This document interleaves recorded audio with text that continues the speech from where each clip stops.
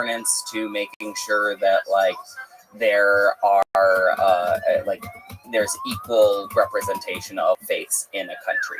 Now, is helping a country building institutions that look not unlike democratic American institutions, is that overstepping our bounds? I don't think so, because I think that democracy is a better bet than autocracy is. That's my point of view on it. Well, when you're spending billions of dollars on it and your country's spiraling into debt, and the people don't get to vote where their tax money goes, let alone it's going to all these NGOs who are funding all this crazy, subversive, ambiguous shit, like, then that gets to be a problem. So I think that and I agree, like, and this is ultimately like one of those problems with taxation. Like, I wish every year I got a receipt for my taxes. Like, I bought, like 1/1600th of a Stinger missile. Awesome. I wish I like filled like 27 potholes. At least get a plaque. Yeah, right. You get a portion of the Stinger missile. Okay, here it is. Yeah. Dua Lipa and Taylor former U.S. official Mike Pence claimed USAID used celebrities to destabilize governments. Wow, that's a big claim. Benz claimed the USAID had trained musical artists, including Dua Lipa, Pussy Riot, and possibly Taylor Swift, to act as assets and spreading political narratives for statecraft purposes. He suggests that these efforts are part of a broader initiative to influence public opinion and destabilize governments. Ben said the celebrities who can be trained to spread desired messaging are actively recruited and used as network nodes. He cited NATO-linked initiatives, and USAID-backed music diplomacy programs as key drivers behind the efforts. Yeah, so obviously there is music diplomacy, there's sports diplomacy. All of these things are, like, especially in the international development world, things that people talk about, even food diplomacy. One example of food diplomacy is the fact that the Thai government subsidizes Thai restaurants in the United States. Like, that's why there's a lot of Thai restaurants around. That's a legit thing. Right. But Thai restaurants don't destabilize our government. They don't, as far yet. We've got to. I can see how that could be a slippery slope, though. Yeah, and so like, do I worry about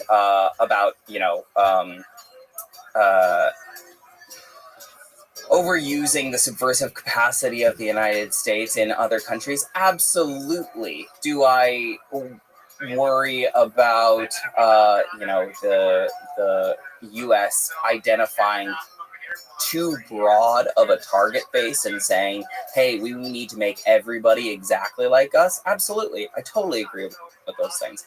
But at the same time, I like that there is an apparatus in the United States of giving aid. I like that there is an arm of our government that says, you know what, the way that we want to interact with the world is by helping them at times in which they are struggling as a country. Yeah, but it's not aid, right? What does it actually stand for? International development, American international development. Is that right? Right. Yeah, that sounds right. Yeah, that's international development. Yeah, international. I mean, look, I was driving around Albanian villages giving books to kids. Like, if you can find some, like, mustache twisting pernicious means in that, good luck.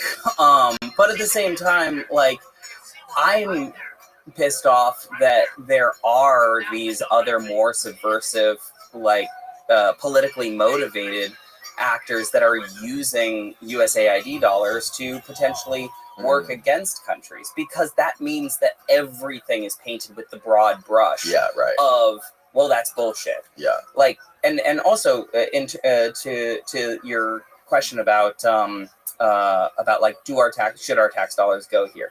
So there is a real big benefit in helping to stabilize and advance the economy of a country, because then when it descends into violent conflict is less likely, right?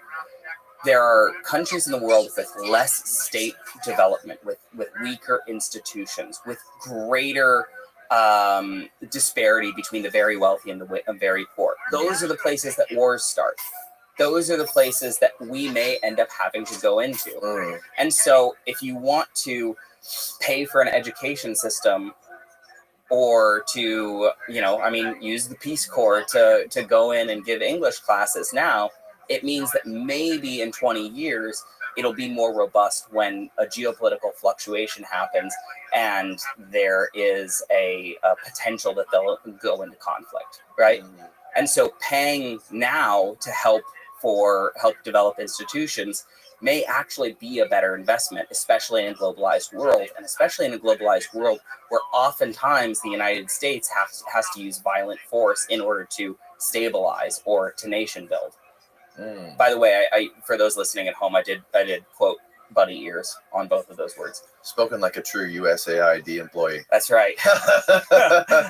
I was a Peace Corps volunteer. We're not employees. So what is... I'm just trying to get hired by a Chinese consulting factory. That's next, bro. I know. You got Rand on your resume now? That's right. I am open to work, guys. So, I can look the other way. So you're not actually working for Rand. No, you're doing an educational thing there. Yeah, so they're one of the only think tanks that offers degrees as well. So I'm a part of their first class of national security students. So wow. So they have PhDs also.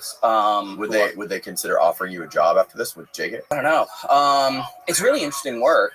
And the stuff that you get to think about, the people that you get to work with are really cool. Yeah.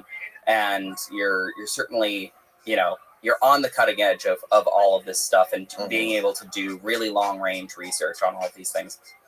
I don't necessarily know if my role is to be in think tanks. I think what I'm hoping to do is I want to raise these conversations in the public more. I want to write books about this kind of stuff, about nation building, about the eccentricities of geopolitics, and that's why I started my newsletter. This is not a psyop.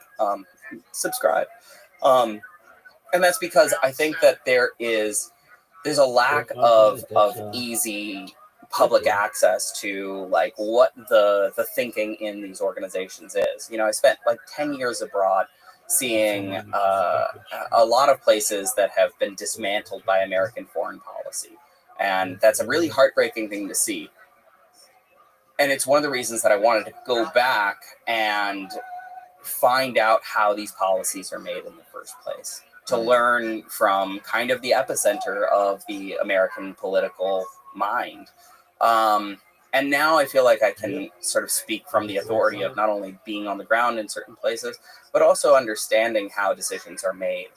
And also having a great network of researchers who are curious about these things in the same place. But I think that there's a lack of public conversations about this kind of stuff from both perspectives. From the perspective of what it feels like on the ground, and also how the thinking is happening internally. Yeah. This whole fifth generation warfare and like population mind control stuff is so strange. And it seems so like futuristic sci-fi, you know? But like, it seems like it would be really easy to do in today's day and age with all like just the media itself, like how crazy the news cycle is. I don't think it's that hard to do. Yeah, right. I mean that's the like. Did you see this new stuff with the CIA director on this group chat with all these people trying to like? I've been following it, talking about their war plans in Ukraine or Yemen or something. Yeah. There's a whole hearing over it with Tulsi Gabbard and the CIA director. And they're saying, "Oh no, there's nothing declassified. It was totally normal for us to hash out these war plans on a WhatsApp group chat or whatever the fuck it was." Well, and then you see the sort of normalization of like a massive intelligence leak. That's not a great thing. We are going to absolutely forget about this in 2 weeks. There's exactly going to be something completely different. Yeah, and I think I guess in my heart of hearts, I was like, that would be a great thing to do on purpose if it gave you some sort of strategic advantage, to have this active leak that gave us some strategic advantage somewhere. It doesn't appear that that's the case. You would hope that these people are capable of playing 3D chess in that way, but I wonder sometimes if they are. Man, I totally agree. I mean, I think that one of the things that I've noticed in terms of now kind of like knowing from the inside a little bit of how policy is made is it is so incredibly slow and politically costly to make a policy. If you look at the time that they were talking about starting the Manhattan Project all the way until we had a nuclear bomb. It was years before they even started doing it, even though everybody at the exact same time totally agreed. The American political apparatus moves incredibly slowly. And so you're looking for this point at which what's called a policy window opens up. So a policy window is the moment that the idea that you've been thinking about forever aligns with the political interests of an elected leader and aligns with the needs of the population at the same time. But how do you find that? And how do you make somebody, how do you have an elected leader who is just at the right point at the right time to implement a good idea or to implement a terrible idea? That's what the policy window is all about. And so one of the things that I've been banging on one of the things I've been banging on about in my own writing is there is a national security strategy that's released, not every year, I think every administration. Then there's also a national defense strategy, two different strategies. One is DOD, one is White House. Right. I sort of started my into looking at information space defense. I was like, well, I should probably just look at the national security strategy and national defense strategy, because clearly there's got to be an information space defense strategy and security strategy. And there isn't any. We have an Arctic portion of that strategy. Arctic? Yeah, Arctic defense is big right now. Huge. But we don't have any information space strategy. What is Arctic defense strategy? So briefly, with climate change happening, there's the potential that there will be an opening of the Arctic ice that will allow essentially a new domain of warfare in the Arctic.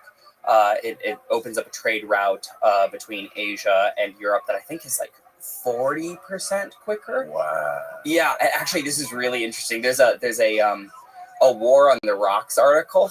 I think it's called the Icebreaker Gap, but the Icebreaker Gap is pretty fascinating. It's so Russia has the biggest amount of icebreakers in the world. So these are ships that can, crush icebergs. They crush ice so that you can create navigability between Arctic spaces. I think that they have something like 350 or so. Right. We have 3.5, one that's only an icebreaker or can be retrofitted to an icebreaker. Right. And so they're okay, well, we have this Arctic defense strategy, this Arctic security strategy that we're trying to develop, and we're trying to figure out how this is going to affect American security, but we need icebreakers. And it's okay, so the question is, how do we get icebreakers? Well, as it turns out, having an icebreaker factory is really expensive. And the only person that would be, or the only country that we'd be purchasing icebreakers from is Russia, but we can't buy icebreakers from them. So it's the next best option is to buy icebreakers from Finland. But it's how much money are we going to have to invest into just icebreakers to ensure that we are prepared for any sort of Arctic national security crisis? We have tons of submarines that can go up into the Arctic, though. Yeah, I think we do. Are you talking about specifically about trade or actual conflict? Conflict. Probably both. Okay. I know that there's concern of this over this icebreaker gap, and it's something that the Five Eyes, so the five English-speaking intelligence sharing networks, are looking at doing cost sharing to ensure that they can all sort of use the icebreaker. But it doesn't, the dollars don't make sense unless you have a pretty deep order book for your icebreakers. Right. But yeah, this kind of Arctic strategy is being thought about actively. That's crazy. The next best example that I can have, or that I have for information space defense, is cyber defense. Right. So after 9/11. they started talking about how we need cyber defense capabilities, right? This was before we saw any major cyber attacks, because the concern at that time was what they were calling like a digital Pearl Harbor. And that would be, this devastating attack on the United States that came through our IT systems. Now, this was before we had seen any major cyber attacks. Now we've seen quite a few cyber attacks. We have constant examples of information space attacks, but no strategy to address them. We had briefly a couple of organizations that were stood up in order to sort of establish deterrence in the information space. So there was the Global Engagement Center, and that was the sort of it was defunded. And then there was one more that I think only lasted like 6 months. But it's because of the same reasons that you might imagine, right? Like the reason that these were criticized was you can't have an American Ministry of Truth, right? Because a portion of being an American is having freedom of expression and having, your right to think, say, and believe anything that you want to say. Mm-hmm. So the needle that my research is trying to thread, and frankly, I'm not doing very well. If anybody has any ideas, reach out on LinkedIn, especially if you're from like a Chinese consulting company. Is how do you preserve freedom of speech while also defending the information space? Yeah. There's a really good paper called there's two really good papers that I could recommend. One is a book. It's called Truth Decay. Truth decay is this concept of how we're experiencing right now in a unique way the eroding of a shared sense of facts in our country.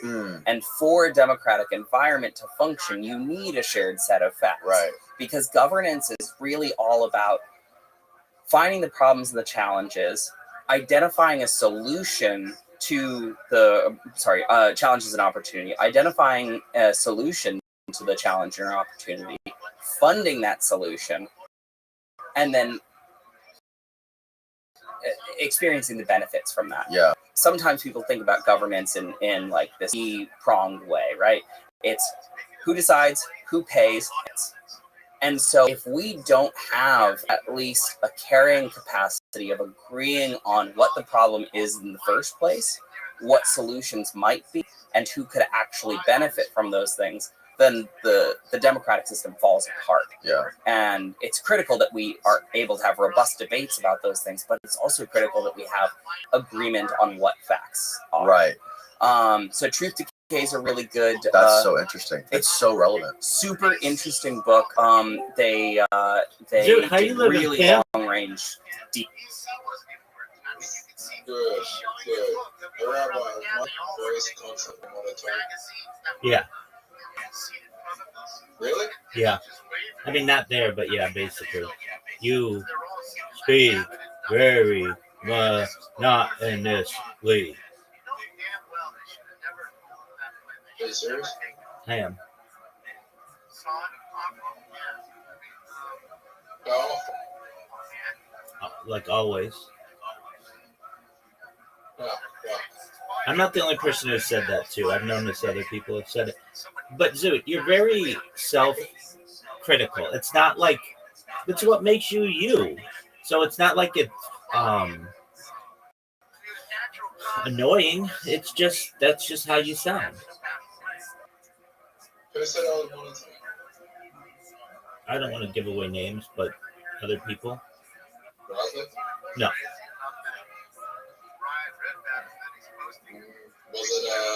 I'm not going to give away names, so you can guess on that. I'm not going to give away names, but it's not on there. But you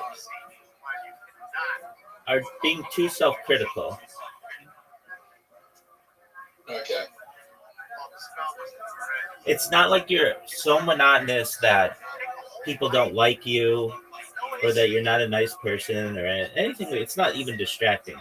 It's just, could your voice use more inflection? I would say yes, if you wanted. Okay. Are you ready to lose at mini golf? Yes. Zoot, I'm gonna open things up to you right now.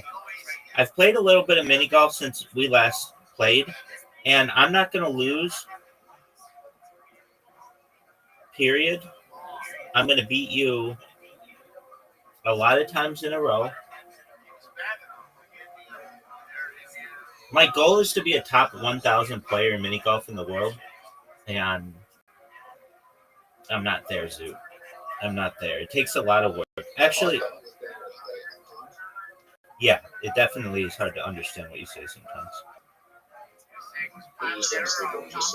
Yeah, but I don't think that's so much like you mumble that. I mean, you do mumble, but sometimes it's just not always clear into the microphone. I mean, we're talking thousands of miles away from each other, so technology sometimes can get in the way as well.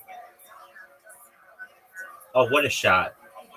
Zoot, what a shot.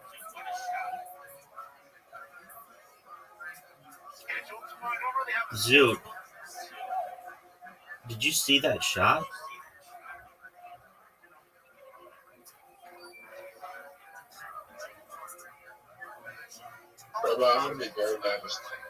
Yeah, you are.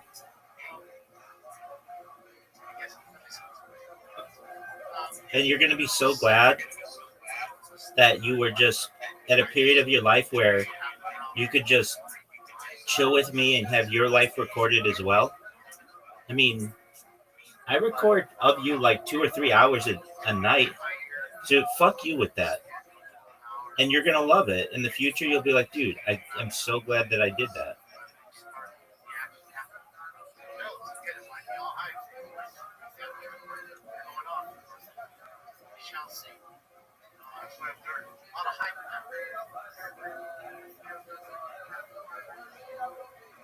All right, Zoot, this is an incredible shot. Oh, Zoot, did you see that shot? Zoot, that was one of the best shots. Look at this shot. Oh, baby. Zoot, you've got a tough shot here, son. Oh, you hit it perfectly, though. Absolutely perfect. Get in the hole. Get in the hole.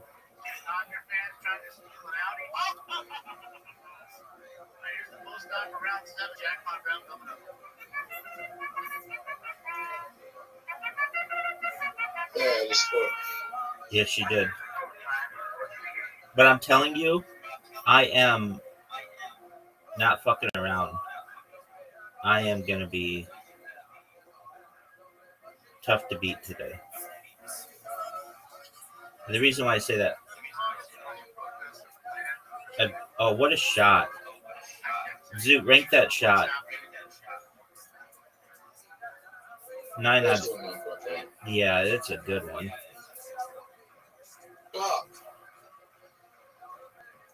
And even though your shot is almost as good, it's not because I was able to put that ball in the hole.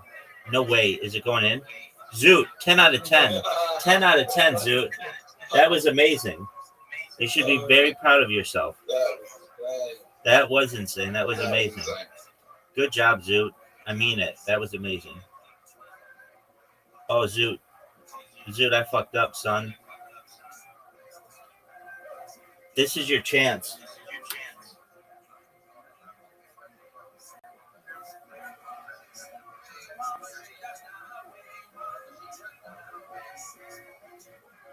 I don't really know what to do.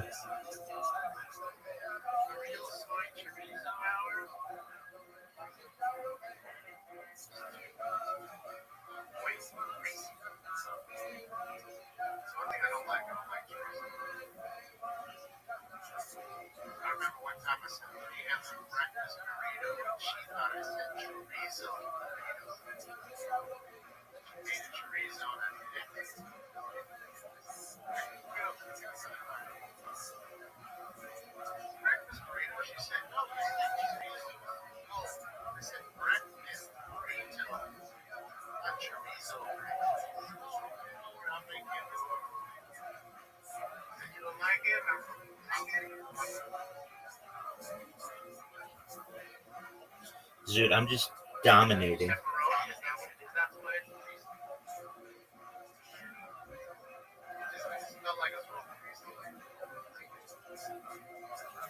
Now, judge that shot.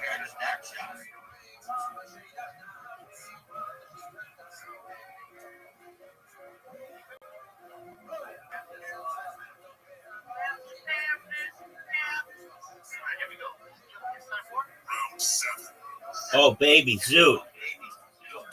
Zoot, you know that was good. You know how good that was. Zoot, you know how good that was.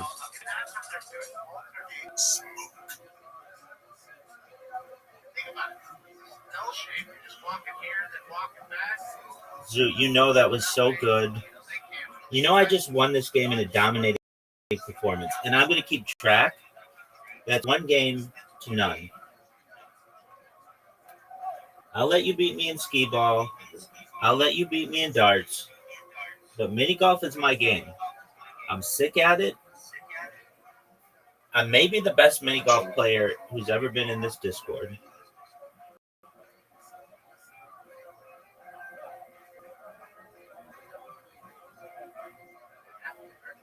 All right, Zoot. Here we go.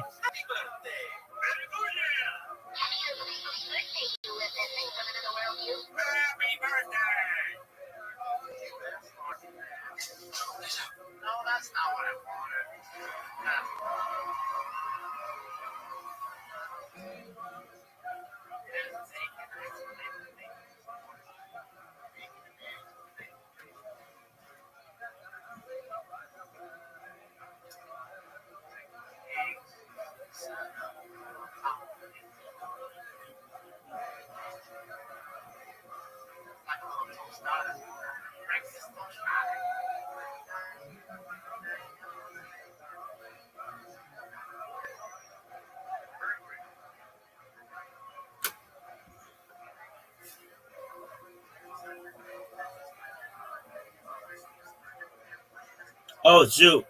Did you see that shot? That was such bullshit.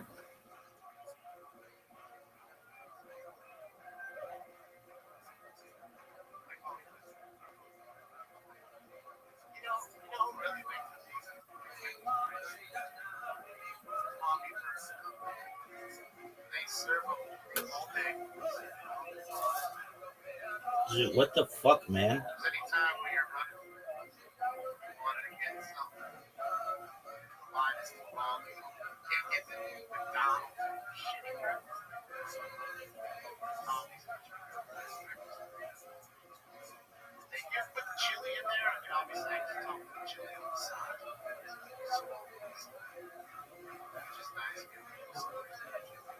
Oh, dude, that was a great shot.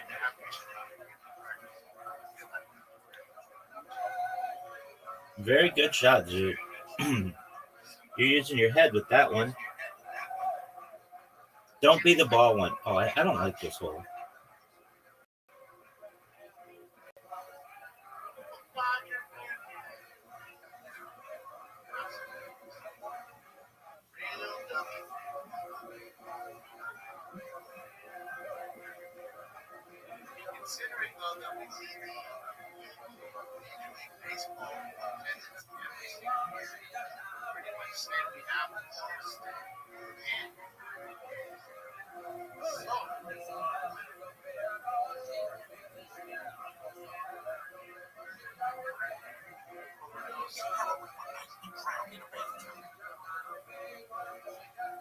This is an interesting shot, and it did not pay off for me, Zoot.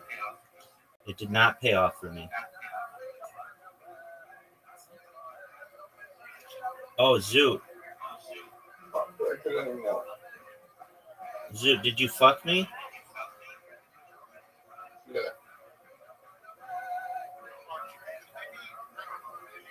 Dog. Go in the pink. You got a lot of pink in the way now, big dog. Oh, no way. That was not a good shot. That was not a smart shot. Oh, no. Oh, Zoot, we're going to tie. Unless you have the best shot of your life. No, but you would have stopped me there. Zoot, 0-0. We're tied after 2.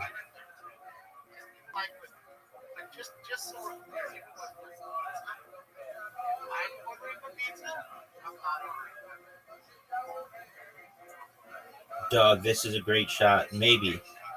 One of the greatest shots in the history of this game.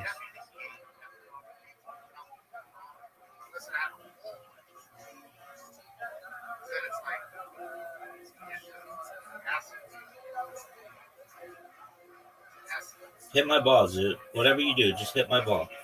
Be a mensch. Hit my ball.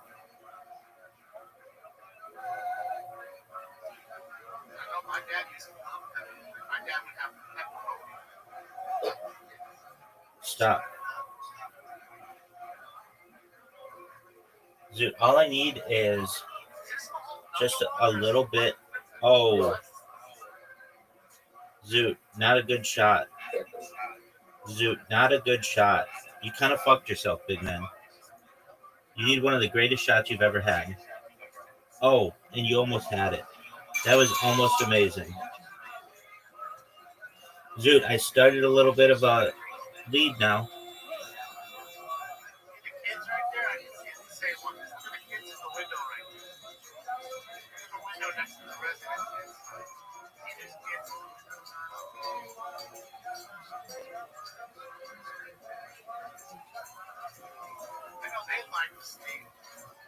Zoot, this is not good. Go in the water, dog.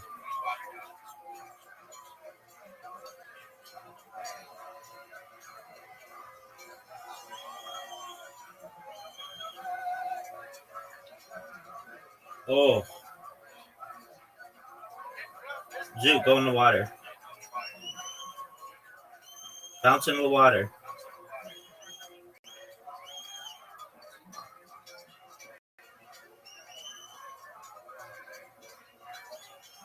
What an amazing shot. Zoot, go in the water. Whatever you do, go in the water. You're in the water. This is obviously in the water. Obviously in the water. Water, water, everywhere. Water, no way, Zoot. Now I could go for the win. Oh, what a shot. What a shot.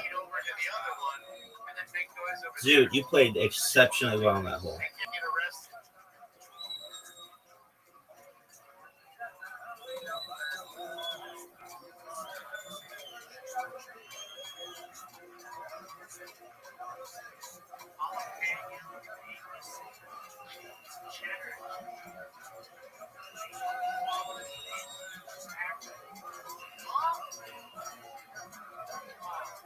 I don't know if you wanted that shot, Zoot.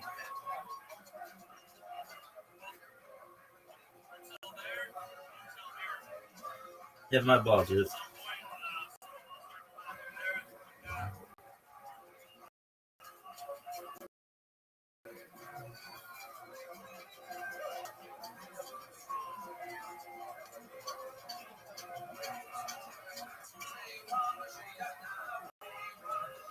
Zoot. It's over for you, son. That's 2 games in a row of just domination.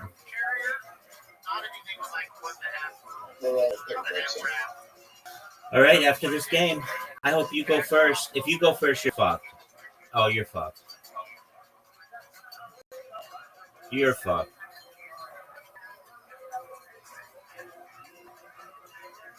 Bounce. Oh, no. Calm down, Zoot. Calm down, Zoot. Remember what I said. It's fine. Oh, what a shot. It's fine if you have mental issues. I don't want to hear them. Because then that ends up being all you talk about. And it's not something that I want to talk about. What I do want to talk about is how well you played on that hole. You went first, and you did really well.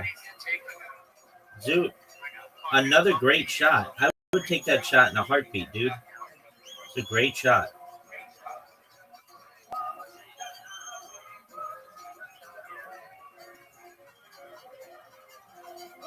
Zoot had an amazing shot. What are we going to do here, Zoot? Zoot has a second amazing shot. With the lead. I want you to win. Sunset where it's like really winding. It's Midwest, but at Beverly Hills, like in Holby Hills. In Holby Hills, where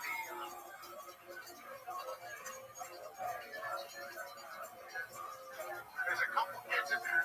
More than one. There's 3 in there at least. Zoot, big shot here. Whatever you do, don't put it in the water. And you did. Zoot, I even said, whatever you do.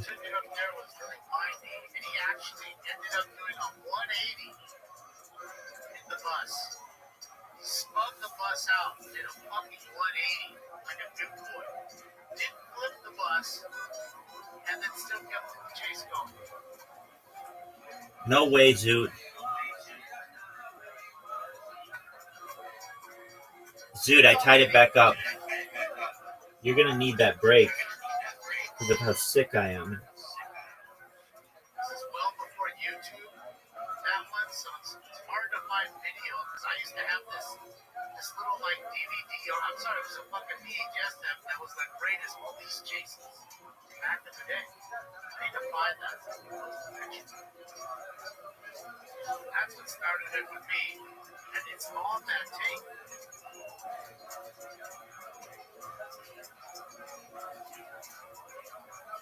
Zoot. I think it's 3 kids. You know how it is, man. Mom and dad, they get 2 rooms. They have 3 kids. 3 kids are going to stay in the double beds in the room next to you, right? Or 2 beds in a cot. You know what I mean? Sometimes you do that. While mom and dad sleep in the other room because they can't afford to get everybody a room. It's expensive now. Even a hotel like this is damn near $200 a night. It's got it. Zoot, you need a very good hole right here.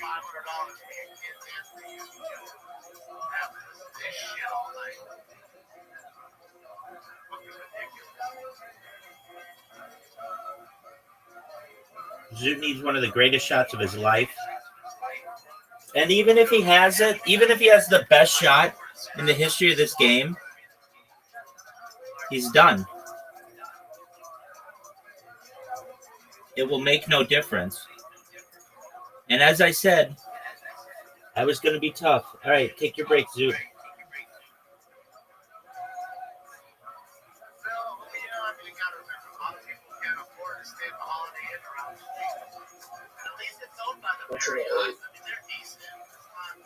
What should you eat, pussy?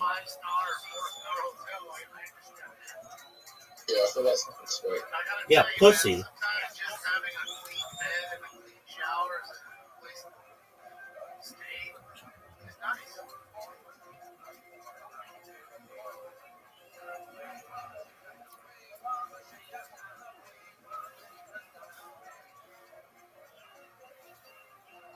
We stayed in all those nice hotels. We were on the road. Every hotel was nice. Again, that's what I'm saying. It's nice to be able to have a hotel there.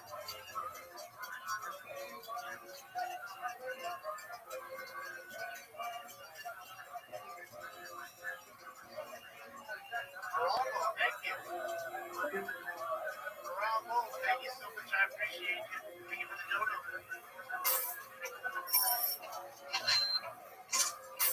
Should be wild. We'll see. Thank you for the donut. I think you're hanging out. I look forward to having every 3rd day is when you have your hotel room.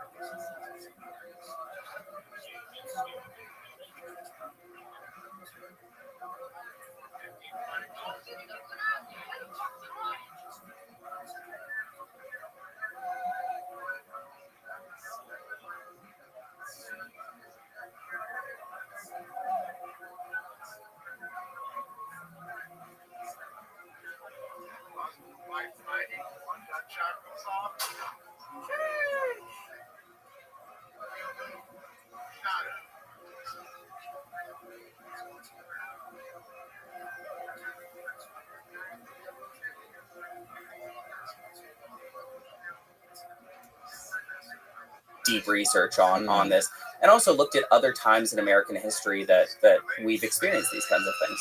So typically you experience like periods of truth decay during massive moments of inequality within the country. Also, it's experienced when there are new modalities of sharing ideas. This is nothing new. We've just created new ways to share ideas. If you think about it, like the printing press comes out, right? And then Europe is just like, well, I guess we have to kill each other for the next 500 years. Like, wait a second. You believe a slightly different thing about the Bible? Right. I mean, the second most bought book after the Bible, after the printing press came out, do you know what it was? What? The Malleus Maleficarum, the witch hunting manual. And then suddenly we got a bunch of witch hunts. Yeah. What year was this? Oh, look it up. No way. There's also a great AFI song called Malleus Maleficarum. It's pretty intense, bro. I knew you listened to AFI.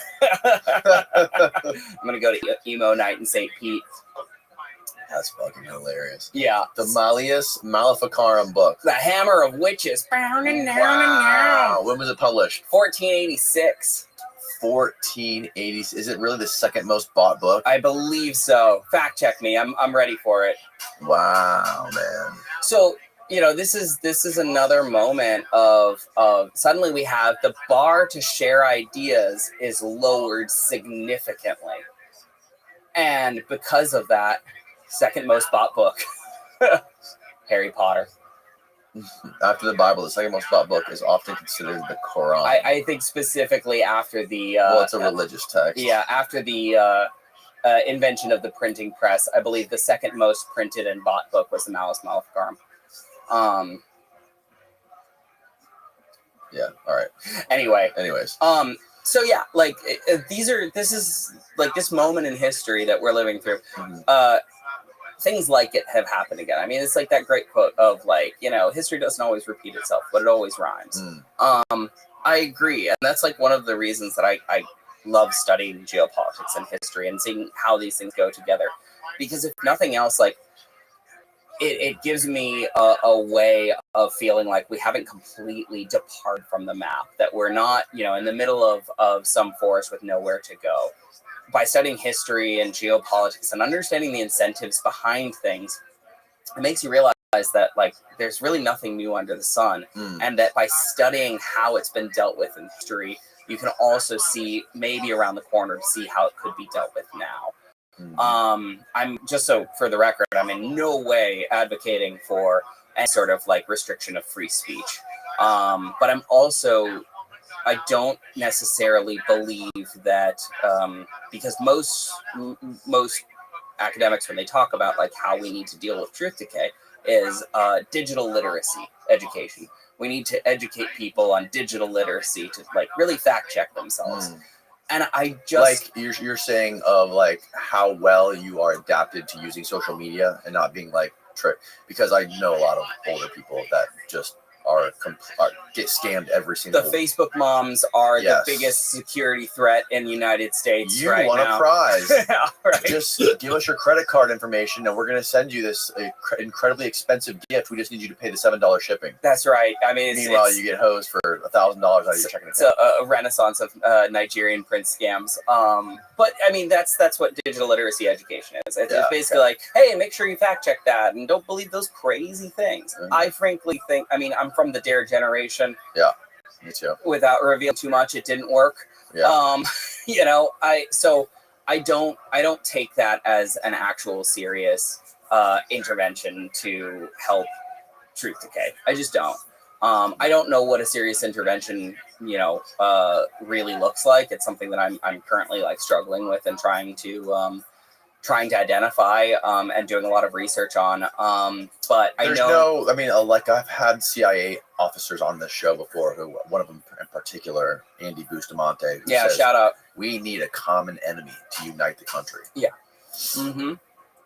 We need some sort of common external devil to fight against in order to get us back together. And we don't have that. We also don't have a cohesive national religion like a lot of countries do. I'm not saying it's going to be a good thing if we do have that, because I think religion is probably the cause of more death and war than anything in the history of the world. But like, what else is there? Because we're not going down the right path. I think that's one of those things. Like, I don't know. To me, that feels like, it was a solution it was a solution in the past. It is great when there is national unity and like one of the best examples of national unity that you can point to is the last major attack. Right. I push back against this theory that we need to have some antagonistic relationship in order to unify nationally. Because what's the option there? To gin up wars and enemies in order to unify us? I don't think that that's the answer.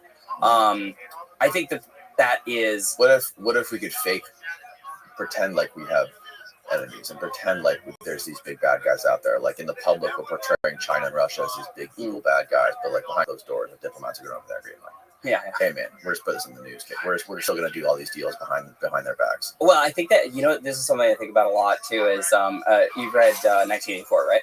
Yes. Yeah. So one of the things in 1984, actually, the Audible just did like a great audio play version of 1984. Yeah. If you really want to like get freaked out, because who doesn't? Go listen to that. It's great. But one of the main plot points in 1984 is the main character can never remember who they're at war with. It's either like Oceania or like Eurasia, right? And so, yeah, I mean, would that work? Sure. Is it ideal? I don't think so. I don't think it's ideal to lie to a population in order to like make sure that they're believing the same things. And I think that we're better than that. I think the government does think that, though. I think the highest echelons of the government do believe that. I think they treat us as a parent-child relationship. Yeah, and I know that Andy talks about that too. Yeah. There's a great line in a poem by the writer Kay Tempest, who says something along the lines of, they treat us like idiots, but that's their problem. But when we behave like idiots, it becomes our problem. Right. So yeah, like, do people in power oftentimes infantilize the people that they represent? Certainly. But the institutions that we have put in place are there in order to at least give us the capability of pushing back. And I think, at least my belief is that, and I think Andy would disagree with me, but my belief is that we can and should trust the American population more than it seems like happens with our elected leaders. And I think this is ultimately kind of the American population. Yeah, I think that we should trust individuals. I think that I trust individuals more than organizations, you know? Yeah. And I think that this kind of goes back to, there's like, in any geopolitical book that you ever read, chapter 2, 100% will always talk about like Hobbes versus Rousseau, right? So Thomas Hobbes, a man in a state of nature is lonely, nasty, brutish, in short, is his life, something like that. It's real rough. But he essentially believes that we're naturally in a state of nature, evil, conniving, and those appetites need to be constrained for the proper functioning of society. Right. And that's constrained in his book Leviathan by the Leviathan. So we're giving up those freedoms in order to constrain our natural inclination towards violence and chaos. And then there's Rousseau, who says that in a state of nature, man is naturally equal. He's willing to cooperate and more tranquil. I think Bustamante's opinion here is more on the Hobbesian side of things, where we need to use societal controls to constrain the individual, because if left unchecked, they're going to make decisions that are not only bad for themselves, but bad for society writ large. This is your sort of like parent-child thing. I tend to trust individuals more, and I think that people really are reasonable actors when they're given proper information.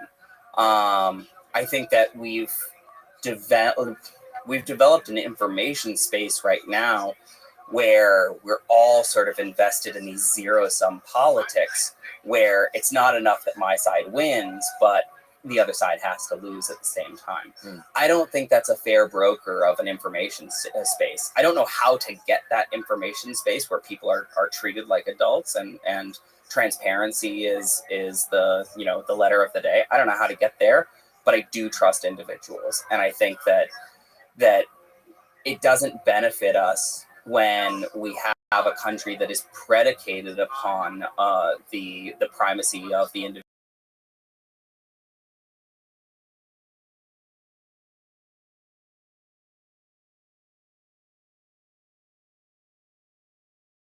because we can't be trusted with it. Act 2, where it's like the government is oftentimes transparent enough to make us not trust it. Right. Exactly. Giving us transparency so that we do trust it. We don't know what's up or down anymore. Yeah. But you know what, though? I also so anytime I go to a country, and this happened I don't know. By the way, hey, we gotta wrap it up in like 5 minutes. Yeah. So let's I gotta pick up my kid soon. We're like 3.5 hours in. Oh, shit. All right. Yeah, cool. I'm going to get a bunch of offers from the Chinese consulate after this. This is awesome. Finish your story. Yeah. I think that I never trust a country when I get into the back of a cab and the cab driver is like, "We love our political leader." It's like, no, you don't. Right. Like, I bet you that happens a lot in North Korea. I've never been in a North Korean cab before. I've heard stories. Have you? Oh, super cool. No, I got into. I knew this dude Wally Green. He's a famous, he was a big time, big shot ping pong player. And he went to some big tournament. Oh, I remember seeing a bit of that. Yeah, he got in a cab to go to the tournament or whatever, and he was like, "Oh, also Pring Leader invented the telephone. He's the best. Invented ping pong. Everything. Yeah, exactly. Best ping pong player. Actually, I think she did say he invented ping pong. That doesn't surprise me. I mean, it's like, and I think that's kind of the part of the political game. We shouldn't trust our political leaders, right? Yeah. We should be constantly scrutinizing the things that they say, and there is no way that anybody agrees 100%, not only with a political leader, but with anybody else. My best friends, I have differences of opinion with them. We have a unique capability of pushing back against political leadership in peaceful ways. That needs to be maintained, but it also needs to be maintained with a pretty clear information space that is hopefully free of manipulation by foreign actors. Because you asked me at the beginning of this, what is the greatest vulnerability that we have in the United States? And obviously my research is focused on fifth generation warfare and the information space. But I think that the biggest vulnerability that we have is the gray matter. It's the space between our ears. It's the ability for us to look at somebody else who is an American citizen and say that they're the enemy over somebody from 1,000 miles away across the world who actually does mean us harm. Right. And that's just because of the stories that we tell ourselves. I think that's the greatest vulnerability, and I don't have an answer for it. I'm gonna keep doing public thinking about how we create cognitive security in the United States and elsewhere. And if you want to hear about that, check out my newsletter. This is not a psyop, which I promise is 100% psyop free. What is it on? Substack? It's on Beehive. Beehive. Okay. Beehive. Yeah. I'll link it all below. Link below. Send me the links. I'll put it in there. And check out my book. You Are Not Here: Travels Through Trees That Don't Exist. Hell yeah, we got it back there somewhere on that shelf. Yeah. Oh wait, what? Wasn't there a different wall back here previously? Yeah, he scooted that one back in. I guess we're not ready for the new wall. That was incredible. We're gonna debut the new wall with you, but we decided not to at the last minute. That was a pretty cool wall. Yeah, I noticed the set been changing. Anyway, always a pleasure. Thank you, Eric. Yeah. Been fucking fascinating. Let's I want to debate Beck Lover about cryptocurrency. I'm sure you're going to see Beck, aren't you? No, he's in New York. You're not going out there? No, I'll go to Albania maybe before I go. I might go to New York. I don't know. I'm in Los Angeles. Okay. Yeah. All right, bro. Thanks again. This was fascinating shit. You bet. All right, everything's linked below. Good night. Magic Mind.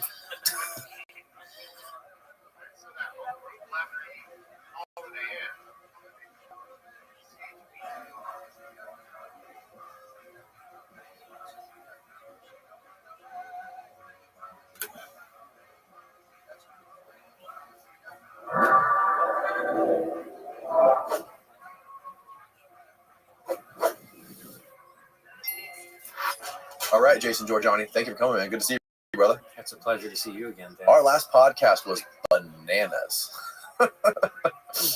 We covered all kinds of crazy. What have you been up to, bro? Writing. I mean, one of the few silver linings to being banned from academia is it leaves you all your time to do writing. That's right. That's the convenience of being a Nazi Mossad agent. Yes. Go figure. As you're famously accused of. Yeah, being defamed in both of those simultaneously, right? Never had any dealings with Nazis as far as I'm aware. Did meet with probably Mossad agents, but I never accepted their offer for shekels. So, So what kind of stuff have you been writing? Well, my latest book is Satania, which has a lot on the simulation theory in it that we'll get into. And then this one, the cover is up in the background. It's called Metapolemos, which is a Greek word, ancient Greek word, meaning struggle or meta war, and or Überkampf in German, Metapolemos. And that one is a overview of my entire philosophical project, divided into the domains of ontology, epistemology, ethics, aesthetics, and politics. So it summarizes my whole philosophical project in different domains of philosophy. And I wrote it to be a kind of in volume 2 philosophy of the future. This one is an overview of my work in terms of the original concepts that I've developed, philosophy of the future was. And this one, Metapolemos, is in terms of the different domains of philosophical thought. So they're kind of good companion volumes for one another, and they're either a really good introduction as a whole or a kind of executive summary. What is the general idea of Satania? The general idea of Satania. Well, the term means the aeon of Satan. The aeon of Satan. Or the aeon of Satana. And so I'm playing with this term Satana. It's the name of a... I guess you could call her a goddess really she's more a Titaness. You know, there was between the gods and the Titans, which you see in Greek culture, you see it in ancient Hindu culture, Devas and the Asuras. Satana is a Titaness who was conceived of as the mother of the Gorgons. You know, Medusa. So these I just read your article. Snake-haired, feminine deities. They were called. They come from Medea, right? Well, no, Medea was the chief priestess of them. Right. She was. They were like her minions. She was a witch who basically did the most to institutionalize and organize the cult of these Gorgons. And the chief Gorgon, the kind of mother of the coven of Gorgons, is Satana. This was a cult that existed in the Caucasus going back to probably at least 1000 BC. And what's interesting about, first of all, the name originally, Satana, in old Iranian language, it means mother of 100, because she was believed to be the initiatrix of heroes. She would take these champions under the Caspian Sea into what was believed to be an underwater city. And she would train them and confer a broadsword on them, and also potentially allow them to look into this grail that she was the keeper of. So much, much later, 1500 years, 1800 years later, this mythos would eventually make its way into Europe, together with the migration of the Scythian and Sarmatian people, and it would become what's known as the Arthurian mythos in Europe, where this Satana becomes the Lady of the Lake, and then, you know, King Arthur becomes the archetypal hero who is initiated by this Grail mistress and who's given the broadsword and so forth. So the mythos of Satana is the most primordial form of what later becomes the Arthurian Grail mysticism of Europe, of Gothic Europe and Celtic Europe. And it's brought there by these Caucasian Iranian people, these northern Iranian people called the Scythians and Sarmatians. The Greeks also called the Sarmatians Amazons. Their whole legends about warrior women come from this culture because they had female warriors. In fact, I mean, they were arguably a matriarchal culture with female rulers and female warriors. A very unusual culture because they also, I think, were the first people to invent iron warfare implements and chainmail armor. In any case, they worshipped this figure, Satana. And round about, I think, 700, 800 BC, they mass invaded the Middle East. And it's said they went all the way up to Egypt. So I've made an argument in some of my work that what we believe is the Hebrew term Satan, Ha-Satan, the adversary, probably comes from this Satana in origin, because the serpent symbolism associated with Satan from the book of Genesis onward, right, in various aesthetic representations has a distinctly female connotation. Like the serpent in Eden was depicted in female form often throughout the history of art. And the serpents are, of course, associated with the Gorgons. They have serpents in their hair, right? Which is really it's a reference to the fact that viper venom was used in this cult. Right. Yeah. So the title comes from that. Okay. It's a play on the cult of Satana. But the way I use this from the opening chapter onward is in terms of the contemporary debate over whether the UFO phenomenon is demonic. So you have these Collins elite people who think that, you know, either angels or more probably demons are what's behind the whole Collins elite. The Collins elite, the Collins elite. I think we got into this briefly the last time I was here. Okay. But some people think that the Collins elite was an unofficial interagency organization with representation from the CIA, the Air Force, and various other military intelligence organizations that was formed. They think, some people argue, like Nick Redfern, I think, in his book on, what was that book called? Is Tucker Carlson a part of the Collins elite? You say that, you know, probably more than half jokingly. No, I don't think Tucker's part of the Collins elite, but I think that they've gotten to his head. I think that these are the people who put this in Tucker Carlson's head, and he's been talking to too many of these folks. Yeah. So anyway, some people think they were formed in 1947 to basically, between 45 and 47, to spy on Jack Parsons and investigate what Jack Parsons, the occultist and rocket scientist, was doing, with L. Ron Hubbard and others in the middle of the Western desert, right? I have argued... they had a spot in Florida they were working on some stuff, didn't they? They were all over the place. Yeah. Matter of fact, I think it was in Florida that, the founder of Scientology, of course, stole Parsons' yacht and his girlfriend. What? I think that was off the coast of Florida. Yeah, they had a bad falling out. I told you, right, that the flag building for Scientology, their primary headquarters where he parked his yacht, is like 20 minutes from there. I think that makes sense, yeah. Yeah. I think he used this as his launching point for his various off-the-radar activity oceans of the world later in his life, right? Yeah. So anyway, but let's not go into Hubbard land. Yeah, let's not. So some people think it was 47, and so forth. But I actually argue in Satanion that the Collins elite probably goes back to the 1896, 1897 airship mystery.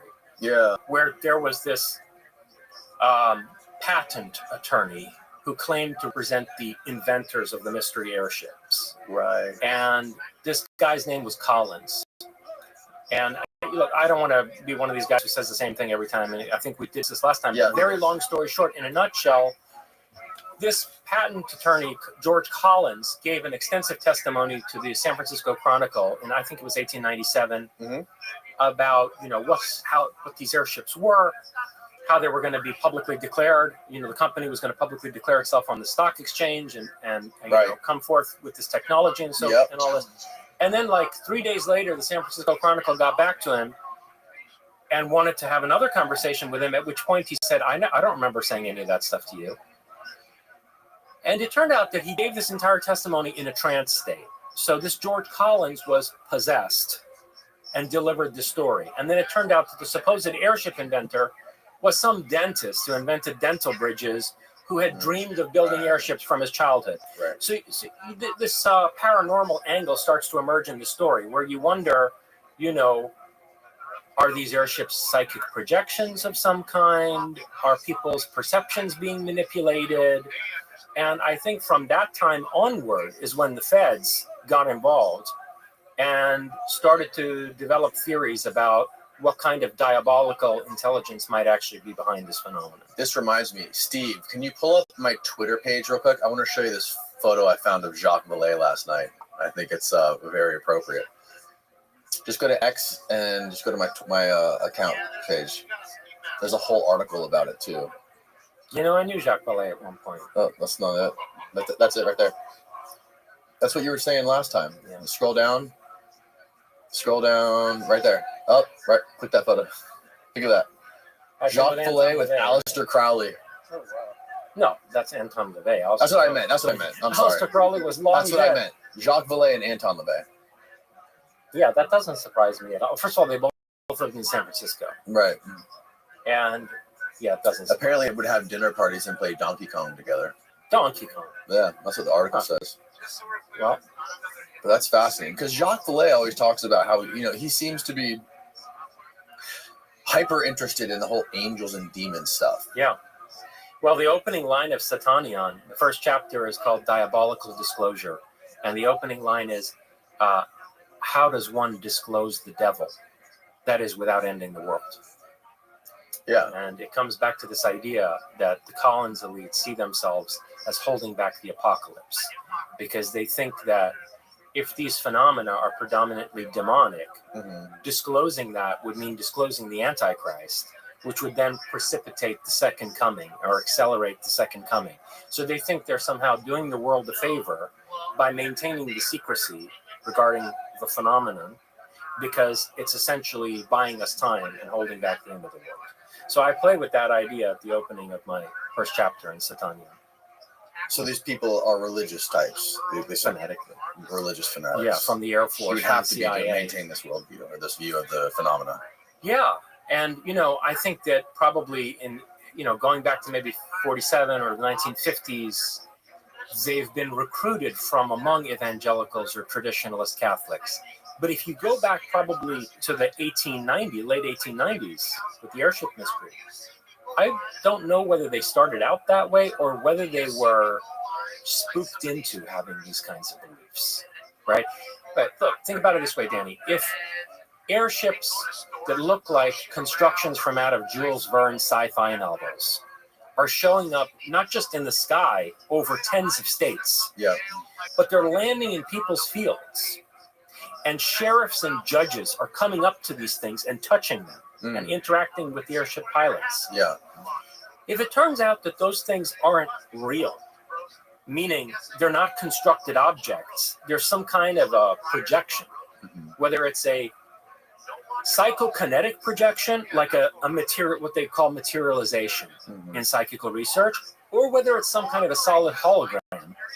In any case, as a gentleman in the 1890s, or frankly, even, this would be how most people today would read it in America, you would probably consider that a diabolical deception, a machination of the devil, right? To engage in the manipulation of perception on that kind of scale, people tend to associate that with, I don't know, satanic deception.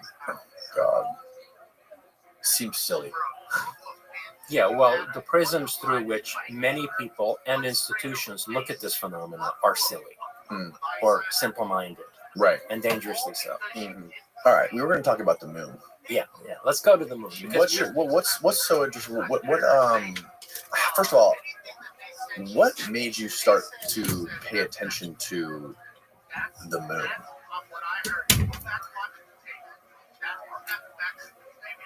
I think this is a good place to start. It was the start of my interest in it in a serious way, and it's actually a good place, a good trajectory by which to go to the moon.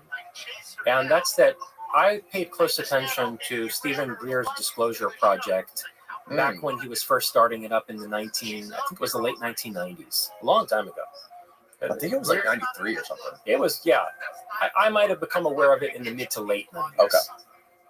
So we're talking when I was like 16, 17 years old. From early on, I paid attention to the testimony that he amassed from all of these people who have been involved with the military, with defense contractors. Do you believe all the stuff that he says? Short answer, no. Imagine 6 months from now. I think in the case of Stephen Greer, and maybe we can come back around to this because I saw parts of your show with him. In the case of Stephen Greer, you have to draw some very significant distinctions between the testimony he's getting from people who served in sensitive positions in the military-industrial complex versus his interpretations of those testimonies, which is being filtered through his own worldview and ideology, and then furthermore, his own personal experiences. Because Greer came out like, 20 years, and he himself was a contactee, I think from childhood. And he started doing these CE5 protocols for summoning entities and so forth, right? Yeah. So there's a great deal of difference between those kinds of things versus amassing testimony from basically expert witnesses. Yeah. Right? And I find the stuff he did early on to be much more convincing and much more solid. The whole the origin story of being an ER doctor to all of a sudden getting a call to go to dinner with the head of the CIA seems a little suspect to me. I don't know. But I'll tell you what I found very interesting about some of that early testimony. There was this one case, and here we're going to get into a case of murder also. Let's do it. There was this one case of this, I think he was Sergeant. Yeah, Sergeant Carl Wolf, who, although he wasn't fairly high-ranking, this is how compartmentalized information works in the military. You can be a relatively low-ranking person, but if you have technical expertise in a particular area, you have to be given a high-level security clearance because you need to work on some technical aspect of a very sensitive subject. So in the case of Carl Wolf, he was a photographic technician and repairman. And I think it was 1965, so a few years before we went to the moon, right? We've got the Lunar Reconnaissance Orbiter going around the moon, preparing for the Apollo mission. And Carl Wolf is called in his capacity as a photo technician, photographic repairman. He's called in to What they told him was an NSA facility, and I think he was stationed in Langley Air Force Base at the time. And they say, we need you to come over to this NSA facility and work on this photographic processing machine. In 1965, nobody knew what the NSA was. It was so secret that people didn't even know it existed. So Wolf assumed that it was a NASA facility. He heard NSA as NASA. Okay. And it also makes sense in terms of what he saw when he got there, which is that when he walked into this place, first of all, he saw scientists from all around the world. And he could tell because they were of various ethnicities. He saw Japanese people, Indian people, people from multiple countries speaking multiple languages, European languages. I'm sure there's a few Germans in there. Probably more than a few. And so he's taken into the photo lab, right? And there's another guy in there who's the same rank as him, I think also a sergeant. And before he gets to work on repairing this machine, this sergeant, and the two of them are in there alone, right? This sergeant can't help himself, and he breaks protocol. And he shows Carl Wolf the photographs that have been coming off this machine he was brought in to repair. And they're mosaic photographs where, the orbiter will take a bunch of images, a bunch of shots, and then they'll lay them next to each other and form a mosaic of a larger site that's been targeted for satellite photography, right? And the sergeant says, we found a city. And he starts showing him these mosaics, putting them next to each other. And they're high-resolution photographs of a megalithic city on the dark side of the moon. Spherical buildings, polygonal buildings, obelisks like the needles in Egypt, and dishes. He said, that looked like radio telescope dishes. Huge structures, which I guess the resolution of the photographs was so good that he could tell that they weren't made of metal. They were made of something like a poured stone, kind of like concrete, which is interesting because a lot of ancient sites on Earth are made from that type of material, right? These enigmatic megalithic structures on Earth seem to have a similar construction as what Carl Wolf, at least what was presented to him as a city on the dark side of the moon. And so he's looking at this thing, and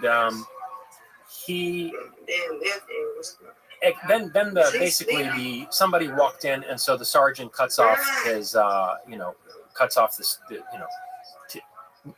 illegally volunteering this classified information to Wolf, and he goes to work repairing the photography machine. But anyway, he said he went home and he expected that either that night or sometime in the next week or sometime in the next year, we would hear about this city that had been photographed on the dark side of the moon. And of course, it was never revealed, right? So this was one of the most striking early testimonies that I heard from out of Greer's Disclosure Project that got me really interested in the moon. And what's really creepy is that was 60 what? 65, a few years before Apollo. And what's really disturbing is that this disclosure wave that we're in the midst of right now began in 2017, right, with that New York Times piece. Right. So around about 2018, there are serious discussions about subpoenaing people to get testimony from them. And then later than that, Grush now, spearheaded this initiative to have them come and testify in front of Congress and release individuals from their security oaths, right? Well, guess when poor Carl Wolf met with an untimely end. 2018, 1 year after disclosure starts, his bike was run over by a truck. How old was he? Young, relatively. Can you find the story of Carl Wolf? He might have been in his 50s or something. Wow. And this is what happened to John Mack too. This is how they murdered John Mack. They had him run over on the road. Yeah, but isn't it? Yeah, I understand that that's sketchy about John Mack, but do you think it's probable that he was whacked? And it wasn't just an accident? 100%. No, really? Yeah, I do think so. He was 74 years old. The 74-year-old. Well, he was in good enough shape that he was riding his bike regularly. Can you click on it?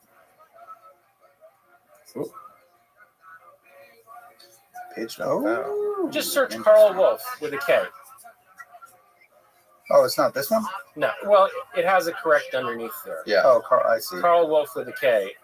Claimed to have top secret NASA photos showing alien structures on the moon. He worked with a tactical air command at Langley Air Force Base in Virginia and had top secret clearance in 2001. Wolf made a startling claim that NASA was hiding evidence of artificial structures on the far side of the moon. He died in a bike accident on October 10th, 2018 in New York after being hit by a tractor trailer. Yeah. So I think it's awfully convenient that just when people are going to be subpoenaed to testify under oath and released from their security clearances, this guy has an accident. Okay. So let's go further down this path to the moon. Quick question. I don't want to derail this. Yeah, go ahead. But have you heard of a guy named Hal Povenmire? Okay. Continue. Okay. So they had these photographs, right? Those photographs went somewhere. I mean, there was a whole room full of international scientists that Carl Wolf ran into on his way to repair that machine. So these photographs went somewhere. Well, guess what? These photographs show up again later in the history of military intelligence. In the 1970s, when Ingo Swann started to work for the Stanford Research Institute on contract for the CIA, some guy who identified himself as Lambert Dolphin, which is probably a pseudonym, a code name. This Lambert Dolphin basically, he pulled Ingo Swann from out of the unit that he was working with.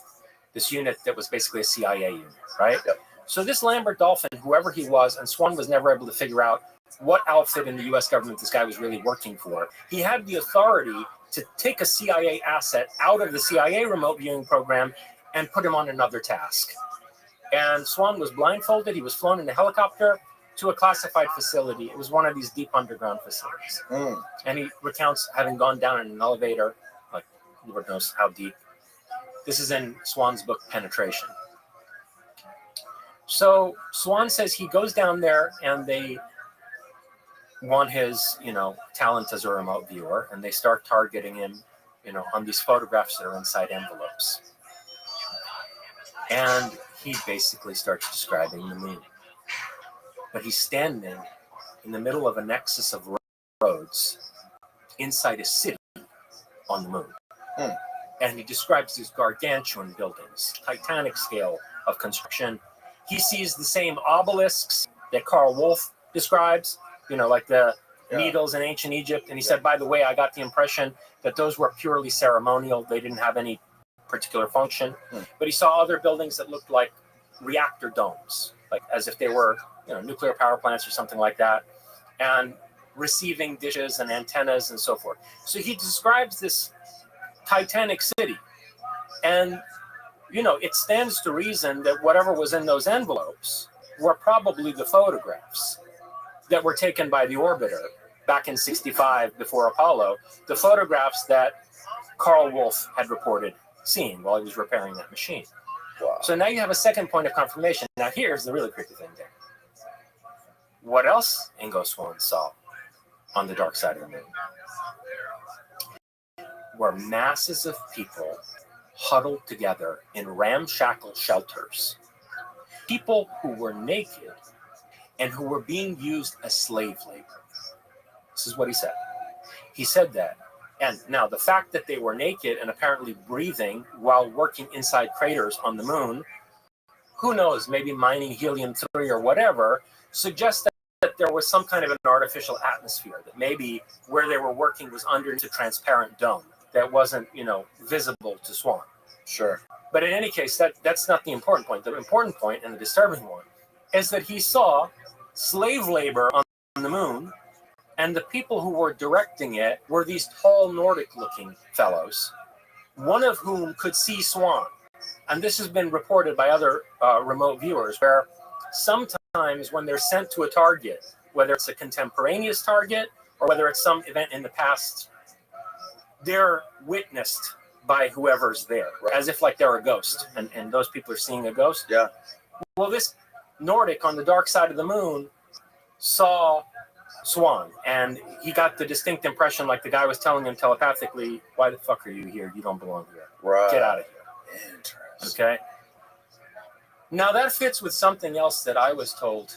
I was told this by an officer in the CIA who had read my book Closer Encounters, and he wanted to have a conversation with me because he told me that basically. When was this? This was in 2.5 years ago. This is his college. He's like, "Yo, I work for the CIA.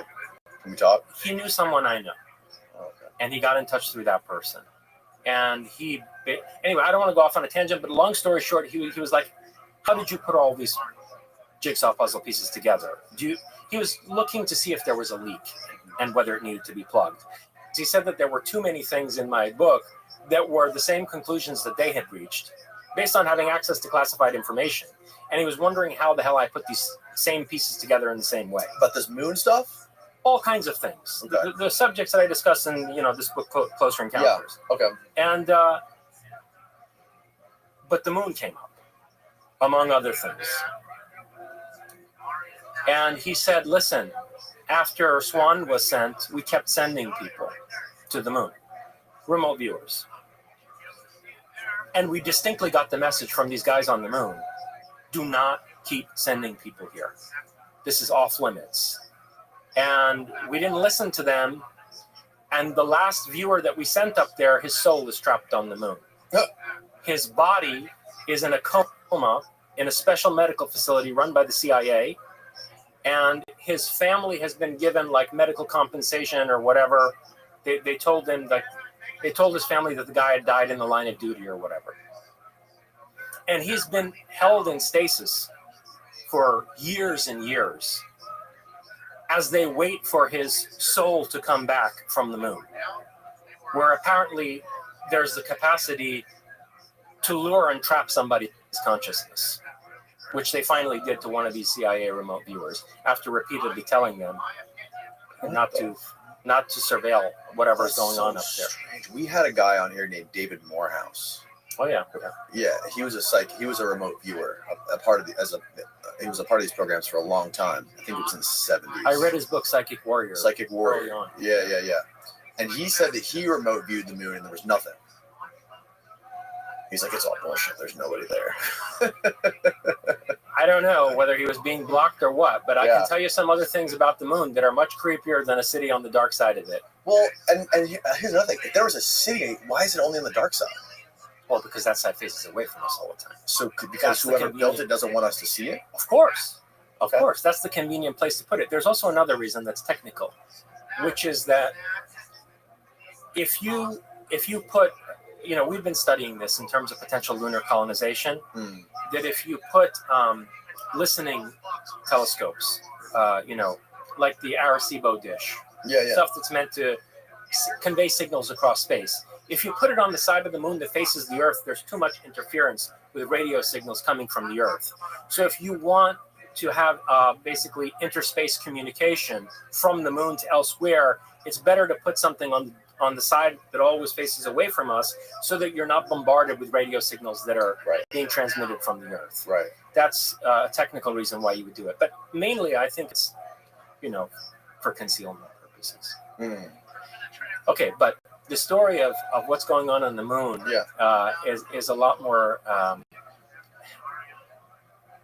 it's a lot more startling than finding a city on the dark side of it, right? Because you could be dealing with a natural satellite that has been colonized at who knows what time by whatever spacefaring civilization.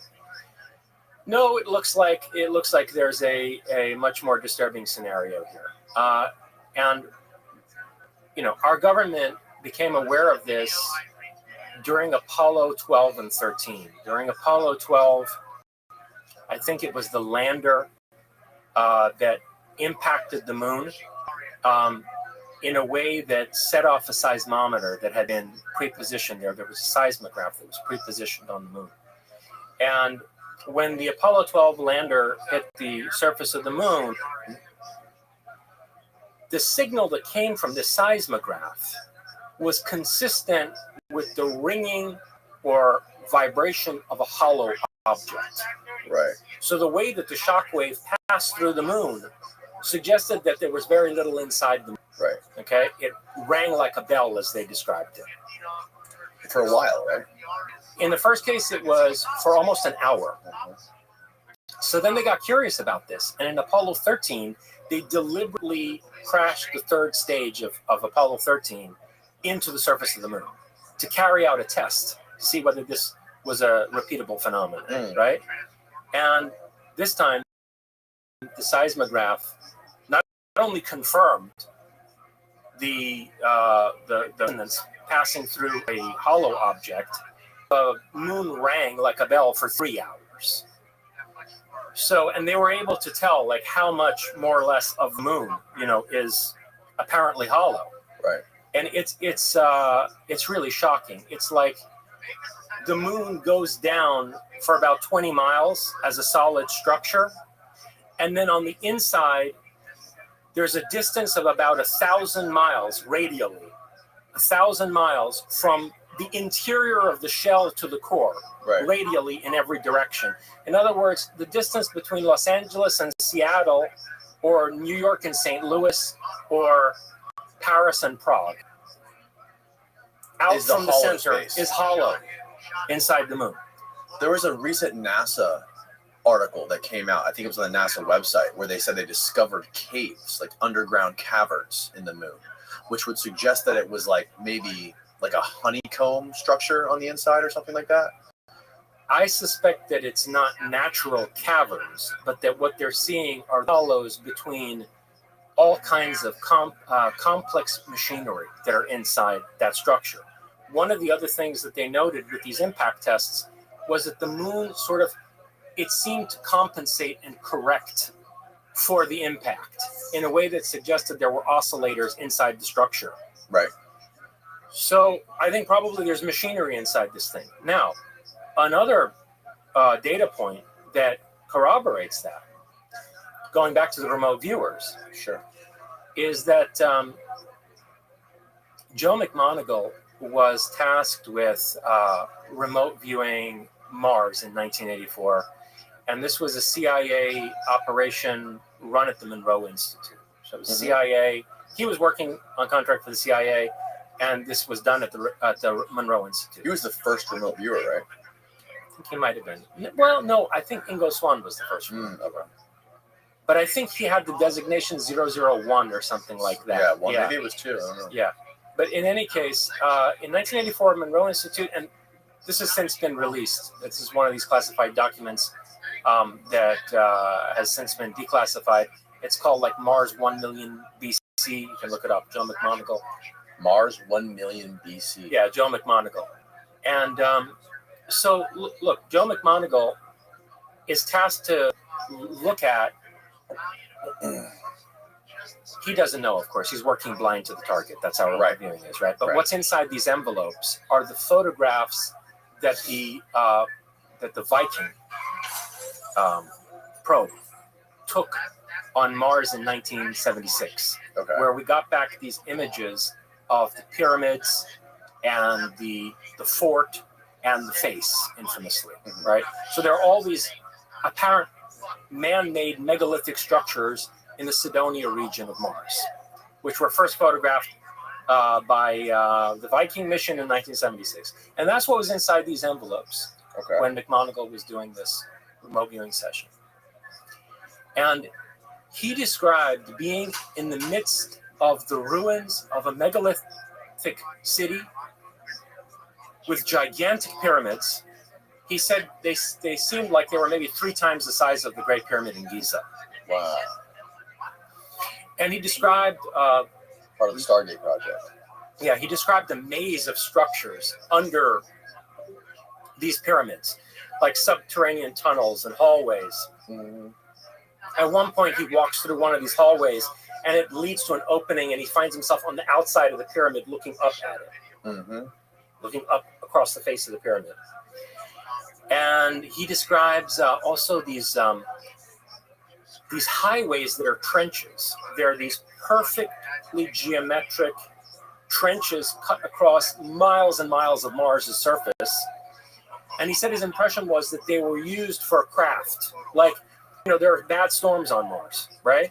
So if you had hover cars or whatever, you would want them to be transiting through something that had high walls on either side.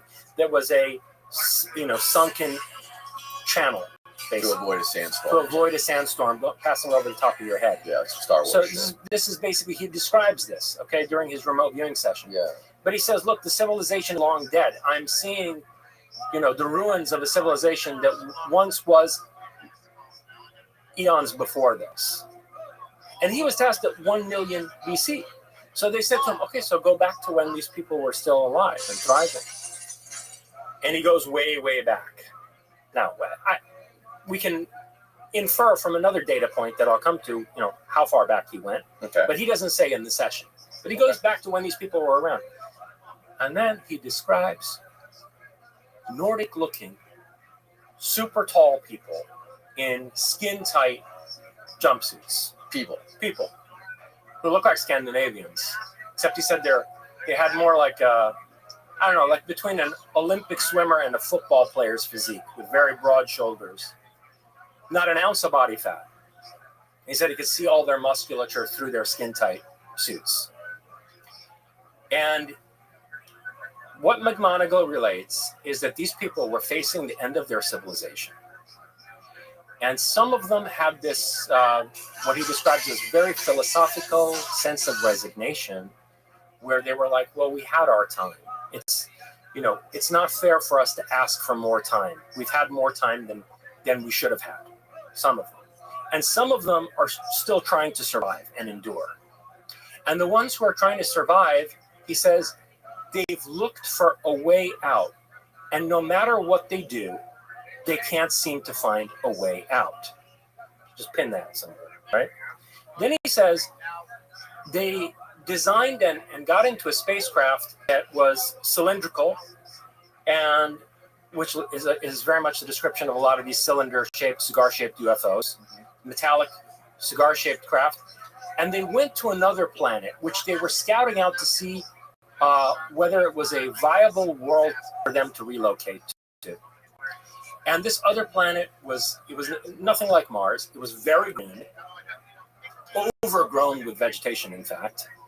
But there were constant storms on it, electrical storms, typhoons. There was a lot of volcanic activity on this planet. And they basically concluded that they couldn't settle there without altering the planet, without terraforming it in some way to make it more habitable. So this is a long conversation to have during a remote viewing session. Yeah. So they got all this out of him, right? I think those are all the important points. And very detailed. Yes. So now you put this next to what Dr. John Brandenburg discovered regarding Mars. Dr. Brandenburg, who I got to spend a few days with in New Mexico a number of years ago, he worked on the Clementine mission for NASA. And at one point, he was working at Sandia Labs, which is where I think a lot of the nuclear weapons are designed. Mm-hmm. And he was looking at isotopic data from Mars. So, every planet has, certain amount of isotopes of different materials and metals and so forth on it. Right? And apparently the isotopic ratio of xenon-129 is consistent across the entire solar system, except for on Mars and our thermonuclear test sites on Earth. There's a deviation from the norm of the isotopic signature of xenon-129 at our thermonuclear test sites on Earth. And we find the same thing at Cydonia on Mars. Why is it different on nuclear test sites? Something happens when, and it has to be not an atomic bomb, but a thermonuclear bomb. When a thermonuclear bomb is detonated, that leaves a trace of xenon-129 in that area, which is not the normal, basically, distribution of that isotope that you would find, on Earth or on any of the other rocky bodies in the solar system. Okay. And according to Brandenburg, it's a very distinct signature. It's unmistakable, and it's very specifically associated with thermonuclear weapons detonation. Then, after he discussed this with one of the scientists at Sandia Labs, whose expertise is working on nuclear weapons, he checked for other isotopes, and he saw that the isotopes of the isotopic ratio of thorium and uranium was also off at Cydonia in a way that matched thermonuclear test sites. And so he came to the conclusion that, and even did the math, like how many nukes would you have had to detonate in this place to produce this kind of a deviation? Turns out that an Empire State Building's worth of our highest yield thermonuclear warheads would have had to have been detonated there to produce this kind of isotopic signature. And this is exactly the same place where we find these blasted megalithic structures on the surface of Mars. So there's a nuclear war on Mars. So Brandenburg's thesis is that there was a nuclear war on Mars. I cover this in my book, Closer Encounters. And did that basically get rid of the atmosphere? Is that responsible for how like the atmosphere is almost non-existent on Mars? It would definitely have been a contributing factor. I want to come around to what I think might have been another factor. But definitely would have been a contributing factor. But we were on about the moon. So why am I going on this this detour to Mars? Yeah. Because it's when you put Brandenburg's research next to what Joe McMoneagle saw. Mm-hmm. And by the way, while we're on this subject, Ingo Swann was also tasked independently of Joe McMoneagle to look at Mars twice. Once was in 1976, I think, and the other was in 1984, same year that McMoneagle did his, but Swann's team and McMoneagle were unaware of each other. These were, obviously this makes sense as protocol. They wanted two sets of remote viewers on the same target to get, corroboration. And Swann did his with the whole team of people. McMoneagle worked alone at the Monroe Institute. Swann had like 5 or 6 people working with him. And in 1984, and also in the viewing in I think 76 or so, Ingo Swann and his team described exactly the same.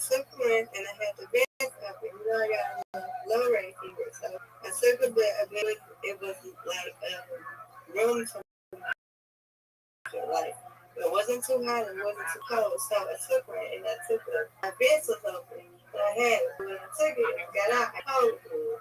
So I told me my fever didn't go up, you know what I'm saying? So I got a fever, got a thing so I can track it, but it's still a low grade. Right. Got hot, so I can get up. So I should be fine. What you think, Rabbi? You think I should be fine? I think you're going to be just fine, Miss Aquarius. When I woke up, I felt hot, so I just don't want to be too nervous. I just wanted to wake up and talk to you, because I just don't know what to do. I mean, I can't really answer you. You're going to I think I'll be fine. You're going to be just fine, Miss Aquarius. Because I know a lot of other people make mistakes like that too when they have fever. Absolutely. You are going to be just fine. You sound so much better. You sounded... Thank you. Absolutely.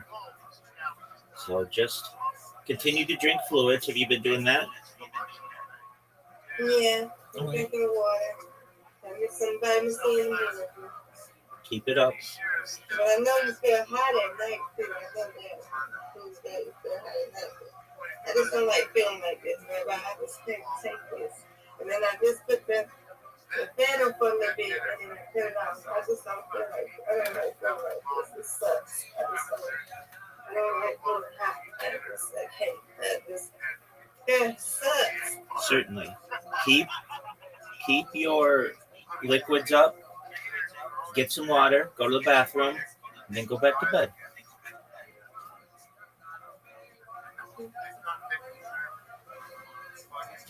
Drinking water, right? We'll drink some more. You should be fine, though. I know, I will. I'm gonna be fine. It's just my body just gonna have to hurry up. I can't take it anymore. Okay, well, rest your eyes, and you'll be back in dreamland. I'm really gonna drink some more water. Okay. Yeah, that sounds like a Drink plan. some more water. Drink some more water, certainly. It's important.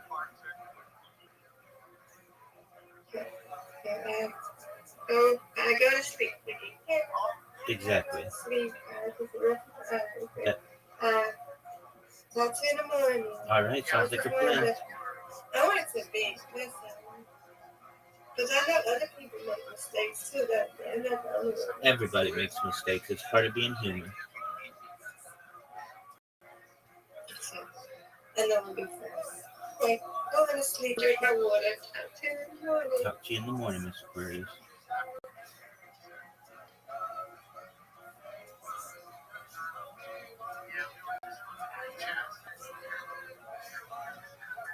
Thank you for listening.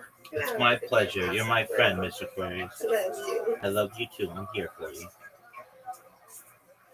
Okay, we here. Turn it down. You have me, Rabbi?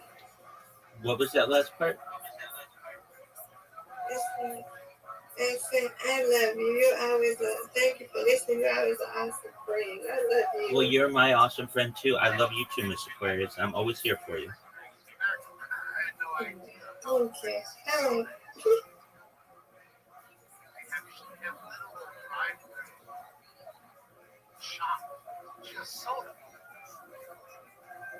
Like a place where you can just buy a big jug and roll up your jug every day.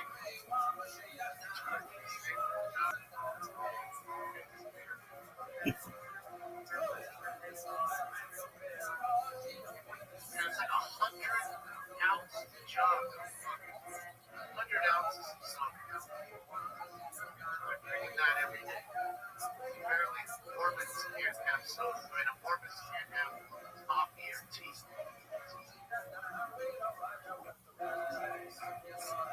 They can have hot chocolate, no coffee.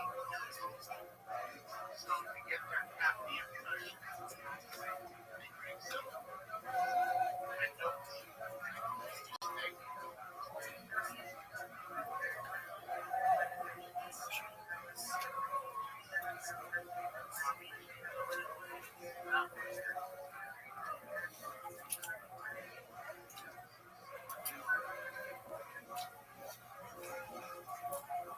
Oh, I already have it.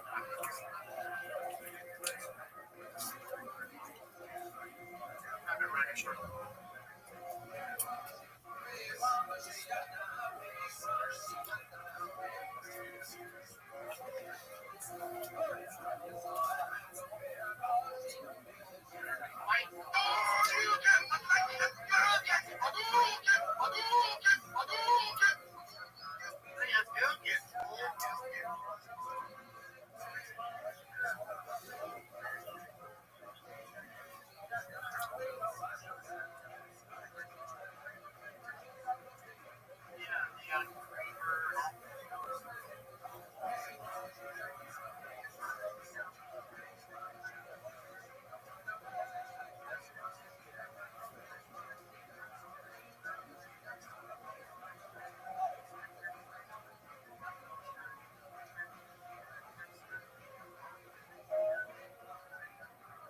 Peter in the face and took the sun.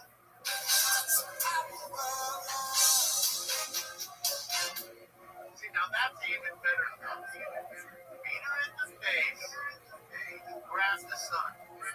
That's the power of love. Love will make you soft in the face. He's going to get it right off. Bro. Bro, talk about appropriate drops. That's appropriate.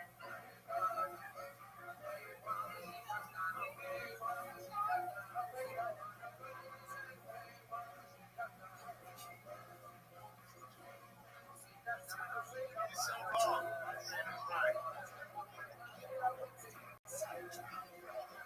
It's the power of love, baby.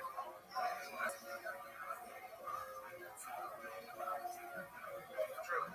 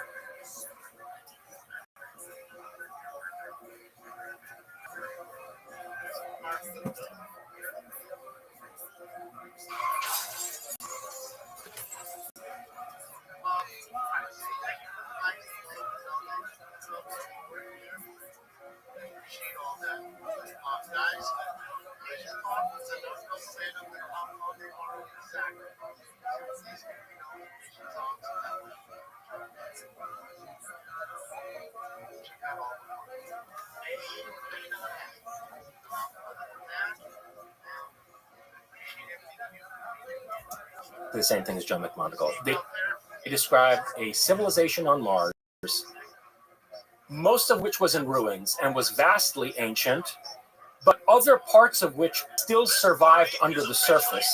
He described the honeycomb of cities under the surface of Mars, and some structures on the surface, which were like relaying information and being used as transportation beacons, and had been built by this civilization that is still active under the surface of Mars, cities that are subterranean.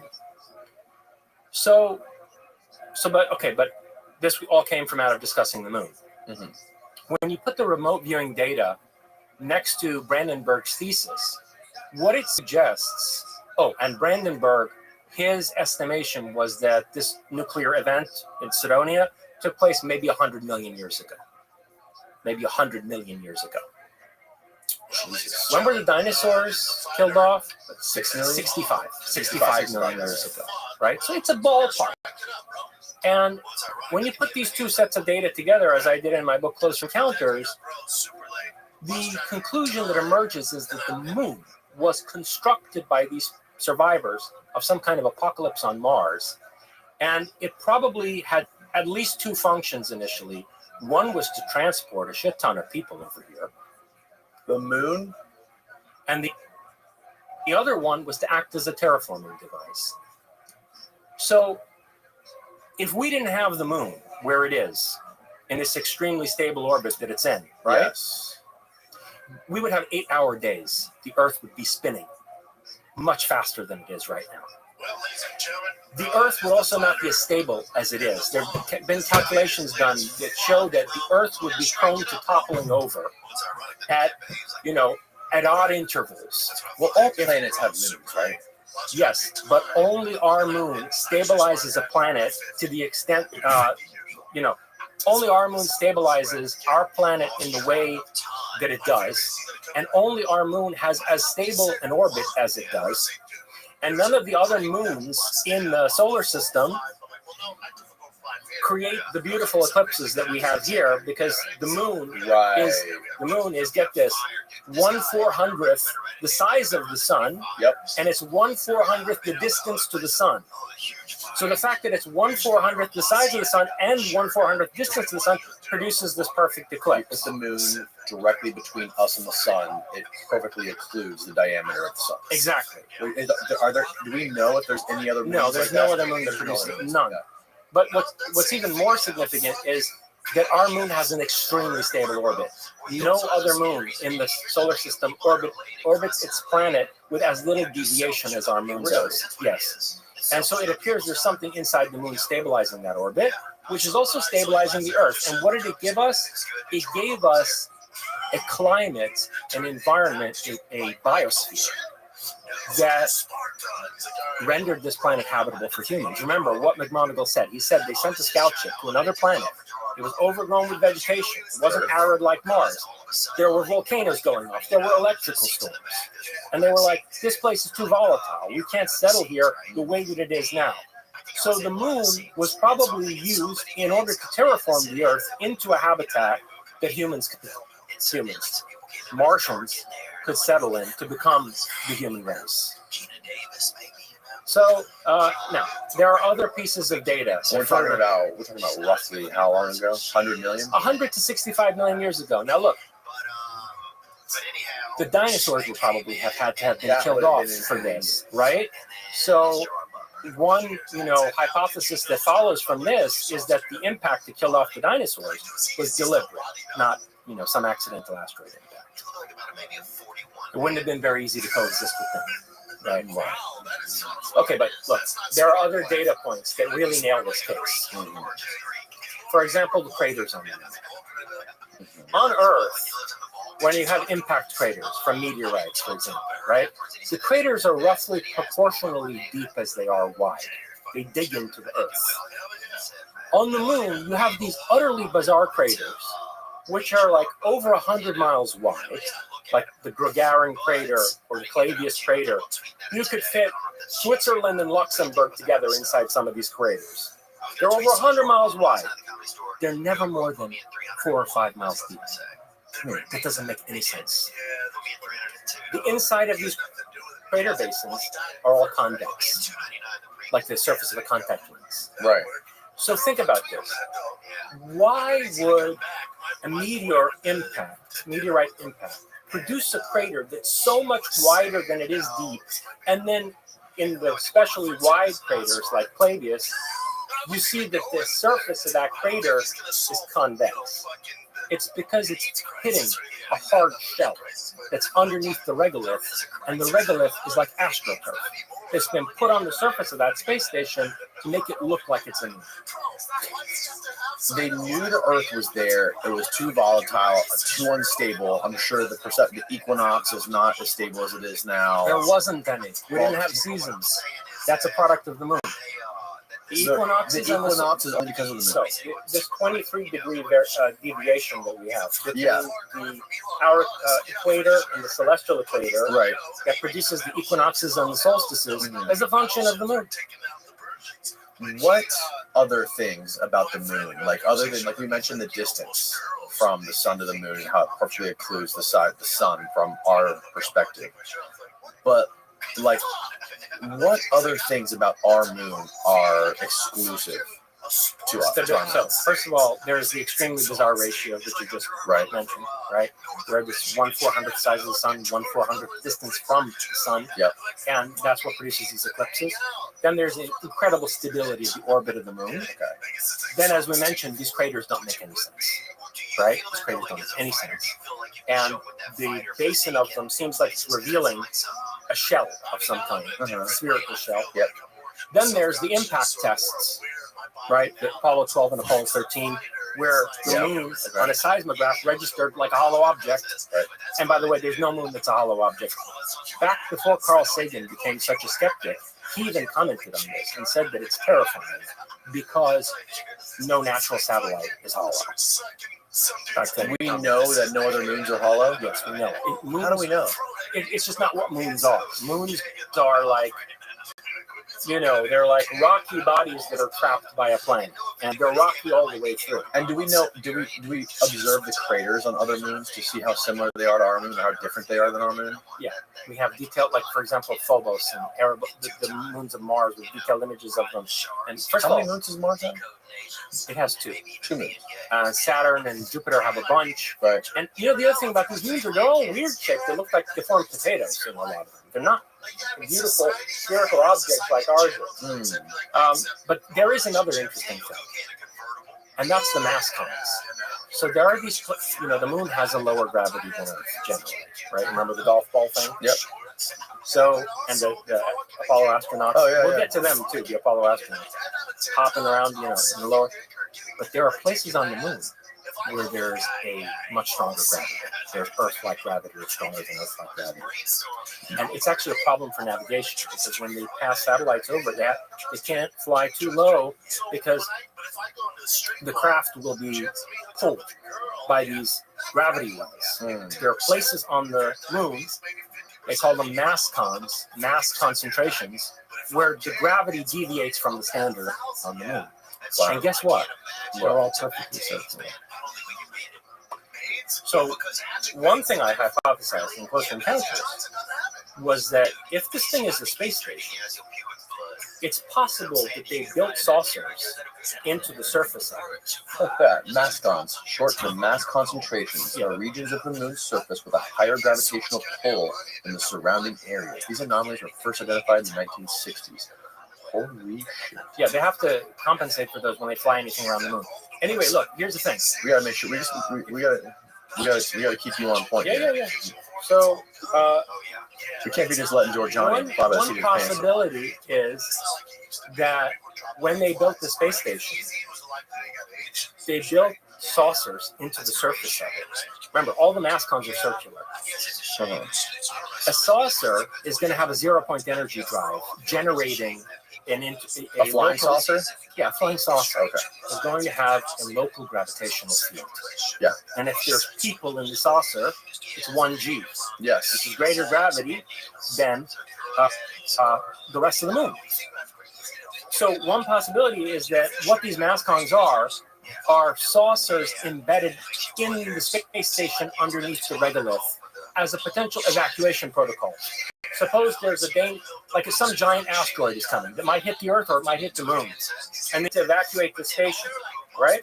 Well, these saucers could just peel off the surface. So that's one possibility of what these mascons are. It are, saucers with 0-point energy drives running embedded into the surface of the Earth. What do you make of the post-game press conference after the moon landing, where all the astronauts are sitting there? They look like they're on a hostage tape. This is where I wanted to go next. We mentioned the astronaut, right? So, these guys don't even remember what they did up there. 420 is coming, and that's a. When you ask them, they've done interviews with these astronauts, and when you ask them, so what did you do on such and such a day? They basically rehearse a mission log. We did this. Remember? No. I mean, how did you feel when you were standing on the edge of that? And then they freeze out. They start to look yellow. And so, like you're saying in that press conference, right? They don't look like national heroes coming back from having been the first men on the moon. Hostages. They look like they had the shit scared out of them, or yeah. So I think that these people saw some terrifying things up there, and that's also what Soviet intelligence thought. In Timothy Good's book, Above Top Secret, British UFO research.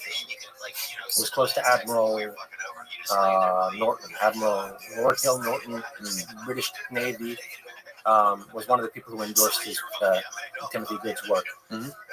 And in his book, Above Top Secret, Timothy Good recounts a meeting between British intelligence and Soviet intelligence back during the Cold War. And the Soviets said, we were listening to the medical channel during Apollo. They had a channel that they would use to report back like medical emergencies, things they didn't want the public to hear. A separate channel from the one that was being broadcast across television. And, unsurprisingly, the KGB had found access. They weren't supposed to. Even our ham radio operators were listening to this in America. Some ham radio operators said that they were able to pick up on this too. So the Soviets said, we heard Armstrong and Apollo 11 say, these babies are huge. They're huge. They're warning us off. They're on the edge of the crater. And there's this whole conversation on the medical channel about how the Apollo 11 astronauts were effectively assaulted and scared off by a huge spacecraft on the moon, which were not there to greet them. They got the sense that they were there to say, get the hell out of here. So, people have all these. Who was the person that said this? And this was somebody. It was a conversation between a British intelligence officer. You can find it in Timothy Good's book, Above Top Secret. Okay. Yeah, and it was a British intelligence operative who, toward the end of the Cold War, was meeting with a Soviet counterpart. Okay. And the Soviets said, we have a conversation between Armstrong and Graham on the medical. One day his wife Now, that would scare the shit out of me. Yeah. Moreover, by 69, 70, and this stuff, right? So you think they wiped their mouth? Oh, that is so funny. Somehow? Exactly. I shouldn't We'd admit already done this this fan empty is working. And I But think I'm these poor utterly guys were fascinated. empty ulcers when they came back. To try to get them to forget as much of what happened on How the many movie as possible. emails does he have to do And this shit? that would also explain why they all wind up with dysfunctional lives. These guys all became alcoholics. Right. Their wives divorced them all. Their personal life became a disaster. Mm-hmm. So, yeah, that's another piece of corroboration that, the moon is inhabited. And it's also probably an artificial satellite. And why haven't we been back since? Exactly.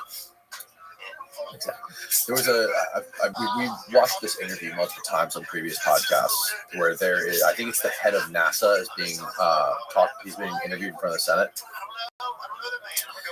And they're talking about China, how they had a plan to map or explore the dark side of the moon. And they asked him, like, if we plan on doing it too. He goes, no, we're not interested in doing that. We have no interest in the dark side. You know what I find profoundly disturbing about that is that humiliation is the worst thing in Chinese culture. The worst thing. Okay? So the Chinese are not about to go up to the moon and have their asses handed to them. Moreover, the Chinese are going to the moon in collaboration and cooperation with the Russians. Chinese and the Russians plan to build a space station that orbits the moon and then send astronauts from the space station down to the surface of the moon. Right? If there's that degree of cooperation between Russia and China on the moon, it means the Soviet dossier has been handed over to the Chinese. And what Soviet dossier? Yeah, the Soviet dossier on the moon. Oh. Okay? What's in that? Right. Everything the Americans encountered on the moon, which is why the Soviets never went to the moon. Remember, we were competing with the Soviet Union to go to the moon. Yeah.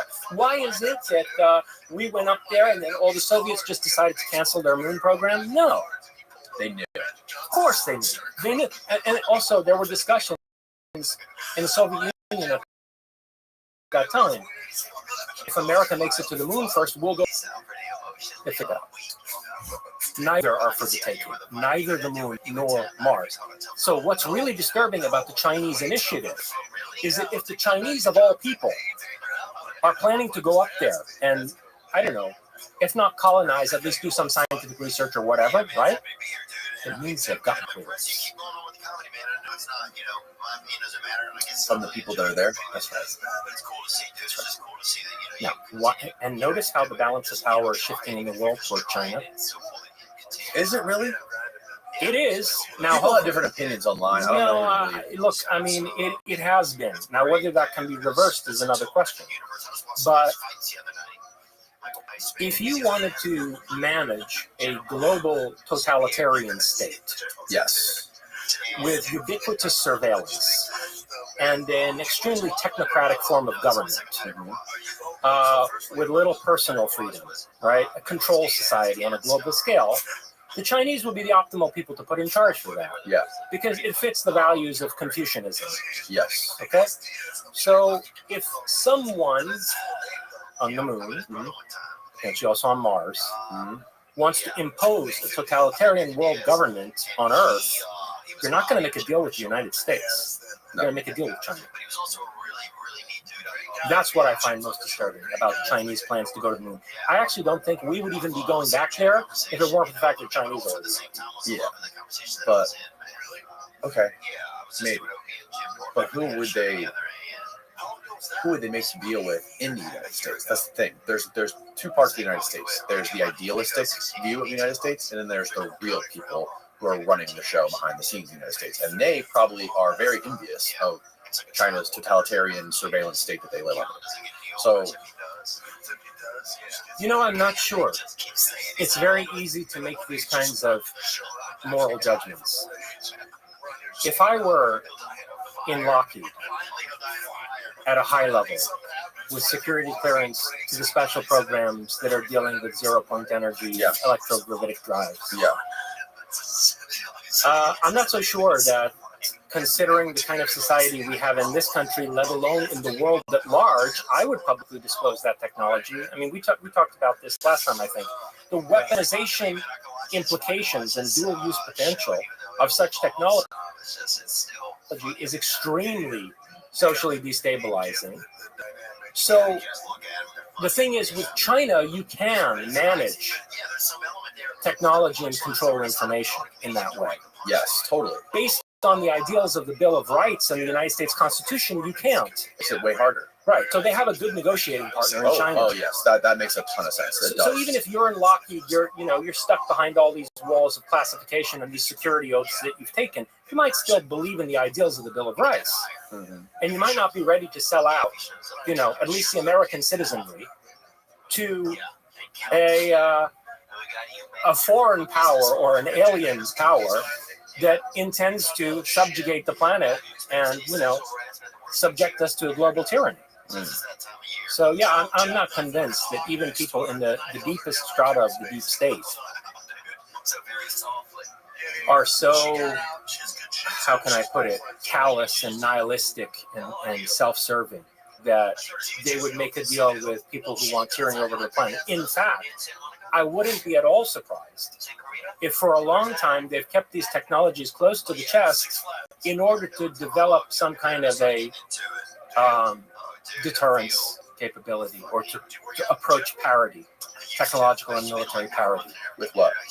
With them? With the people on the end. What do you think it would be like to be a person who is at the highest of levels in one of these secret, super compartmentalized private aerospace companies that has, and you are aware of the deepest, darkest secrets of reverse engineered spaceships, alien contact, where they are, everything. Like, to be that person, going to work, coming home, having dinner with your wife, tucking your kids in, like, what would that do to you? What would that do to your psychology? Okay, great question. Permit me to answer it in a little bit of a roundabout way, because I want to give you a substantive answer, right? And so here's where I want to go into the idea of the simulation theory. Because the deepest, darkest secret that somebody in that position, in Lockheed or Northrop, or even at some of, let's say at IBM, and some of these, computer companies, tech giants that have been in bed with the defense contractors and the government for decades, the deepest, darkest secret that they would know isn't even anything to do with zero-point energy drives, or even with the psionic aspects of, say, piloting UFOs, which is another. This new stuff that's coming out, these new whistleblowers, By the way, I predicted it. This is one of the reasons why that guy in the CIA contacted me after Closer Encounters came out, because one of the things that I argue throughout this whole book, actually it goes back to even my first book, Prometheus and Atlas, is that I said, that book was published in 2016. Right. I said there's not going to be any UFO disclosure without disclosure of psychic abilities, and there's not going to be any substantive scientific mainstream acceptance of psychic abilities without UFO disclosure. Right. And these two things are completely inextricable. They're going to find that there are psionic aspects to the guidance systems of UFOs, and that basically the pilot interacting telepathically with the system is part of how the thing is piloted. Yeah, the story of that guy, Michael Herrera, that he taught, that is straight out of Stranger Things. Look into that. So that goes to your question about what's the ethics of a person, who's deep inside the system, right?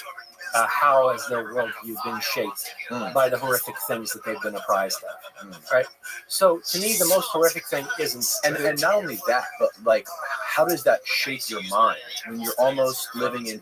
It's like that new show that came out called Severance, where they basically have a chip installed in their head, and when they go to work, they go up the elevator, it like shuts them off from their mind in the civilian world, and then they wake up in their mind in their work environment on their floor where they're severed. So it's like they're living these two parallel lives. Yeah, you got to develop a split personality. Yeah, exactly. Very much so. Or like the doctor in Stranger Things, the one who works closely with 11. Yes. The pop-up figure, right? Yeah. Like, some of these guys are family men, and they go home, they have to deal with their wives, they have to deal with their kids, and they have to somehow dissociate from what it is they do at work every day. Right. In any case, what are the deepest, darkest secrets that these people, have been apprised of? You remember how I said in remote viewing of Mars by Joe McMoneagle, there was this very curious thing he reported about how these people on Mars kept trying to find their way out, and they couldn't find their way out no matter what they did. What were they trying to find a way out of? So they got to Earth. I mean, if the theory that I'm proposing is correct, they made it to Earth, and they used the moon to terraform the Earth and so forth, right? So they weren't trying to get out of Mars or get off of Mars. What were they trying to get out of? That's a good opener to this question of, the simulation and what evidence there is that we might be living inside of a simulation. So this is something that I discuss at length in my book Satanion. And, I've discussed simulation theory and closer encounters and other books of mine before, but I discovered something recently that's much more rigorous from a mathematics and physics perspective, and consequently also more compelling and disturbing. And that's this. Okay, so bear with me. This gets a little bit complicated. So we start building computers in the 1940s, right? Alan Turing, wall-sized computers, and we're competing with the Nazis. And the Maniac and the Iliac. ENIAC. Yeah. And, at that time in the 1940s, when we're building the first computers, there was this guy, Claude Shannon, who developed a science known as information theory, subsequently came to be known as information theory. Because before computers were built, nobody thought of mathematically formalizing the transfer of information. We had phones at that time, we had radio transmissions, but nobody thought about what was being transmitted over phone lines or over telegraph lines as data transfer. That concept didn't exist. But once you started building computers, it stands to reason that somebody would mathematically formalize what data is and what it means to transmit and transfer data. So this guy, Claude Shannon, does this. And he comes up with the idea of a binary digit bit, where data is conceived of according to the binary of 1 and 0. Data as being a construct built from out of sequences of ones and zeros. Claude Shannon is the first person to conceptualize this. And Shannon also makes the point that, look, we live in a universe by the two laws of thermodynamics. The first law of thermodynamics is that energy can never be created or destroyed. Energy E equals mc squared. This is going to be important for what I'm about to say. So as Einstein, showed us, energy and mass are interconvertible. E equals mc squared. So energy can become mass and mass can become energy, but we can't identify anywhere in the physical universe energy being created or destroyed. That's the first law of thermodynamics. Okay. Net total energy remains the same. Yep. Okay. So then the second law of thermodynamics is that we notice everywhere in nature, even, like when you pour like a dye into a glass of water, that there's a tendency toward disorder in the cosmos over time. And so the second law of thermodynamics is that in a closed system, the level of disorder or entropy either remains constant or increases. It's never the case that entropy decreases in nature.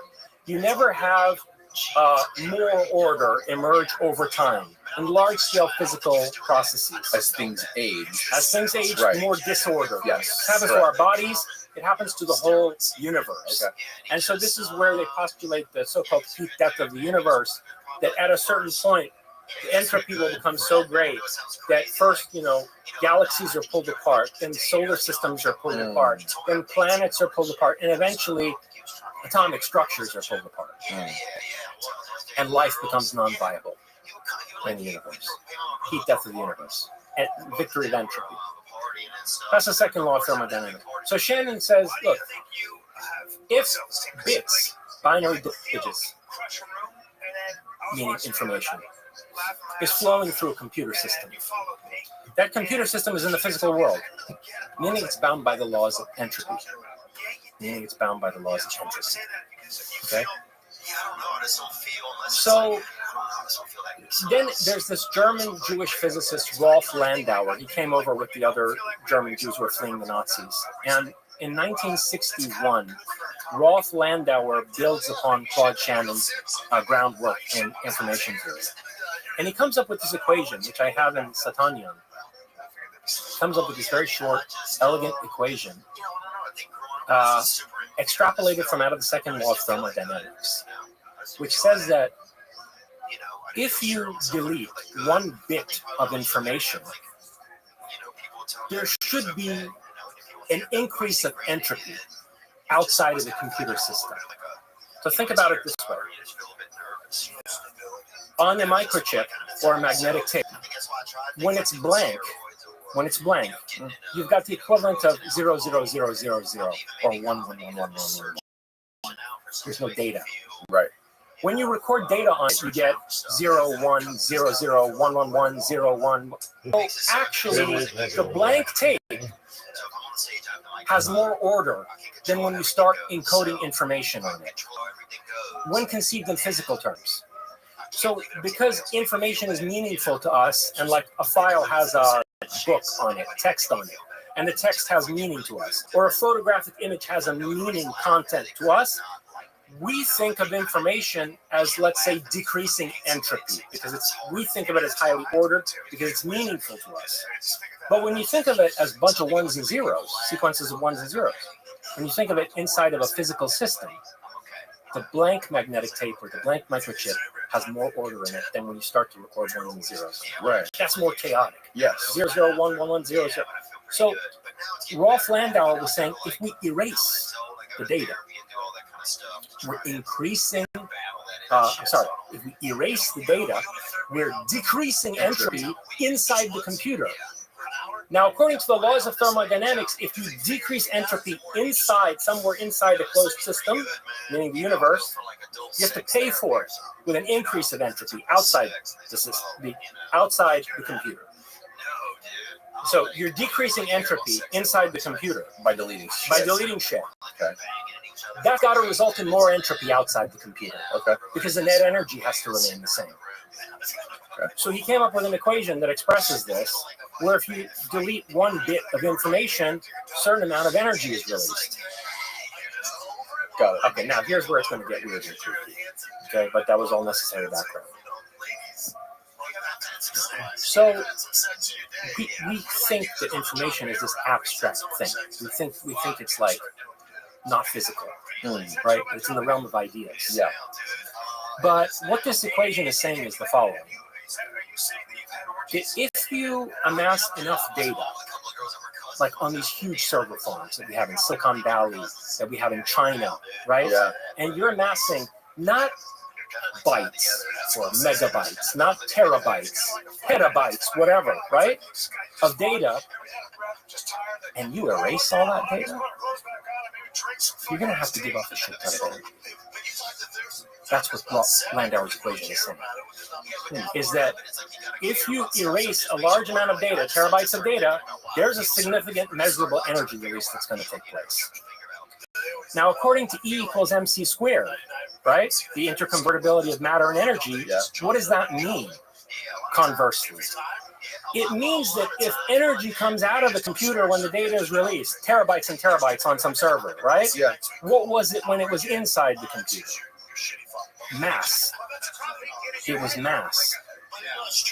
So it's been proposed that we could weigh a hard drive before data is encoded on it, and then again after data is encoded on it. Or take a hard drive that has data encoded on it, weigh it, erase the data, and then weigh it again. Right. There will be a mass differential. Okay. So there's mass inside a computer that's not anything to do with the microchips or the transistors or magnetic tapes or anything. It's a hidden mass. This has been done, this weighing? No, here's why. Because currently, according to Landauer's equation, if you were to calculate the mass of all of the information in the world today, on all of the largest server farms that we have here in, that AI is being run off of in China, the total mass, according to that equation, comes to 1 kilogram. Less than 1 kilogram. Less than 1 kilogram.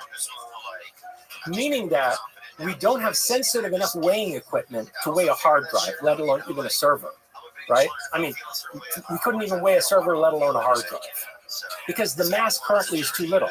However, the rate of data increase per year, the rate at which we're accumulating information per year is approximately 25%, okay? And if you think about where we're going technologically, we're headed toward this technological singularity, where we're going to have artificial intelligence inside of robots, like the Tesla robots. We're going to have these systems constantly accumulating all kinds of data, right? And so it stands to reason that as we approach the technological singularity, the rate of data increase per year is going to exponentially take off way beyond 25%, maybe close to 100%. But get this, even if it were to stay 25%, which it won't, but even if it were, I did the calculations. They're in my book, Satania. In something like 340 years, the amount of information that will exist in the world at the current rate of data production will equal the mass of the moon. Now, go back to our conversation about the moon.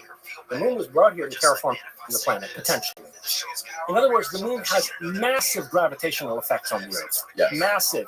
It took us from having 8-hour days to having 24-hour days. It controls the ocean tides. Yeah. It's responsible for the tilt of the Earth's axis. The moon has tremendous gravitational pull on the Earth, and the moon only weighs 1.23% of the mass of the Earth. It weighs only. What's the size? What's the size comparison from the moon to the Earth? I don't have the number. Can you find it, Steve? So 1.23% mass of the Earth. Okay, so get this. I did the calculations, and something like, I think it was like 340 years from now, something like that, we're going to wind up with a mass equivalent. The moon is 1/4 the size of the Earth in diameter. Yeah. So isn't that weird? Also, by the way, find the mass. See if ChatGPT will give you the mass. You would need to the percentage of the mass of the Earth. Oh yeah, right. The moon is approximately 27% the size of the Earth in diameter. Volume 1.23. It has a volume of about 2%. Right. 1.2. 1.23. Wow. Is a specific number. Anyway, so listen, I did these calculations, and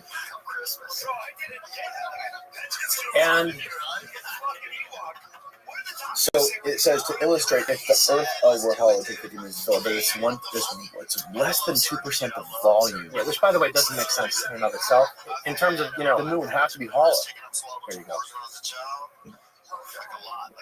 Anyway, I did these calculations. Yes. Something like 340 years from now. Okay. There's going to be a moon's worth of mass in the data centers. So the Earth is going to weigh about a moon more than it weighs now. They'll start to tear apart the planet. Imagine if you were to take the moon. Look, the moon is at a certain distance from us, right? It's pretty far. Yeah. And from that distance, it's having this massive gravitational effect on us. Imagine you took the moon's mass and you distributed it to Silicon Valley, to the major data centers of China. You put that mass right on the surface of the Earth. It will start generating tidal forces toward that gravity well. It will start attracting objects toward the gravity well. I realize it sounds bizarre, but metal chairs and knives and forks will start to go toward servers. The servers will become a gravity well. There will be so much mass inside them that it's as if the moon is on the surface of the Earth. It gets worse. So all the data on Earth right now, if you could less than 1 kilogram. Less than a kilogram. But because the exponential rate of data increase is so high, 25% per year right now, in 300-something years, we're going to wind up with a moon's mass worth of data on the Earth. And what's worse is that, like 20 years after that, I think it was 20 years exactly after that, we went up with an Earth's worth of mass on the Earth. It will go from weighing equal to the moon to weighing equal to the Earth itself, which means at that point the planet will be completely torn apart. Unless we can find another way to store data, yes, like off the Earth maybe, or sure, or maybe we like tap into some sort of consciousness and we store everything there. You could build supermassive structures out of like nanomaterials and whatever potentially to do something like this. Yeah. I want to go somewhere else with this. Where I want to go with this is simulation, right? So think a little bit about this. Like, you accumulate this much data, and this is what it would do to the Earth, right? And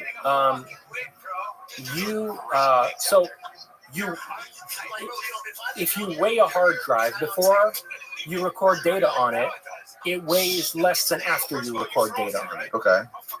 But we can't see this mass. You open up. Suppose you're one of these very technically adept computer geeks, and you take the you take the screwdriver to your computer. Open. Where the fuck is the mass? You can't see it. Right. Even in these giant servers, 340 years from now, once there's a moon's worth of mass in terms of information on the Earth, you can't see it inside the servers. Is there any other example of mass that we can't see in the universe? Yes, it's dark matter. Got it. Here's where it gets creepy. Here's where it gets really creepy. So how was dark matter discovered? It was discovered through 3 different types of experiments in the 1970s. First, in the early 1970s, when we started to be able to observe galaxies, we noticed that they don't obey the spin rate that they should according to Newtonian mechanics. According to Newtonian physics, since most of the mass of the galaxy is concentrated toward the center of the galaxy, the inside of the galaxy should be spinning at a faster rate than the outer arms are. Mm-hmm. That's not what we see. We see a mostly even spin rate in galaxies. So that really got the physicists scratching their head. This suggests, for most of the visible galaxy to be spinning at the same rate, it would mean that there's a lot of mass outside of the galaxy that's distorting or flattening the spin rate. Then they did another kind of they made another kind of observation of distant galaxies that has to do with the refraction of light. So, we have galaxies that are further from us and galaxies that are closer to us. And the mass of the galaxies closer to us bends the light of the galaxies that are far from us. So based on at what angle the light is bent as it reaches our telescopes from distant galaxies, we can estimate the weight, the mass of the galaxies that are closer to us. You follow? I mean, kind of. Yeah, you got the galaxies that are far, far from us, right? We're trying to look at them. Yeah. The galaxies have different masses and they bend light. The light coming from them is bent by the galaxies that are closer to us. Yeah, I understand that. Yeah. It's like they're going around the rim of a black hole. It bends the light, right? Okay. So they observed this and they said, well, wait, this doesn't make any sense. We know the mass of such and such galaxy. It's bending the light much more severely than it should based on what we think that galaxy weighs. So then they did a third observation where they said, okay, well, maybe there's gas. Maybe there's a bunch of gas in these galaxies that's giving them more mass than we can see. Okay. So they looked at the same galaxies with spectrometers that can detect gas and estimate the masses of gas. Nope, doesn't account for anywhere near the amount that this light is bent by. Okay. So putting these observations were all made in the 70s. The first one in the early 70s, the second in the mid to late 70s. Putting all 3 of these together, they came to the conclusion that there's a ton of mass around these galaxies that we can't see. It's not electromagnetically detectable. And yet it has massive gravitational effects. Okay? So massive. Well, look, the amount of mass that we can't see, that we can't electromagnetically observe, that ensconces galaxies, surrounds them, is such that it flattens the spin rate of a galaxy. The inside should be spinning much faster than the outside, and yet it's spinning at the same rate. Okay. So it's a ton of mass. It's not electromagnetically observable, but it's so gravitational and powerful that it's altering the spin rate of a whole galaxy. Okay. So we have a form of mass electromagnetically, and yet it has massive gravitation. That's dark matter, right? That's what's inside the computer. Dark matter. Information is the same thing. It's the same thing. It's the same thing. And once you realize that, One of the first people who I think realized this was John Archibald Wheeler. I think he worked at Princeton. American physicist John Archibald Wheeler. He made this formulation, it from bit. Okay? He said, look, if we want to say that information is a third state of matter and energy, in other words, that it's not only the case that, as Einstein realized, matter and energy are interconvertible. Matter and energy are both also interconvertible with information. So when you delete the data on the computer, it increases entropy by giving off energy. So you have three terms in this relation. It's not just matter and energy. It's matter, energy, and information. And they're all interconvertible into each other. And the kind of matter that information is before you delete it is dark matter. You cannot electromagnetically detect it, but it has massive gravitational effects when it gets dense enough, when it reaches a critical mass. So Wheeler said, John Archibald Wheeler, why don't we just say that energy and matter are forms of information, and that we live in an informational cosmos, and things, solid things, come from bit. It from bit. Well, that's very useful in terms of reconciling, for example, physics with parapsychology, right? I mean, one of the reasons why parapsychology has been marginalized for so many decades is because no one's been able to come up with a physical model that can explain telepathy and clairvoyance and precognition. And a lot of physicists have tried. Dean Radin, for example, somebody came from out of the physics community relatively recently, tried to model psi, in a rigorous enough framework to accommodate quantum theory and so forth. Right. But no one's been able to do it.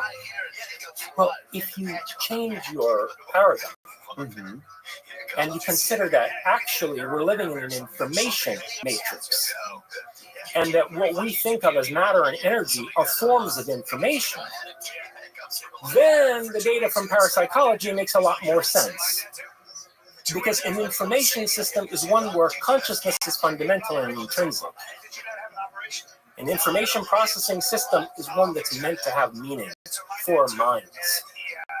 You're not starting from physics, from protons, electrons, and neutrons, dead unconscious matter, and trying to build up the consciousness from that and figure out how consciousness interacts with that. You're starting from the understanding that we live in an information processing system.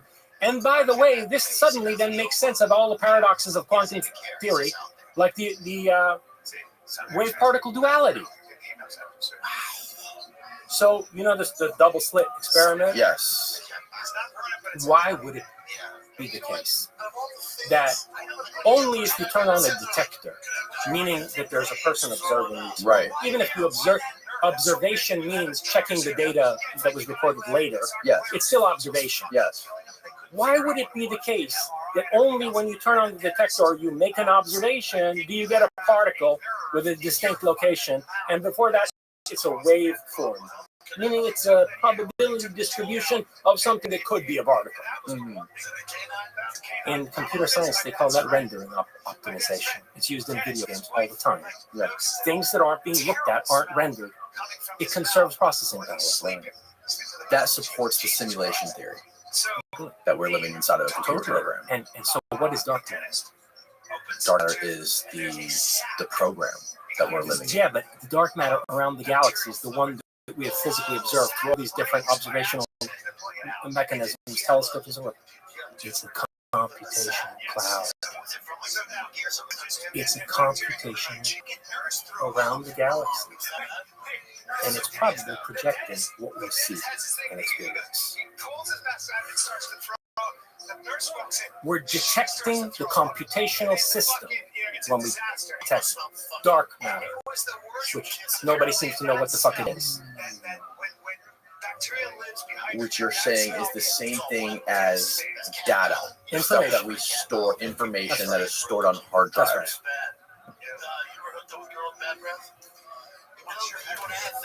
So yeah, this is in my book Satanian, and the chapter is called Catastrophic Information, because there's a physicist recently who's looked at all of this, and he conceptualizes this as an information catastrophe. Melvin Vopson is working at a university in Britain. He's, I think, Romanian originally, but he's working in UK. And he calls it the information catastrophe because at a certain point, we're going to reach critical mass of data, which will have geophysically catastrophic effects. Oh, here's the other thing. So I investigated what would be the geophysical effects of reaching a critical mass of data. Guess what? It turns out to be every single catastrophe that's been held responsible for the destruction of Atlantis. So you have all these theorists from like Plato, all the way back Plato, to Senator Ignatius Donnelly in the 1800s with his book Atlantis, the Antediluvian World, to Graham Hancock and Randall Carlson. All these people talking about the various catastrophes. Don't forget Flynn Dibble. The various catastrophes that might have destroyed the civilization.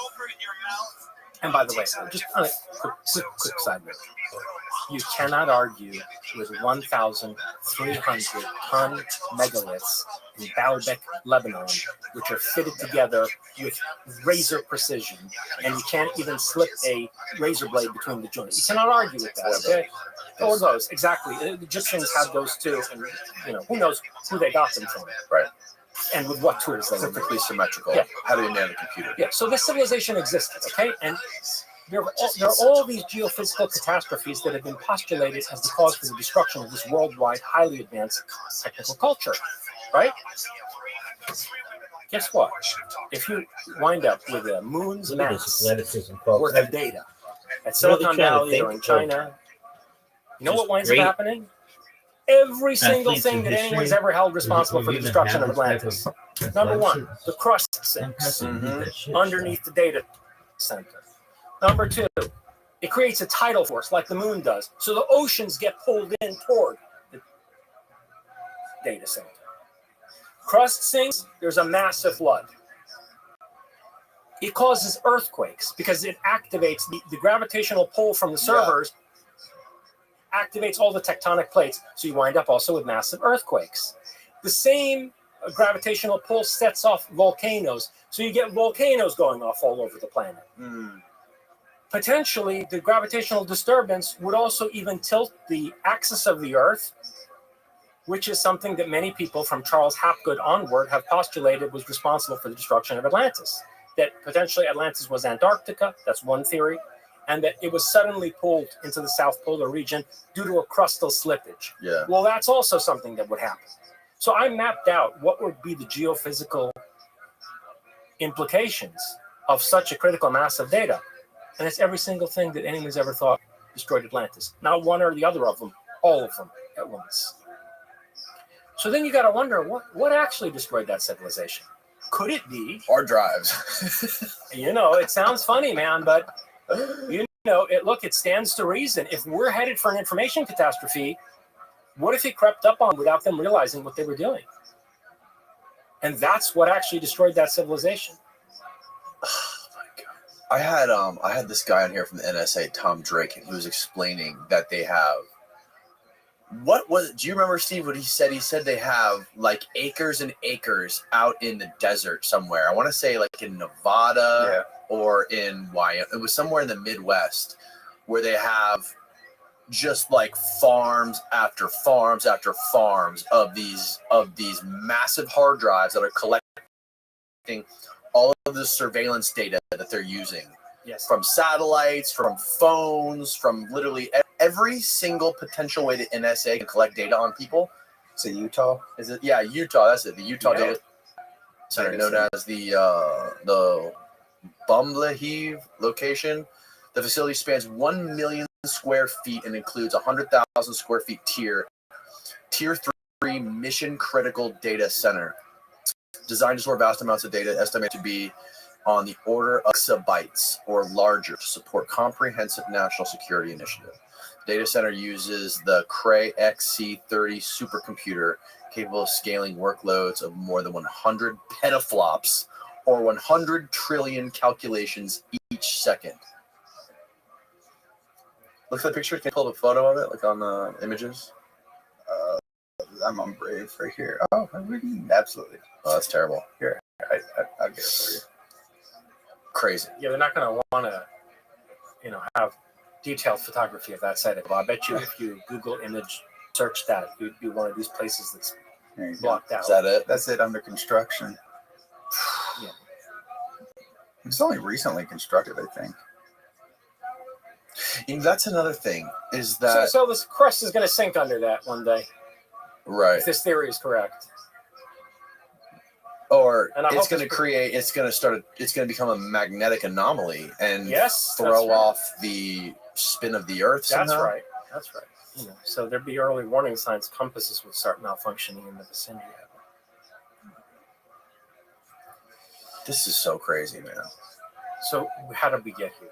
You asked me what would be the effect of knowing the deepest, darkest secrets on somebody, let's say in the NSA, who has that level of clearance. Somebody inside Lockheed who has that level of clearance, right? Even IBM. IBM's done a lot of dark shit. IBM made the punch card computer equipment that allowed the Nazis to process Jews through the concentration camps. Yep. So, well, I mean, there's a lot of companies that were still around today that did a lot of dark shit with the Nazis, right? Oh, yeah. But those people are all dead, and like the company's still alive. Sure. The question is the idea dead? And that really speaks to what you asked me. Look, it's one thing, what does it do to your worldview to know that there are people living in underground cities on Mars, or to know that the moon is an artificial satellite? Right, and you're one of like a dozen people on Earth who have this information. Yeah, but it's another thing if what you know is that we're living in a simulation. And not only are we living in a simulation, we're living in a simulation with a computational ceiling. Meaning that it's inbuilt that we cannot exceed a certain level of data production. You understand? That's a cap on our civilization. It means that, remember, people talk about the Kardashev scale. You ever heard about the Kardashev scale? No. Michio Kaku used to talk about it a lot. Not that I want to reference Michio Kaku because his con artistry promoting, string theory really damaged the physics community for decades. But Michio Kaku was somebody who... He wasn't the only one. He brought back this idea of the Kardashev scale. Yeah. This is Russian scientist who basically came up with this scale of the level of civilization, type 1, type 2, type 3, based on their amount of energy usage. Oh, yeah, okay. But the thing about the Kardashev scale is that, okay, one metric is energy usage, but another is the level of data production, right? So we're living in a simulacrum that doesn't allow anyone to even become a type 2 Kardashev civilization. Which, by the way, would explain why the skeptics always say, where are all the aliens? How come there are no aliens here? Right. Yeah. And Fermi paradox. Yeah, they never, when they keep citing the Fermi paradox, they like to turn a blind eye to the UFO phenomenon. But even if you consider all the data of the UFO phenomenon, there's actually no really hard evidence that anyone's coming here from outside our solar system. Right. There isn't. Right. And these entities, at least the ones who seem to be in charge, look human. Yes. And the little grays, those are humanoid robots. That's what in all Stephen likelihood Greer said. Yeah. I'm sure you've heard of Mike Masters. You've read his books. Of course. That's the best. That is the best, most comprehensive explanation as to why these things are. My problem with Mike Masters is that he adheres to the block universe idea of the way time is, closed time-like curves. He thinks it's not possible to change history when you time travel. Whereas I've made extensive argument. Timelines. Yes, and that would mean multiverse. Yes, according to how Mike Masters understands the dynamics of time travel, we would not have any free will. We would be living in a universe where the future is already determined. Anyway, that's a metaphysical argument for us philosophers. Sure, but generally the idea coming from an anthropological background is that for a being to come from another star system or another Goldilocks planet to have 2 arms, 2 legs, upright hominid, brains on top of the eyes, it would have to be the exact same conditions that Earth is under, with the atmosphere, with everything like that. And it would be like, as to how rare we are on Earth, we're like 0.001% of the species on Earth. that look the way we do, and we're able to develop technology off the Earth. So you extrapolate that into the universe, it's like virtually impossible to have another being that looks so similar to us.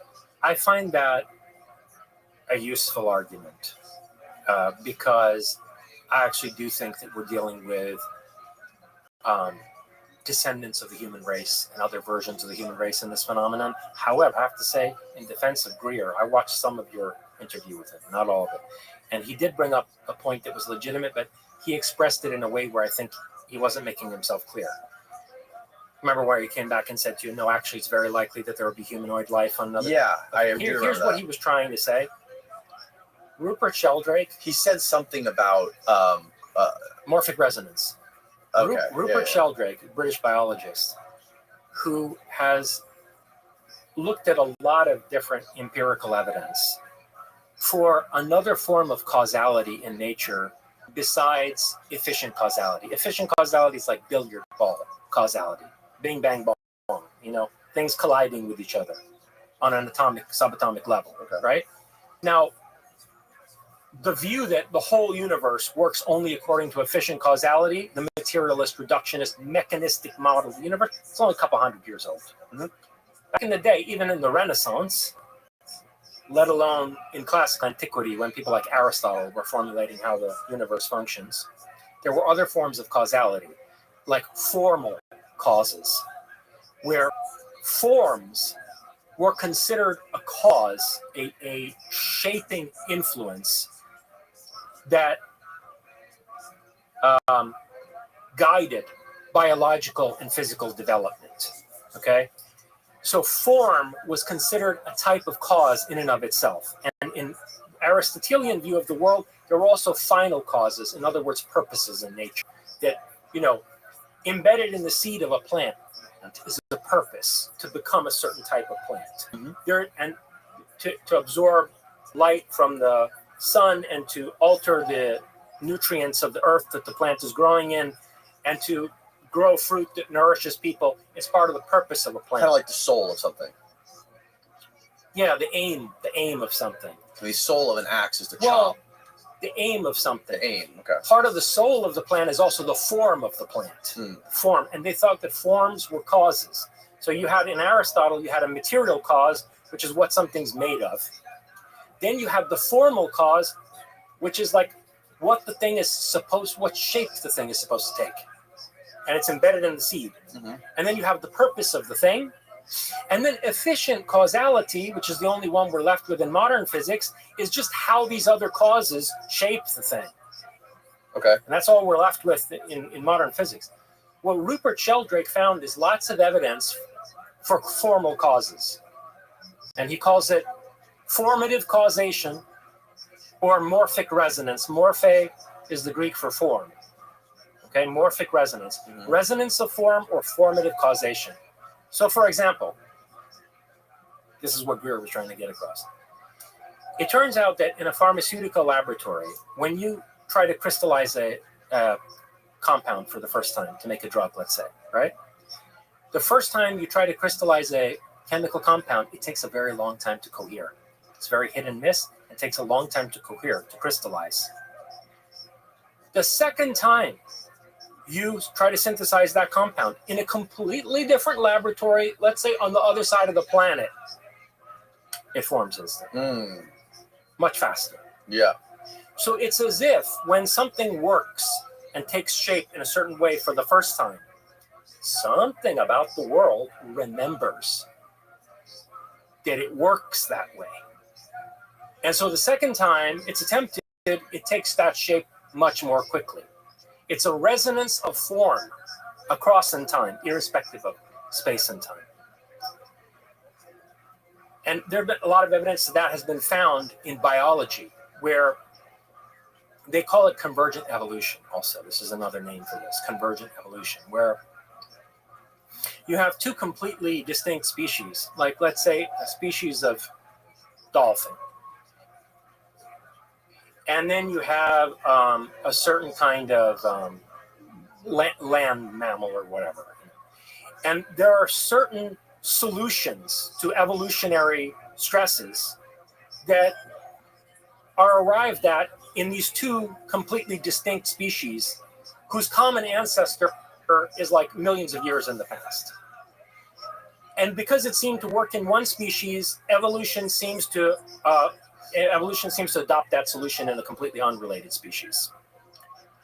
So what Greer was suggesting is that if these, if this type of causation, morphic resonance or formative causation, works irrespective of space-time, it could be the case that on planets that are slightly different from ours, I mean, not so radically different that they, you don't have anything more complex than bacteria, but in a planet slightly different from ours, because the anthropoid form worked here, or maybe worked on Mars 100 million years ago, the memory of the cosmos stores that solution and implements it again as an efficient solution in a different evolutionary context. You're talking about like the dark matter memory. I'm saying it's that. Right. Sheldrake is an Anglican Christian. I got into an exchange with him once. You're combining your theory with so Sheldrake wouldn't want to believe this, right? He thinks these forms exist in the mind of God, basically. He won't say that as a biologist, okay? But he's an Anglican Christian, so he thinks these forms, this memory that stores evolutionary solutions or stores suitable pharmaceutical crystallization formulas. He thinks that's like in the mind of God, basically. I think it's in the simulation. It's a computer system. When something works, the system remembers. Right. And it's not going to waste processing power. Next time it sees something is grappling with the same problems, it remembers, oh, here was a solution to that. Let me implement it again. Yeah. So what Greer was trying to say is that it could just turn out that the 2 arms, 2 legs, brain on top, is a very efficient solution. Yep. And so the system remembers that, and it implements that solution on another planet, in another galaxy, right? Halfway across the universe. Okay, so that's possible. That's a possibility. Yeah, the word he used was he tried to use the word quantum entanglement for it, saying that. Anyways, I got to get a leak real quick. Let's take a quick break. We'll be right back, folks. All right, we're back. We were getting deep. Where were we? We were in dark matter. Yes. We were dark matter, and we were in the resonant or morphic resonance. Morphic resonance. Okay, yes, we were talking about morphic resonance because, so saying like how a monkey can figure out how to make a tool in Australia and simultaneously it happens in North America at the same time. The 100th monkey phenomenon. They found this with rats too. They would run rats through mazes where, they're shocked or rewarded depending on whether they, can navigate the maze successfully. Yeah. And they run the same kind of tests with a completely different group of rats in a different country. Mm-hmm. And if the first set of rats learns the maze successfully, the second set of rats in a different country picks up where the other group left off in their learning curve. So it suggests that there is this morphic resonance. Also, I don't know if this has anything to do with it, but there was also studies that were done where they taught the rats the mazes, and then they chopped out a portion of their brain, and they were able to accurately figure out the maze again, or they flipped their brain upside down, like completely scrambled their brains, and they remembered. Thanks, baby. Yeah, Carl Prebrum studied this in I think the 1980s. 70s, 80s, Carl Prebrum, and he developed what's called the holographic brain theory, that information is encoded in the brain, including skills, are encoded in the brain, both content memory and behavioral memory, in a way that's similar to how an image is encoded in a hologram, where you can slice up the hologram any number of times, a true hologram. The kind that you need a laser beam to shine on for the image to pop out of, not the shitty cheap holograms that they distribute everywhere. Right. Like really good holograms where if you go to, I don't know, a museum or whatever exhibit and you see super high fidelity. Like the Tupac thing, where they got the Tupac performing in front of the crowd. They put a hologram right. Have you seen that? No, I haven't seen that. Show them that. Show them the Tupac. Let's not put. I don't want Tupac winding up in the middle of this podcast. Why not? What do you got? Let's start talking Tupac. Anyway, listen. Laser beams, right, are shown on a holographic film, and an image pops out. Okay. Now, it turns out that if you slice the hologram into fours and you shine the laser beam on any quarter of that hologram, the whole image still pops out. It's a little bit blurry. Okay. Cut it into eighths, whole image still pops out of any fragment of this hologram. And what Pribram said is that the brain seems to work the same way. So that's some trauma victims, who have some level of physical brain damage, still remember things and have certain abilities, even though some of the parts of their brain that you would think are most relevant to that skill have been physically damaged, because the brain records information holographically. Now, this is relevant to what we were talking about in terms of the simulation. And I mentioned this in my book, Prometheism, in the chapter on the end of reality. David Bohm took this data that Carl Pribram basically analyzed in terms of how the brain works, and he applied the same model to the whole universe. And David Bohm, the physicist, argued that certain characteristics of quantum theory, like what we discussed earlier, wave-particle duality, and also quantum entanglement, suggest that the universe functions like a hologram, that we're living in a universe that has holographic properties. And Michael Talbot gave a very compelling, popular presentation of this in his book, The Holographic Universe. Great text from the 90s. Now, that's another angle on the simulation theory. This idea that the universe, like the brain, has holographic properties. In other words, that it's an information storage and processing system. And in that metaphor, the laser being shown on the holographic film is consciousness. The laser is consciousness. So for example, in the double slit experiment, right? Yeah. When the laser particle beam, whatever, is not being observed, and it passes through the double slits and registers on the photographic film as a wave form, right? Meaning that it passed through the double slits as a probability distribution of whether it would go through one slit or the other. That's like a piece of holographic film without a laser being shown on it, where all you see are swirls in the film. In a true hologram, when you look at a holographic film, you can't see any image in it. It's a bunch of swirls. Right. You need the laser beam to shine on it for the image to pop out. I understand what you're That's saying. like observation in the double slit experiment, where consciousness is akin to the laser beam that's being shown on the hologram. That makes sense. So what Bohm and then Talbot were saying is that it's consciousness that makes the universe pop out to us as a phenomenal experience from out of code, from out of mathematical wave functions. Right. In an information process. So then what is consciousness? Exactly.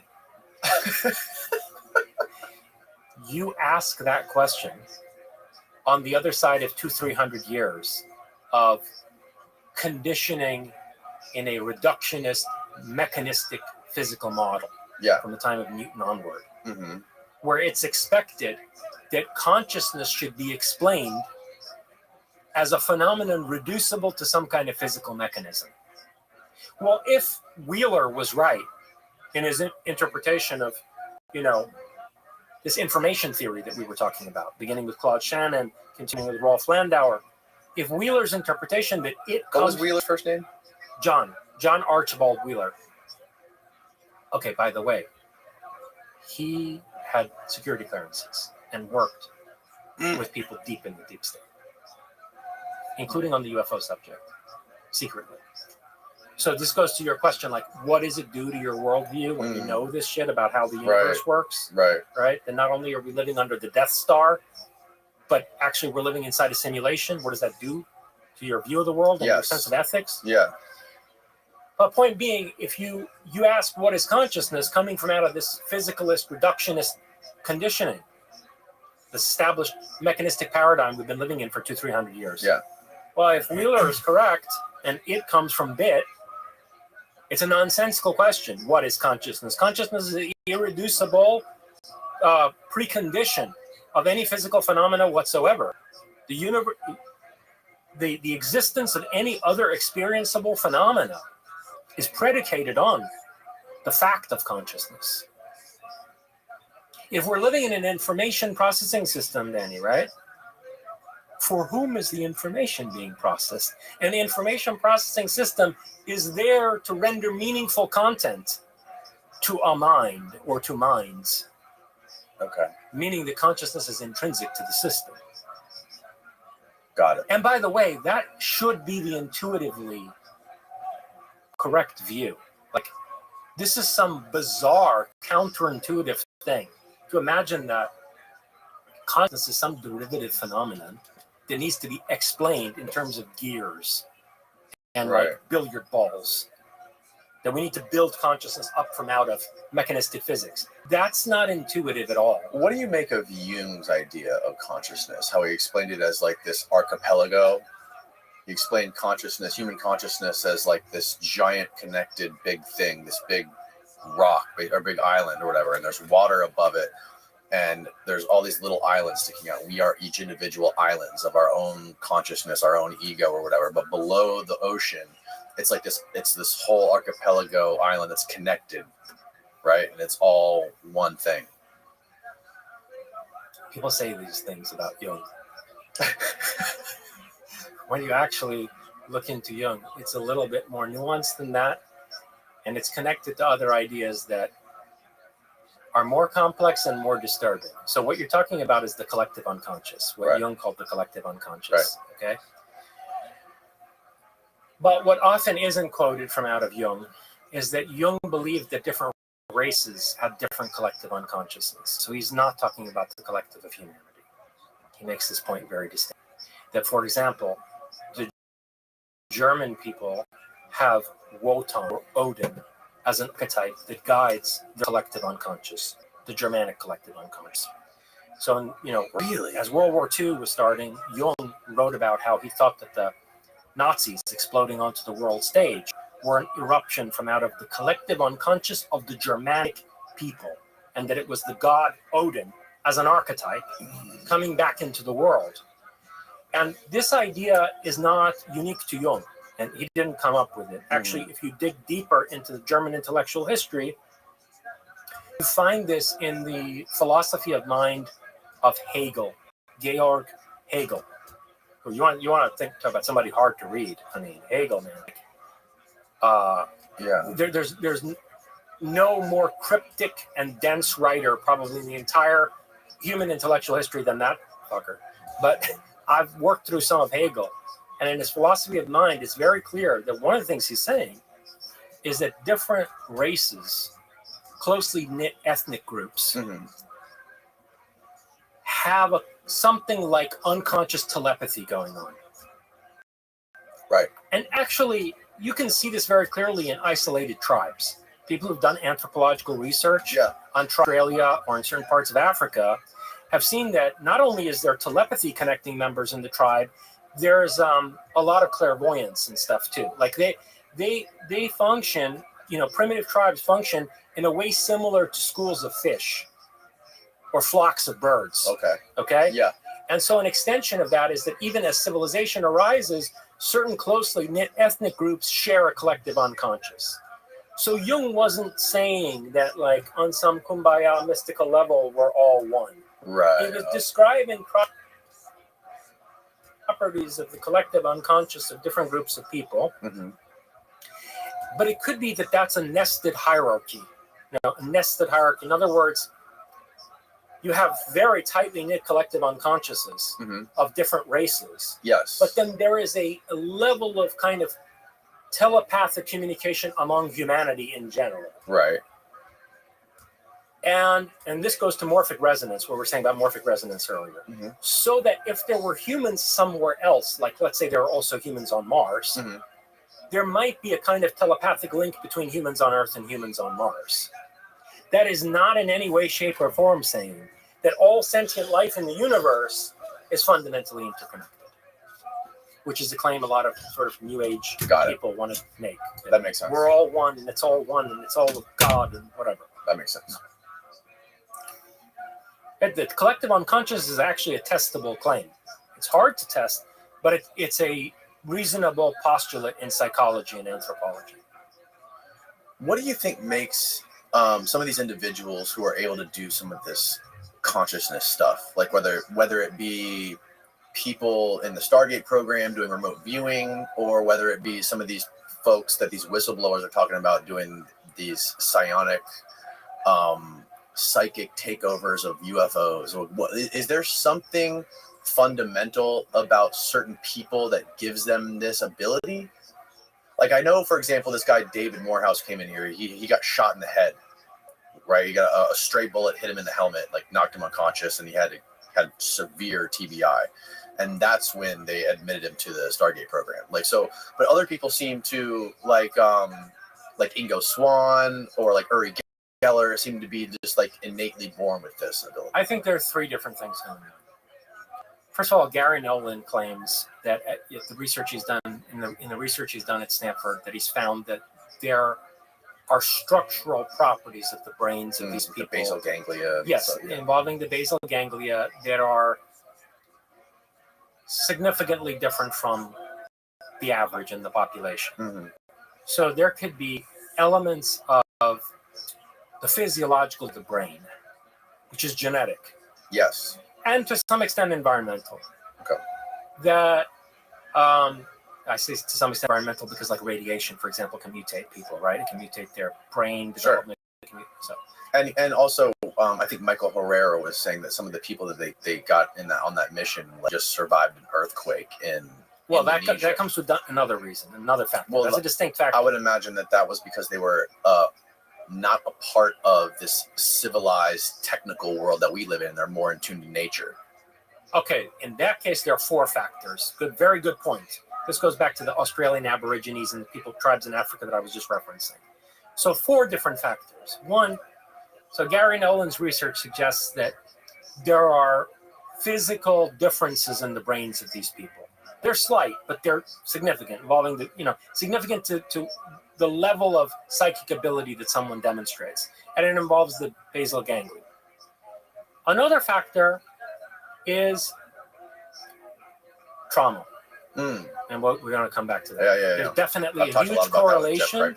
Yeah, there's definitely a huge correlation between trauma, especially trauma from childhood, and the degree of someone's extrasensory perception.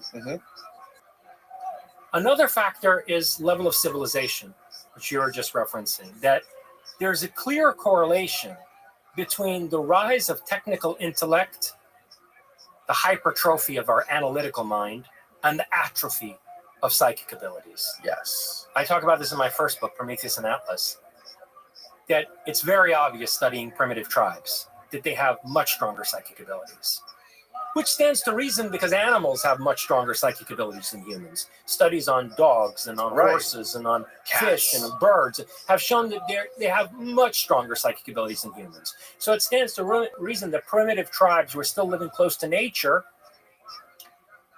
also would not have experienced an atrophy of their psychic abilities because they're relying more on analytical reasoning and on the technology that comes from it. Right? So as we've separated ourselves from nature, both through analytical thinking and through material technologies that do shit for us, this is atrophy. It's interesting. I've heard people who've come on the podcast describe the experience of going down to like the Amazon rainforest and being down there for weeks or even months. And they're saying once you're down there isolated from this hyper-evolved technical world we live in America, and you get out of it into nature out there, something happens to you where your body just becomes in tune with the jungle, where it's weird, where you can sense dangers. Like, I'm not talking about ESP type stuff, where I'm saying like there's something built into us, like buried deep inside of us, where we automatically can like sense the way the birds are chirping that there's danger near, right? Little things in nature that we didn't even know were there inside of us. Yeah, well, people say getting in touch with your instincts. What does that mean? Right. Okay. There's like some deep evolution that's in us that comes out when we're put back in those environments. Someone who wrote a lot about this in a fairly sophisticated way was the French philosopher Henri Bergson. Bergson was an early 20th century philosopher who also, by the way, got involved with the League of Nations. And he, the organization that today is called UNESCO, United Nations Educational and Scientific Organization, UNESCO, which Trump is defunding. I don't blame him, given what UNESCO's become. But back in the day, before the UN was even formed, and it was still the League of Nations, remember the predecessor organization? Bergson helped set up, and I think he was the first director, or he was a director of UNESCO. So he was not just a philosopher like, in an ivory tower. He made a big impact on public intellectual culture. Anyway, Bergson, in his book, Creative Evolution, and also in his book, Matter and Memory, he discusses the evolutionary bifurcation of intellect and instinct. And he shows how various species that operate entirely on instinct, because of their morphological structure, because of the way their bodies are constructed, like certain insects, they don't have the potential to develop technology because their bodies are too well suited to grappling with their environment. It's like they're born ready to handle the world. Yes. Humans are born crippled. Right. And therefore we need technology. Right. And so we, as we develop technology, and as we develop the model building intellectually that allows us to engineer technology, in other words, as we develop a scientific analytical mindset, our instinct atrophies. So there's this evolutionary bifurcation between instinct and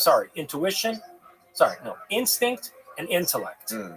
And what Bergson says is that what we call intuition is the resurgence of instinct in the context of a life form with a dominant analytical intellect.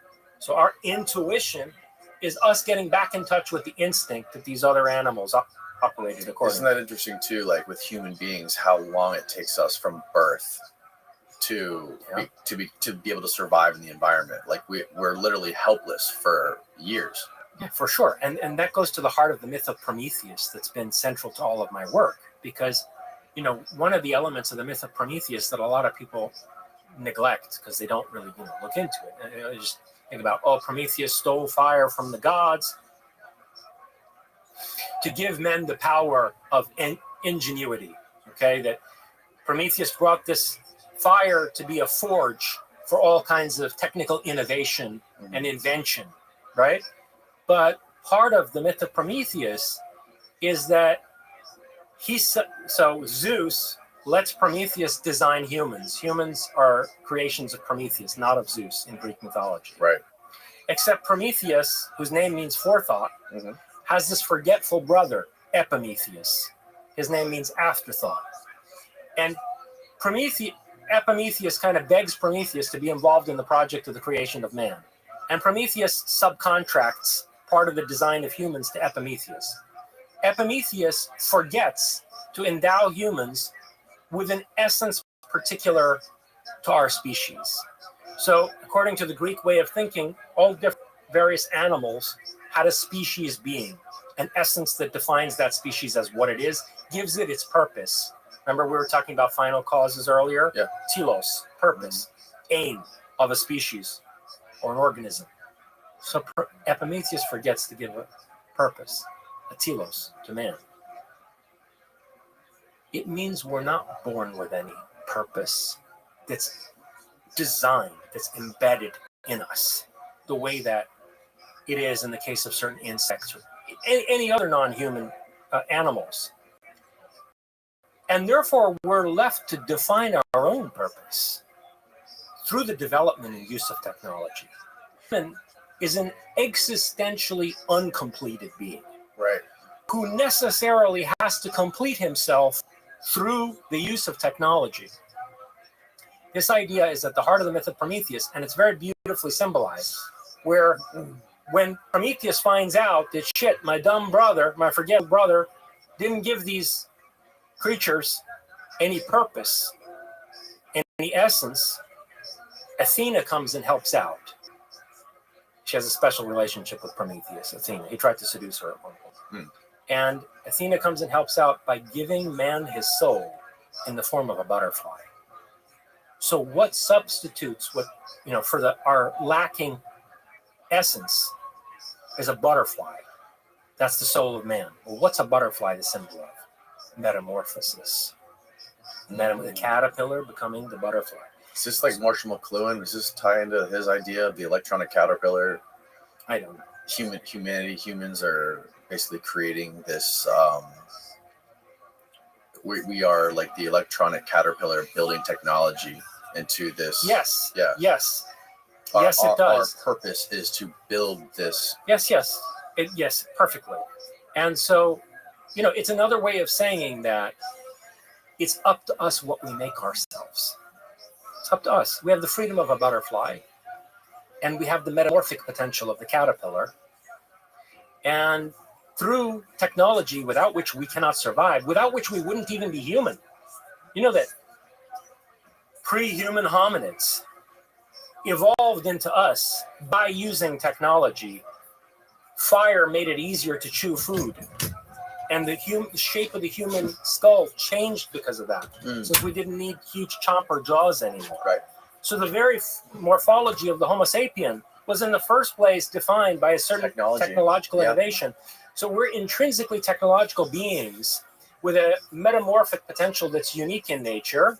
And that means that our evolutionary horizon is open. We can decide what it is we want to become, which is very freeing, but also incredibly dangerous. What do you make of the stoned ape hypothesis that we ate mushroom, which accounted for the extreme growth in our brain size? Well, that's also techne. So Heidegger uses this word techne, which comes from ancient Greek, to express the essence of technology, and it means craft. And cultivation of psychedelic substances is also craft. Mm-hmm. So yeah, it's a form of technology, and undoubtedly, at various junctures, it contributed to the evolution of human consciousness, and probably will continue to. Yeah. DMT, we're talking about earlier off the record. Yeah. About experiments where people are given DMT and they look at laser beams. Yeah. And they see the code matrix inside the laser beam. Right.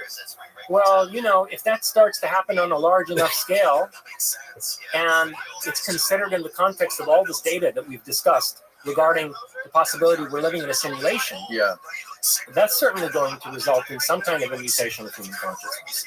Grappling with that fact existentially is going to involve or require a further evolution of human consciousness. Yeah.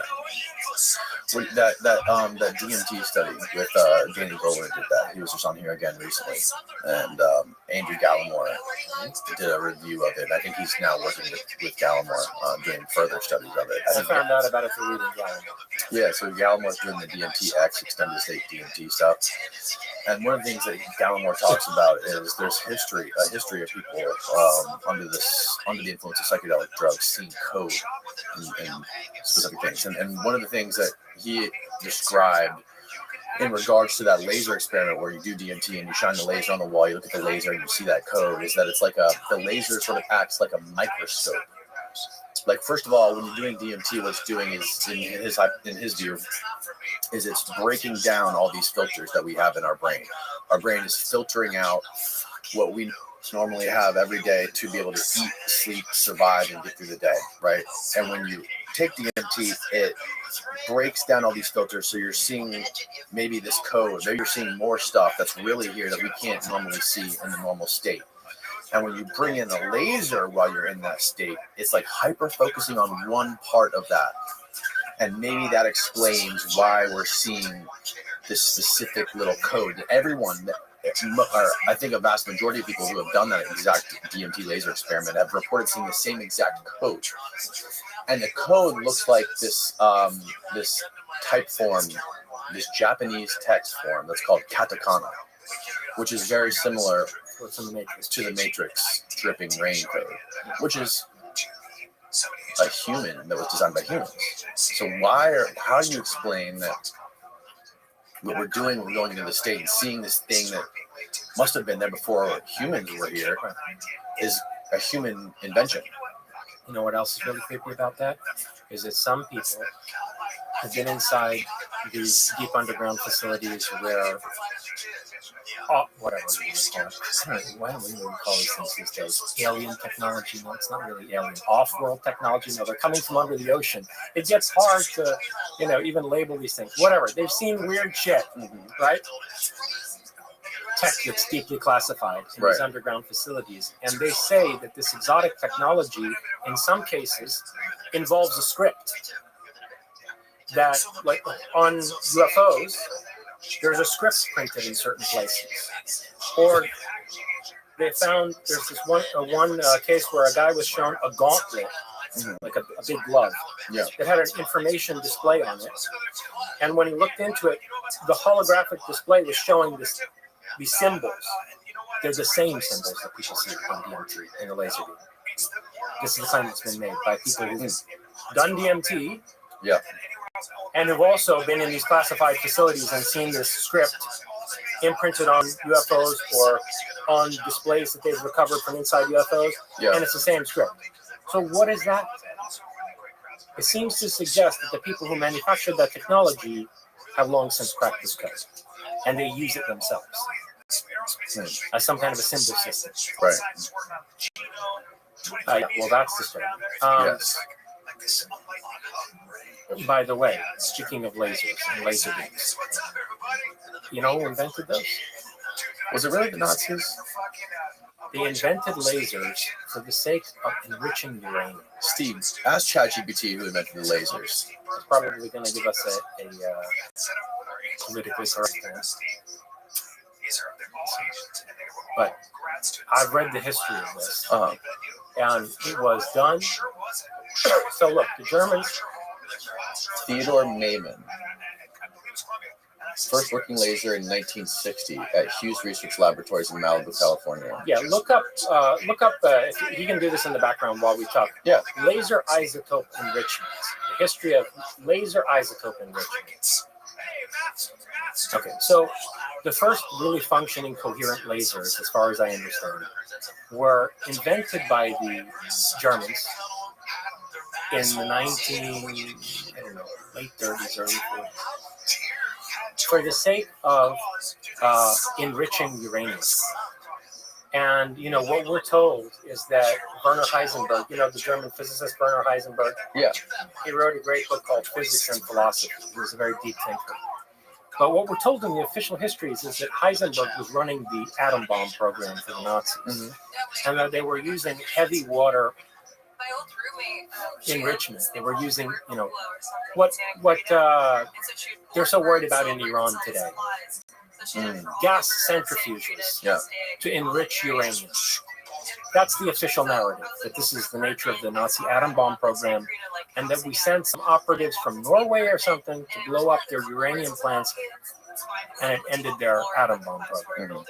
Well, there have been some alternative researchers like Joseph Farrell who are citing other more technical sources.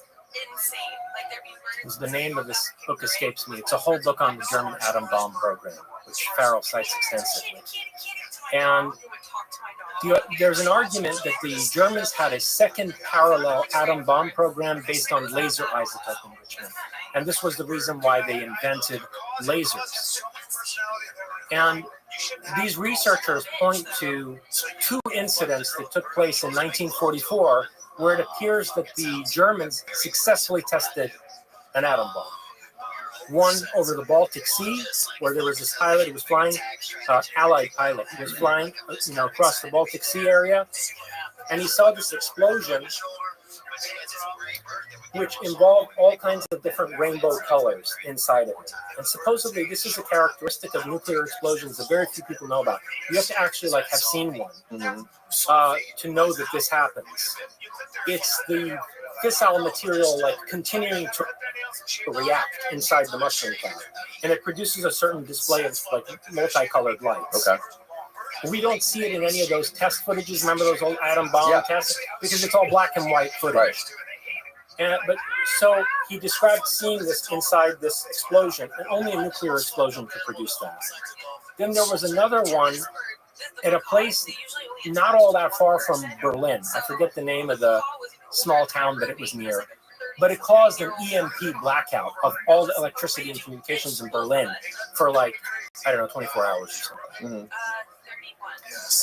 So point being, that's something very disturbing to consider, that like if the Nazis had actually successfully tested nuclear weapons in 1944, why did they lose the war? Right. What is that about? What is that about? Yeah, so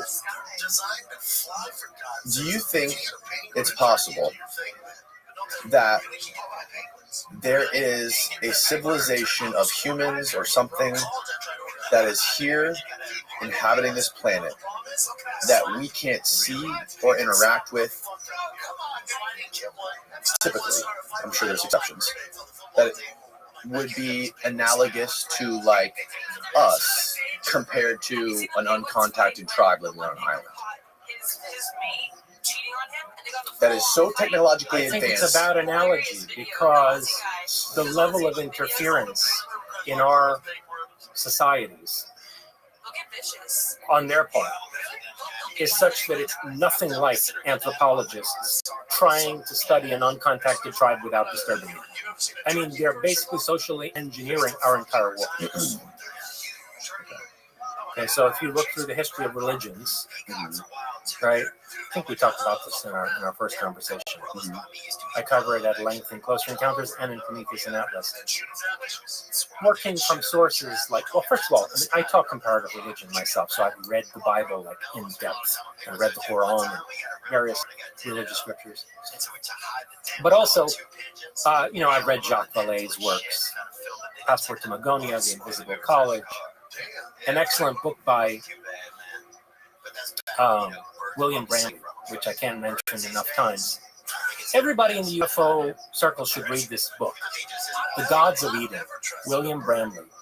Okay?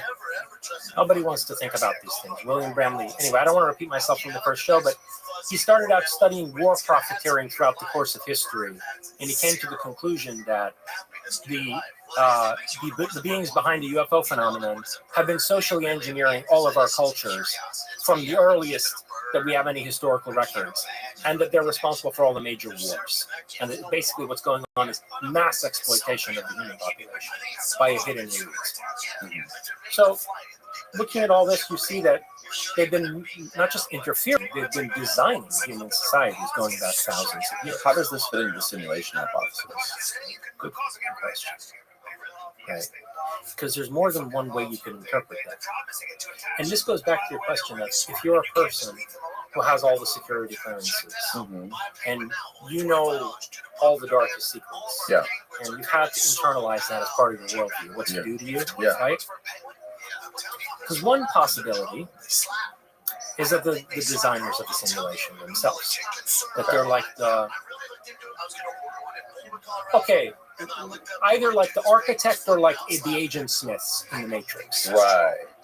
That's one possibility. Okay. But there's another possibility. And by the way, I hope that one's wrong. I hope they're not the designers of the simulation. Because if you look at some of the fucked up shit that these entities have done, like for example, the cases in Brazil, nobody seems to like to talk about those these days. Virginia? No. In the 1970s, in the Amazon basin in Brazil, these Nordic UFO pilots terrorized and mutilated the population. They would burn them with lasers, they would chase them through the forest, they would kidnap people, they left mutilated bodies.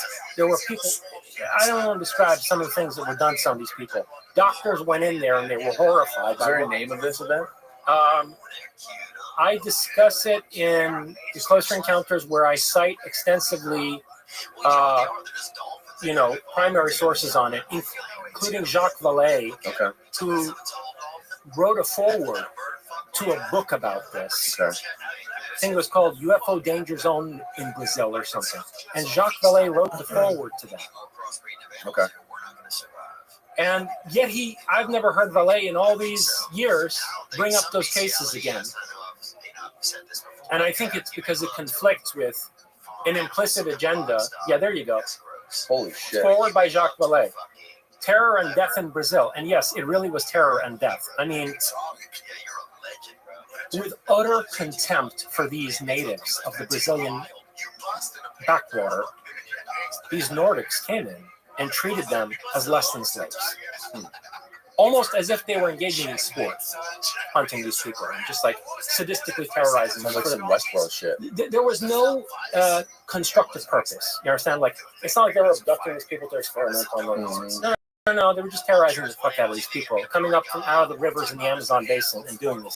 And they were described very clearly by all the inhabitants there, because the people down there, you know, mostly Indian DNA, you know, Amazonian Indian DNA. And so they said, you know, el hombre blanco, you know, they were white people. Blondes, white people. Right. They even thought maybe gringos were behind it. Right?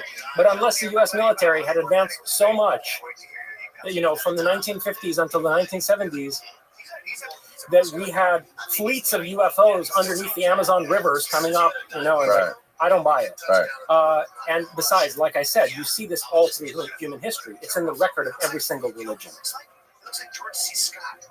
From the Hindu scriptures, the Mahabharata and the Ramayana, and the wars between the Devas and the Asuras, and how they nuked and leveled whole cities, all the way to what's in the Bible, in the book of Ezekiel, destruction of Sodom and Gomorrah. It's all there, same beings. Abraham deals with them. And they're so beautiful that when they first show up, he's so impressed by them that he's like, wife, take care of these people. Like, you know, they seem like they're very important. Those aren't aliens. And the same people go to Sodom to retrieve Lot, right? Or God is going to destroy before he's going to nuke Sodom. And these guys are so attractive. They're such beautiful men that these lectures come around the house of Lot, and they all want to these guys. And so Lot, the great prophet, chosen prophet of God, volunteers to give his daughter to be by these men instead of allowing them to be by the crowd that's amassed outside his house. Anyway, point being, they were called beautiful people. Okay? Wow. Those are not aliens. Those are humans who are up to no good and have very advanced technology. So point being, I hope they're not the designers of the simulation. There's another hypothesis, that they're people who figured out they're in a simulation a long time ago. Remember what we were saying about Mars? Yeah. And McMonagall was saying they're trying to find a way out. No matter what they do, they can't find a way out. And remember you said to me, I was talking about, you know, Brandenburg's study of how many nukes had to have been detonated in Sidonia, and you're like, well, then the nukes destroyed the atmosphere, right? Well, there's another possibility, that this was the first version of something like the destruction of Atlantis, where these giant pyramids on Mars were data centers. And the Martians started to experience this geophysical information catastrophe, and they nuked their own servers, trying to stop the thing as it was getting out of hand. But, they got to it too late. So, point being, the people behind the UFO phenomenon, and I belabor that point, people behind the UFO phenomenon, could be the first people who figured out we're in a simulation, and it totally fucked their heads. And as far as I can see it, they became very sadistic. Now, one of the things Greer was explaining to me is that if there are people or organizations, private companies, aerospace, that have figured all this out, they hypothetically would be more powerful than any world government, maybe all of the world government, maybe Russia, China, US combined, militarily wise. And that would explain, he also goes on to say how like top J2 generals cannot get access to this stuff, meaning basically the highest levels of the US military can't even get clearance on this technology. They're like holding it hostage from the US. How do you suppose such a structure would have developed? I would imagine it would have started with the United States and DARPA after the World War II. And through paperclip and through other stuff we were doing. And it got so out of hand because obviously the government didn't want to have accountability over this stuff, so that's why they put it in the private sector. And basically, they figured it out to an extent where it maybe took off and got so powerful that they realized, look, we don't need to fucking answer the U.S. government anymore. We control this stuff. And maybe they're running around the world right now with impunity, doing things that we have no idea what the fuck they're doing. And maybe they're like, I think you described it in a way as if potentially these are the people that are waiting for China and Russia and the United States are like fish in a pond fighting, and they're waiting for them to get worn out. And like then just take a cat waiting for the fish. Eat the fighting fish. Right, yeah. Staatssicherheitsdienst, National Security Agency. It's a Nazi term. It's imported into this country. National Security Act of 1947 established the National Security Agency, the CIA, and basically the entire infrastructure of our deep state. That's also when we changed the name of the Department of War to the Department of Defense. Very cute. So get this. And we created the CIA. Yeah. So a lot of people we brought thousands of Nazi scientists over here. And people talk only about the physicists for some reason, the rocket scientists. We'll come to them and the bizarre shit was going on with them. But there were also psychologists we brought here. We brought biologists here. We brought all kinds of people. The psychologists who developed MK-Ultra eventually, starting with Project Bluebird in the 50s, became MK-Ultra in the 60s. Bluebird was worse. They were experimenting with children. These were Nazi psychologists who were brought over here to develop these behavioral sciences. They had been doing these things in the concentration camps. So we bring all these thousands of Nazi scientists over here between 1945 and 1947, okay? You know what else is happening at the same time that nobody seems to talk about? You read the Spanish newspapers at the time, and they're saying bizarre shit. That Otto Skorzeny, you know who he was?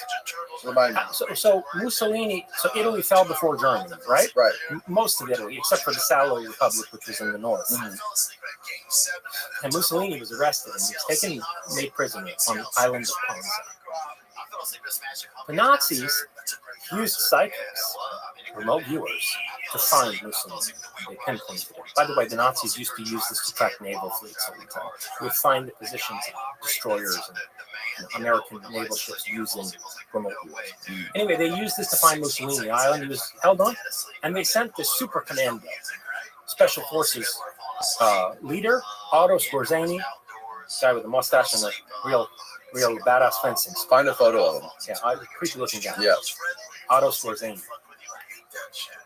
They sent him to retrieve Mussolini. So there's these pictures where Mussolini has been freed. He's been extracted by the Nazis, and he's with Skorzeny and Hitler. He's been brought back to Reich headquarters, right? They took care of their boy. They found Mussolini.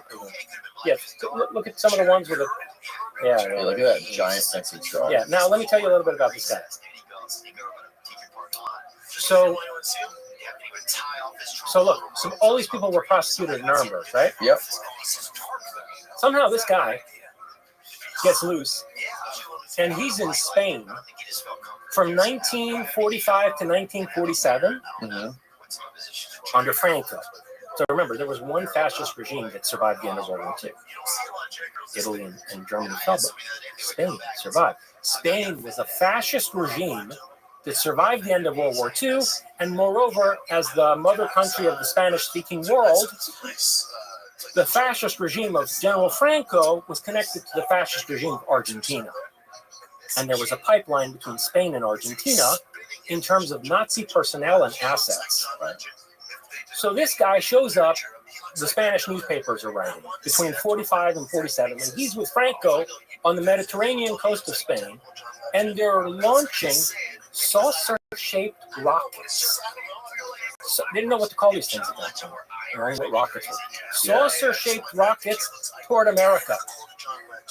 What happens in 1947? Roswell. Where is Roswell? the only military base at that time housing nuclear weapons, the base from which the Enola Gay flew to drop the bombs on Hiroshima and Nagasaki. Right. Okay? So here's something really disturbing about Roswell. Corso's descriptions. Exactly. Corso's descriptions don't fit anything from an alien craft, man. The guy was in charge as head of foreign technology division of understanding foreign countries' technologies, right? Right. And what did he say was pulled out of the wreckage and then reverse engineered? Velcro, night vision. What else? Kevlar. Kevlar. Come on, man. Aliens coming here from another star system are using Velcro and Kevlar and night vision. That's their state-of-the-art technology. Talks about this stuff. There's a reason why nobody's about it, Dan. There's a reason why nobody. Corso, how did Corso describe this stuff, and where's it documented for people to read it? Day after Roswell. It's in Day After Roswell. Yeah. And he says Kevlar, night vision. Now, Joseph Farrell wrote a great study of Roswell and other associated incidents in the context of Nazi psychological operations. It's called Saucers, Swastikas, and Psyops. By the way, I have big problems with. By the way, don't think I'm trying to promote Joseph or something. I spent a couple days with the guy. I got big problems with him. He's an Orthodox Christian, high up in the Orthodox Christian apparatus and so forth. So, Joseph Farrell's worldview at a deep level and mine couldn't be more opposed, right? But I have to say he's done some very rigorous research. And the stuff that Farrell... Swastikas, saucers. And psyops. Squarzani's on the cover of that book, actually. Yeah. Wow. And so Farrell is commenting on Corso and what Corso wrote in Day After Roswell. And he's saying, there's no way this is alien. There's no way this is alien. Nazi technology was anywhere between 5 to 10 years in advance of ours. We know that. We know that looking at the history of technological innovation, for example, in computers, the Nazis had very small transistors already. In World War II, it took us another 5 to 10 years to develop those. IBM had a German subsidiary called Dehomont. It was the German branch of IBM. The information was so compartmentalized that German IBM was ahead of American IBM, the parent company. And they had transistors that were much smaller, right? So you can look across all the different fields of technology and see, for example, the Germans testing night vision goggles in the African desert in 1942. They were 5 to 10 years ahead of us. Yeah. Then when you look at the saucer technology itself, electrogravitics and the saucer airframe. Who were the brothers that were working on this stuff? The Horton brothers. Yes. So when you read the Twining memorandum, General Nathan Twining's memorandum about the saucers, about flying discs, as they called them in those days, there was a fake version of that was modified and it was leaked in the UFO community, a couple decades ago. So, and it changed a few sentences to make it out like Twining thought these were aliens. The original Twining memorandum has since been excavated, and where you read, at the end, when he's drawing his conclusions and making recommendations, he says basically, this looks a lot like Nazi shit, and we really should find out where the Horton brothers are. Okay. So, Annie Jacobson talks about this a lot in her Area 51 book. Yeah. And I've asked a lot of people about it, and no one seems to buy into it. But I know you're familiar with it. Basically, the idea is that there was evidence is very good. Mengele surgically altered some children to go in that thing, and it was remote controlled here. Progeria children.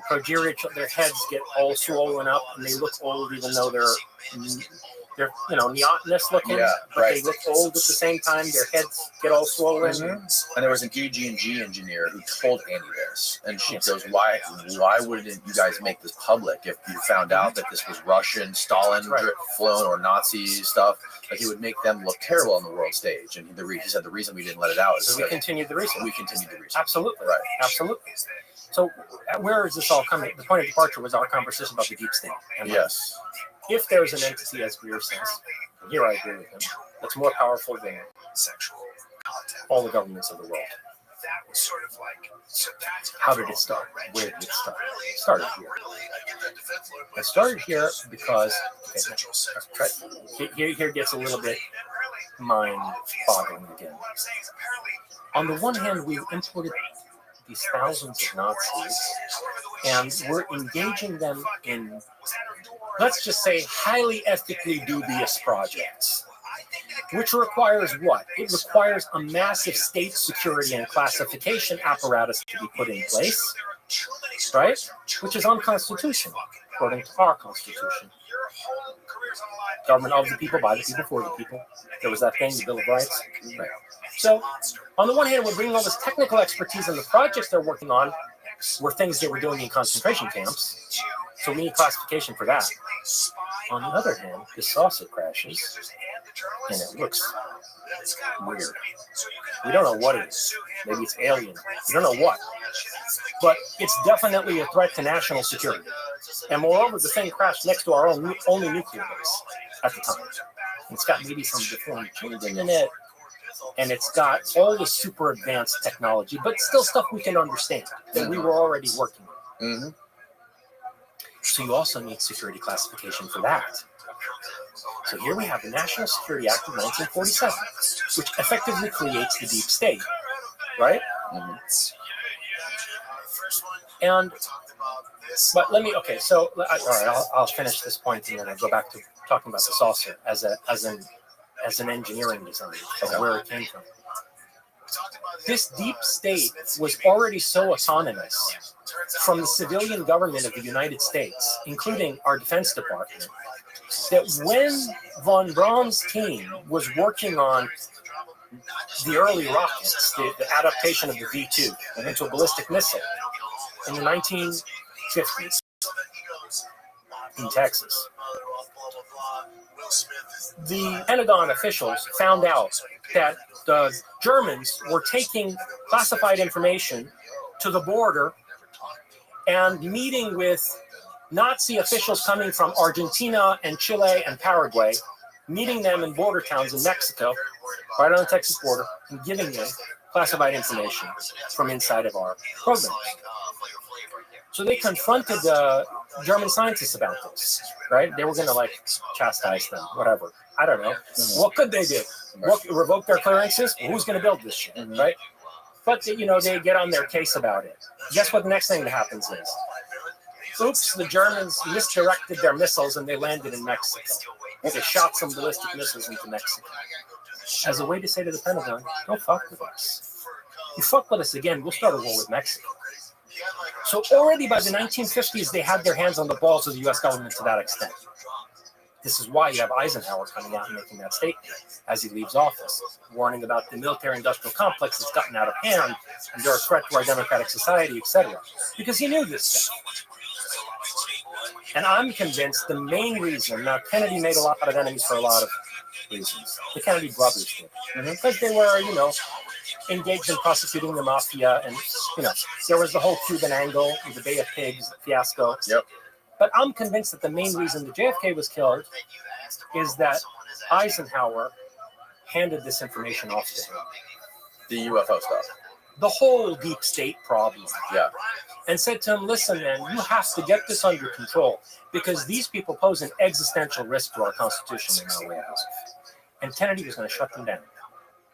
And even after he was executed, his brother would have pursued the same policy. So they were both taken out.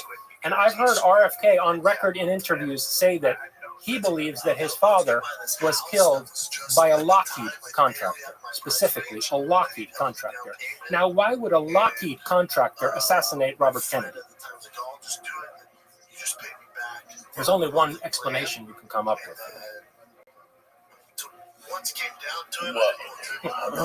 Now, this is the place to go back to the saucers. Okay? All right. Okay. Lockheed Martin used to be called Martin Aircraft. Yeah.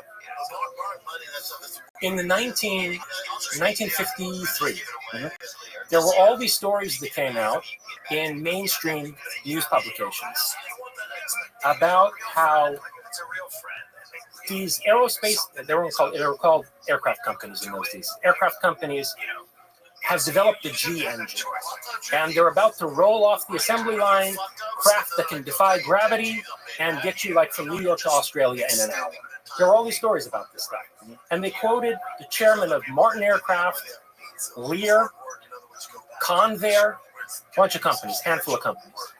And the only one of those that's still active in the defense industrial scene is Martin Aircraft, which became Lockheed. Okay? Okay. And then by 1955 or so, the story disappears. The story disappears.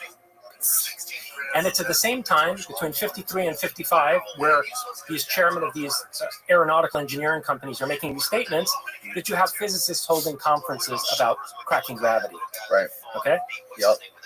So the United States cracked gravity circa 1955. Right. Townsend Brown was also developing, this polarization effect. Bryce DeWitt, Lewis Whitten. Yes, and Ed Whitten. The other company that has some of this tech is Northrop, which designed the B-2 bomber. Right. Which some people say the B-2 is a reference to the Brown-Byfield effect. Right. That can basically augment the propulsion of an aircraft by lowering the effect of gravity on the aircraft. Yeah, with ion wind. Yes. And so by 1955, they figured this shit out. Mm-hmm. And then went black. Now, let me ask you something.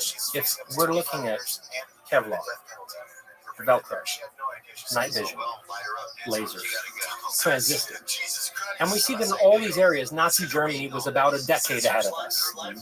And we cracked electrogravitics in 1955. When did they crack it?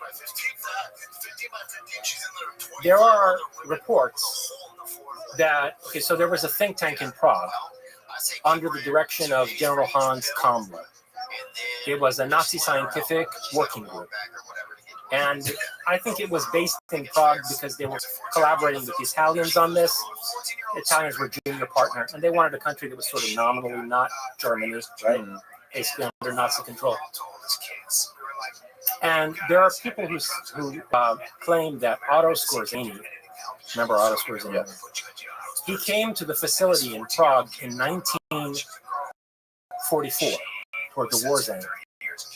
And he saw that the scientists working under General Kammler had developed a circular disc-shaped airframe that was tremendously aerodynamic in its performance. And it had a number of interesting features. One is it had these vents that suction the boundary layer. It's called suctioning the boundary layer, where, air resistance develops around the edges of any airframe, like an airplane or anything that has sharp edges to it. And so, first of all, by making a saucer-shaped craft, they're already reducing air resistance. Then they had suction vents that would suck in the boundary layer and redirect that airflow into the propulsion system. They also developed a kind of metal that was perforated. They called it Luftschwamm, flying foam. And it was a special kind of metal that had lots of tiny holes in it. They would also allow air to pass through. A very light metal, which further reduced air resistance. The same think tank, the Kammler staff in Prague, was working on this 9 to 12 foot tall, acorn-shaped or bell-shaped reactor. It was a Nazi bell. Yes, it was a mercury-thorium reactor whose purpose was to generate more energy than is put into it. It was constantly powered by AC energy with big cables and intermittently shocked with direct current, and it would counter-rotate. Drums filled with mercury and thorium isotope inside of the shell of this device. And what they realized in the Kammler Stab was we could take this thing and put it inside the saucer. Originally, the saucers were powered by rotating jets. And so we could take this magnificently aerodynamic airframe and take this reactor and put it inside it as a power source.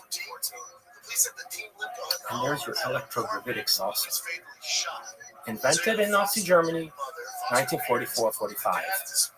We cracked the same engineering problems and propulsion issues in 1955. So what does that tell you about all the rest of the stuff that was discovered in Roswell? It fits the pattern of the Nazis cracking this a decade earlier than we were there, scientifically and technologically. And by the time we were there in 55, this deep state, run by Nazis, already had its hand around the balls of the civilian government of the United States and had already set up the national security state to sequester this information. And this is kind of similar to the idea of that Spectre organization in the Bond. Yeah, I mean, Ian Fleming was an intelligence operative at a very high level. Yeah. He was involved in surveilling Martin Bormann. Ian Fleming was involved in the operation of tracking and surveilling Martin Bormann, who was Hitler's chief financier. He was the money man of the Reich. And Bormann died 3 times. There's 3 different accounts of this guy's death. Faking his death? Yeah. I mean, twice wasn't enough. There's 3 different accounts of this guy's death, right? You have to be convinced he's dead. Except that from beyond the grave, he writes a check in his own name through Chase Manhattan Bank in Argentina in 1975. So Martin Bormann is still alive in 1975, writing checks for huge amounts through Chase, by the way, a bank whose logo is a swastika. Pull it up. Take a good look at the Chase logo. Put Chase logo swastika. Take a look at that. And who founded Chase? J.P. Morgan. J.P. Morgan was business partners with the Dulles brothers. Holy shit! It is a freaking swastika. Yes. Keep going down. There's better depictions. Was there like an older version of it that was even more similar? Because I mean, that's pretty close. Yeah, it's a good question. The Ford Motor Company also had a swastika in its logo before it became politically incorrect. Ford was a supporter of the Nazis. Ford loved the Nazis. Ford was building shit for them even after the war. Yes, he was building tanks that we were blowing up on the battlefield for the Nazis. Ford was a virulent anti-Semite. He put copies of the Protocols of the Elders of Zion in the early Ford cars that were manufactured. You could find it in the glove compartment. Type in Ford logo swastika. Let's see if that comes up with. So anyway, the earliest Ford logo swastika. You punch in? Yeah, Ford Motor Company. No, that's not it. No, that's it. No, that is the Ford Motor Company. Ford Motor Company. That was their logo? Yes, that's their logo. I'm telling you, the guy. Listen, find some more of it. Ford. I found better ones of it before. I put them in other interviews I've done. If you can find the drawing, that's cool. No, that's not it. Anyway, look. Yeah. He was such a rabid anti-Semite. You know what the Protocols of the Elders of Zion is? It was a document about how Jews have a conspiracy to control the whole world. Right. He took copies of that, mass printed them, and would put them in the glove compartments of the cars we sold to people, just so he could make sure everybody could read it. Big supporter of Hitler. So okay, but this is putting our finger on something important about this, which I was trying to get at. Yes, right. J.P. Morgan, based in New York, was business partners, Morgan Jr., J.P. Morgan Jr. Yeah. Was business partners with the Dulles brothers. Alan Dulles becomes head of the CIA, and Rockefeller. And these 3 together, Morgan, the Dulles brothers, and Rockefeller, funded the rise of Nazi Germany from America. Right. Okay? And they funded Mussolini, too. So, point being, there was already an American power base for the Nazis before the war. Mm-hmm. You see? Mm-hmm. So they had the connections already to fall back on, including people at the level of Rockefeller and Morgan, to help them move money. Why is Chase clearing a check written by Martin Bormann, who died 3 times? Why in 1975 are they still clearing checks written by this guy? Yeah. From Argentina. Mm. And who is the guy, Rudolf Hess? So In 1938,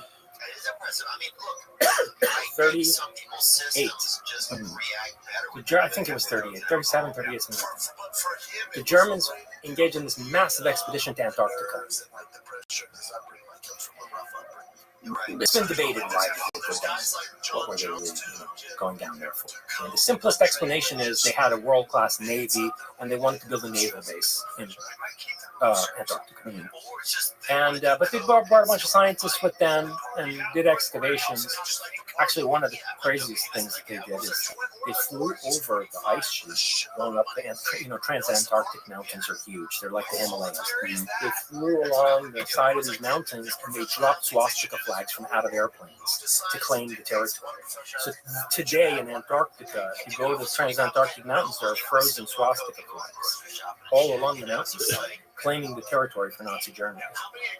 Anyway, Rudolf Hess was sent down there. Antarctic, Deutsche Antarctic Expedition. And he was doing what? What was his title? Question. He was military.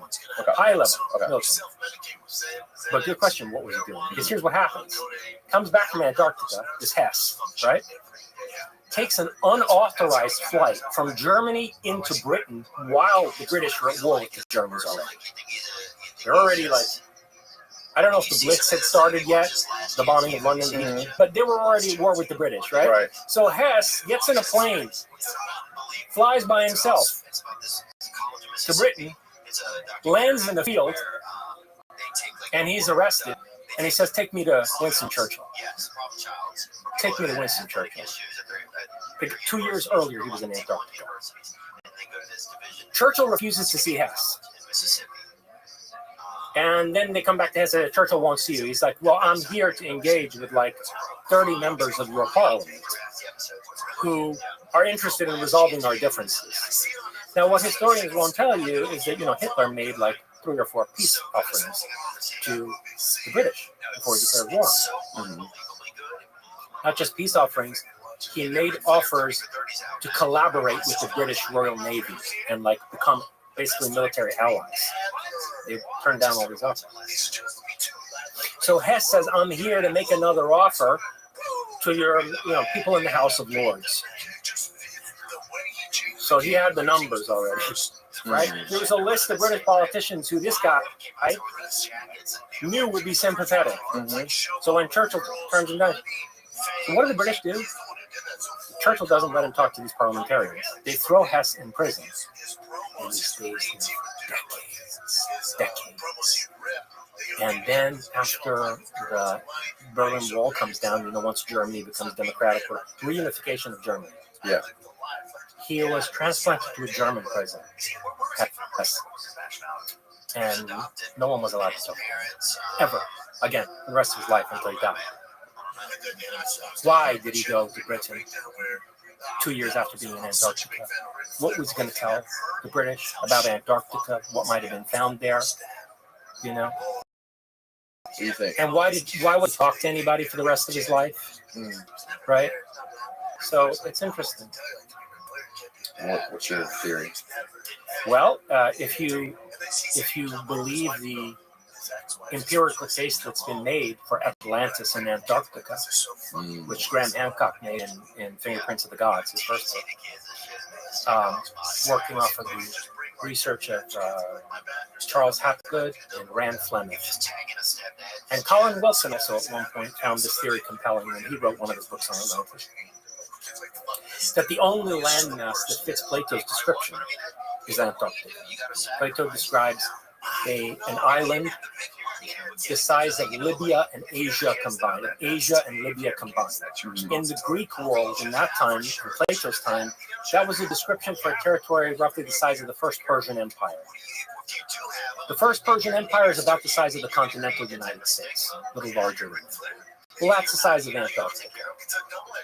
Moreover, Plato said that Atlantis was in the world ocean. Well, what does that mean, the world ocean? He said it was outside the Pillars of Hercules, which means the Strait of Gibraltar, but he didn't say it was in what's now the Atlantic. People get this asked backwards. The Atlantic is named after Atlantis. It's named after Atlas, not the other way around. It's not like Atlantis had to be in the Atlantic because it's the Atlantic.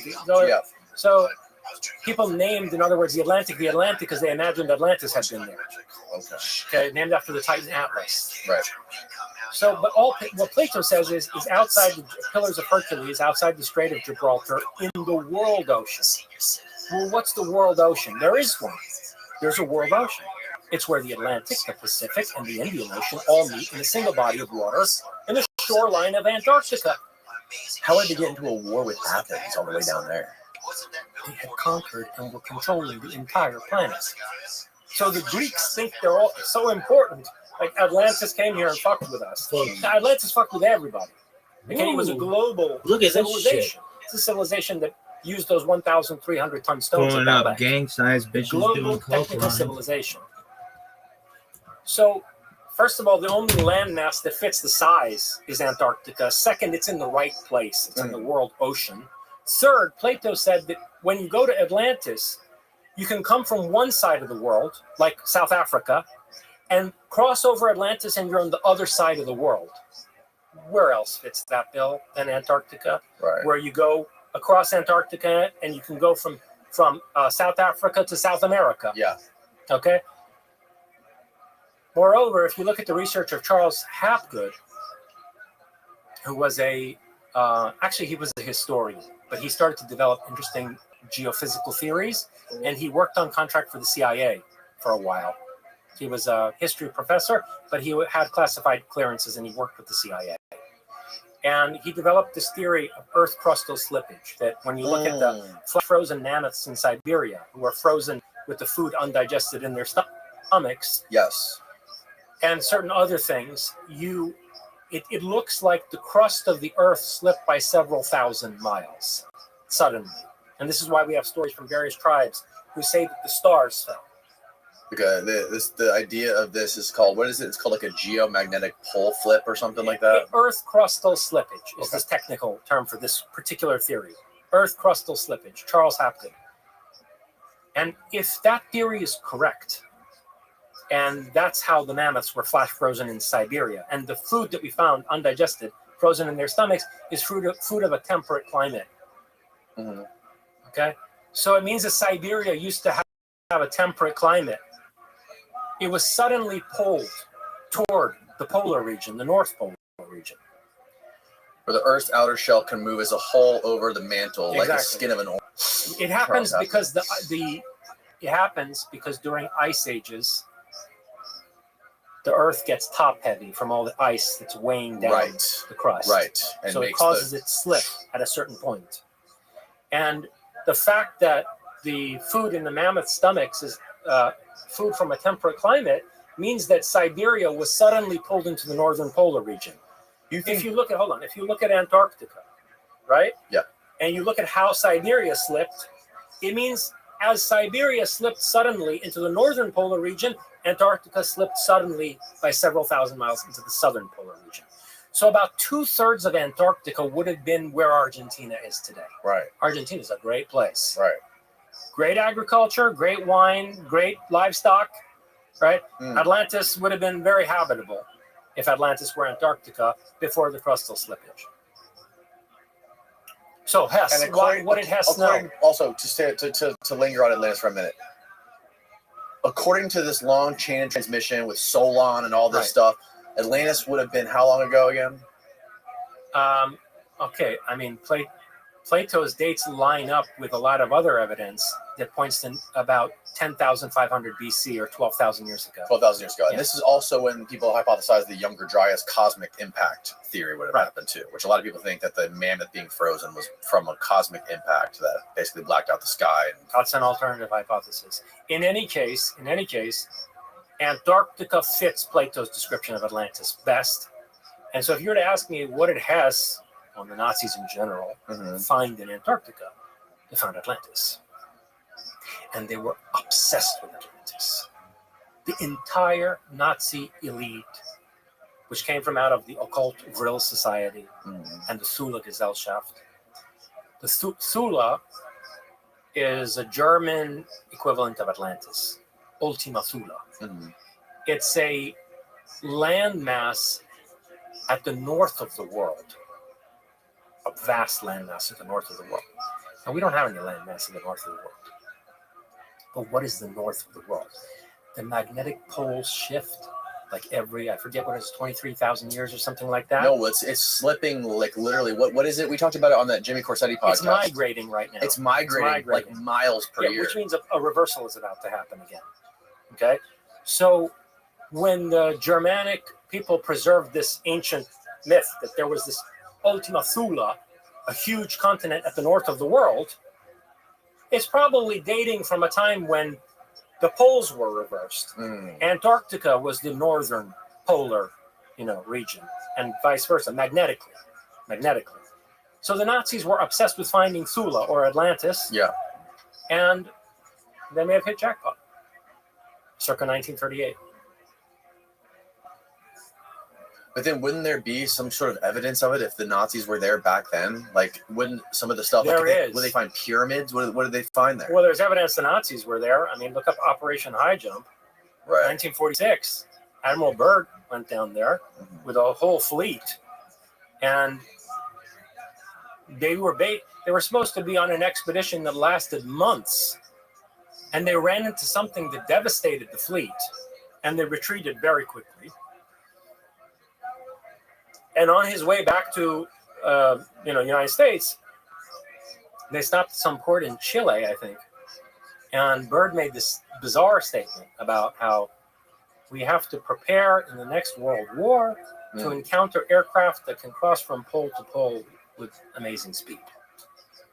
And so it looks like they went down there, maybe because they knew the Nazis were down there, tried to clear them out or something, and they had the ship. 46. What do you make of the argument that Plato was full of shit and he wasn't the historian? He was just making up hypothetical allegories, like the allegory of the cave. What was Atlantis just another philosophical allegory, like the cave? Okay, let me answer in two ways. Okay, my first answer is that it could be that Plato never existed. We can completely disregard Plato. The evidence for Atlantis is overwhelming. Don't call it Atlantis. By the way, I'm pretty sure the Atlanteans didn't call it Atlantis. They probably had some other name for it, right? So, other than Plato, what is the most compelling evidence? There's so much compelling evidence. I mean, first of all, the megalithic structures that have inexplicable engineering skill behind them. In Egypt? On every continent. It's everywhere. Look at Tiwanaku in Bolivia, the Calasasia at Tiwanaku in Bolivia, some of the older sites in Mexico, in the Yucatan. All of these sites exhibit the same enigmatic. Sacsayhuaman is another one. Ollantaytambo, the walls at Sacsayhuaman and Ollantaytambo are made of insanely gigantic megalithic blocks, which intersect with the blocks next to them, sometimes at 12 different points of intersection. Yeah. Which means that either they had a way to liquefy stone and mold it as they were putting stones together, or something even more mind-boggling, the stones were all pre-cut, like jigsaw puzzle pieces, and then put in exactly the right place. Well, either of those are insane from an engineering perspective. I mean, even we won't do that. We won't. Maybe we can just barely now, but no one in our world would ever think to try to do something like that. And by the way, that type of building, it turns out, it's extremely earthquake resistant. Yes, it is. Because it wobbles and then locks back into place. Yeah, also the ground that it was built on, something about it, the way they built the foundations of it, the stone is like super flexible and malleable. Yeah, and some of these blocks, like the ones at Baalbek, 1,200-ton stones, 19 cranes can't lift those things. 19 industrial cranes. Who did that? Yeah. All right, so look. I mean, it's written in stone. Whether you want to call it Atlantis, I agree. Who cares what you call it? I agree. That's evidence of a super advanced civilization that was here before we have any kind of explanation for it. By the way, other cultures have other names for it. Not all cultures call it Atlantis. You find this in almost every civilization in the world, that there's a myth about a super civilization that existed in antiquity, and that the people who lived there were demigods, that they were godlike people, who then disseminated knowledge to other primitive cultures in the world. You find this basic myth in the Mayans, you find it in the Egyptians, you find it in the Middle East. In Iranian civilization, which is something I'm very familiar with, I wrote a whole tome on the history of Iran. Yeah. In ancient Iranian culture, they called this place Aryanam Vaeja, which means the seed cradle of the Aryans, meaning where the Aryan race came from. That's what they say. Right. And they say it was a place, this is a very interesting detail. So you have all these flood myths around the world. Right. And the flood myths are connected to the myth of the destruction of the super civilization in all these cultures, including Mayan culture, Egyptian culture. The one exception is Iran, where Iran, we talked about this first interview. Iran, the name means Aryan. It's a Middle Persian form of the ancient Persian Aryan, or Aryana.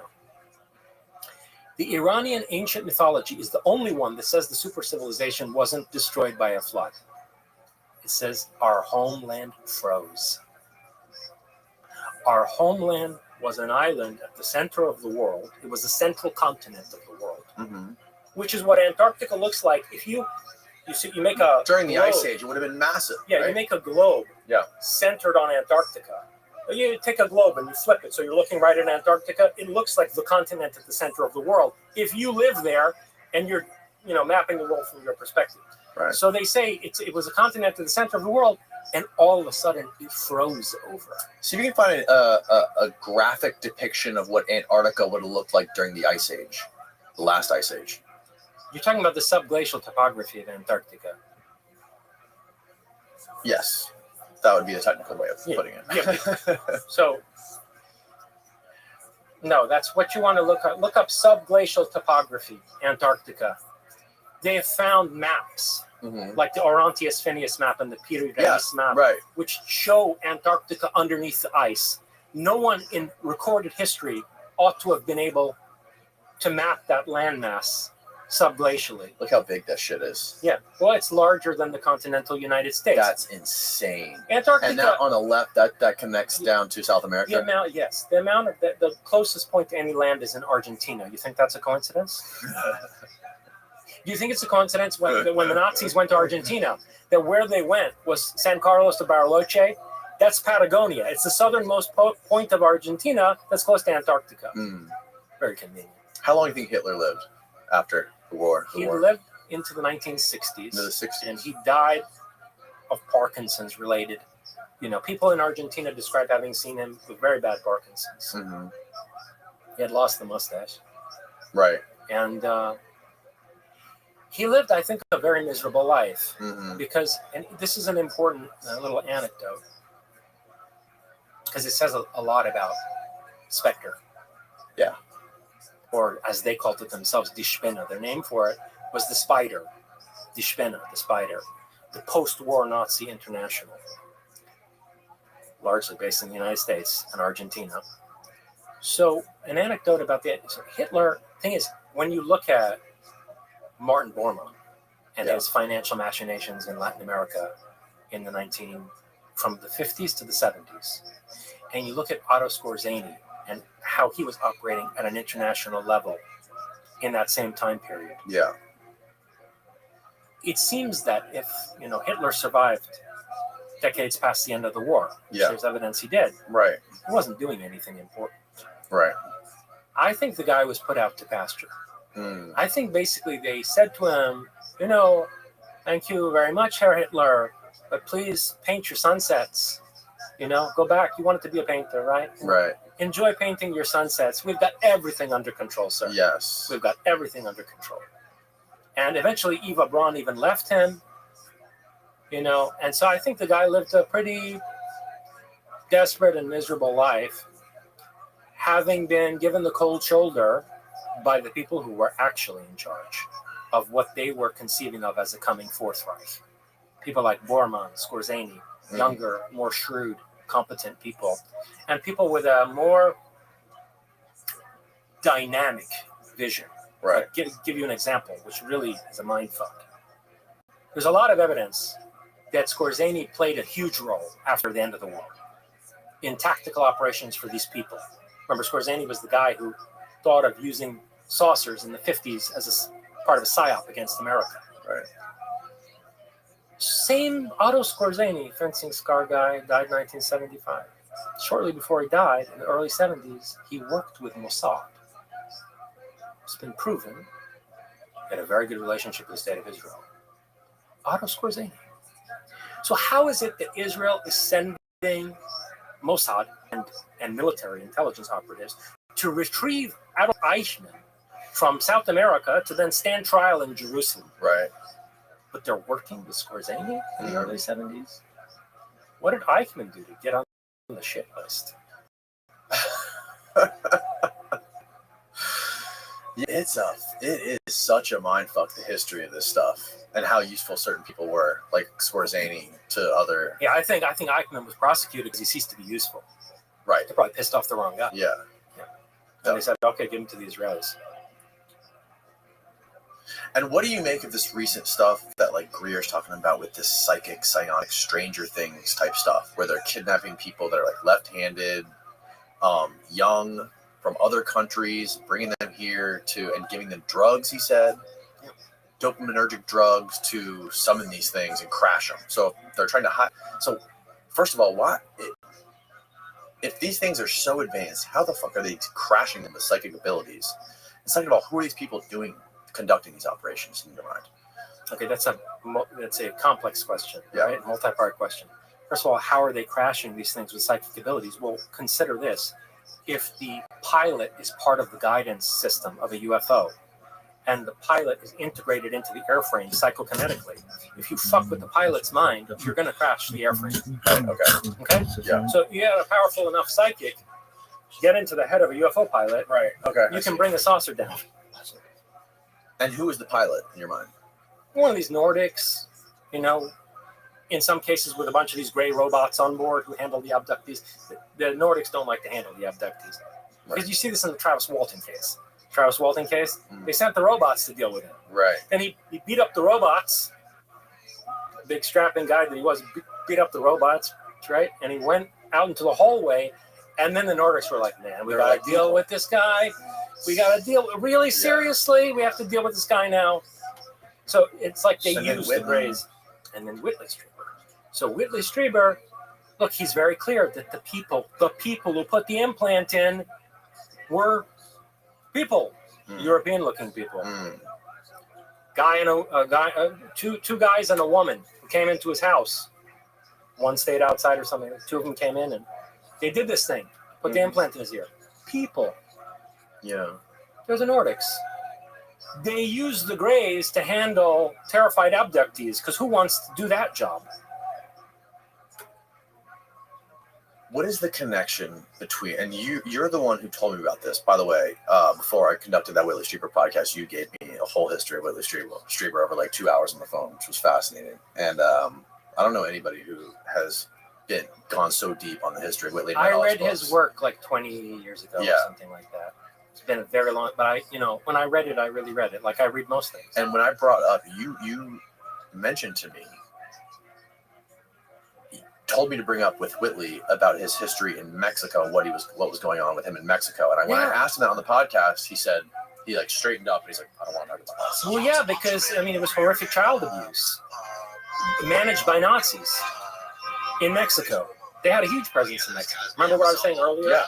Was that paperclip rocket scientists would come to the border towns in Texas and Mexico and do data drops, handing classified information to their fellow Nazis who operated more freely in Mexico and throughout Latin America. So this was some sort of program to induce trauma in kids? Pre-MK Ultra. So MK Ultra was like the Bud Light version. They had shit before MK Ultra that was even worse.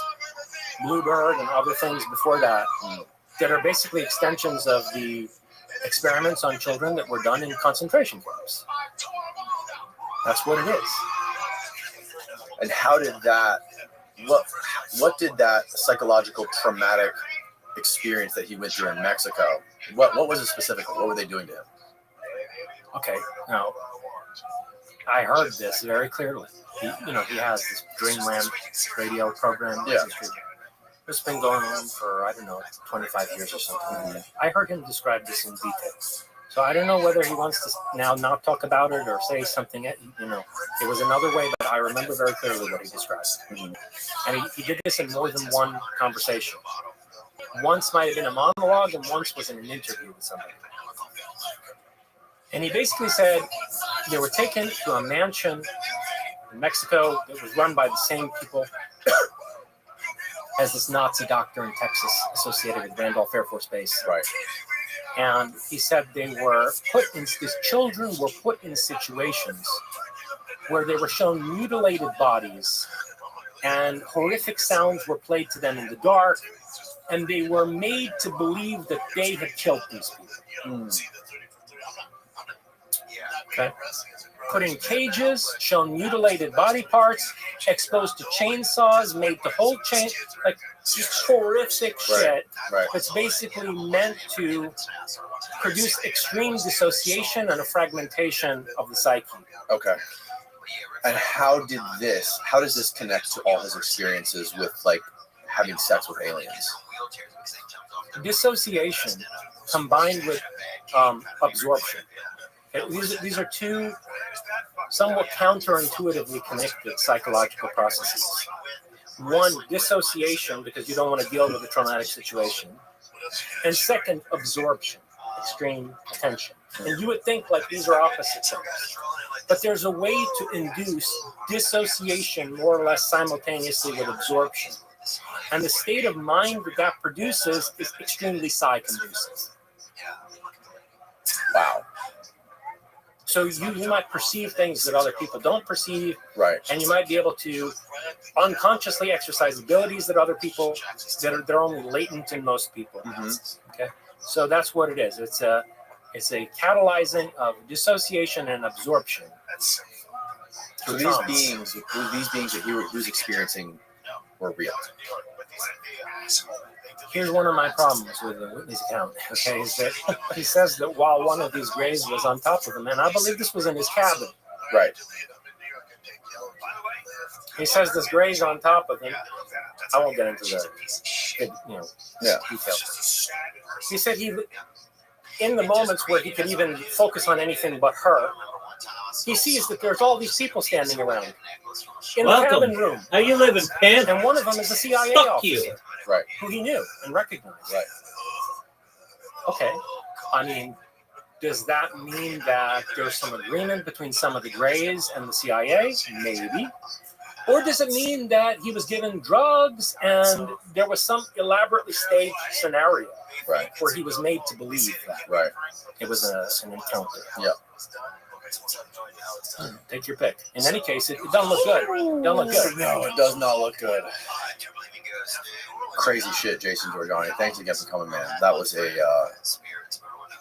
wild follow-up to our first podcast. I didn't think it'd get any crazier. It was indeed, Danny. It was. Tell people about your new book, where they can find it, where they can get in touch with you, all that good stuff.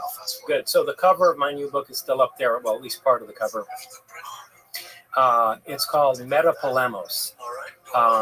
Metapolemos, it's Überkampf in German, sort of super war.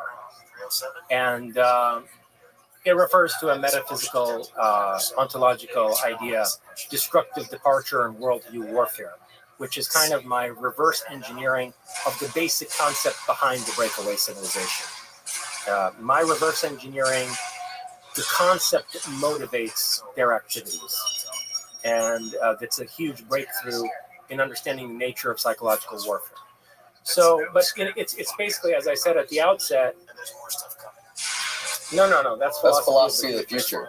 And the reason that there's a similarity in cover is that I intend Metapolemos. It's called Satanion. No, Satanion is my last book. Oh, which one is this? I write at a rather rapid pace. So Satanion came out in November. Okay.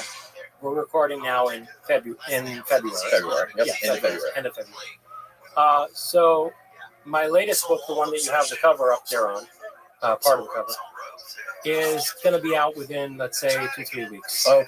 And the reason that if you can put the whole cover up there, it'd be good. I emailed it to you, Steve. Anyway, the reason the cover has a similarity to the graphics for Philosophy of the Future is that it's meant to be a kind of companion volume to this. In Philosophy of the Future, I present an overview of my entire philosophical project in terms of my original concepts. And in Metapolemos, I give an executive summary of my whole project, but in terms of the different domains of philosophy. So my thoughts, there it is. My thoughts in the domain of ontology, my epistemology, my view on ethics, aesthetics, and political philosophy. So it's divided up into those domains and gives you either an introductory overview or a kind of executive summary of my philosophical project. The last thing I want to say about this book is that I've included in this book, which is now, I think, my 14th book, journals which I wrote 20 years ago. So back when I was, reading Whitley Strieber 25 years ago, whatever. Hanging out with Jack Sarfati. I saw the photo. Yes, he sent me a that's photo true. of you guys when you that were was when that's when I met Jack Sarfati. Chicken. Yeah, that's right. So back in those days, for about 3 years, I kept a journal, a black notebook. And it's really the matrix of my philosophical thought. It's the the substrate from out of which my ideas emerge, the genesis of my career as a philosopher is in those notebooks. And I've included a pretty large selection of the entries from in there, which is a very dangerous and revealing thing to do. And it'll give people a lot of insight into what motivated my philosophical project. Gorgeous. What's up with Saturn on top of the devil horns? That's a UFO, but it's interesting. Oh, it's a UFO. But it's interesting that it read as Saturn. It looks more like Saturn to me. Well, that's interesting because Saturn is Kronos. And the Nazis called the Bell Project Project Kronos, or Project Time. The Saturn project. We gotta go do another podcast at dinner. I got a lot more. I got way more questions, but let's do it. We gotta get going. All right. Thanks again, man. I'll link everything below. Thank you, Danny. It's been a pleasure again. All right. Good night, world. They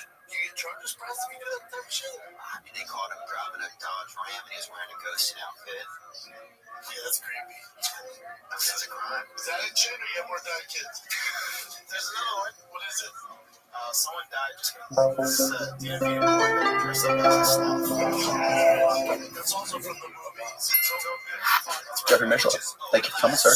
Pleasure. It's a pleasure to meet you. Likewise. I'm a big fan of your show. Thank you. One of my favorite parts, not to discredit all of your episodes and all of the incredible interviews you've done, but I just have to tell you, the intro to your show is the favorite intro to a podcast I've ever seen in my life.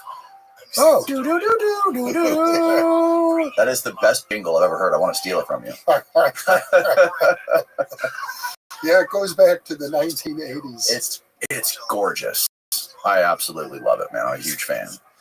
How, for people listening, explain your background. You've been viewing all kinds of fascinating characters in the world of telekinesis and remote viewing. How long does this go back for you? 1972. 1972. Yeah. And you used to do this on, was it the radio or was it television, or how did this all start? It started on the radio, KPFA FM in Berkeley, California. If you had known me in 1972 when all of this began, I was a graduate student in criminology at the University of California, when I had probably the most powerful mystical experience of my life. And it turned me around.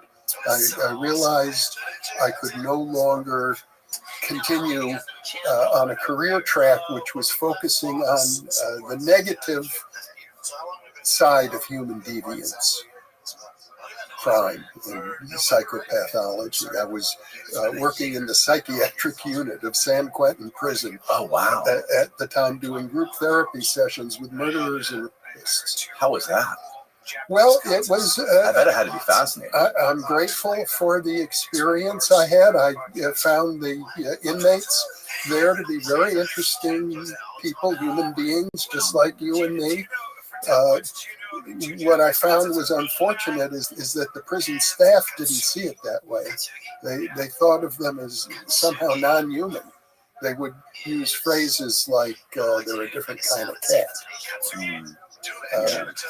Which I thought was sad. But at any point, after having had, it wasn't just a mystical experience, it was what we would now call a shared death experience. A shared death experience? Yeah. Yeah. How old were you? Well, let's see, 1972, I was 25, 26 years old. 25. So what happened? My great Uncle Harry, who was thousands of miles away in Wisconsin, died. And he died, it would have been 9:30 in the morning, his time, 7:30 my time. I was in bed asleep when he came to me in a dream. It was the most powerful dream I've ever had in my life. And I awakened from that dream. I was just sobbing, tears of joy, and singing at the same time. Singing. What song were you singing? I was singing from my Jewish religious tradition, one of the most sacred songs. Which one? It's called Avinu Malkeinu. It's only sung at what we call the High Holy Holidays. Which one is that? I'm trying to remember which one that is. How does it go? Avinu Malkeinu. Oh, you woke up singing that. I woke up singing Avinu Malkeinu. And crying. Tears of joy. I was so touched. And I wrote home. I said, how's Uncle Harry? I had a dream about him. My mother phoned me as soon as she got my letter and said, how did you know Uncle Harry had just died? Literally at the moment of my dream. That's why it would fit the definition of what is now known as a shared death experience. It's like he took me along with him partway for the ride. And at that point, I said, I need to switch my career direction away from the negative side of human deviance to look at the positive side of human deviance. Well, that death is definitely a negative thing. I mean, that's kind of scary. No, it's not. It's not? No. Death, I mean, yes, we biological creatures are frightened by the thought of death, but it was the most beautiful experience. Well, it's hard to put into language, into words, to tell you what joy I felt, that I would be just overwhelmed with this sense of peace and bliss and love. Who was the gentleman, Steve, that we had in here who did the study on near-death experiences? That was Jeffrey Long. Jeffrey Long came in here. I don't know if you ever heard of him, but he was explaining to me how these people have experiences when, for example, when two people are in a car crash or a car accident together and one dies and one survives, the person who survives has a near-death experience and there's been multiple accounts where the one that survived explained this near-death experience where them and the person they were with kind of ascended into this ethereal dimension, and the other one was like taken away, and then they came back down into their bodies. And this apparently is an account. I forgot the name of it, but I think it was something like shared, but something similar to what you said. Very similar. But where they were both in the same situation. Yeah. It often happens at a deathbed when grieving relatives are around a loved one who is dying, that they'll go along at least partway and experience the transition. What do you think that is? Well, I think it's like going home. I'm pretty convinced that we are larger than our biological selves. That we also have a spiritual component to our psyche. And the spiritual component, I don't know that it's infinite or eternal, but it's close. Much closer to that. It's much, much larger than just being a Homo sapien here on planet Earth. So that must have been an interesting transition for you. When you were in these prisons, you were spending your days interviewing essentially psychopaths, right? Like murderers, rapists, some of the worst human beings on Earth. That's right. And with your understanding of the human psyche and the makeup of the human condition, what do you think led you into the direction that you ended up going after you had this experience when you were 25? Well, I agonized over it. Like, how do I change my career? How do I find a path that will allow me to devote my lifetime to looking at what I call the positive side of human deviance, which is mysticism, creativity, psychic functioning, and intuition. And you know, I was at one of the world's great universities, but they didn't have programs along those lines. You could. What university were you at? Berkeley. Berkeley. Oh wow. Yeah. Okay.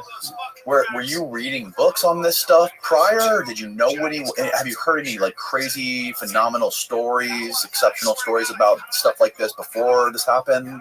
Yeah, you see, I'm a child of the 1960s. Really, there we go. Yeah. My undergraduate work went from 1965 to 69. I was exposed to the human potential movement. I was exposed to psychedelics. In fact, you were in college during the Vietnam War? Yes, the University of Wisconsin. Oh wow! I did a senior honors thesis on the psychology of religious mysticism. So I was very aware of the literature at that point. I had just chosen a career path that was different. I mean, it's one thing to have an avocational interest in the paranormal and mysticism. It's another thing, and a much more difficult thing to pursue it professionally. Yeah, I saw you interview Terence McKenna. Many times. That's badass. That is so cool. What was he like? Lovely person, and one of the most articulate human beings I've ever known. Yeah. Fascinating. How did you just reach out to him to be on the show, or were you like, did you guys work together on anything, or no? We never. How did you guys come in touch? Worked together, but gosh, it's been so long. Yeah, for sure. You know, I did those early programs in the San Francisco Bay Area. Right. And Terence was there, and so many of the people I interviewed were there. I used to think of the Bay Area as the capital of the consciousness movement. What year did you interview him? Oh, it would have been in the 1980s. What? Oh, okay, in the 80s. 80s, maybe 90s. Okay.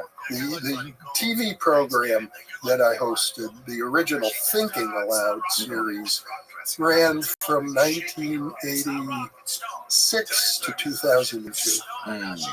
Okay. I mean, were you in the Bay? You weren't in the Bay Area in the 70s. Yes, I was. Oh, you still were? Oh, yeah. When were the Manson murders? I don't remember. Yeah. Is that the same time?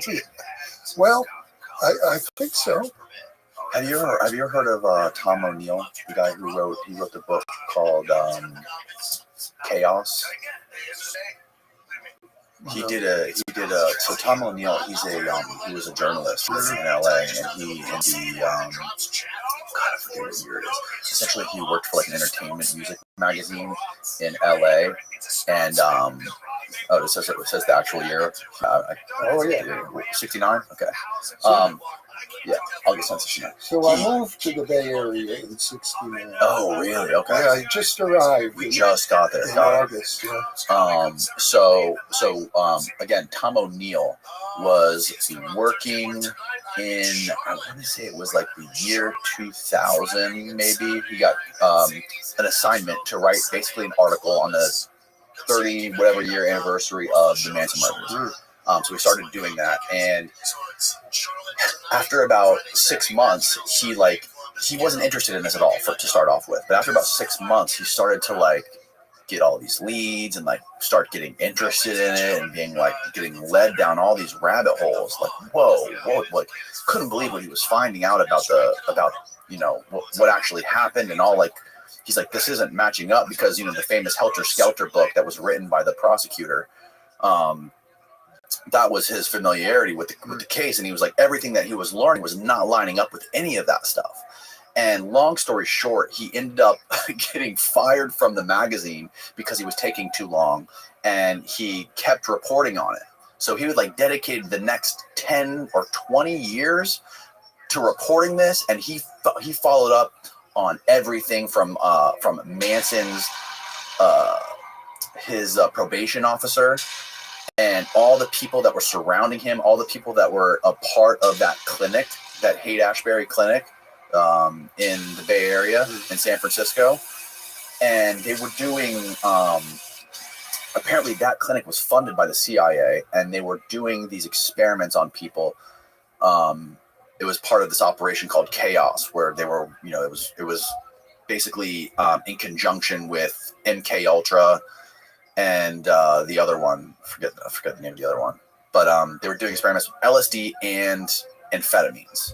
So giving people amphetamines and LSD and seeing how they could manipulate the mind or control the mind. Yeah, it was Chaos, MK Ultra, and I forget the name of the other one. Like Manson kept getting let off probation. He was not supposed to be let off probation all those times. He kept getting caught for all these crazy, crazy things. Like stealing cars and all this stuff. And he kept getting let out when he shouldn't have been let out. And the fact that he kept going to this clinic that was connected to the CIA, funded by the CIA and all this stuff, it's a fascinating book, but it takes place right in the area where you were. Yeah. Right after those murders. Mm-hmm. And then Jolly West. You're familiar with Jolly West? Yeah. Jolly West was a CIA chemist he's famous for injecting the elephant, that giant circus elephant, with LSD. I think he gave him like a couple ounces of LSD and ended up killing the elephant. And he was really proud of that. He bragged about that openly. And Jolly West was also the guy, there he is, Joyland West. He was connected to that clinic in Haight-Ashbury. He actually visited Jack Ruby in prison multiple times before he died. So, and he was connected to the CIA. So anyways, that was a long tangent, but it's interesting that this was all going on at the same time you were in that area. Yeah, it was. Mm-hmm. You got, when I think of the Bay Area as the capital of consciousness, you had both the high and the low. Mm. So, okay. So you were talking to people like McKenna. You were talking to people like Jacques Vallée back in the day, around the same time, right? Right. So this is just what you went into? You went into journalism, essentially? Well, I was agonizing over what to do for months because there was no pathway at the university, and I was a graduate student in good standing. And one day, after months of trying to figure this out, I woke up with a certainty that the answer was going to come to me that day in a dream. My question.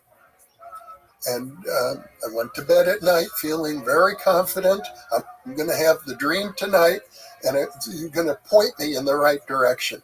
Mm-hmm. And I did. I had a dream, and in this dream, I was visiting some friends who lived across town in Berkeley in married student housing. Came up to their apartment, knocked on the door. Nobody was home. In the dream, I found a key, let myself into their apartment, walked into the living room, and there in the middle of the living room floor was a magazine. I picked it up. It was called EYE, which, in fact, there was such a magazine back then. And then I woke up with this feeling of exhilaration, like I have the answer now. But I had no idea what it meant. None at all. So I did something very unusual. I've never done it since. Never done it before either. I put on my tennis shoes, ran 5 miles across town, came to this apartment, knocked on the door just as I had in the dream. Nobody was home, as I had dreamt. And I happened to know where they kept the key hidden. I took the key, let myself in, walked into the living room, and there in the middle of the living room floor, as I had dreamt, was a magazine. It was called Focus, which, for any of your viewers who are familiar with the San Francisco Bay Area, that's the magazine of listener-sponsored radio and television, KQED. And as I'm paging through this magazine, it dawned on me for the first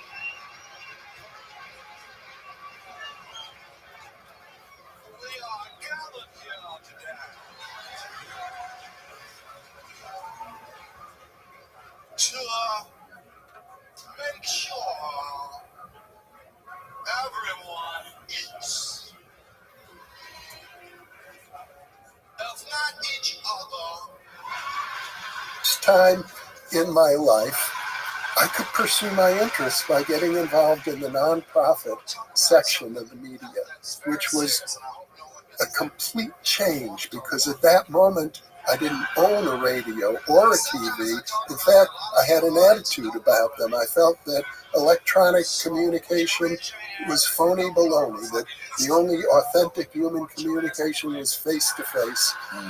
And I changed my mind at that moment and went to KPFA Radio in Berkeley, where I live, which is a nonprofit radio from the Pacifica Network. And I said, I'd like to volunteer.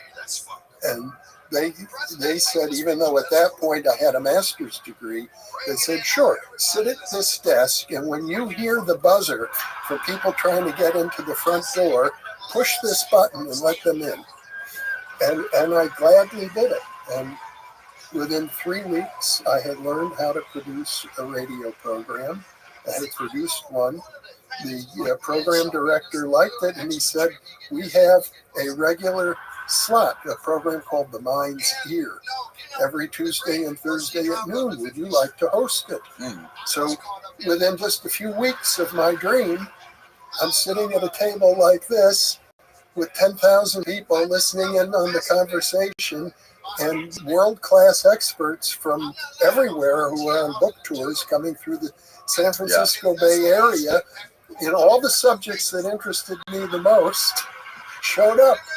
And that gave me the confidence to go back to the University of California and take advantage of a very obscure rule they had, which is if you are a graduate student in good standing and you want to do a doctoral dissertation in a topic where no department will sponsor you, but you can find 3 faculty members from different departments who are willing to sponsor you, you can create your own unique, individual, interdisciplinary doctoral major. So I did that in parapsychology. Parapsychology? Yes. Okay, people listening, for normies out there, what is parapsychology? Parapsychology is the scientific study of extrasensory perception, telepathy, clairvoyance, precognition, and mind over matter, or psychokinesis or telekinesis. Woo-woo. Crazy out there stuff. It is crazy out there, but we're talking about applying the scientific method. Yes. When I first learned about this stuff, I was like, this is bullshit. This is complete horseshit. There's no way this is real. These are, people out there that have just gone too far, read too many science fiction books, until I realized about the program that was quite literally funded by the U.S. military to do this stuff. Right. And if the U.S. military, the CIA, is willing to spend millions of dollars on this stuff, like David Morehouse explained, there's got to be something to it. And the way he put it is, I think it was the way one of the generals explained to him, or somebody in the intelligence agency explained to him. He goes, if there's a 1% chance that this works 1% of the time, it's worth a lot of money, especially during the Cold War. So, and I've talked to, I don't know if you're familiar with Jack Sarfati. Oh, very much. Oh, really? He's a character. Yeah. He's a funny guy. I love Jack. Yeah, we went and talked to him in San Francisco, and he was explaining the background with the SRI, the Stanford thing that was going on back then. Back in 1975, I published my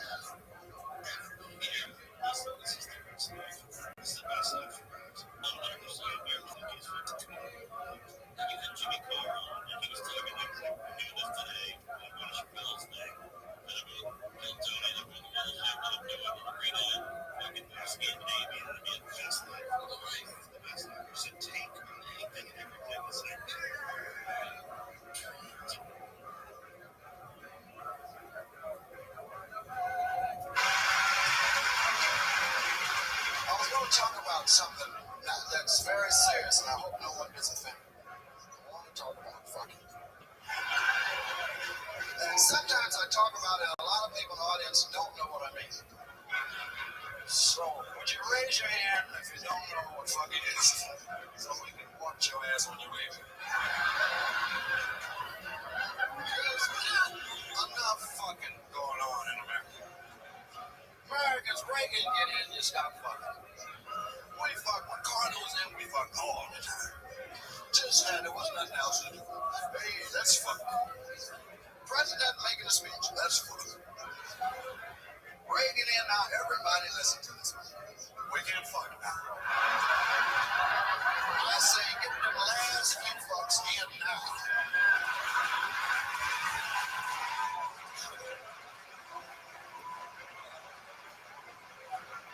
See, I know one of the advantages, like when you're in show business, the little extra treat you get is that you get pussy. And no, you know, the great pussy drop of the 50s shirt. I was caught up in that motherfucker. I'm talking about.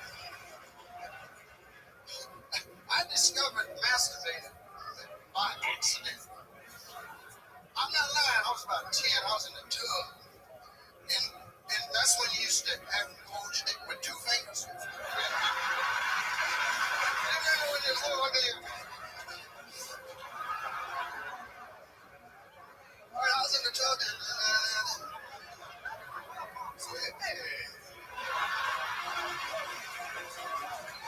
I'm on to something here. But Dad don't know about this. And then when you was young, remember men, right, we didn't come or nothing. You just made that funny feeling, you know. First time I came ejaculated, scared the fuck out of me, man. I thought something was wrong. I was with this woman, what the fuck, get out there. About an hour later, though, I was back on, can you do it again? Women are so cool about sex. They like it as much as we do, but they can be cooler. They say, you want to fuck? And they go home and have all that electrical equipment.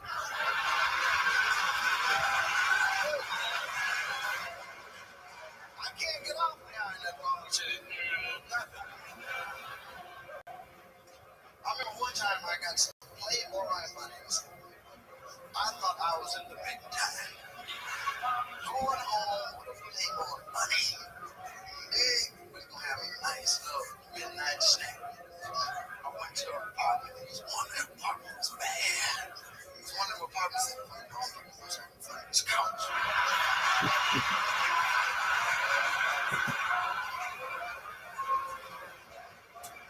And we started talking, and she had seen my act. She said, oh, I really like the way you do those little kids. My first book, The Roots of Consciousness, and Jack Sarfati wrote an appendix that was published in that book on physics and consciousness. Oh, really? Yeah. What did he say about it? He said that consciousness was related, and psychic functioning was related to the what's known as the EPR effect in physics, the Einstein-Rosen-Podolsky hypothesis, which is now known as quantum entanglement. Okay. Anytime I try to ask him something, he just calls me an idiot. Danny, you're a schmuck. It's the Copernican principle, okay? You gotta understand it. You don't understand the Copernican principle, you're a schmuck, you don't know science. He's a national treasure, that guy. Well, he's very arrogant. A touch of arrogance. But he's great. From Brooklyn, you know, it comes with the territory. Yeah. His story, you believe his story? Yeah. His story about when he was a kid, when he got the phone call? I'm very familiar with his story. I have no reason to disbelieve him. On the other hand, I don't know what to make of it. Yeah. So apparently he got a phone call. For people that aren't familiar, he got a phone call when he was like, I forget how old, 12 years old, something like that. Sorry, Jack, I'm fucking this up. And it was some sort of being explaining to him. Do you remember what it was? Yes, exactly? He said it was an intelligent robot. Oh, that's what it was. Yeah. Aboard a UFO that told him that it's from the future, Right. And that he is going to meet certain people, and that he has been destined to help provide a scientific understanding of our relationship with alien beings. Yeah. Hell of a story. It is. Hell of a story. And it's, you know, if there's anything to it, it explains his attitude towards all this stuff, you know? Well, I also think you have to appreciate that when you're dealing with paranormal phenomena, there's a trickster element involved. So many authentic paranormal experiences end up misleading people. How so? What do you mean by that? Well, for example, now Jack Sarfati believes himself to have solved the mystery of UFO propulsion. Oh, yeah. He figured out warp drive. Yeah, all of that. I have no idea whether his hypotheses are correct or not, but he's convinced that they are. But I think a true scientist would say it's just a hypothesis at this point until it's been demonstrated experimentally. Yeah. It's just interesting that there was all that money going into the guy, you know, him, Hal Puthoff, and those guys at Stanford back in the day to do this stuff, this remote viewing stuff, and this magic stuff that with Uri Geller and. Well, Sarfati didn't get any of that money. No, but he was there with them, wasn't he? Well, very much on the periphery. Yeah, he was on the periphery. Right. He's not going to like me. Sorry, Jack. I love you, Jack. Have you heard of Annie Jacobson? Yes. She wrote that book called The Phenomena. Yes. Fascinating book. And it starts out explaining the story of Uri Geller and who was the guy who discovered Uri Geller? Andrea Puhart. Yeah. Right. Did you wrote about that Puhart quite a bit, right? Yes, I knew him. For people that don't understand, can you explain who he? Oh, you knew him personally? Oh, sure. Really? Yeah, I invited him to come and present in Berkeley in 1972 at a big conference called the Frontiers of Consciousness. That's where he gave the very first public report of his work with Uri Geller. And then I invited Uri Geller to come and present and demonstrate his abilities at Berkeley. I think that would have been in early 1973. It was Geller's first major public appearance in the United States. Can he really bend spoons? Yes. Really? Yes. You've seen him do it? Yes. Like picking up a random spoon, you've seen him pick it up and bend it. Well, because David Morehouse was telling me he saw him do it at a restaurant. Like walked up to someone he didn't know, picked up their spoon and held it and did it. And you know, many of these things were witnessed by other scientists, but I myself have personally witnessed maybe 3 or 4 instances of that sort of thing. How does that work? Good question. How would you guess? Well, I suppose you'd have to say reality is much more malleable than we normally take it to be. We live in a world that we think operates according to the principles of Newtonian physics. And that simply applies maybe 99.9% of the time, but not 100%. Yeah, there was something Annie was explaining in her book, The Phenomena, where there was this new part of physics that Puhart was looking into. I forget the word. It was some crazy scientific word, but essentially what they found out was there was a guy by the name of, I want to say his last name was Baker, who worked for the CIA, and he was the polygraph specialist. And one day, I guess he was sitting in the agency board, and he said, looking at the plant, he goes, I'm going to hook up this polygraph to the plant. Cleve Baxter. Yeah. Yes. You're an encyclopedia on this show, man. So Cleve Baxter said, I'm going to light this plant on fire and see what happens to the polygraph. And as he struck the match onto the matchbox, right when he lit the match, the polygraph went off the charts before he even touched it to the plant, which is crazy.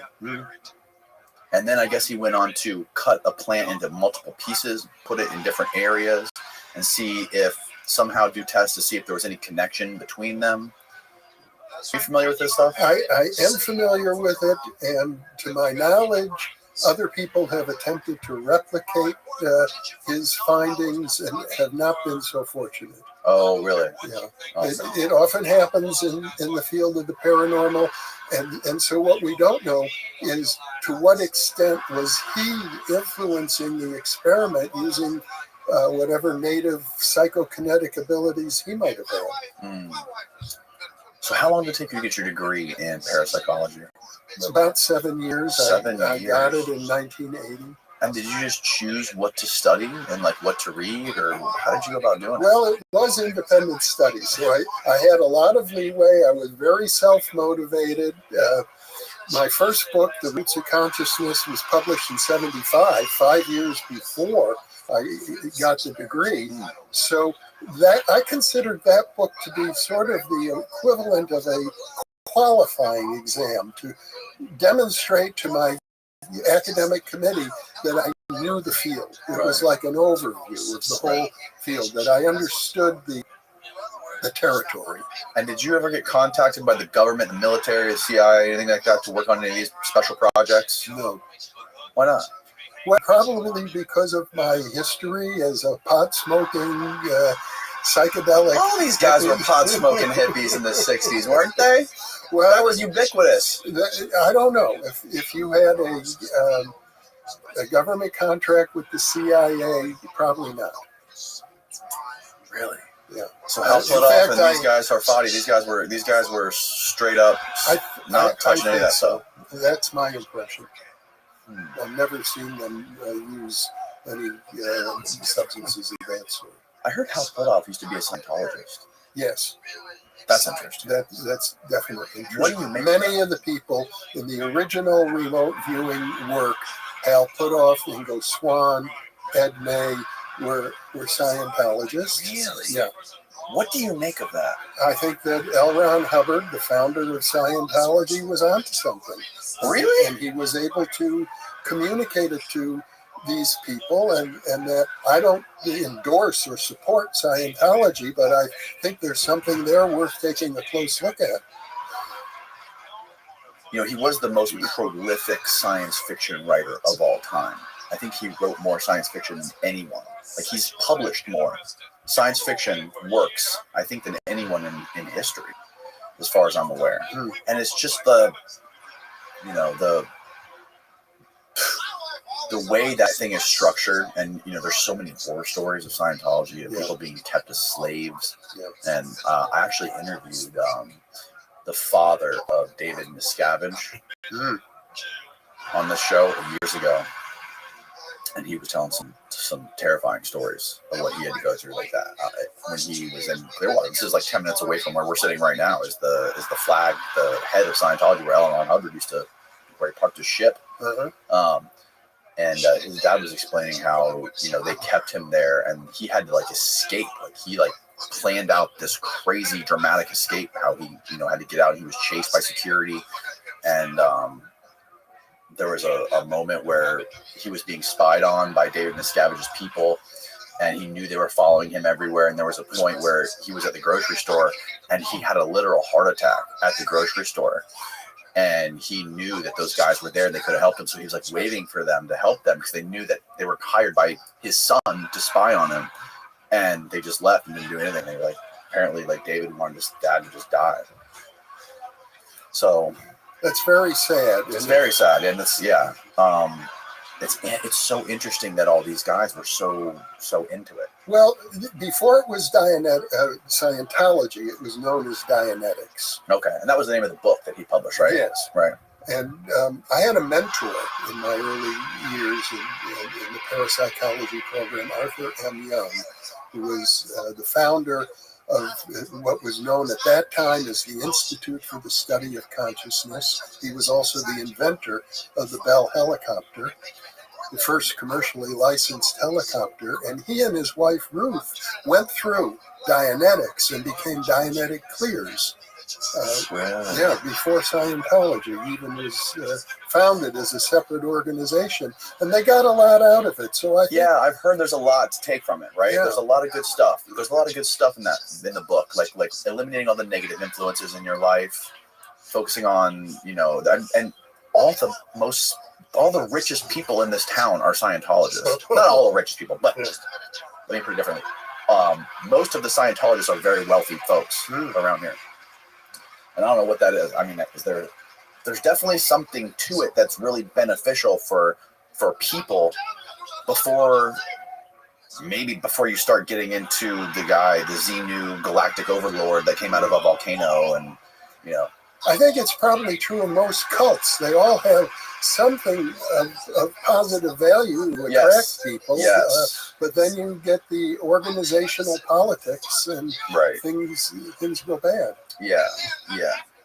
Like the what was the cult where they all wore the Michael Jordan sneakers and they committed suicide in California? Oh. They thought they were going to beam up to a spaceship because there was a Hale-Bopp comet, right? Right. Bo Peep, I think they were known as. Yeah. They thought they were all gonna go up to they get beamed up to a spaceship after they killed themselves. Heaven's Gate. That's what it was. Yep. Mm-hmm.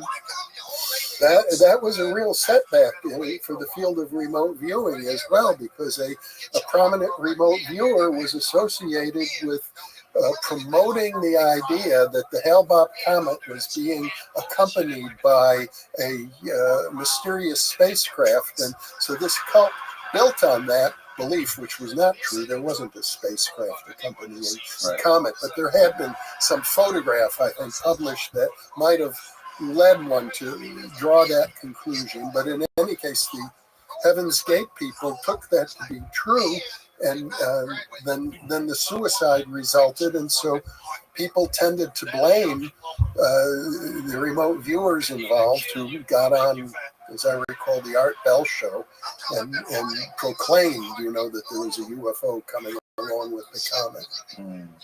Yeah, and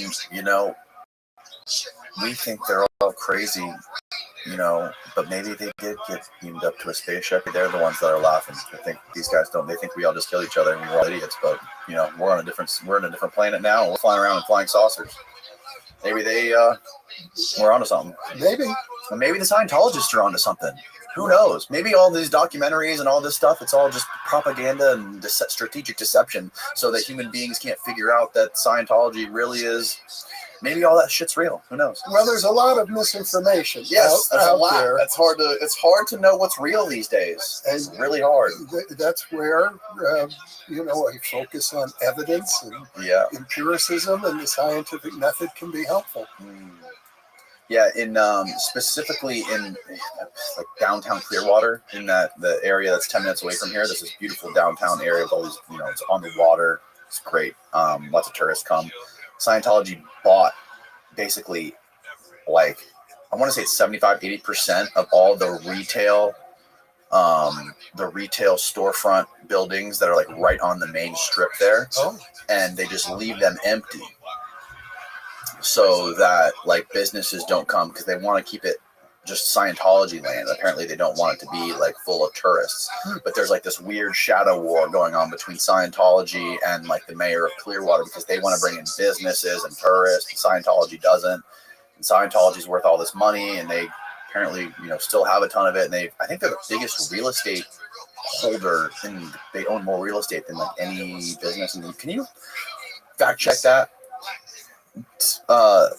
See how much real estate Scientology owns, because I know years ago they used to be the top 1 or 2 holders of commercial real estate in the U.S. But that's probably not true anymore. I found a nice little picture. Y'all can chew on that. Not just in Clearwater though, in the U.S. Oh, in the U.S. Oh. Yeah, how much real estate does the Church of Scientology hold? It'd be hard to compete with the Catholic Church. Oh yeah, for sure. Well, do they really own real estate though? They're kind of a different beast, right? But they have these cathedrals. Right, all over Europe. And the U.S. Yeah, the Catholic Church is a crazy one. Yeah. That's I heard there's a lot of spook in the Vatican too. Yes. So, I mean, we're here talking bad about Scientology, but there's a lot of bad shit that the Catholic Church has done too. Well, of course, we have the witchcraft burnings, amongst other things, the Inquisition, but at the same time, the Catholic Church has a very rigorous process for evaluating claims of miracles performed by saints and so on, so that there are some very interesting cases of human levitation, for example, that have been very carefully investigated by the Catholic Church. Yeah, you know Jeffrey Kripal? Yes, indeed. Yeah, he was telling me that he was called by some guy who was like at the Department of Energy or something, or DARPA, I don't know what it was. Some aerospace company called him up to do I forget the word he used. He called it like an intellectual lounge, where they wanted him, a professor of religion, to explain to them human levitation in like antiquity. It's a propulsion. It's for propulsion. Yeah, he was a propulsion expert at like JPL or something like that. But what were we talking about before we got on the Scientology tangent? Remote viewing. Remote viewing. Yes, we were talking about how a lot of remote viewers, legendary remote viewers like Hal Puthoff, were Scientologists at one point. Now, Hal Puthoff was a researcher, not a remote viewer. Oh, okay.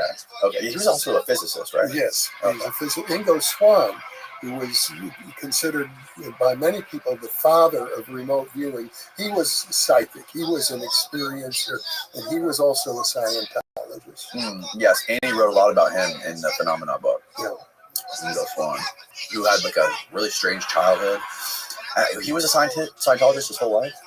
Well, I don't know when he started or when he separated, if he did. I'm not sure the exact details, but he was a Scientologist, and he was instrumental in bringing Ed May into the program, and Ed May was a Scientologist, so I assume that also Pat Price was a Scientologist, another one of the top remote viewers.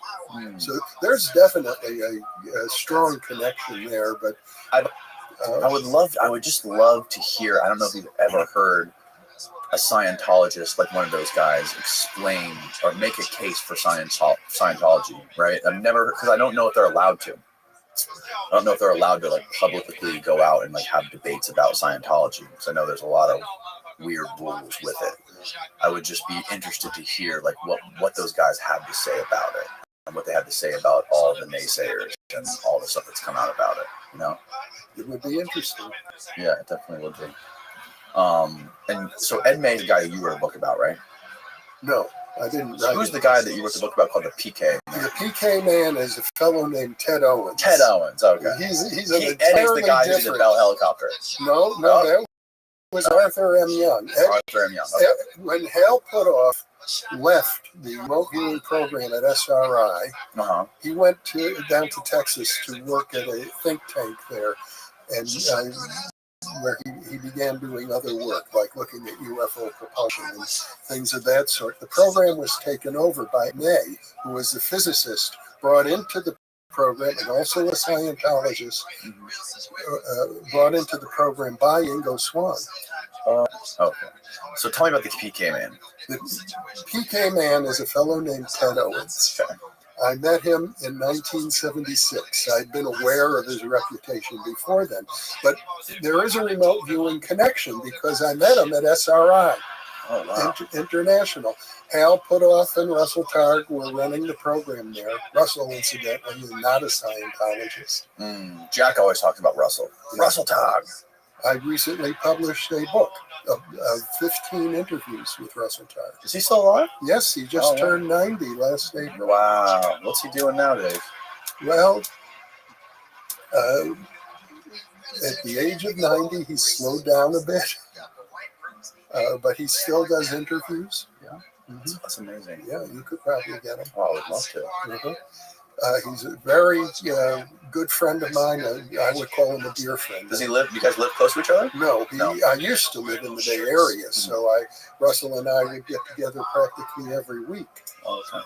But now I've moved far away. Right. So the PK Man. The PK Man, Ted Owens, I was invited to SRI to experience remote viewing for myself. It was February 1976. Right. And I did what I regard as a successful remote viewing experience then. And but while I was there, the people in the office were all abuzz about this character, Ted Owens, because he had been writing to them for some time, saying they had achieved already a lot of notoriety, which they didn't want, because of their work with Uri Geller, the Israeli psychic. Yeah. And Ted Owens was writing to them saying, why are you wasting your time with this Israeli psychic? Because I'm the world's greatest psychic. You should be testing me. And this went on for some time. I'll see you bend a spoon, buddy. They kept ignoring him. And then shortly before my visit, he wrote to them, he said, I'm going to prove to you that I am the world's greatest psychic. And said, right now there's a terrible drought going on in California, which there was. It was so bad that they piped water where I lived across the Richmond Bridge into Marin County. Oh, wow. And people would say, if it's yellow, let it mellow, don't flush your toilet. If it's brown, flush it down. Mm-hmm. So very serious drought. He said, I'm going to end that drought, and you will know that I ended it. It will happen in a matter of days, and there will be every crazy kind of weather, snow, sleet, hail, and UFO sightings, which is my trademark, and your local newspaper will publish an article saying that the drought is ended. And at the time, the newspaper stories were saying, no end in sight to the drought. So this happened like 3 days later after Owens had sent them the message. So Russell Targ sent him back a message saying, that was a very good prediction. Congratulations. And Ted Owens wrote back to them and said, hell no, it was not a prediction. I caused it. Huh. And that's when they said, we can't have this guy here. We're working with the CIA. We're getting government funding. We need to keep a very low profile. But Jeffrey, you're a young, promising graduate student. Would you mind taking this file that we had, a large file of communication from him, off of our hands? Maybe we could follow up on it. Who said this? Hal Puthoff and Russell Targ. They told you to take this. Yeah. Which I did. I took their file. And I met Ted Owens a few months later in England. I was attending a parapsychology conference in England, and it turned out that word got out about the drought in California. In fact, they published a little news story about it in a magazine popular at that time called Psychic Magazine. People in England were then experiencing a drought that summer. And they heard about it, and they invited Ted Owens to come to England to end the drought there. And when I arrived in England, I had friends who said to me, if you want to get your picture in the front page of the London Times, all you have to do is walk down Piccadilly Circus carrying an umbrella. People will think you're crazy, and they'll take your picture, and you'll be in the front page of the newspapers. And so the day that Ted Owens arrived in England, it began raining and pouring. It was so bad it shut down what they call the tube, the subway system in London. And a few days later, the newspaper said drought is over, just like that. Wow.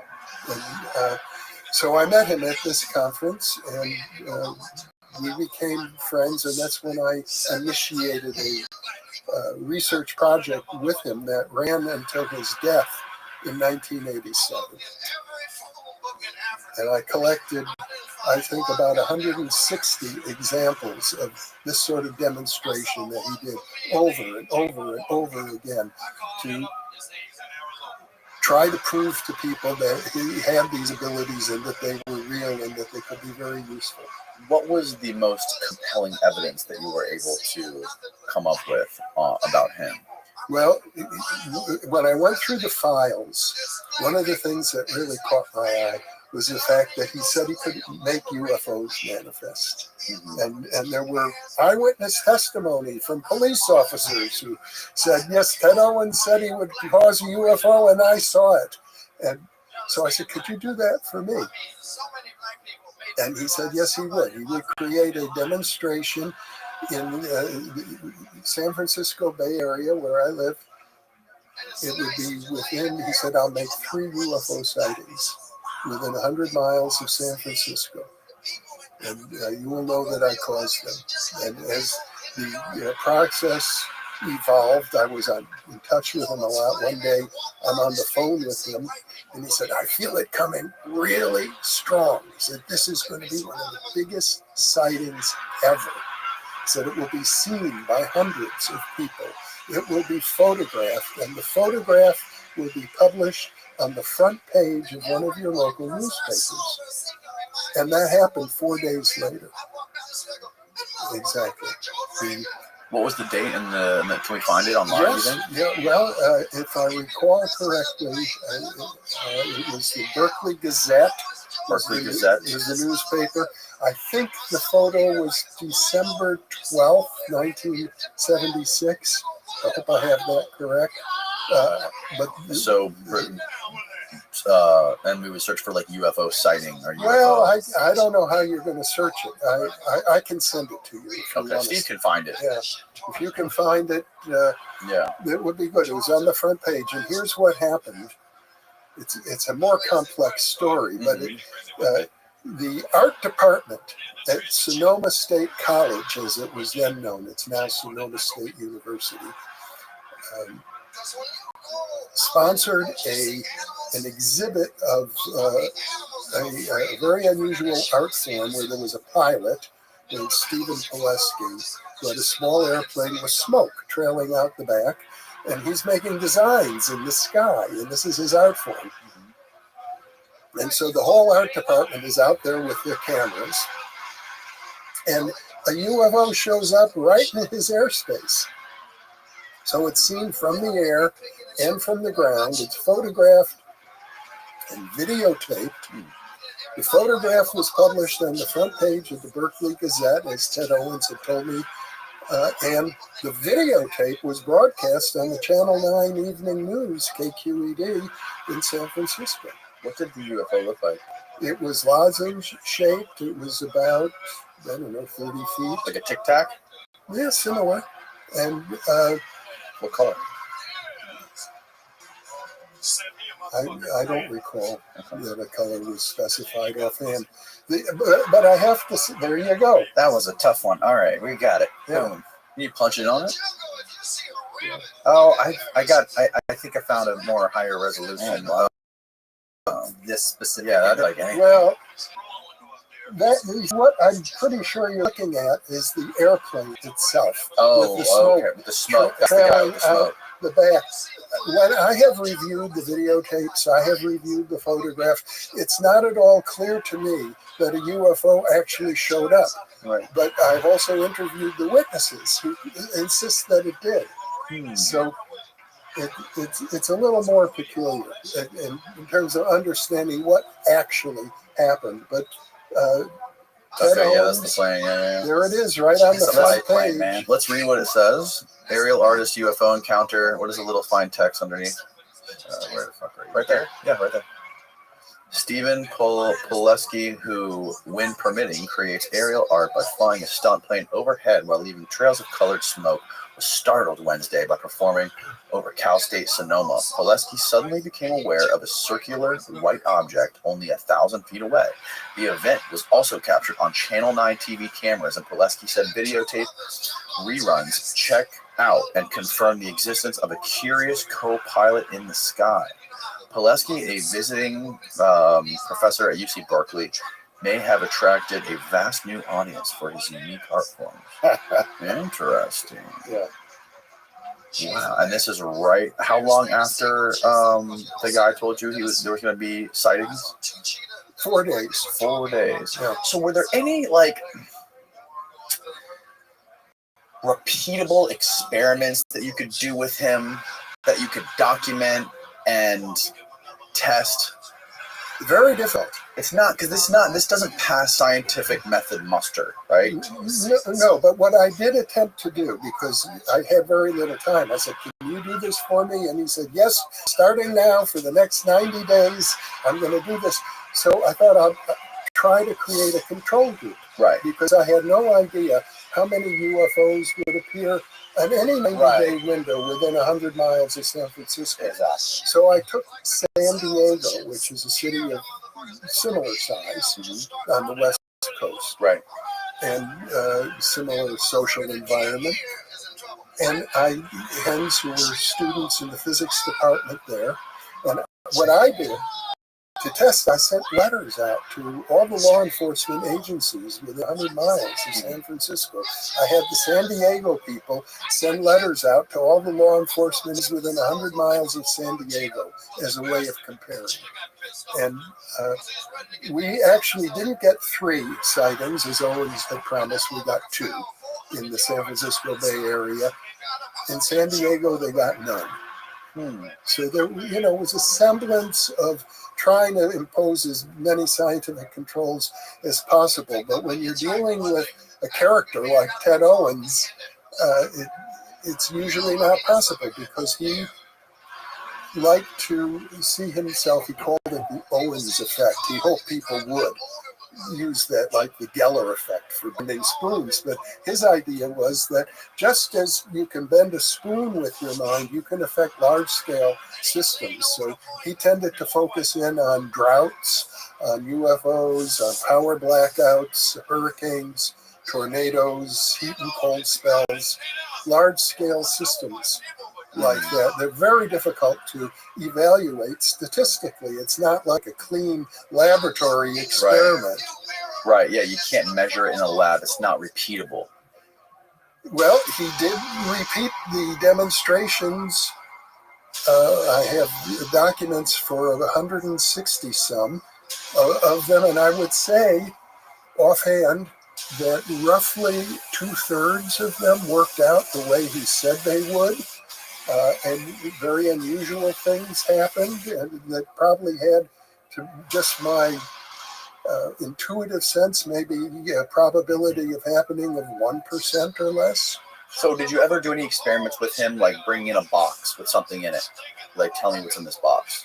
No. Or like in Annie's book, she talks about they suspended something off the ceiling. Like they suspended a flat platform from the ceiling, and they would place things on top of it, and they would have to go out of body to go figure out what it was. Sure, those are interesting experiments, but they're different than the things that he claimed to be able to do. I convened a meeting of researchers. J. Allen Hynek showed up, and many other researchers, to try and get the scientific community behind doing some serious testing with Ted Owens.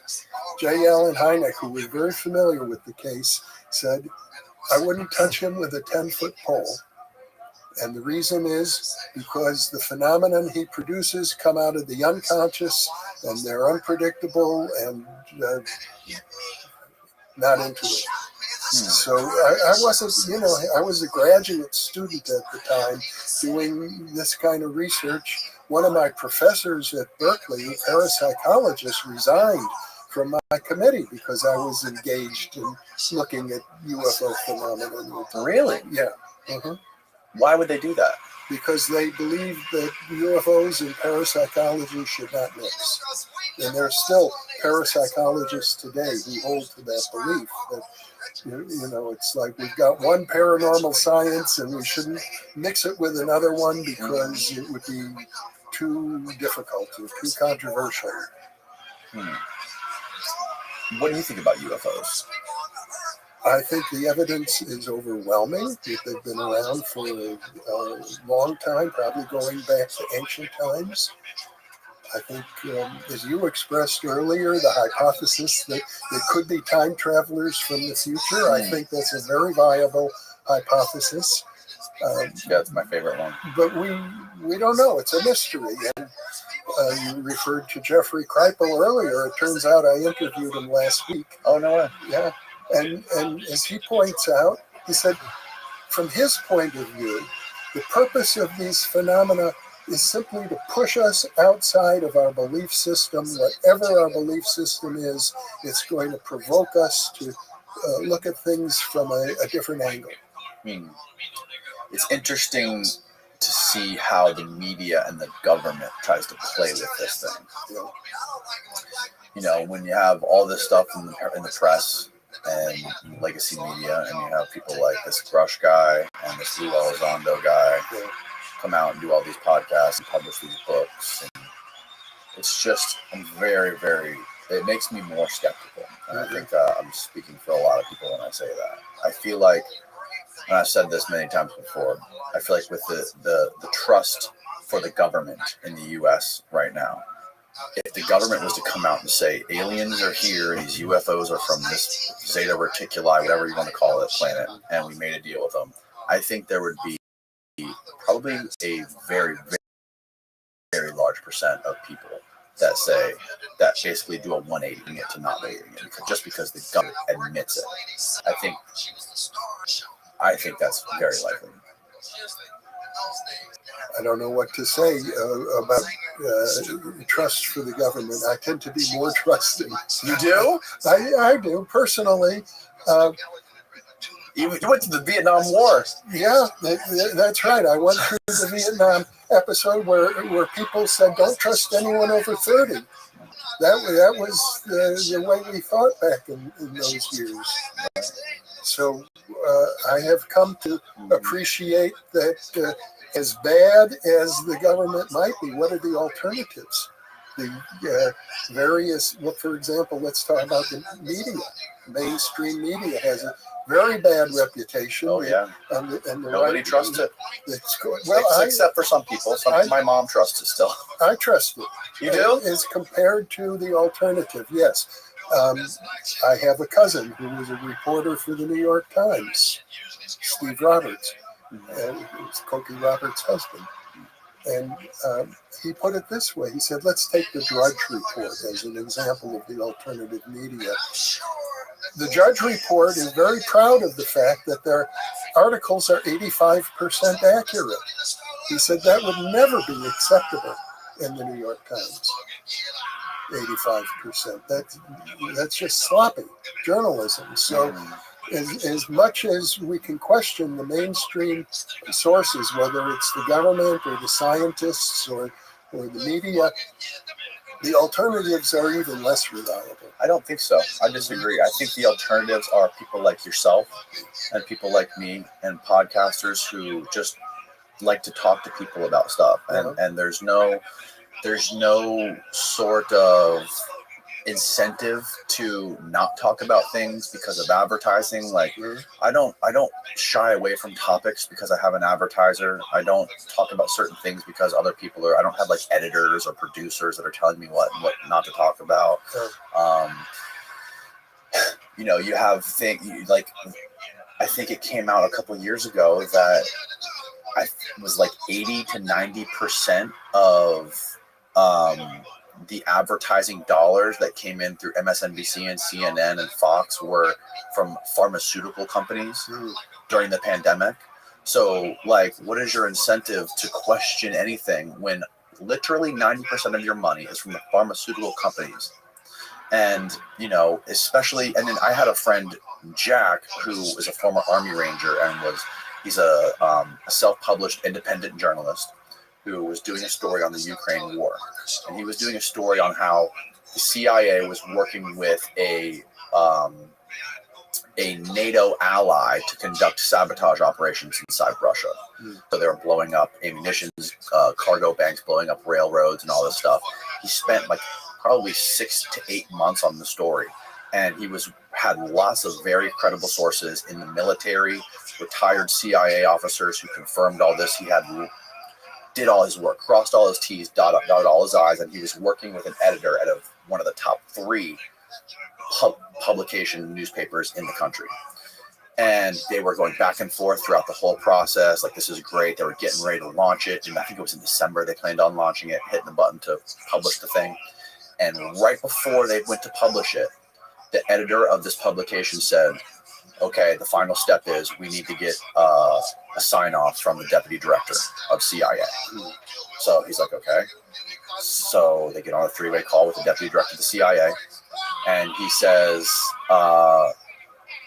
I completely deny everything that's in here. This is false. So Jack, my friend who was publishing it, says, okay, I guess that's fine. If you deny it, we'll include that deputy director completely denies everything that I've said in this article. Instead of publishing it, the editor of the publication says they have an off-the-record agreement with the CIA and the deputy director. So if he denies it, we can't publish the article. So if you have the government controlling what journalists can put stories out, then what is that? That's not journalism. That's the opposite of journalism. Well, I can well imagine that an article of that sort has all sorts of geopolitical implications. It could lead to war. Right. For all I know, there might be. Sure. And that was his argument. That was the deputy director's argument that it was bad for national security. Yeah. But that's a slippery slope. Mm-hmm. That's a very slippery slope. Yeah. You can say anything's a hindrance to national security. Well, I agree. That's why Julian Assange is where he is right now. That it's a good idea to have conversations about any topic. Yes, totally. But that's not the same as subscribing to the viewpoints of people with whom you're having those conversations. I certainly get the impression from you that you're willing to talk to all kinds of people, but you don't necessarily buy what they're telling you. Right, totally. Right. So yeah, like I think from my perspective and just in general, I don't think that these legacy media outlets are gonna survive much longer. I think it's similar to what happened with newspaper. I think they're eventually going to die out, and I think that independent journalism, podcasts, stuff like that is going to rise up and take over. And I think people trust that more. I mean, you can see that with this last election. The guy who won went on every single podcast known to man, including the biggest one, and the candidate who lost didn't. She went on like 2 podcasts. So it's like it's a podcast. I think it's mainly with young people too. I think there's an age group. I think a lot of boomers still trust in legacy media. Like my mom is a great example. All she watches is television, and she believes everything she hears on the television. And with that kind of media, you don't hear any arguments to anything, right? It's kind of like an echo chamber. And with social media and with conversations like this, you can get a back and forth, a disagreement, a counterpoint to something.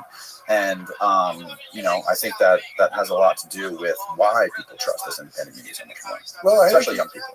I think it's healthy that these conversations are happening. I know that in my field of parapsychology, we're pretty much excluded from the mainstream of government, education, science, almost all mainstream institutions. And it's a shame because there's 150 years of solid empirical evidence. Right.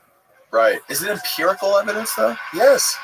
Do you think the CIA or the government or the military is still doing this kind of stuff, still spending money on this? David Morehouse seems to think so. Well, I think there's good reason to think so. And every time that I have a chance, I ask people who have been involved in the government what they think. And I hear different things. Ed May, who we referred to earlier, I asked him this question recently, and he said he doesn't think so because there are so many more effective ways these days of gathering intelligence that we don't need remote viewing. That makes sense. On the other hand, it was very useful in circumstances where none of the conventional methods were available. And I personally have to think that if the government isn't doing it, it would be a mistake on their part. And I also happen to think that given the social controversy and the fact that if they do it publicly, there's going to be all sorts of hoo-ha about, this is the work of the devil and so forth, that it's better for them to keep it secret. Right. Yeah, totally. Yeah, there's so much stuff that's secret that you don't hear about until 20 years after they start doing it.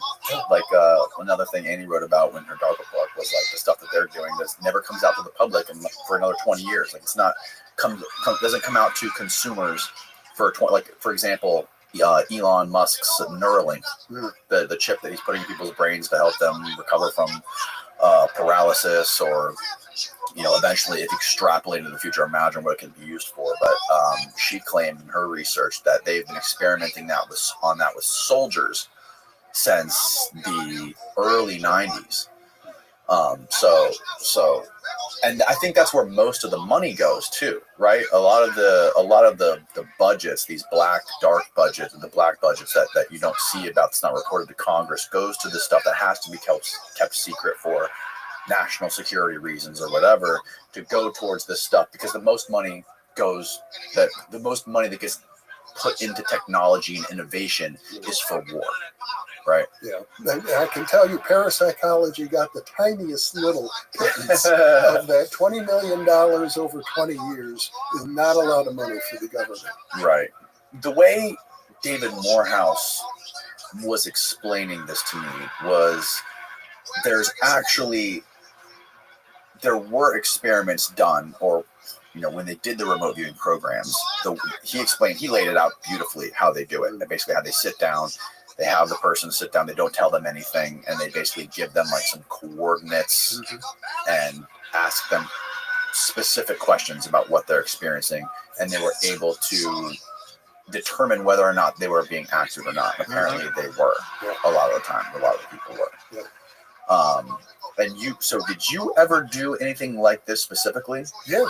When I went to SRI International in February of 1976, I did a classic remote viewing protocol. It was one in which they had the outbound experimenter, who happened to be a friend of mine, Elizabeth Rauscher, who was a physicist. And she went off to a location at random. They had a list of 100 or more target locations, and they get into the car, they roll some dice, they choose at random an envelope from the list of targets, and they go to that location. Okay. And so I'm sitting inside of a Faraday cage, which is an electrically shielded room in the radiophysics laboratory at Stanford Research Institute. And so no radio signals can get in and out. If I had a walkie-talkie, they couldn't have signaled me to let me know where they were. It's also an advantage because it's quiet in the sense you don't have any electronic noise that might otherwise interfere with your neural functioning. So I'm in the room, and what I imagined that I saw looked to me, and I drew a picture. I thought it was a rack of clothing at Macy's department store. And that's what we would call in the field of remote viewing analytical overlay. I had an image, I drew a picture of it, but then I misinterpreted it. The actual target happened to be a highway overpass over Highway 101 in Palo Alto. But if you took my picture of all these hangers coming off of a clothing rack and hold it up next to a picture of the highway overpass that had a cyclone fence surrounding it, they were identical. My drawing matched the target perfectly, even though I totally misinterpreted it. And this is often how remote viewing works. So we tell people who are doing remote viewing, don't try and interpret what you see. Just report the raw sensations to try to get as directly to the impression as possible without any interpretation, because the mind is always trying to interpret and can easily misinterpret things. They were nowhere near Macy's department store. Yeah. Do you think that this is an ability that everybody has, or that it's only manifests in certain people? I would say by virtue of being a sentient human being, everybody has it. I would say this. Earlier you were talking about why you disbelieve that psychic functioning could be real. You had a skeptical attitude. But the truth of the matter is, from the materialist perspective, we shouldn't be conscious at all. What do you mean? Oh, just looking at the human body. Just looking at the human body as a machine, there's no reason for consciousness. Or no explanation. How do you take dead matter, billiard ball-like particles bouncing around, and get conscious experience? Yeah, that's a good point. It's called the hard problem of consciousness in philosophy, and it's never been resolved. Yeah. But it's an artificial problem. The problem only exists if you take a materialist perspective and say that, the foundation of all that is real are atoms and molecules and protons and electrons bouncing around each other like inert billiard balls. You could also take the perspective that other philosophers have taken, called idealism, that actually reality is based on consciousness rather than matter. Have you ever? There was a theory that we've talked about on this podcast many times. There was a guy, Chardon. You heard of Chardon? Chardon. Yeah, sure. He had a theory about sort of like a universal consciousness that exists. The noosphere. The noosphere. Yeah. Can you explain that? I'm rusty on it. Well, in some ways, people think of him as a materialist. You could almost say that the satellites that we have, all the electronic communication, the internet, is part of the noosphere. Oh, okay. Yes. Yeah. It's a good way. It's a good analogy for what he because there's. I think there was. Because it's not 100 or higher. So it might be just the virus and stuff kicking in and stuff like that. Well, you sound better, and I'm glad to know that you're feeling better. Yeah, now I got cold. I was hot. Now I'm cold. Well, get under the covers. I am. Good.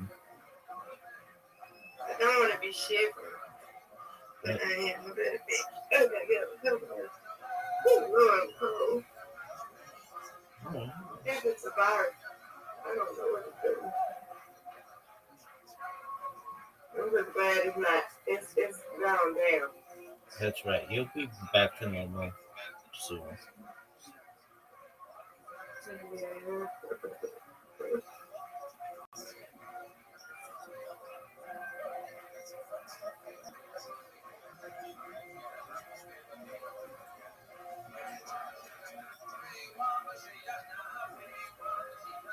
I feel hot. Sick. I like it. That ain't nothing but that virus. I hate it, Rabbi. I hate it. I don't wish this on nobody. Can we play a game to keep my mind occupied? Yes, ma'am. Game. Alrighty. I'm sending you an invitation. Yeah. Next time.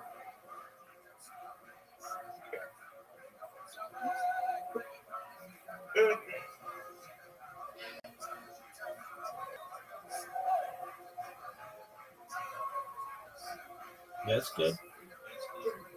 You get these 4. Right. I'm laying down. All right. Let you know. It's a fake parade. Oh, that's good. Oh, that was good. That was very good. Hello, Rabbi. No doubt. Oh, yay! Woo woo.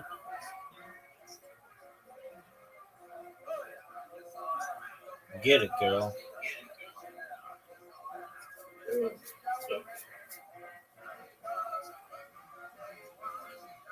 All but 2. Oh, perfect. Almost perfect. Perfectly imperfect. Got it. Oh, come on. Garbage. You get your money. Oh, for sure. There's no doubt. Got it.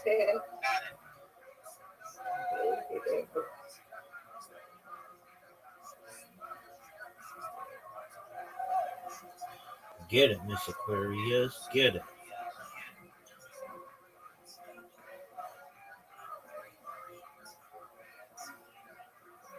Get those two on the right. Have them hit the one on the left. No, you got this. Oh, for sure. There's no We doubt. We gonna win. No doubt. We about to win. Bull. Not what I wanted, Miss Aquarius. But I got it now. Oh, come on. I get that one. Bull. Not what I wanted. No. Perfect. Ooh. Nice strike. Miss Aquarius. Oh, come on.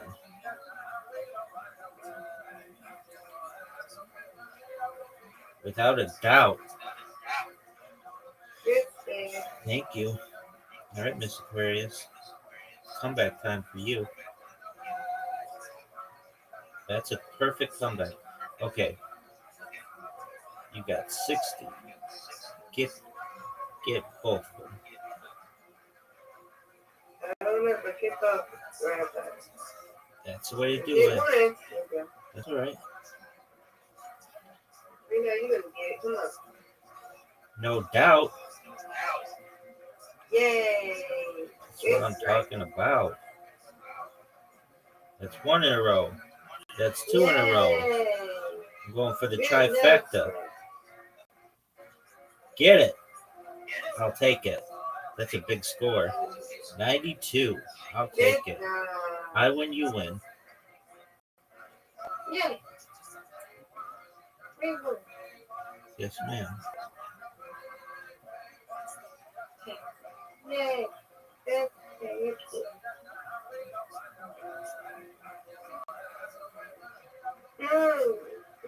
That's all right.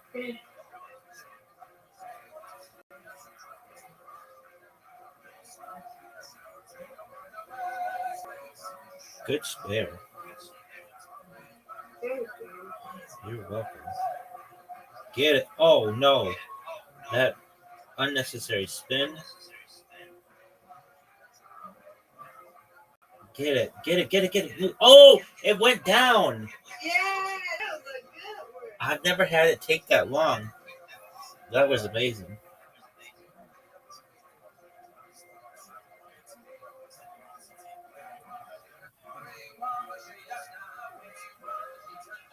Get it.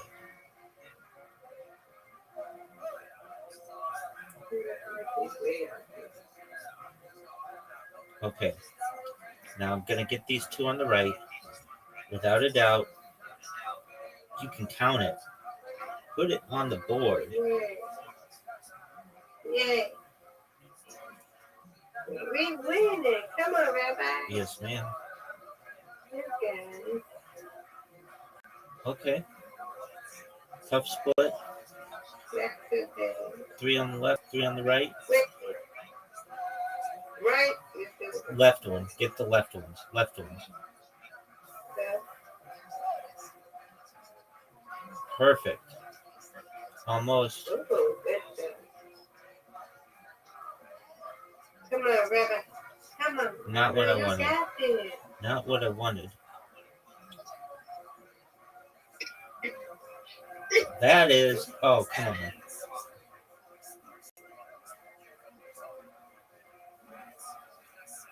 Get it, Mrs. Aquarius. You got this. No doubt. No doubt.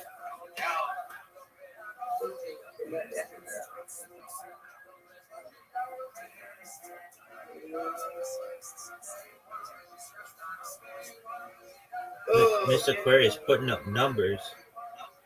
45 with a spare. No. Not what I wanted. Get. No. Miss Aquarius gonna win. Get it, girl. You win, I win. Perfect. Perfect. Perfect. Oh, almost.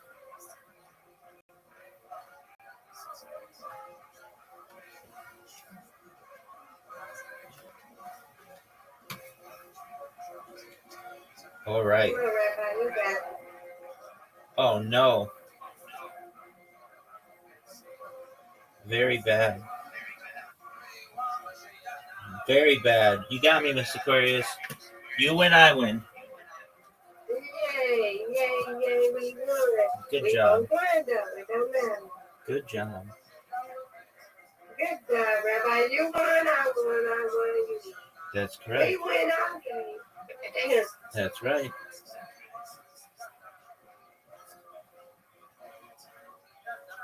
Can't forget the rain this week.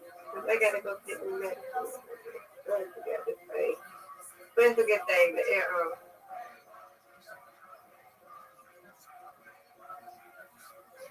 Okay, Rabbi, what you gonna do nothing? Them people crazy. Yeah, they're wild people. I be in there sleeping and running with you. I be in there and other people that not with you. Now let me know when you're in the room. Okay? Okie doke. Let me know when you got in your room. Okay. Okay. Oh, did I close it? Yeah, they close it. So I got to close the door. Go.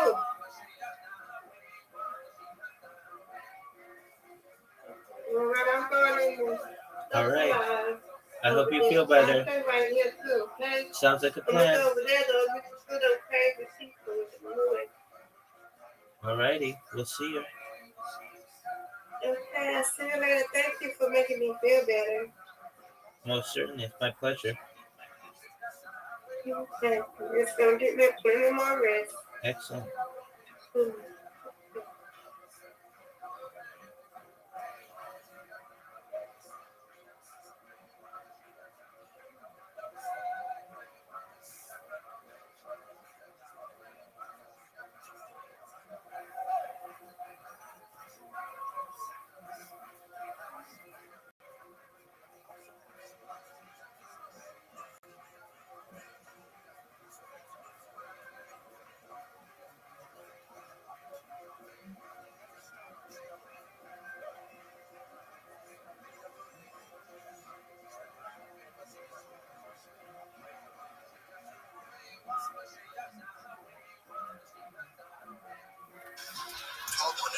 There was examples in history or studies that were done where like a primate on one island would discover one thing at the same time that a primate on like an island on the opposite side of the world would figure something out. Yeah. Right, and the idea is that they're connected somehow consciously with like an ethereal layer of consciousness that exists around us, and we're just tapping into it. There was a researcher named Rupert Sheldrake who developed that idea. He called it the morphogenetic field that connects all conscious beings.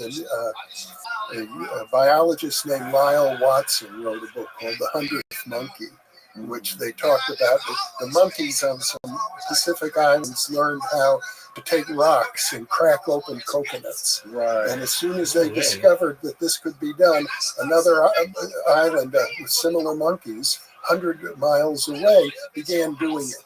Right. As if the skill somehow was communicated telepathically. Yeah, there's definitely something to that. Mm-hmm. There's something to that. You know, it's almost impossible to measure, and it doesn't, like, how do you explain that through physics, right? Like, you can't. That's right. You can if you think about it, and I'll give Jack Sarfati some credit for thinking about quantum entanglement as a way, because quantum entanglement does suggest that everything is interconnected. We're not separate from the most distant galaxies. Right. Yeah. The multi-worlds theory, and this somehow connects to time travel in some weird way. There's the block universe, right? Well, there are all these different theories. The many worlds theory, the block universe theory, are all separate, I think, relatively unrelated methods to account for what you could call the great mystery. Yes. So is the block universe consistent or compatible with quantum entanglement? No. No, the block universe is not consistent. I'm not a physicist, but the block universe came out of Einstein's theory of relativity. And the idea of quantum entanglement comes out of quantum theory. Right. They're both really good theories. They both make excellent predictions, uncannily excellent predictions. But they're incompatible with each other, and that's the big mystery of physics right now. How do you reconcile relativity with quantum physics? So far, nobody's been able to do it. Yeah, I think like we were talking about earlier with the Michael Masters theory on time traveling humans, the way and then with like how that works I think that works in the block universe in a way to where if we could figure out backwards time travel, or the way he started that out was if we wanted to go to another star, we want to leave our solar system, rocket time, the way we travel close to the speed of light. On Earth, time travel is at 1,000 times, 1,000x, right? So if we're traveling from one edge of the universe to the other, it takes us at light speed 44 years, something like that. And on Earth, that would end up being 40 million years or something crazy. 13.8 billion. 13.8 billion years? Across, in fact, probably more than that, because that was the original Hubble diameter of the universe, but it's expanded since then. But from the point of view of a traveler on a spaceship, at light speed, it take no time at all. Right. It'd take a couple decades, probably. No, 0. Really? Can you Google that? How long would it take to travel from across the universe at light speed? Not the universe, across the galaxy, right? Oh, the galaxy. The Milky Way. The Milky Way is approximately 120 light years across. So 120 light years? Okay, so that'd be 120 years. From the point of view of somebody on Earth, or 100. I'm sorry, it's 100,000. Okay, maybe they were talking about the solar. How many light years across is our solar system? 1. That's 1 light year? Yeah. 2 light years. Okay, anyways, I don't know what he was explaining, that rocket time, if we were to travel across, say, halfway across the Milky Way, right? So 50 years, roughly? Well, the Milky Way is 100,000 light years, so halfway across the 50,000. 100,000. Yeah, okay, right. 50,000 years from the point of view of somebody on Earth watching it. Right. But from the point of view of someone on a spaceship traveling at the speed of light, which is an impossibility, incidentally. Right. Photons can travel at the speed of light because they have no mass. Right. So if they're a photon, it would take no time. Right. And so from the point of view of a photon, time and space don't exist. Right. So if somebody was to try to go, if hypothetically we figured out light speed, close to light speed travel, right, the person doing that trip would have to kiss everyone they know goodbye. They would have to kiss the world goodbye, because the time they got back, the world would have surpassed so many years. It would be gone. It would be millions of years or hundreds of thousands of years in the future on Earth. That's right. So the point he was making is that it would be futile to go on a trip like this, right? To go on a light speed trip out into the galaxy, because let's say after 10 years of rocket time on that trip, human beings on Earth would have evolved so much that they would have figured out how to get there with a full belly full of breakfast. They would pull up right next to them, and they would have had to left that morning. What have we done? We wasted 10 years of our life, and the human beings have evolved. Yeah, if we get faster than light travel, perhaps. Right. That's the case. But there's the twin paradox. You could have two twins, and one travels at the speed of light some distance, comes back, isn't any older. The other twin could be decades older. Yeah, so if we were going to try to do that, if you wanted to get some scientists or astronauts to go out and do this, it would be nice to have backward time travel first, so they can go back and see their family again, right? Would be nice, yes. So if we were to ever figure out backwards time travel, which I don't know how we would do that, There have been seminars on it held at the University of California at San Diego on what they call retrocausality.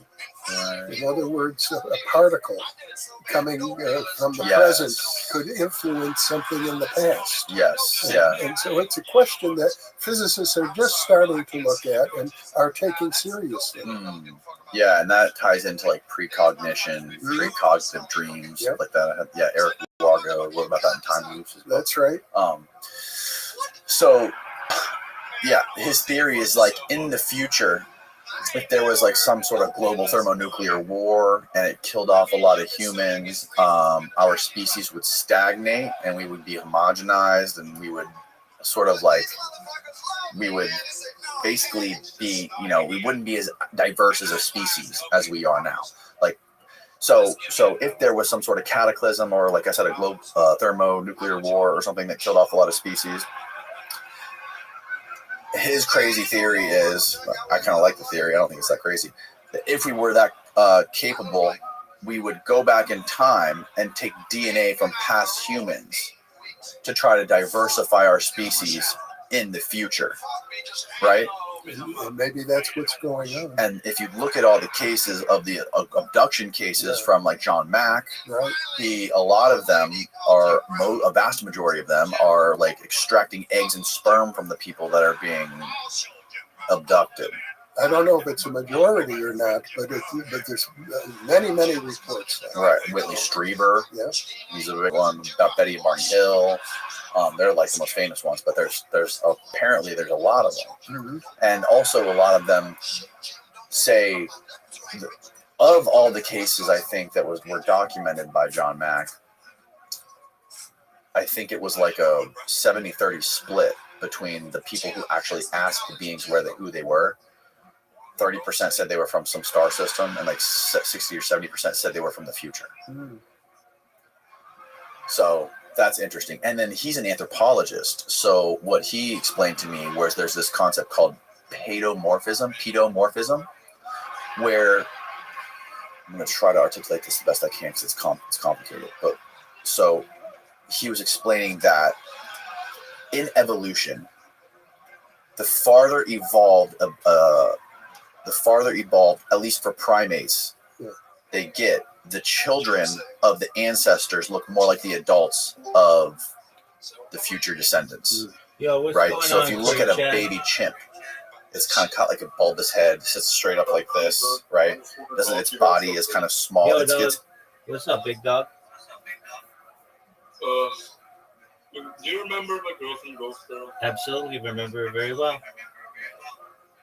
She's just like just a few minutes ago, like before talking into work, she said that she's having second thoughts about us.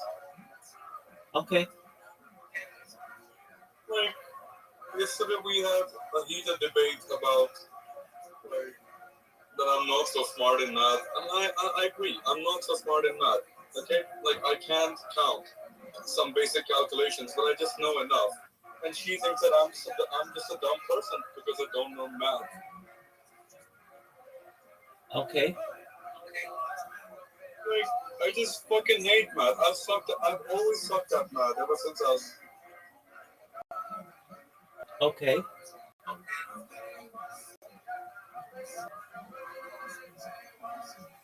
So, she broke up with you because you aren't good at math?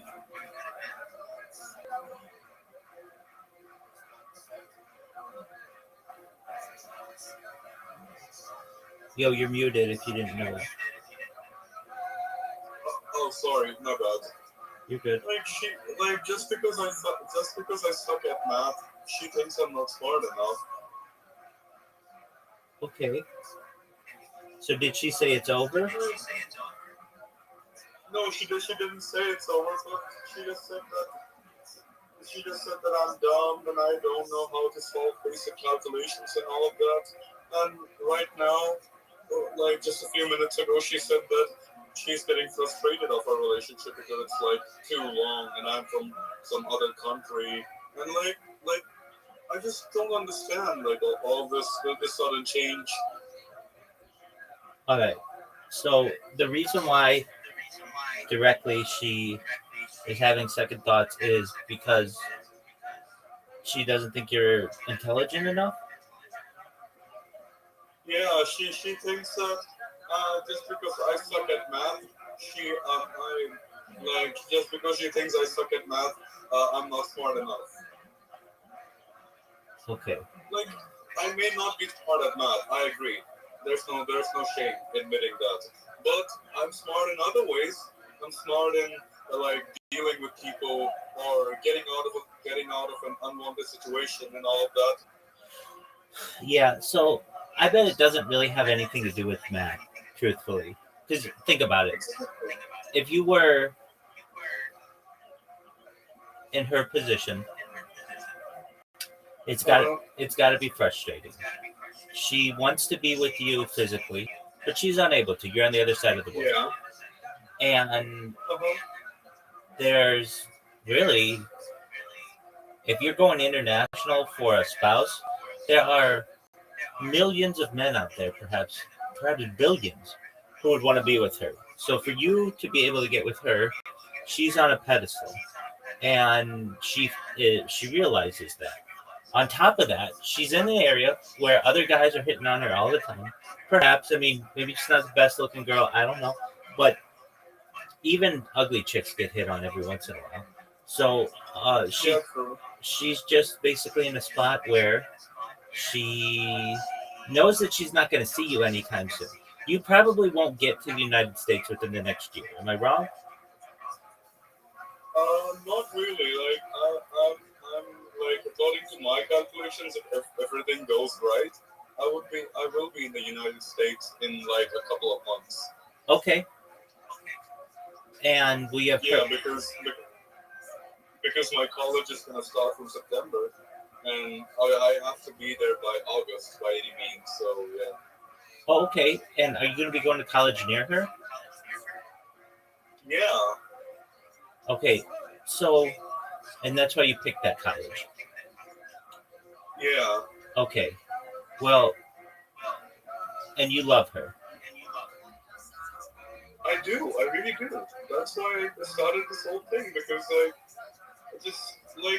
let's see. Her biggest complaint is that her biggest complaint is that, like the lack of physical touch and all of that.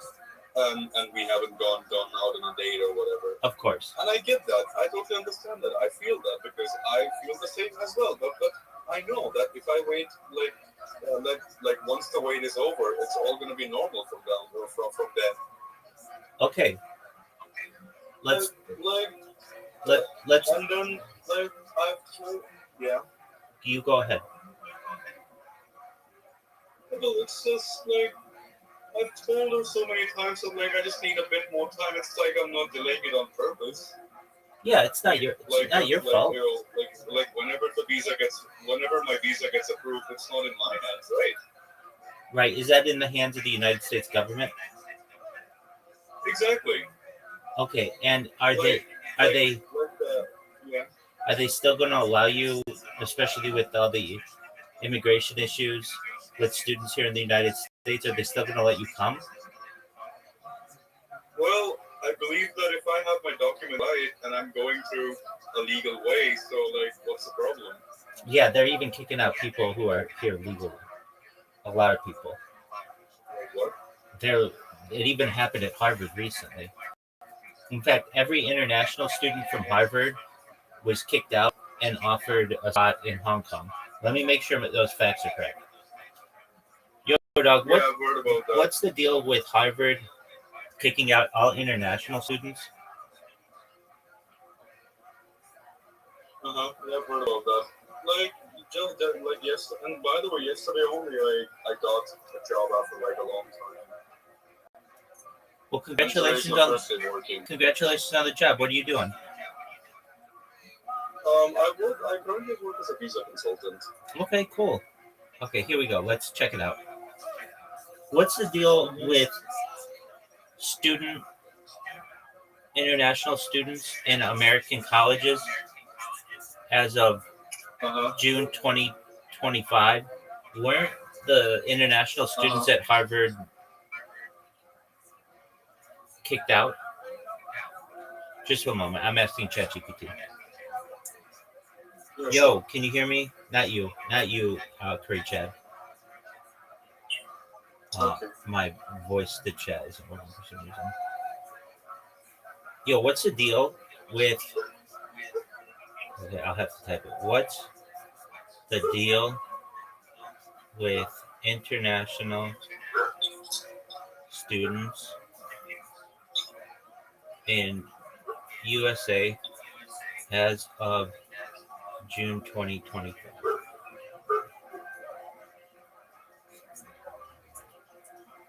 All right. As of June 2025, the landscape for international students in the United States is marked by significant policy shifts, legal challenges, and evolving opportunities. Here's an overview. U.S. immigration policy changes impacting international students. Temporary suspension of student visa interviews. In late May 2025, the U.S. Department implemented a global suspension on new F1, M1, and J1 visa appointments. Have you already had your visa appointment? Yeah, I do. Okay, so that's good. This move is part of a broader shift. Yeah, like I have a confirmed visa appointment on 5th of August. Okay, wait a second. You think you're going to get your visa approved on the 5th of August and start school in September? Like, I do have my appointment on 5th of August, and hopefully I get approved, so I get the visa in like a week or two, and then all it's required that I just buy a plane ticket and just go there. Let's make sure of that. If I have a visa appointment August, if I have a visa appointment in August 2025, can I realistically start college in September 2025? That seems. Have you ever already been accepted to a college? Yeah, I have. Okay, good. Okay, as of June 2025, your F1 visa appointment is scheduled for 2025. Whether you could realistically start college in September 25 depends on several factors, and there's some risk involved. Okay, best case scenario, yes, it's possible. Your interview goes ahead as scheduled in August. You get approved without administrative processing delays, aka a 221G.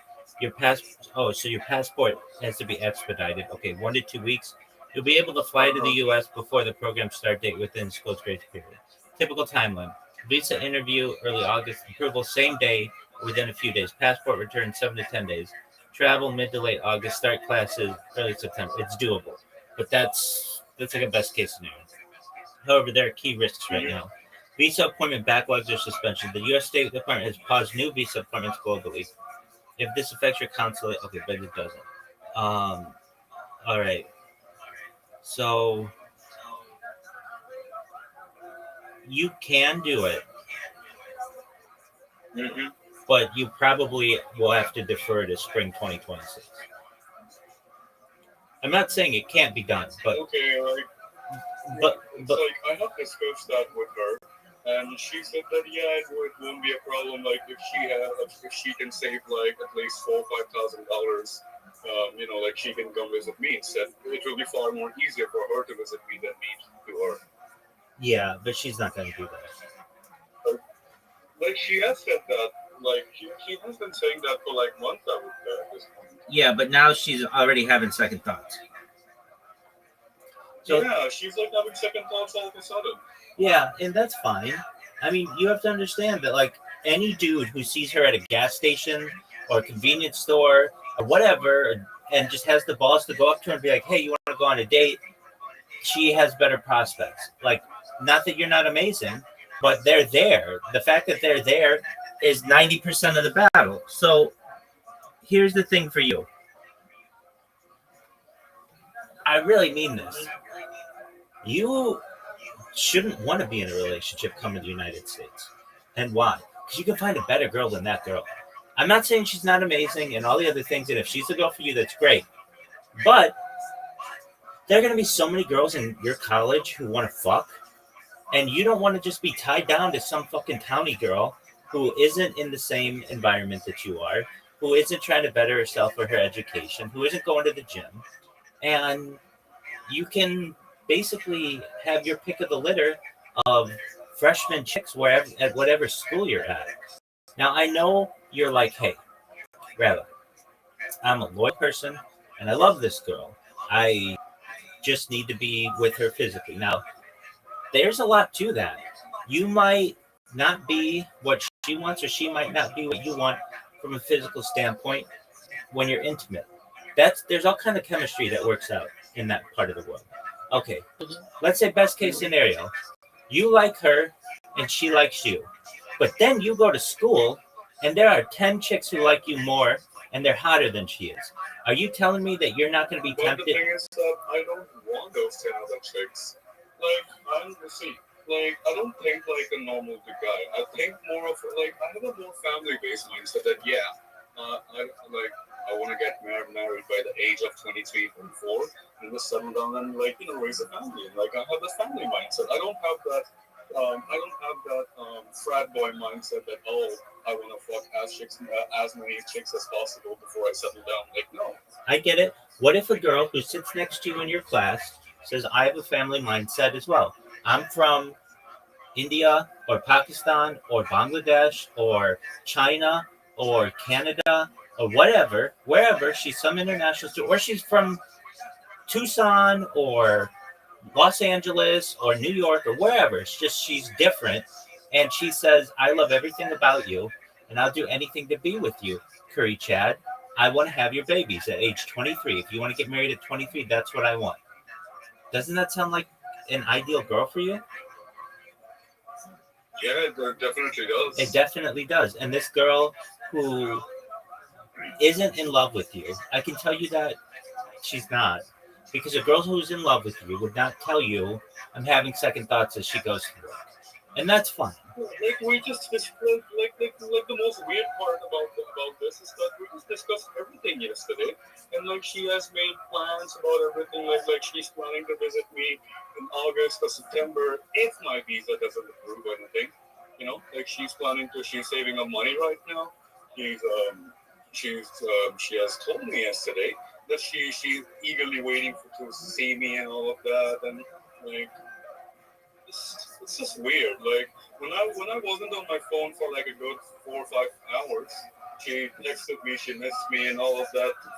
I don't understand. How can someone just change in one fucking day? It can very easily happen if the woman decides that she wants to be with another man.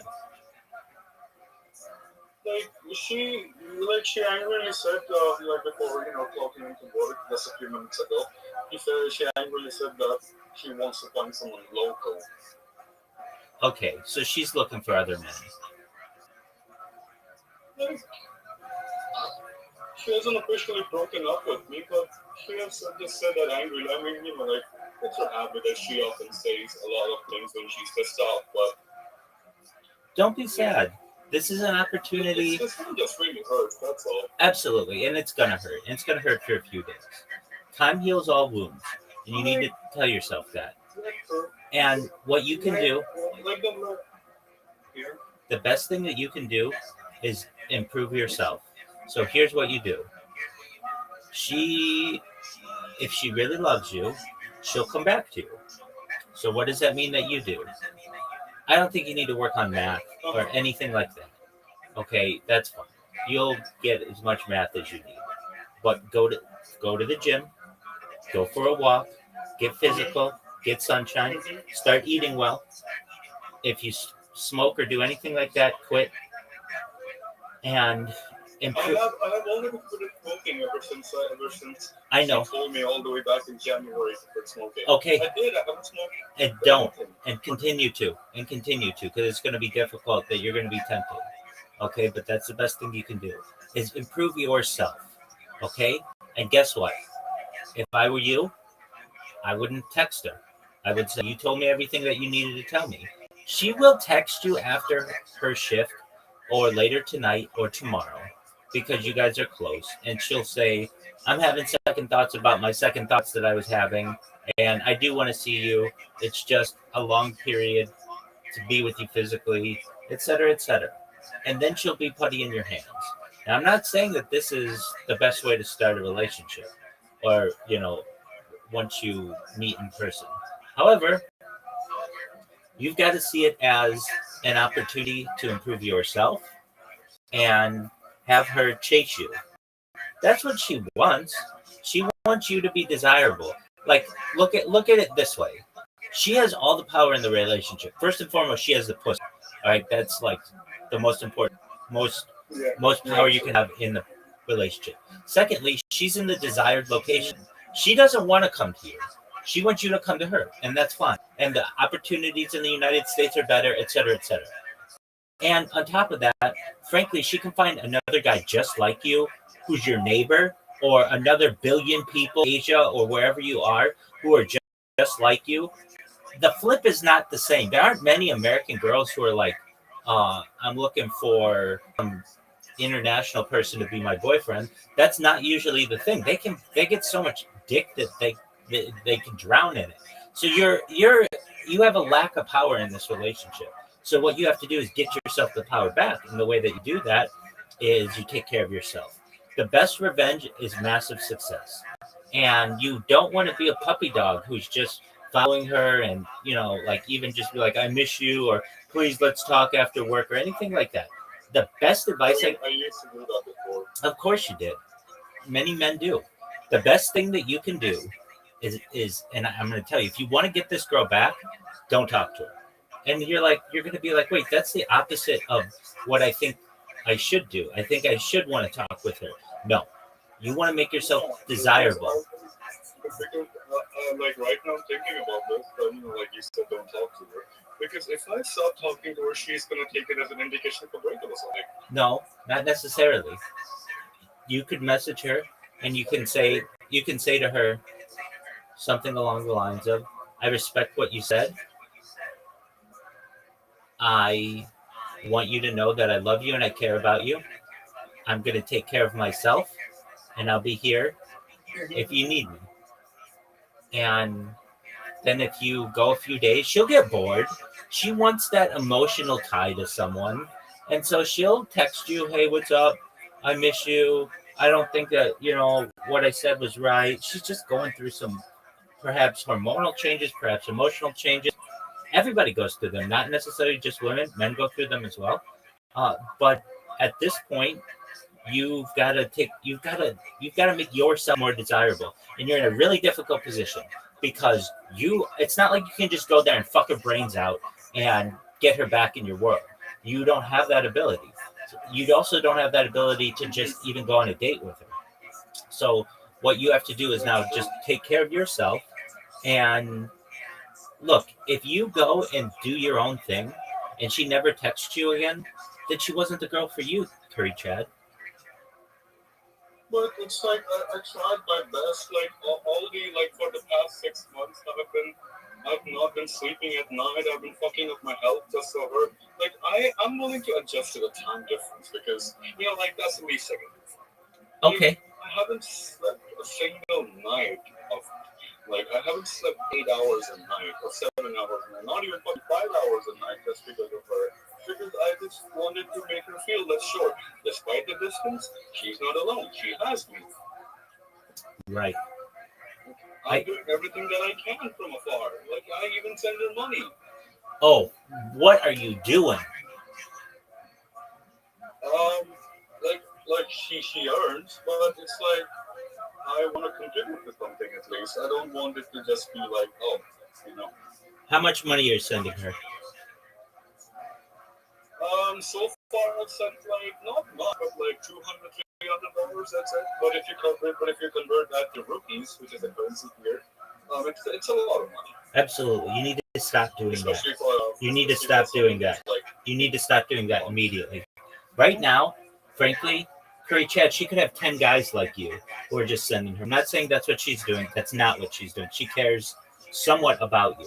But basically, you're just like a guy who is trying to support her, but isn't really able to. Okay, so here, if I were you, and I think this is the best strategy I can give you, you don't text her. You don't call her. You wait for her to come to you. And what you do is you make yourself a better man. And how do you do that? You get in shape. You learn. You can even just go and be with friends. You take care of yourself, though. And she will realize that you're the man for her, or she'll go find somebody else. And that's the best thing that she could do. I understand you spent 6. Like she just texted me and she said, I'm just a boy. Okay, that's fine. I feel humiliated by this. Don't be. You are just a boy. I'm more fucking mature than her. I don't make autistic noises just because it's cute. I tolerate the bullshit. That see, there are a lot of things about her that annoy me a lot. Absolutely. This girl's. I love her. Wait. Have you ever had sex with a woman? I haven't, but she did. Just right now. She had sex with a woman right now? Wait, no. Wait, have you ever? She has never had sex in her life. No. No, have you ever had sex with a woman? Yeah, I have with like 3 different. Okay, perfect. So you're Curry Chad. So she's a virgin, right? Yeah. Okay. Fine. I understand that. So she's never really been in a real relationship. She doesn't even know what it's like. Not really. Like she had 2 previous relationships before, but they didn't work out. Like they lasted barely a week. Yeah, that's not a relationship, dog. You know that. I mean, I get what you're saying. She considers them relationships, but she isn't emotionally mature enough at this point to be in a real relationship. So let her say you're just a boy. She's hurting you. She's purposefully hurting you. If I were you, man, I would not text her back. Just go do you. You know what the best thing you can do, Curry Chad, and I mean this, and you're going to disagree with it, but I'm telling you this would be the best thing. It's for you to go out and fuck some chick. Go in India. There's some chick in India who's looking to get fucked right now, and you could be that guy. Now, if you're like, Rabbi, I can't just do that. I don't know anybody or whatever. Okay, that's fine. Get a hooker. There's some. No, it's not like. Can I be honest with you about something? You are. I would hope you would be. Like, okay, so there has been this girl. Like, okay, so she's originally from Texas, but she lives in India. All right. Like she's an American citizen. She was born in Texas, but she lives in India, with her parents because of her father's job here. So, like, I met her online, 3 years ago, I would say. Okay. And ever since meeting her, she has been like the most hypersexual girl I've ever seen. Like, constantly sending me provocative pictures, like news and all that. Like, I don't even ask her. She just sends me, like crazy. Why don't you fuck this chick?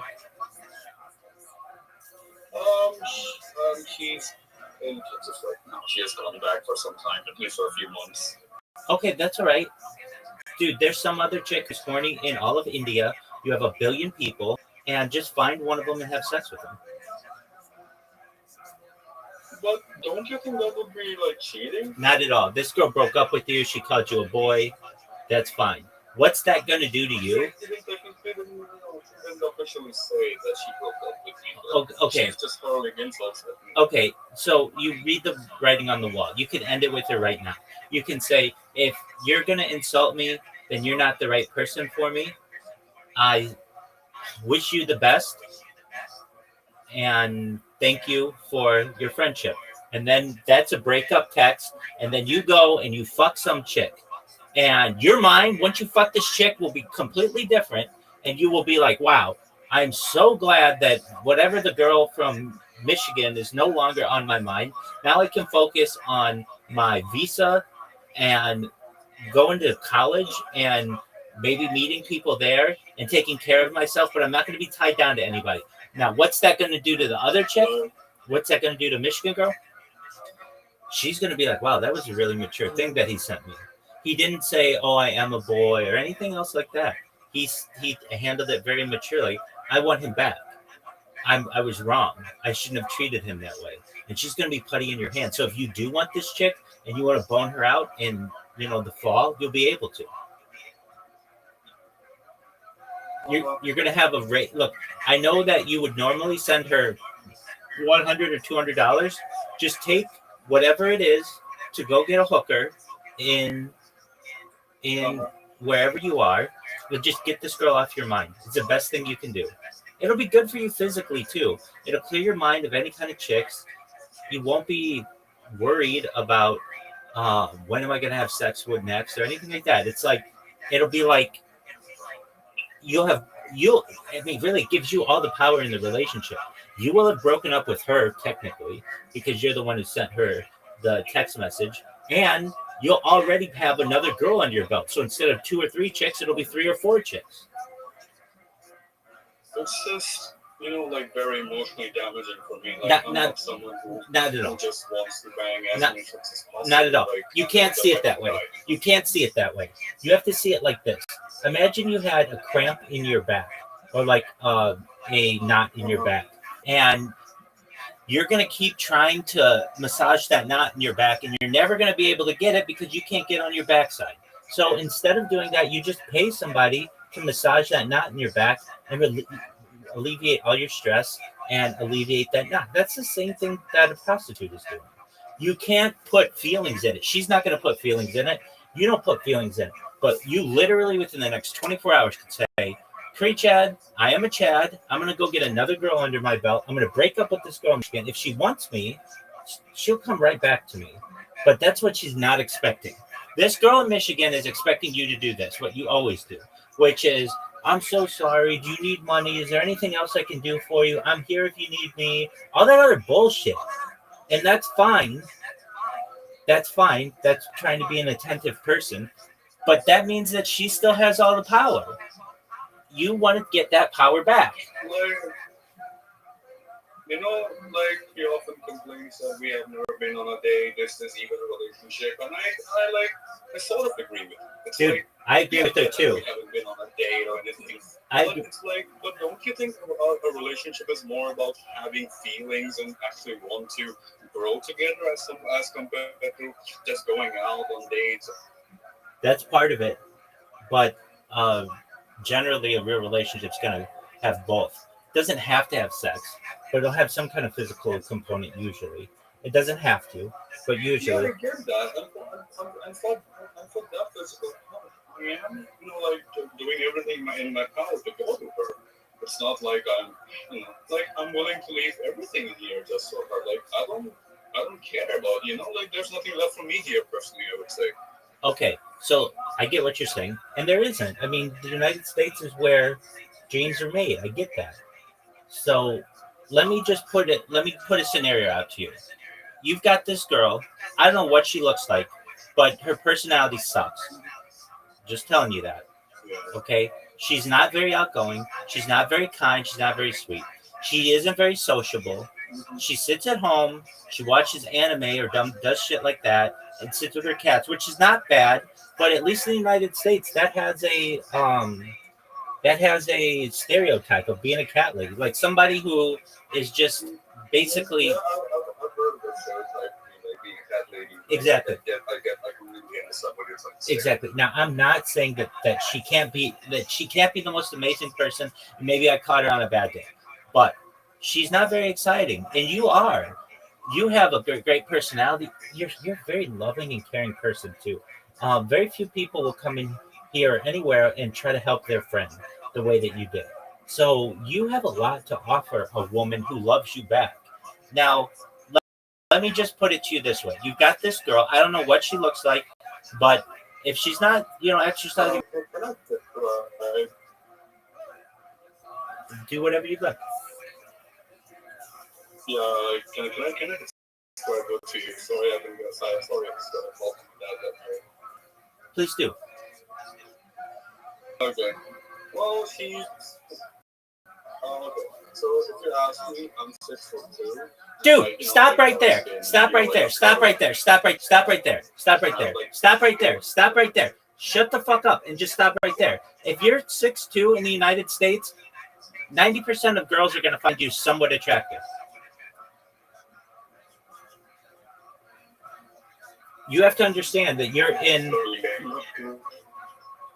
Your mic went out there. Okay, so you're a tall dude, which is very wanted in society, especially today. What percent of the population is 6'2"?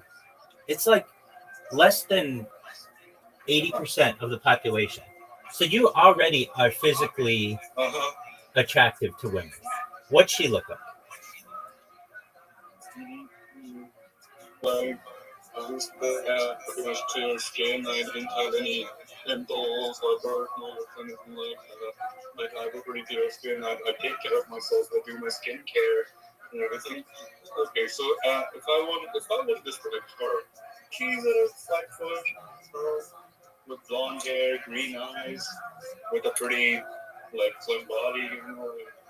She's good. Okay. And she's, like really pretty, like a very pretty boy, of course. Okay, so she's not bad either. Welcome, Miss Aquarius. How you doing, girl? No. I'm eating. Okay, very well. We're just helping our friend here. He has a friend who lives in the United States, and she may not be that interested in him. And he's a 6'2", good-looking dude, and he is looking to perhaps move to the United States this fall and start going to school as an international student. And I'm just making him aware that he is a catch, and that if this girl doesn't like him, like she texted him earlier today, or not, I don't want to say doesn't like him, but isn't that interested in him, that's fine, that he can do better. That's right. Look, you have a woman here telling you the same thing. And if this girl wants you, she'll see all the ways that you're improving yourself, etc., etc. And if you still want her, then it'll be your choice, not her choice. Yeah, I do want her. Rabbi, can I have this discussion a bit later? I actually have the flights. Absolutely. You do whatever you need. Curry Chad, I'm here for you, big dog. Absolutely. I'm here for you, big dog. Keep your chin up, big man. No problem at all. Take care, big man. So what happens, Miss Aquarius? I gotta eat. I have a schedule. I had to take my medication. Absolutely. Are you feeling better? I didn't tell you. Yeah, I didn't tell you my temperature, did I? Yeah, it was 97 degrees. I even remember it. But yeah, I'm eating, so I gotta take my medicine. I have to take my medicine before 12 o'clock. I gotta take a breath. Yeah, and then after that. Okay, but you were cold. Are you cold anymore?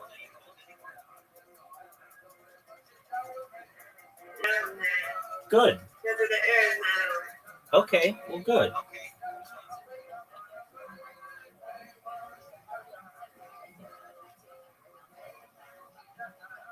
just eating right now. What do you eat? Sounds like a plan. What are you doing today, Rabbi? I'm watching. Do you know who Richard Pryor is or was? Yeah, so I'm watching his stand-up special live on Sunset Strip. I love stand-up comedy. I love Richard Pryor. I am watching a podcast. I am creating robots and going viral. No big plans, which is a good thing. Yeah, I see them robots. I don't know which one they are, but I see them. Really? Yes, you do. And they're just doing their thing, making people aware of who I am and what I do. I understand. It's a good thing. And my hours are pretty reversed of how they should be, so I may later this afternoon probably take a little bit of a nap, But aside from that, we've got that. Yeah. Well, those aren't my robots. I don't know whose robots. Oh, okay, good. My robots are different kind of robots. They like and upvote people, so that's not really anything too harmful. But yeah, excellent. How have those people in social life been treating you?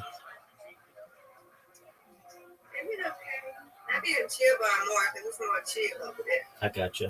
Well, I understand that. There's too many kids on social life. I go there and get where you be at. Because there's too many kids. Yeah, that's why I don't even talk to anybody in there. Even if I did find somebody who was interesting, then it turns out that there'll be 10 other people in there and 2 or 3 of them will be kids. And it's like, I don't want to talk to children. I want to talk to mature people.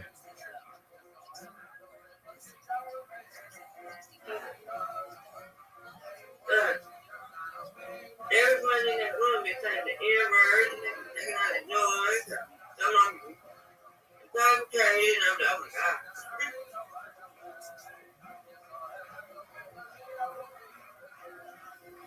I had to tone down.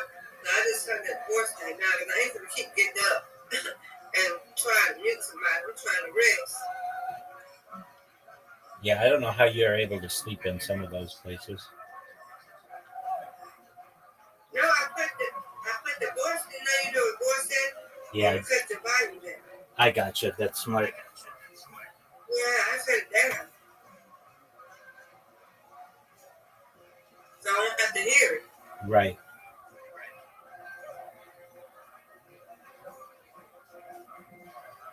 Did it like last night. I made some entertainment. But that's okay. It's time to sleep. Okay, you're down. I love you. Yeah, where you at? Decided to come in there and like, oh, wait, so quiet here. So I'm going to come in there and say N-words. I'm going to play out his music, make out his noise. Oh, my God. They just be trolls. There's a lot of that. Well, I can be over there chill bar most of the time.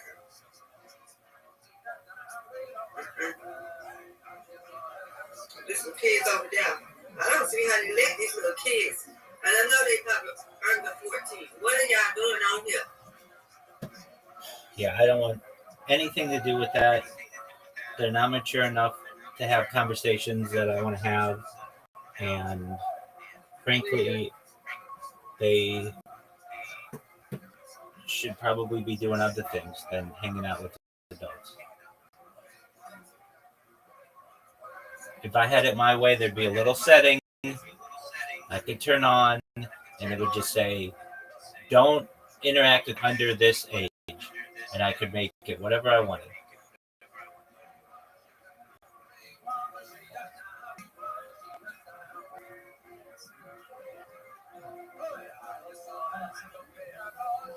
I'd at least have it at 18, but at some points I'd even want to have it higher to 21 or 25 or something, because, people, you want to talk with people who have common experiences as you, but also just common maturity levels.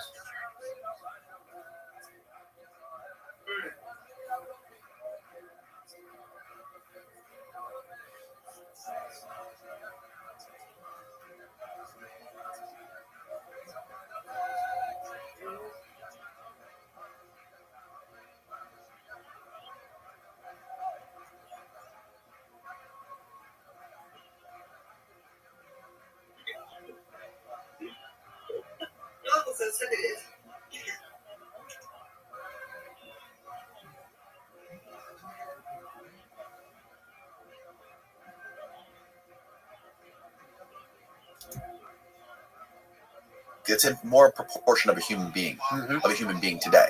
When the baby chimp grows up, it's got a smaller cranium, big muscular body. It's kind of like hunched over. He says that this is something that you can extrapolate into the future of our species. That in 100,000 or 1,000,000 years, full-grown human beings are going to look like the toddlers of today. And if you look at all those accounts, they look like children, those beings. I think it's a very viable hypothesis that the inhabitants of UFOs are future humans traveling backward in time. I don't know of any reason to rule that out. It would explain the pyramids. Yeah, it might explain a lot of other mysteries. A lot of crazy mysteries, right? Even, I mean, the biggest mystery might be the existence of the human race to begin. What'd you say?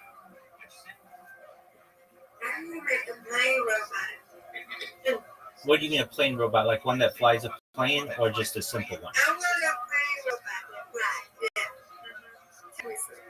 Oh boy. Yeah, I mean, really, autopilot is somewhat of a plane robot that we already have, and has been in aviation for like at least 30 years. The key aspect of flying is takeoff and landing, and we don't have a plane that does that, or a robot that does that yet. But perhaps within the next 10, 20 years or so, that will all be automated. That means all the pilots will be out of jobs eventually. But perhaps we'll be able to ensure smoother takeoffs and landings and no crashes. So, Miss Aquarius, when I go viral, I'll give you all the money that you need for your own plane, perhaps your own aviation company or wing of an aviation company, no pun intended, and we'll have you be this chief robot officer of autopilot. And they'll be able to take you anywhere in the world that you want to go. All right, well, we'll make it happen.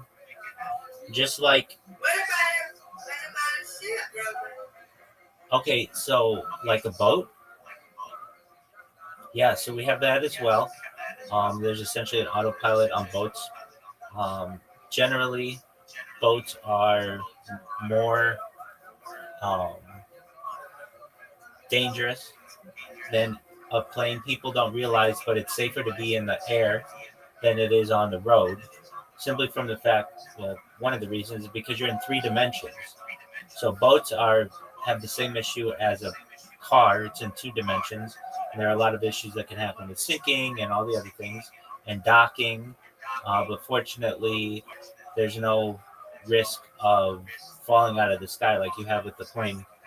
So I imagine that we'll have autopilot on boats as well soon enough. We have, at least Tesla is launching full autopilot on their vehicles in some areas. So I think in Austin, Texas, they're starting it. So it's not just, where you don't even drive. You just plug into the system where you want to go and it takes you there. So it's already being started. It's a...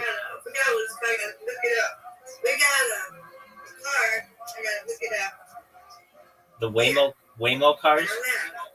Waymo cars? Exactly. So there are those as well. So they're basically like Ubers that'll take you without a driver. And so you'll be able to have that for a boat or a plane soon enough.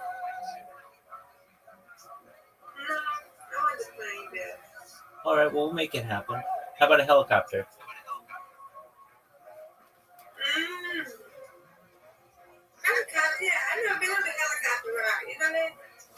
Well, soon enough, we'll have you. You'll own your own helicopter. You'll go on helicopter tours. You'll be able to pilot your own helicopter or have a helicopter pilot for you. Yeah, that'd be cool. Awesome. You got it, girl.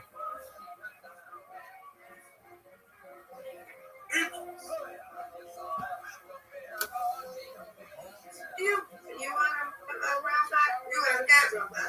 Would you want a real life robot? Yeah, I would like one. I would like a robot to just be able to do anything that I would normally want to do, or hire a butler or maid to do. So perhaps laundry and cooking and cleaning, all of those things. And we're already working on that. I mean, there are Roombas, and there's the Optimus, um, the Optimus robots, and the Boston Dynamics robots. And I imagine within the next decade or so, those will be household bots. And then, you get into the world of enjoyment. Eventually, people are going to want to have sex with robots, and whether or not society accepts that, there's already a huge portion of the population that wants that, and so I imagine that will even replace some elements of relationships for some people. I personally don't want that. I enjoy people, but I think robots are going to be here in the world much sooner, and when they are, I would want to use them for some things, and certainly household chores and things like that. I would not mind having a robot.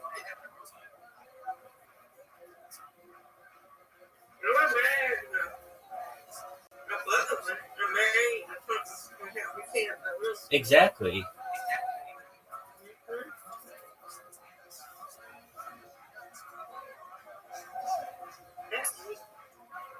I agree with you. Most certainly. I'm always here for you. I'm always here for you. It's hard. Like I told my best friend, that's when I'm got in sucks. Being sick. Has she decided when her wedding's going to be? Oh, not that. The other one. No, the other one I haven't talked. I told her that. I haven't talked to her since Wednesday, so I already thought about it yet. Okay. Right, that's good to know. Yeah.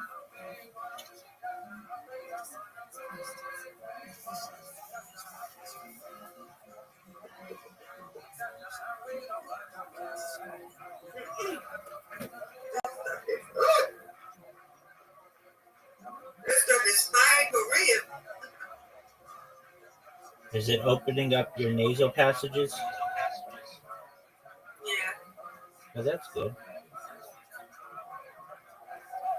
This needs some months left. I hope I don't see it today. Please, Lord. I kind of like to sneeze.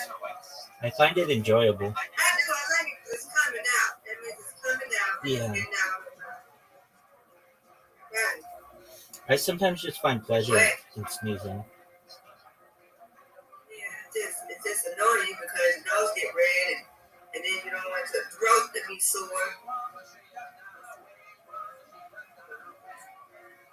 Well, it's a good thing. It's a good thing. Don't let it happen in.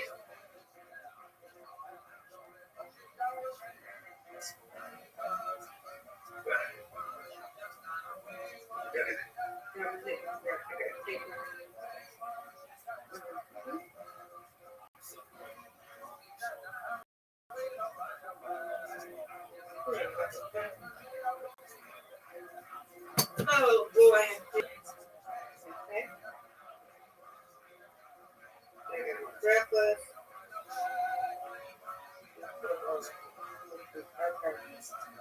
Lunch. Okay. So. Breakfast.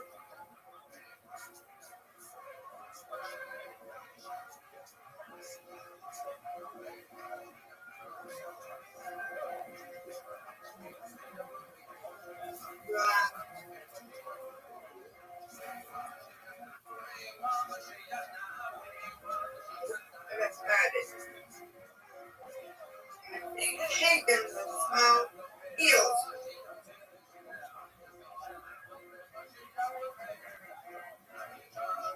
Wake over. Find it. Got to move. Come on. I gotta find it, baby. Okay? You got to move, like. I have to move up here. I got to find it. There you go. Find it to me from my nerves, man. Miss Aquarius, you're back to your normal self. It's great to hear. I shot back to my normal self. this thing is making me mad. It's a small thing. Oh my God, it just was right there. Where is it? Oh God. This is small. I need my pill. I need it.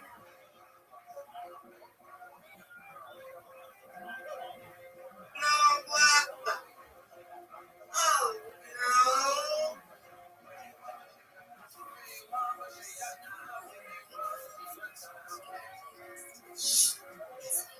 God damn it.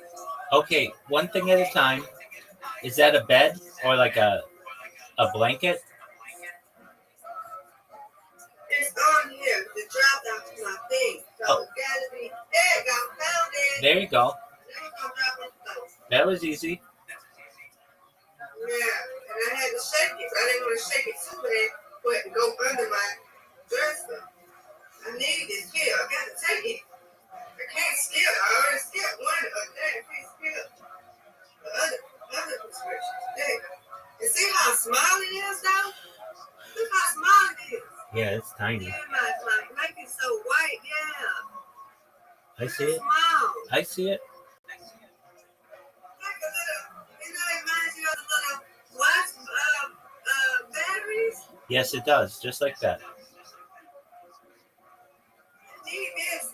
I got to get better, Rabbi. I got to get better soon. Yes, ma'am. I can't afford to stay. I want to go back to work. I want to get back.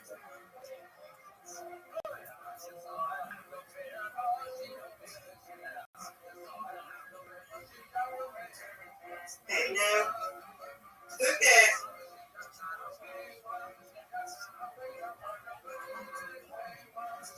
I think I need to just take a paper towel and put it on my belt, on my dress, and do it over there instead of in open space. All right. Yes, it makes me better. Yes. This is the second time, and it's scary and frightening. But it's not, because it be in this room. That's right. Yeah, take a good both ways. This one. All right. Well, take it.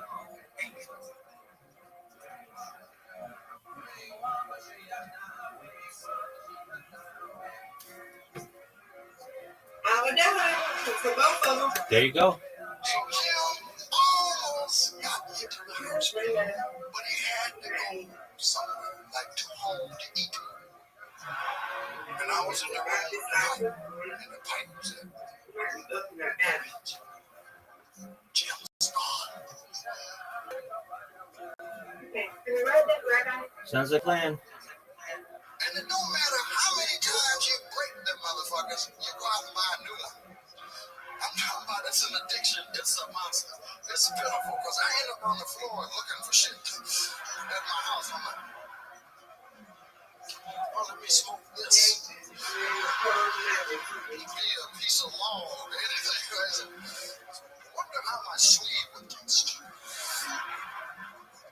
I'll tell you one thing. When that fire gets your ass, that will sober your ass up quick. I mean, I was standing on fire at sunset. Well, that's okay. You know what? That looks like fire. I'm talking about fire is inspirational. They should use it in the Olympics. Because I did the 100-yard dash in 4.3. And you know something I found out? When you're on fire and running down the street, people will get out of your way. Except for one old drunk, right? He's like, hey, buddy, can I get a light? I'm just a little off the sleeve. Okay. And you can tell when you fucked up, man. When you get to the hospital, the doctor goes, holy shit. Why don't we get some coleslaw and serve this up?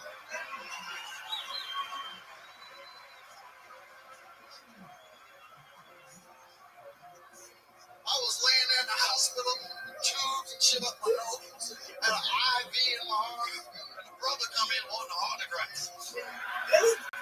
I mean, steam and shit was still coming off me. Brother coming in. Hey, y'all. It makes you hot. Yes, it does. Come on, Rich, let me have this last autograph.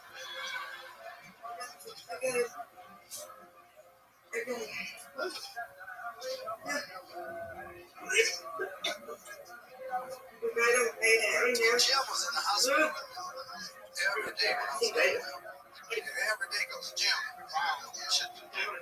Why I jumped on Jim was scary. I can't do it. And Jim would be there with me, giving me straight. Because I look at Jim and said, Jim ain't never been there, so I can't show no pain. He's on the street trying to get well. I was doing real good because nature is wonderful. When you burn up, your skin goes to sleep. Because nature's not going to deal with it. It just goes to sleep. And so you don't feel shit for about 3 days till your nerves wake up. I didn't know that. I figured I ain't feeling nothing. Everything's fine. And at the hospital, like the doctors and shit, they're really great. But there's a girl that worked as a nurse. They're unique people working right here. I don't know if I could work with them. I could burn up. You know what I mean? Put some butter on it and say, that's it. Go for what you know. But these motherfuckers, man, and this Larry Murphy used to come in, we're going to wash you, Rich. Wash you down. And you got to great. Wash you. I said, yeah, we're going to put you in the tub. Wash you. He said, yeah, we're going to wash you. We're going to wash you. We're going to wash you in a couple of days, Rich. And just don't worry, we're going to get you better. Yeah, motherfucker. Yeah, wash me, will you, please? I should have known something was wrong. This is motherfucker come every day with us. Don't worry now. We're going to put you in the tub. And it's going to be all right. Don't worry. I said, I'm not worried, motherfucker. Put my ass in the tub. Don't wash me. Shit. Oh, now, don't worry, Larry. Are you all right now? The day we're going to put you in the tub. Larry, I'll wash my ass in the tub. And they take you in the room. And they get you down in the tub with solution. You sit in the tub. Yeah, motherfucker, tub. Right. Gonna wash. I know. So you feel this? It's a sponge. It's a sponge, motherfucker. So wash my ass. All right, put your arms up, open up. Listen, wash me, motherfucker. He said, now it's time to wash your ready. I said, yeah, motherfucker.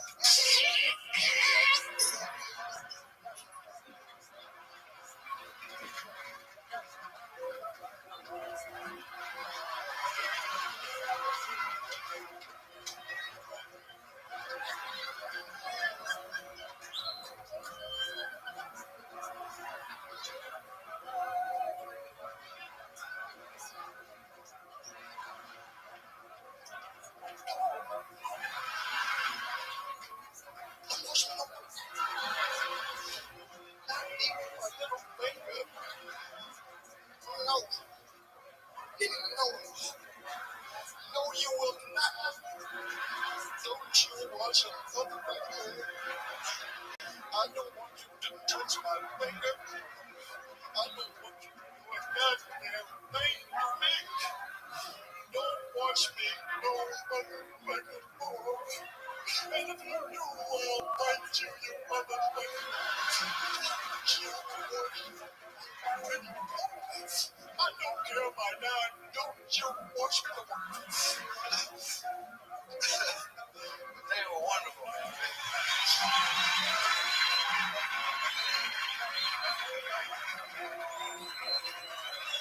Shortstop races. But no color in it except burn up motherfuckers. And we all got religious. You find God quick when they find your ass dead. I was watching TV one night and they said I had died. I was paying this up and shit. Richard Pryor died 5 minutes ago.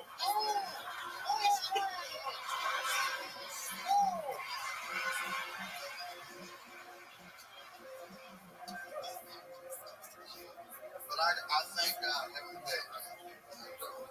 I said, God, thank you. Not burning my dick. Because most people say, you've been punished by God. I said, no, the God wanted to punish my ass. He done burned my dick. That's some punishment. Because when they fired in my ass, I didn't want to work. The emergency! Let's come do something! Keep the fire on the ball! Begin with. Right. Yes. Wow. That's deep. Well, consider, 300,000 years ago or so, there were our so-called primate ancestors. They didn't, from what we can tell, have large brains. Right.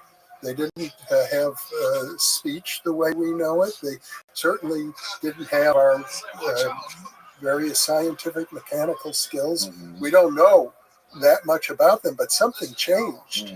Something changed very dramatically. We are nothing like gorillas or chimpanzees, our closest biological relatives. And this is there? What is the name of this theory that aliens somehow genetically alter? Well, this doesn't tie into McKenna's theory, right? No, it's there was a fellow named Zechariah Sitchin, who first proposed it.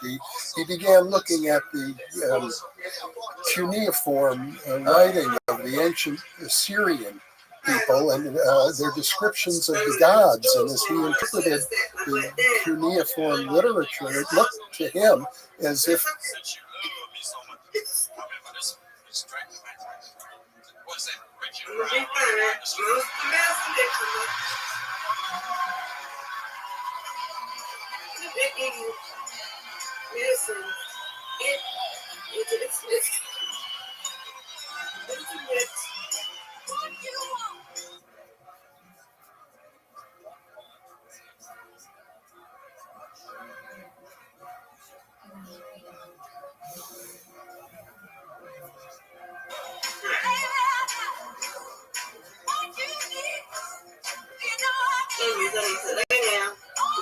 do it.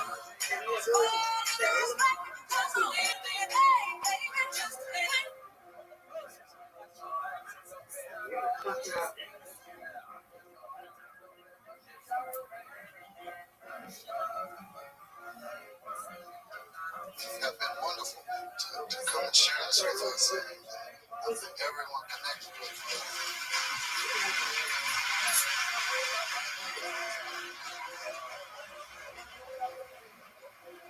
It's been a pleasure for me to do this. I want to say y'all gave me a lot of love. I appreciate it. Also, y'all did some. Also, play up on yourself. Also, y'all did some nasty ass jokes on my ass too. Oh yeah, y'all didn't think I saw some of them, motherfucker. Since you love me so much, I remember this strength of man. What's that? Richard Pryor running down the street.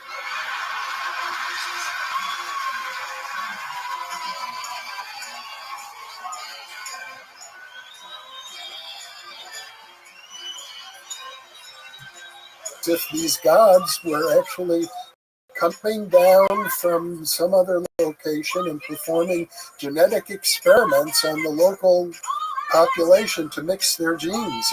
Now that hypothesis is widely disseminated across. This is the Anunnaki theory. Yeah. Where they came down and created a slave species to terraform the earth. That's right. Yeah, that's a wild one. That's a popular one for sure. As far as I know, it's viable. I can't say that we have strong evidence for it, but there's it does resolve this mystery of how did modern humans, evolve out of primates. Yeah. Did you ever talk to Terrence McKenna about the monkey mushroom theory? Yes. What's the name of that theory again? I don't know that it has a name. It's called, there's a name for it. What? Stone date theory. That's what Stone date theory. Yeah. Yeah. That's probably my favorite one. That also makes sense. There's every reason to think, not just apes, but many other biological creatures like to alter their consciousness in different ways. Yeah, I had a guy in here a couple months ago from India, and he was explaining to us, Steve, maybe you can remember the name of these monkeys.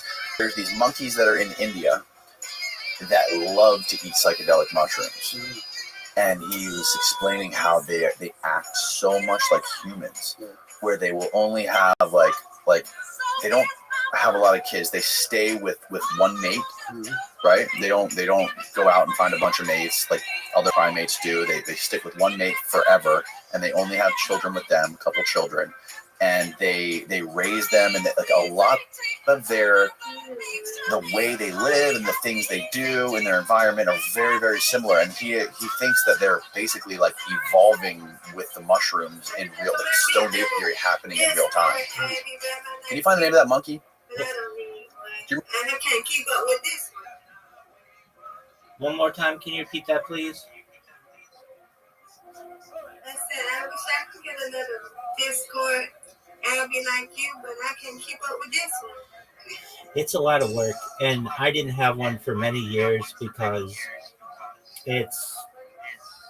I just felt like nobody would ever come. And I would tell you this, if I didn't market it 24 hours a day, 7 days a week, 365 days, nobody would come. You literally have to like advertise yourself, because if you don't, then and nobody's there, nobody's in it, then nobody wants to join.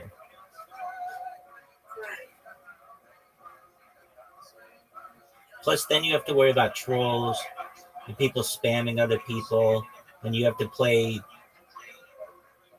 babysitter with people, and so-and-so wasn't nice to me, and so-and-so sent me this message, and it's like, look, take it up with Discord. I'm not the referee.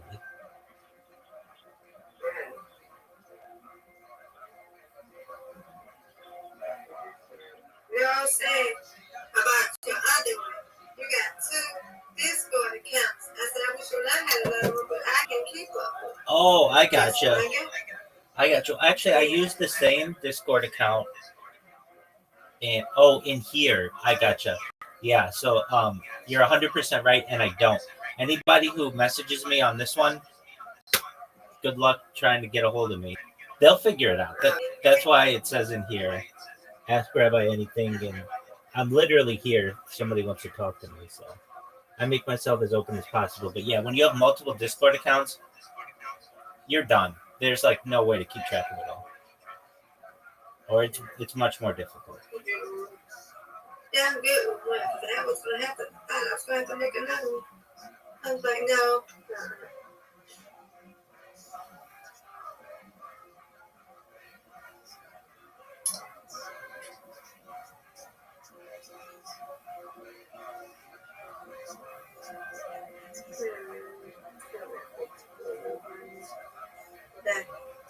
Check this.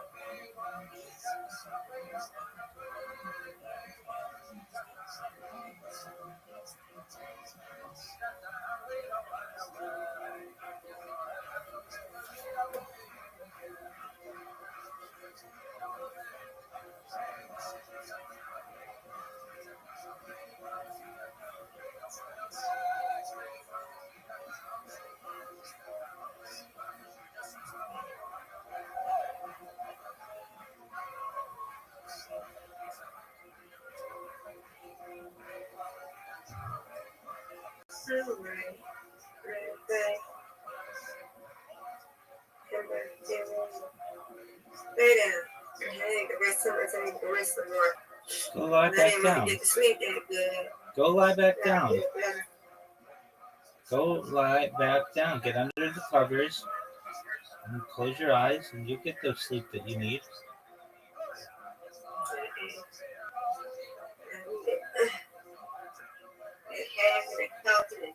Spit up some food, but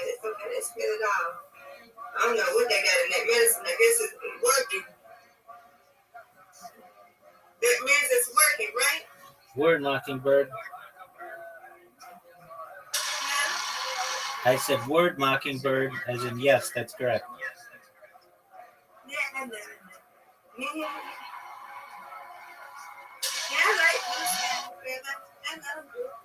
You do?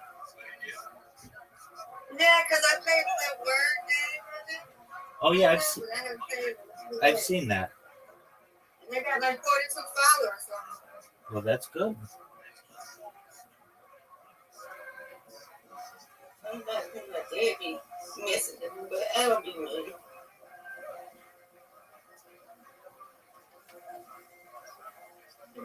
Yes, it's blood. Get it off of me. Okay, well, I'm about to just be here until later. I need to get my sleep. I want to rest. Sounds like a plan.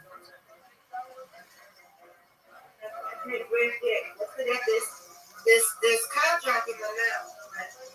I'm gonna be here till I fall asleep back on the contract, okay? Sounds like a plan. I will see you later. Excellent. Pleasure speaking with you, Mr. Aquarius. Okay, see you later. Do you remember that? See you later. That's okay. I'm trying to find it. It's all right.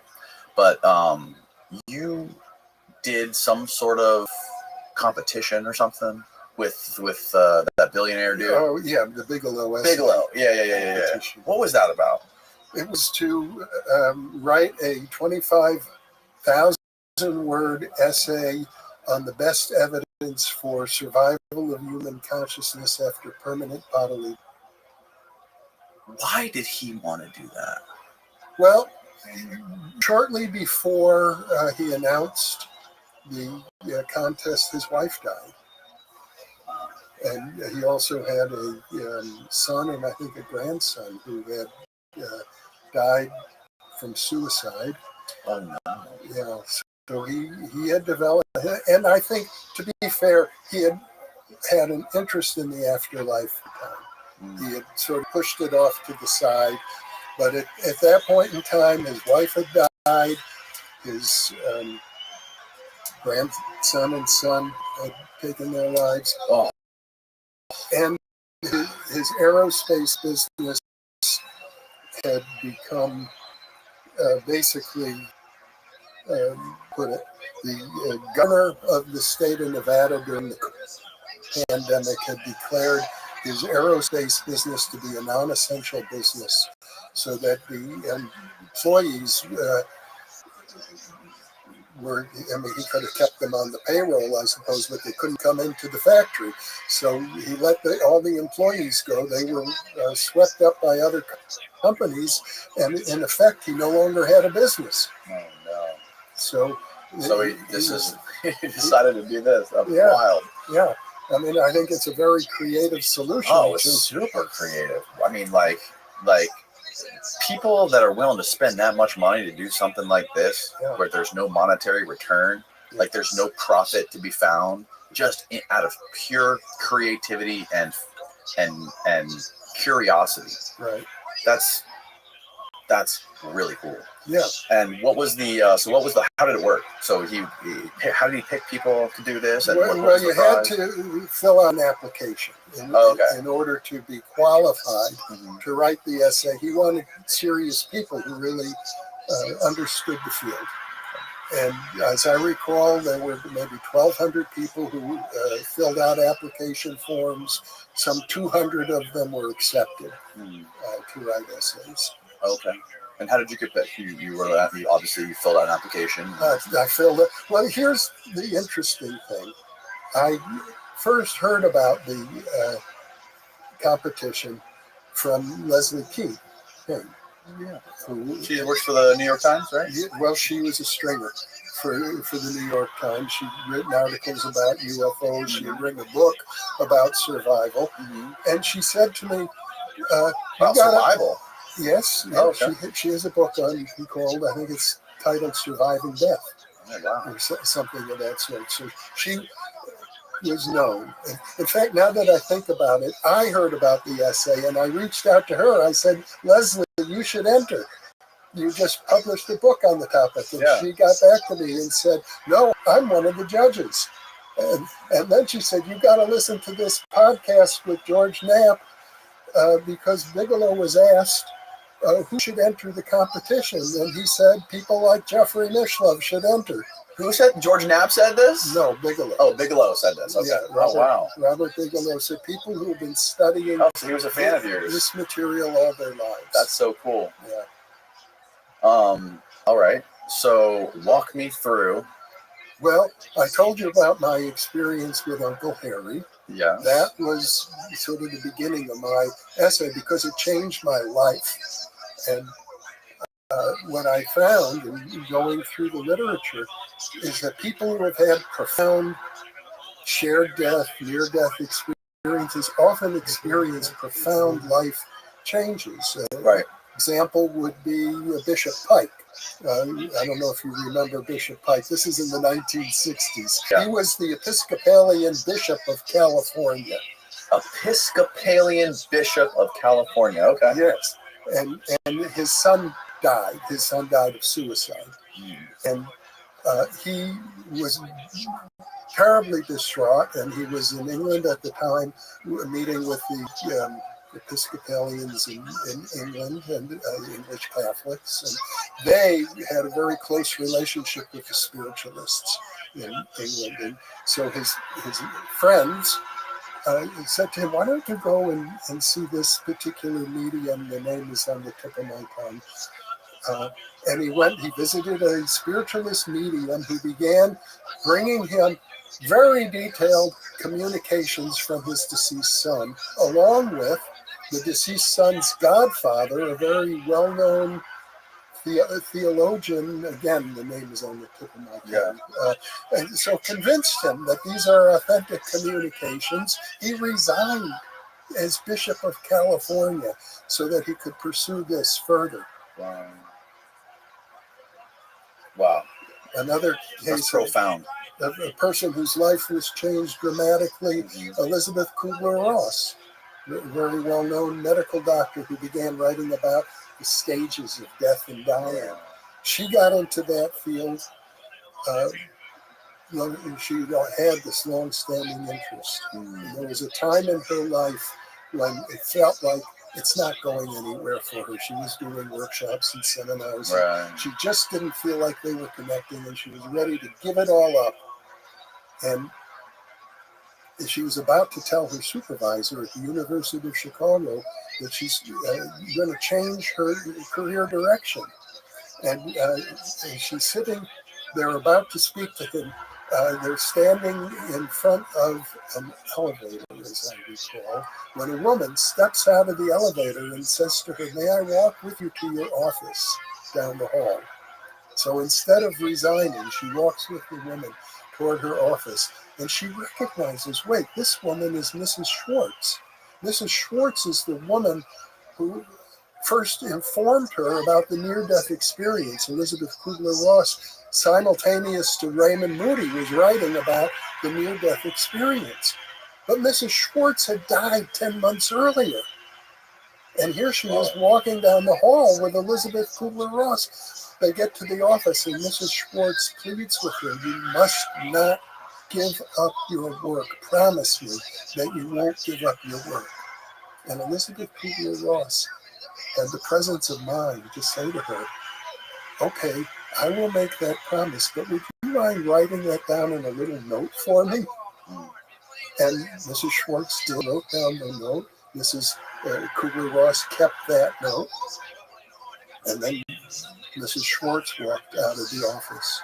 Elizabeth Kubler-Ross immediately stuck her head out the door to see if she could see her walking down the hall. There was no one there. Yeah. Wow. And that, another example of a life-changing story. Right. The one about Elizabeth Crone is pretty bananas as well. Yeah. She's the one who was walking into her synagogue and got struck by lightning. Yes. Yeah. She became a good friend. She left her body until she went to this crazy garden, this ethereal place, and she had a choice to go to the afterlife or to go back to her body. She chose to go back to her body, which is that blew my mind. That story. That's part two of it. I guess somebody saw her get struck by lightning and walked it. They ran into the synagogue and said, "Is there a doctor in the house?" But everyone raised their hand. And was a doctor. He was like the best one, right? For lightning strikes. Right. What are the chances of that? Yeah. Good Lord. Yeah, and she explained like how she walked in the synagogue and she was like trying to talk to people and get help or whatever because she thought she was hurt, but then she realized that no one was like acknowledging her or interacting with her, and then she turned around and saw her body laying on the ground. Yeah. And then she noticed she's floating 6 inches above the floor. Right. Yeah. Right. That's so wild. Mm-hmm. Okay, so you wrote about this and you ended up winning this whole competition? Yes. That's wild. How much money did you win? $500,000. $500,000. Yeah. Wow. You pay cash? Do you a suitcase full of cash? It was a check. Actually, let's pause real quick. I gotta take a leak real quick. All right, Steve. Those are the two biggest questions, that we have: is what happens after we die, and are we alone? You're right on the leading edge of all this stuff. And where did we come from? Right. So what do you think happened? What do you think is going on here when people are having these near-death experiences, and where are we going? I think that the near-death experience represents the early stages of the afterlife. The early stages of the afterlife. Yeah, I don't think, after all, the people have recently died or nearly died. Right. And so this is like, I think the afterlife could be viewed as a progression. I think there are probably almost infinitely many possibilities over time, but initially you've got to get oriented. Yeah. But what do you think happens after that stage? Where do you think we go? Well, I think one obvious possibility is reincarnation. There's good evidence that people do or can, let me put it this way, people can reincarnate. Yeah. Not that they have to, and not that everybody does, but it's an option. Another option would be to move into other dimensions of, you could call it the supersensible realm, other hyperspace dimensions or the dimensions, non-physical dimensions. Another option might be to reincarnate, but not on Earth, on other planets. I think there's every reason to think that all of those possibilities are open to people depending on their choices and their destiny. Do you believe in God? Personally, yes. What do you think God is? I think God is the one consciousness that unifies us all. Yeah, I tend to agree with you. Yeah, the more and more I think about it, I think that God is the universe. Mm-hmm. Or the universe is within God. Or that. Yeah, definitely. So after you won this award and you won all this money from Bigelow, after he wrote you the check, what did you have any conversations with him about this, and is he trying to explore this further or push the boundaries of this? Well, he set up an institute called the Bigelow Institute for Consciousness Studies to explore life after death. Mm-hmm. He invited me to join the board of directors, and but subsequently, I think he's an entrepreneur. I think he's moving in other directions. He's creating a new foundation that is taking over that institute. So I don't know what's happening. I think I'll have to get back in touch with him. He's been very actively involved in politics this year. Oh, has he really? Yes. Interesting. Yeah, he was in fact one of the. He's in Nevada, right? He's in Nevada. Yes. What were you saying? He became a DeSantis supporter. Oh, really? Yes, he gave millions of dollars to DeSantis, and then he got really? That's interesting. He got fed up. Why DeSantis, you think? Well, I did have many conversations with him about it. I think he felt that after the January 6th insurrection, that Trump was not a viable candidate. Oh, and he wanted DeSantis to be president. Yes, and then after DeSantis signed the bill to make abortion illegal in Florida after, 6 weeks. He felt that was too extreme, and he switched his allegiance to Trump. He did. Yeah. Interesting guy. Mm-hmm. To have that much money and to be willing just to throw it out at all these crazy ideas and crazy, just like dump millions of dollars just into curiosity that's not gonna pay you back. Like all the people with the most money in the world, just seems like they do the things that's gonna make them more money. Well, I give him a lot of credit. I think that nobody has done more to bring the field of survival research into public prominence. Right. Mm-hmm. I heard something a while ago. I don't know if it's true, but I heard that with all, like, there's some sort of rule in the FAA where if pilots or commercial pilots or anything see any kind of UFO or unidentified object in their airspace, they have to report it to his private aerospace company, but not the FAA. Are you familiar with this? Yeah, sort of. He set up what was called the BAAS, the Bigelow Aerospace Advanced and something. And then he was close friends with Harry Reid, who at the time was the head of the U.S. Senate, and he arranged with Harry Reid to begin researching the potential threat to national security that might be imposed by UFOs. For example, if nothing else, aviation accidents. Right, of course. And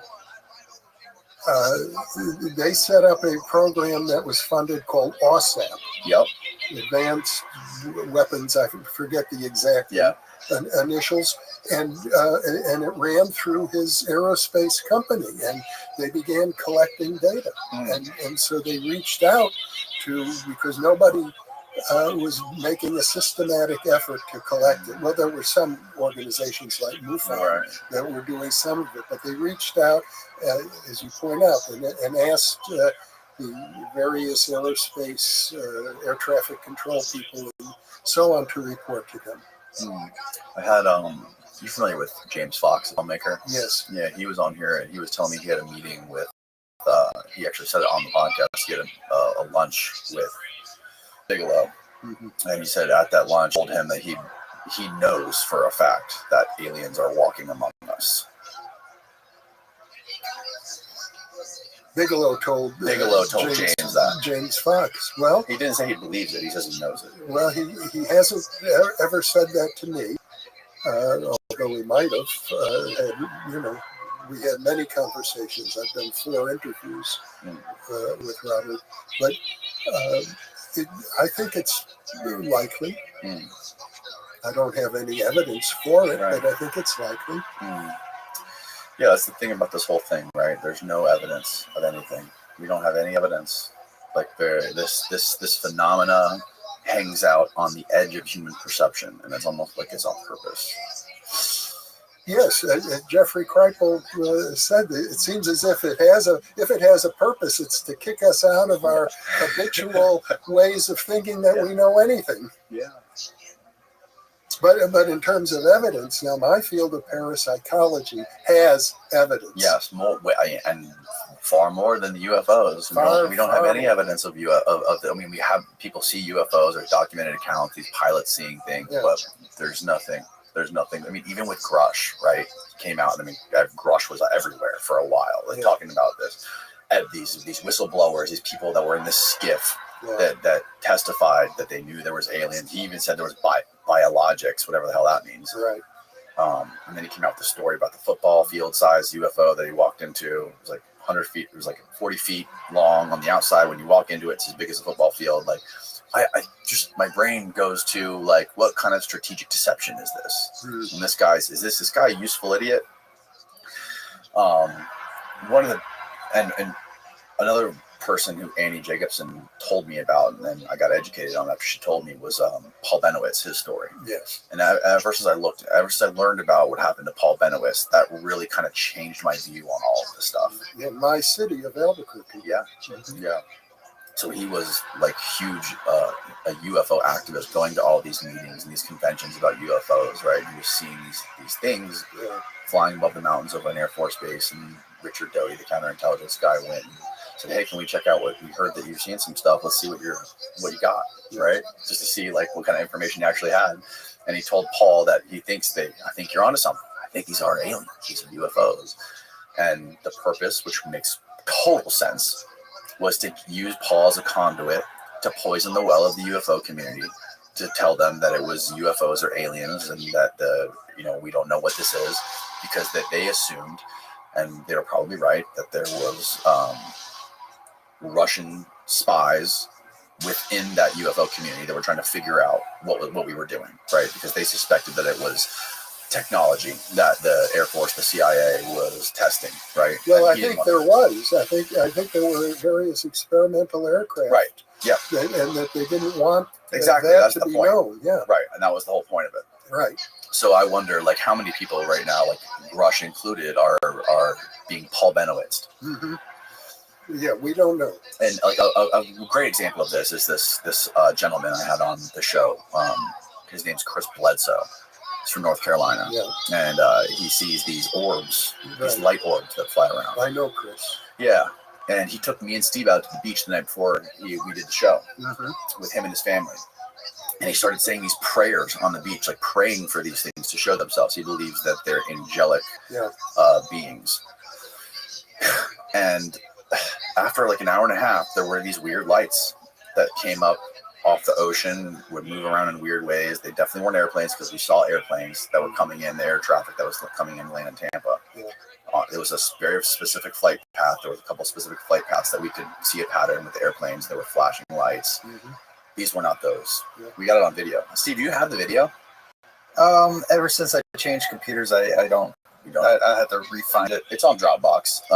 But anyways, so like that was wild. At the same time, I've never seen anything like that before. But at the same time, I've never stared at the sky for 2 hours straight. Yeah. So is this stuff always there? Well, it reminds me of Ted Owens saying, there's going to be a UFO that will be photographed and shown on the front page. Yes, that reminded me of that. There's a whole category of people who practice the art, and Ted Owens trained people to do this. It's summoning lights in the sky. Right. And it's not so different from bending spoons.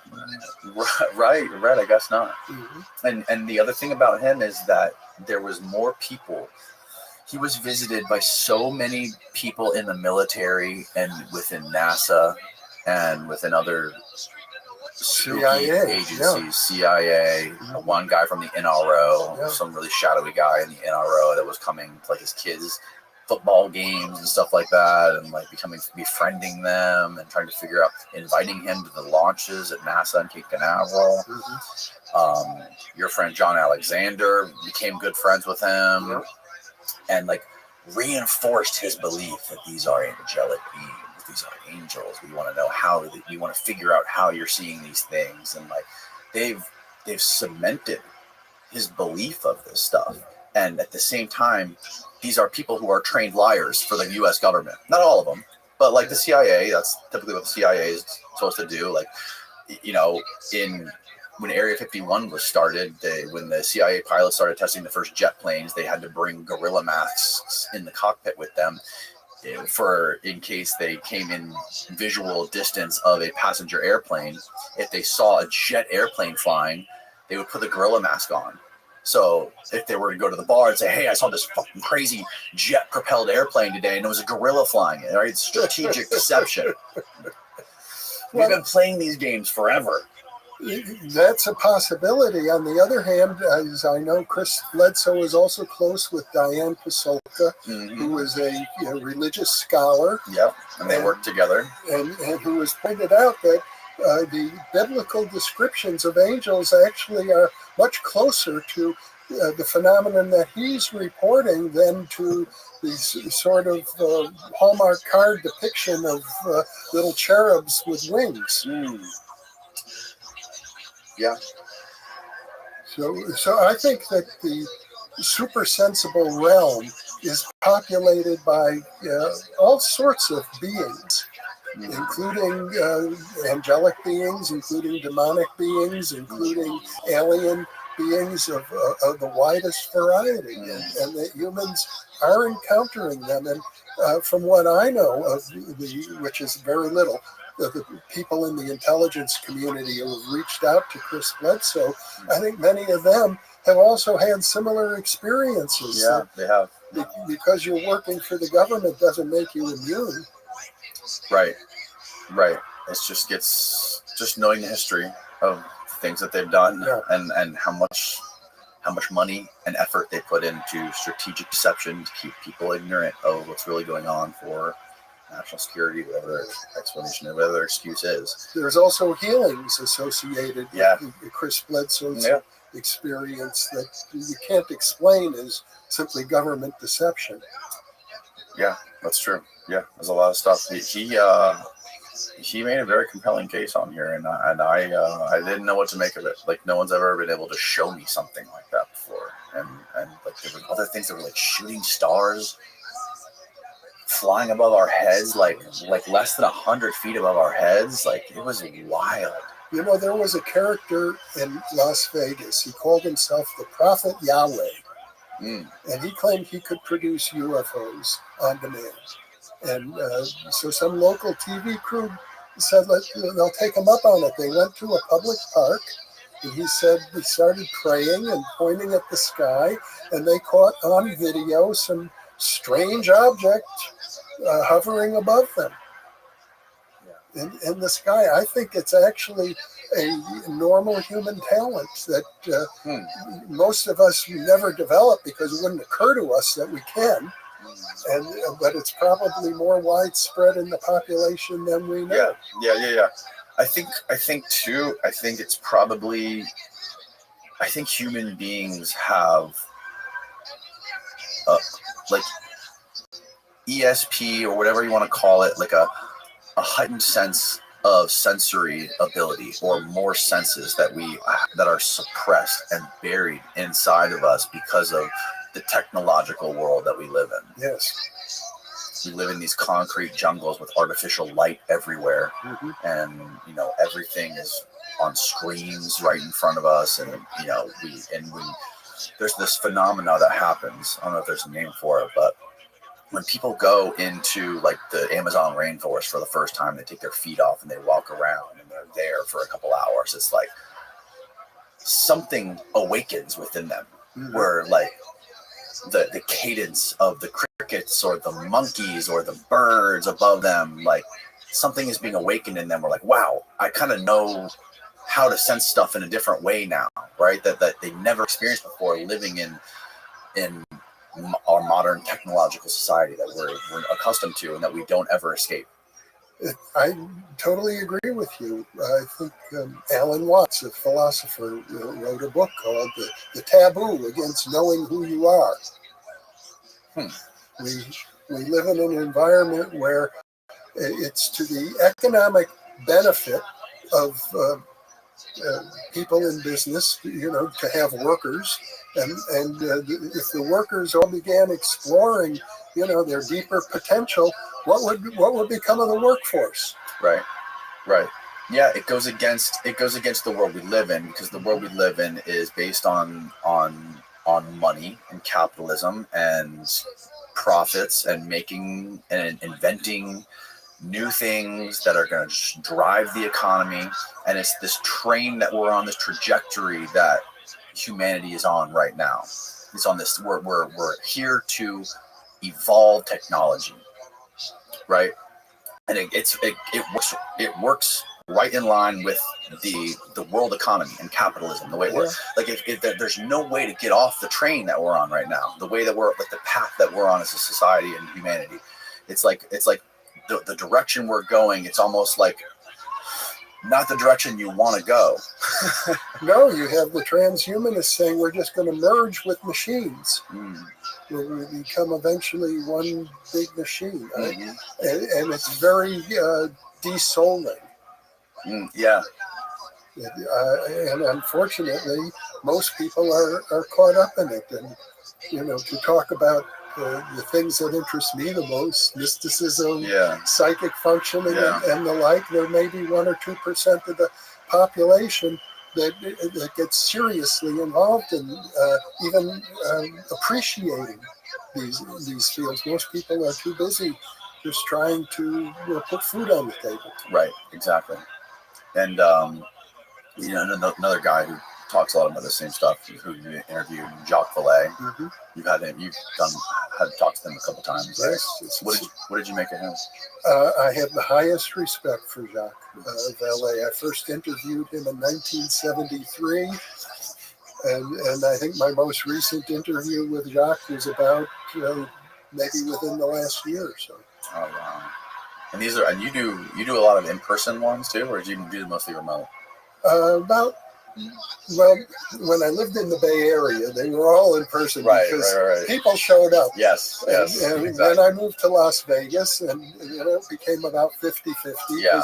Most people eventually will pass through Las Vegas, but now I live in Albuquerque, so we're a flyover city. Yeah, I find that the in-person interviews are just way more better. They're way more real, and there's like a certain magic you lose through a screen when you're doing it, having a conversation like this. Yeah.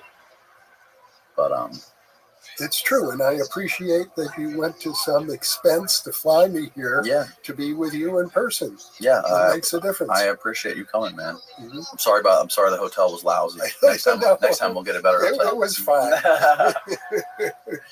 It's been fun talking to you, man. Thank you again for your time. You're welcome. And tell folks listening where they can find all of your amazing interviews and search for you on all the platforms. I'd like to share with people 2 things, if I may. First is the New Thinking Aloud channel on YouTube, which is newthinkingaloud.com. It's all one word, and aloud is ALLOWED, not ALOUD. Mm-hmm. And I'd also think that some of your viewers may be interested in a new program. The first time in 40 years in the United States, it'll be possible to obtain a higher degree, a master's degree or a doctoral degree in parapsychology. And I'm working very closely with the California Institute for Human Science to set up that program. We've just launched it, and we will be offering these degrees and expanding the program. So if you have viewers who are really serious about getting engaged in 150 years of empirical evidence about human paranormal experience, this is an incredible opportunity that is now available. That's incredible. Yeah, and you have the most comprehensive life on your channel of interviews and folks that have been deep in this stuff. Joe McMoneagle, Jacques Vallée. Is your Terence McKenna? Dig deeply, you could that's find down it. there north of the bottom. That's crazy how long you've been published. I was watching that one, and I was watching some of your interviews, and I was looking at the date published, like 13 years ago. Well, I found that the Pacifica Radio Archive still has some of my interviews going back as far as 1972. Wow. That's fascinating, man. Yeah. Really cool stuff. Well, thanks again. I will link all of your stuff below, including your YouTube channel, so people can go check that out. And thanks again, man. I really appreciate it. My pleasure. And let me just add, the California Institute for Human Science, their website is cihs.edu. Cool. I'll link that as well. Thank you. Cool. All right. Good night, folks.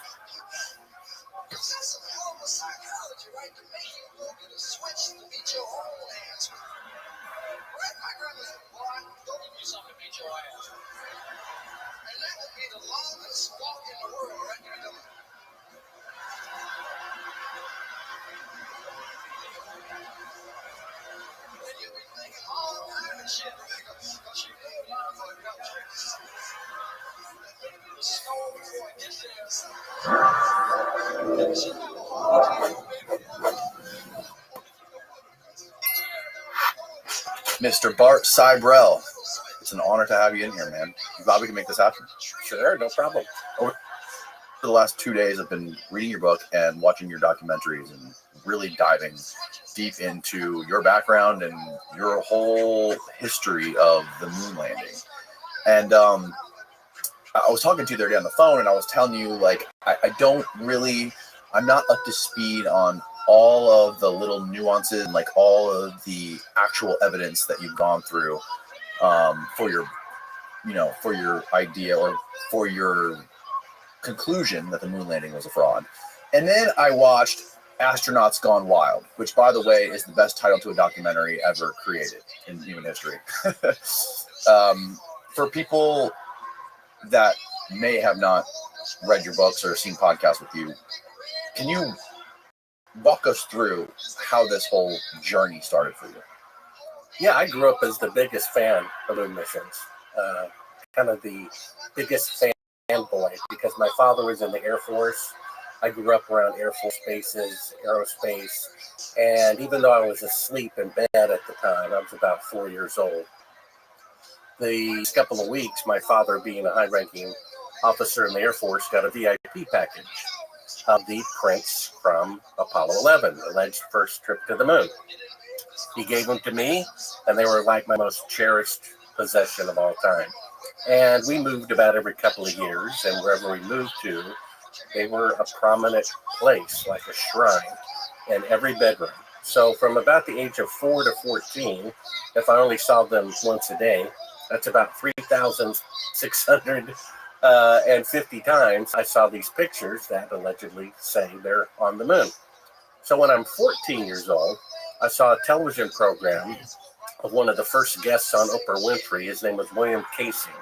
He had the second highest security clearance to von Braun during the Apollo program. He was an English major, and he would edit the grammar of von Braun, whose native language was German, and he would edit the grammar of the generals at the Pentagon who graduated in West program of one of the first guests on Oprah Winfrey. His name was William Casey. He had the second highest security clearance to von Braun during the Apollo program. He was an English major, and he would edit the grammar of von Braun, whose native language was German, and he would edit the grammar of the generals at the Pentagon who, graduated in West Point, but not in English, more in military tactics. And he confessed he saw a memo from von Braun to the Pentagon warning them that the odds of going to the moon on the very first attempt with 1960s technology was only a 1 in 10,000 chance. So there was a 99.999% chance they would kill the crew on live TV if they tried. So what do you do in poker when you have crap and you want to win? You bluff. And he said that's what they did. So I'm an open-minded 14-year-old, and that's what it takes to see the truth. It says in an ancient text that pride blinds us from seeing the truth. And pride is simply the unwillingness to be wrong. And humility is the willingness to be wrong. And being wrong is great because I'm not walking around in error and I'm learning something new. So I went back to those pictures with new eyes. It was like eyes wide shut. The most famous picture of Aldrin with his arm bent, the suit has wrinkles all in it. It's supposed to be pressurized. How many wrinkles are in a balloon? So the truth is hidden in plain sight. My eyes were wide shut. And then I noticed that the soil in the original prints, it was kind of a caramel brown. The background's a grayish blue. They since color corrected that so that the foreground is grayish blue also. So I could see what appeared to be the end of real soil, and then horizontally left to right, the beginning of a slightly more out of focus fake backdrop. In fact, the smartest AI in the world, just a year ago, Google's neural network, not available to the public, analyzed the pictures. It said the unmanned probes of the lunar surface from China are real, and every single Apollo picture is fake, a fake backdrop. It can analyze the pixels. It's never been wrong. That just came out. News stories or news agencies are suppressing that truth. I saw it as a 14-year-old, so that kind of planted the seed in my mind. I wonder, did they fake the moon landing or not? Fast forward another 10 years, at age 24, I'd become a filmmaker. And a filmmaker's job is to make fake scenes look real. So I could tell you not only were the pictures taken with electrical light with 100% certainty, I could tell you what kind of light because I had them in my production closet. And then as serendipity would have it, I was editing one day for the man who had produced the program I saw 10 years earlier as a 14-year-old. And I'm like, who was that guy in your program who said we didn't go to the moon? I'd like to talk to him. He puts me in touch with them. And being a filmmaker, Bill Casing suggested I produce a documentary about the moon landings being fraudulent. I paid myself a salary for 6 months, did nothing but research. And we can look at these pictures later, but the shadows are inconsistent. The behavior, like you said, of the astronauts is off sync. The Soviets were more advanced. The administrator of NASA resigned before the first mission. All of these things seemed odd to me. And so originally, Danny, I turned down the project for fear that if they fake the moon landing and I start overturning these rocks, it could be dangerous. So I actually turned it down. It wasn't until I read the Bible about 5 times from cover to cover. Still wasn't a Christian, but, I'm trying to look for, ultimate truth. Do things make themselves, or is there a God? Evolution says a lower form of life made a higher form of life. So how could something without a brain make a brain? Kind of the opposite of the truth there. And then a judgment to come seems kind of logical. And then if you really think about it, evil and good, that is going on. That battle is going on. And evil or good starts with lies. The evil people lie. And then mankind's greatest accomplishment is putting a man on the moon. And so it had this spiritual smell. There's something important about this. So 5 years later, I changed my mind. I realized if they faked the moon landing, and I assure you with 100% certainty they did, just go to Sabrel.com, S as in Sam, I-B as in boy, R-E-L. You can see all of this for free on the homepage. The faking of the moon landing is so much more profound than if they'd actually gone. I mean, either they went and came back with 1960s technology, even though they can't do it today, or the most powerful nation on earth falsified mankind's greatest accomplishment and murdered their own citizens to cover it up. If that's true, and it is, that's so much more profound than if they'd actually gone. I changed my mind. I said, this is important. If the truth doesn't come out, mankind in our country will die. The thing that really opened the door to this idea for me was that the idea of the moon landing being a hoax was born during the time of the highest distrust of the U.S. government. In 1963, the president was assassinated. In 1974, the first U.S. president resigned. In 1975, the CIA admitted to doing mind control experiments on unwitting humans. And in April, Saigon fell, and we lost the Vietnam War. That period in time during the Cold War was when the CIA was doing some of the most sinister in its history, as far as we know. So, if they're willing to do, if our government is willing to do those things, why wouldn't they be willing to fake the moon landing, which isn't necessarily, it's not necessarily evil in the fact that you're hurting anybody, because you're not hurting anybody. All you're really doing is, it's propaganda to push the view of America forward in the public narrative, right? Yeah, Nixon said at the time, the biggest threat to the United States of America was not China, was not Russia. It was the American people protesting the federal government over the Vietnam War. Right. And your insight, Danny, is hitting the nail on the head. According to Robert Kennedy Jr., okay, he has more access to the JFK files than Oliver Stone does. It's his researched opinion with 100% certainty that the CIA killed the president of the United States because he was going to reform the agency, and they didn't want that. Well, there's a lot of reasons they killed JFK, right? Yeah, a bunch. A ton. But the point is, this, according to the people who know more information than we do, the CIA killed their own president. And then Robert McNamara, said the public was against the Vietnam War. They were protesting it, right? He said we need something like Pearl Harbor, because prior to Pearl Harbor, 90% of Americans were against entering World War II. A day later, 90% were for it to get even. He said before he died, the whole reason the war was started, the Gulf of Tonkin attack, it never happened. Congress passed a law based on a CIA fabrication. So if they're willing to kill their own president, willing to kill 58,220 of their own soldiers without cause, I don't think they're going to have a problem faking a video image. Right. The difference is, whoever killed JFK, it's still a tragedy. Whoever did the Gulf of Tonkin, it's a tragedy. This is a positive lie. And I come along wanting to take away that sweet candy, and people who say they're anti-corruption are defending it. You have Bill Maher on one end of the liberal spectrum, and Glenn Beck on the conservative, saying how great it is that Americans were first on the moon. I know America has gotten bad, but at least we were first on the moon. See, they don't realize how bad it has gotten.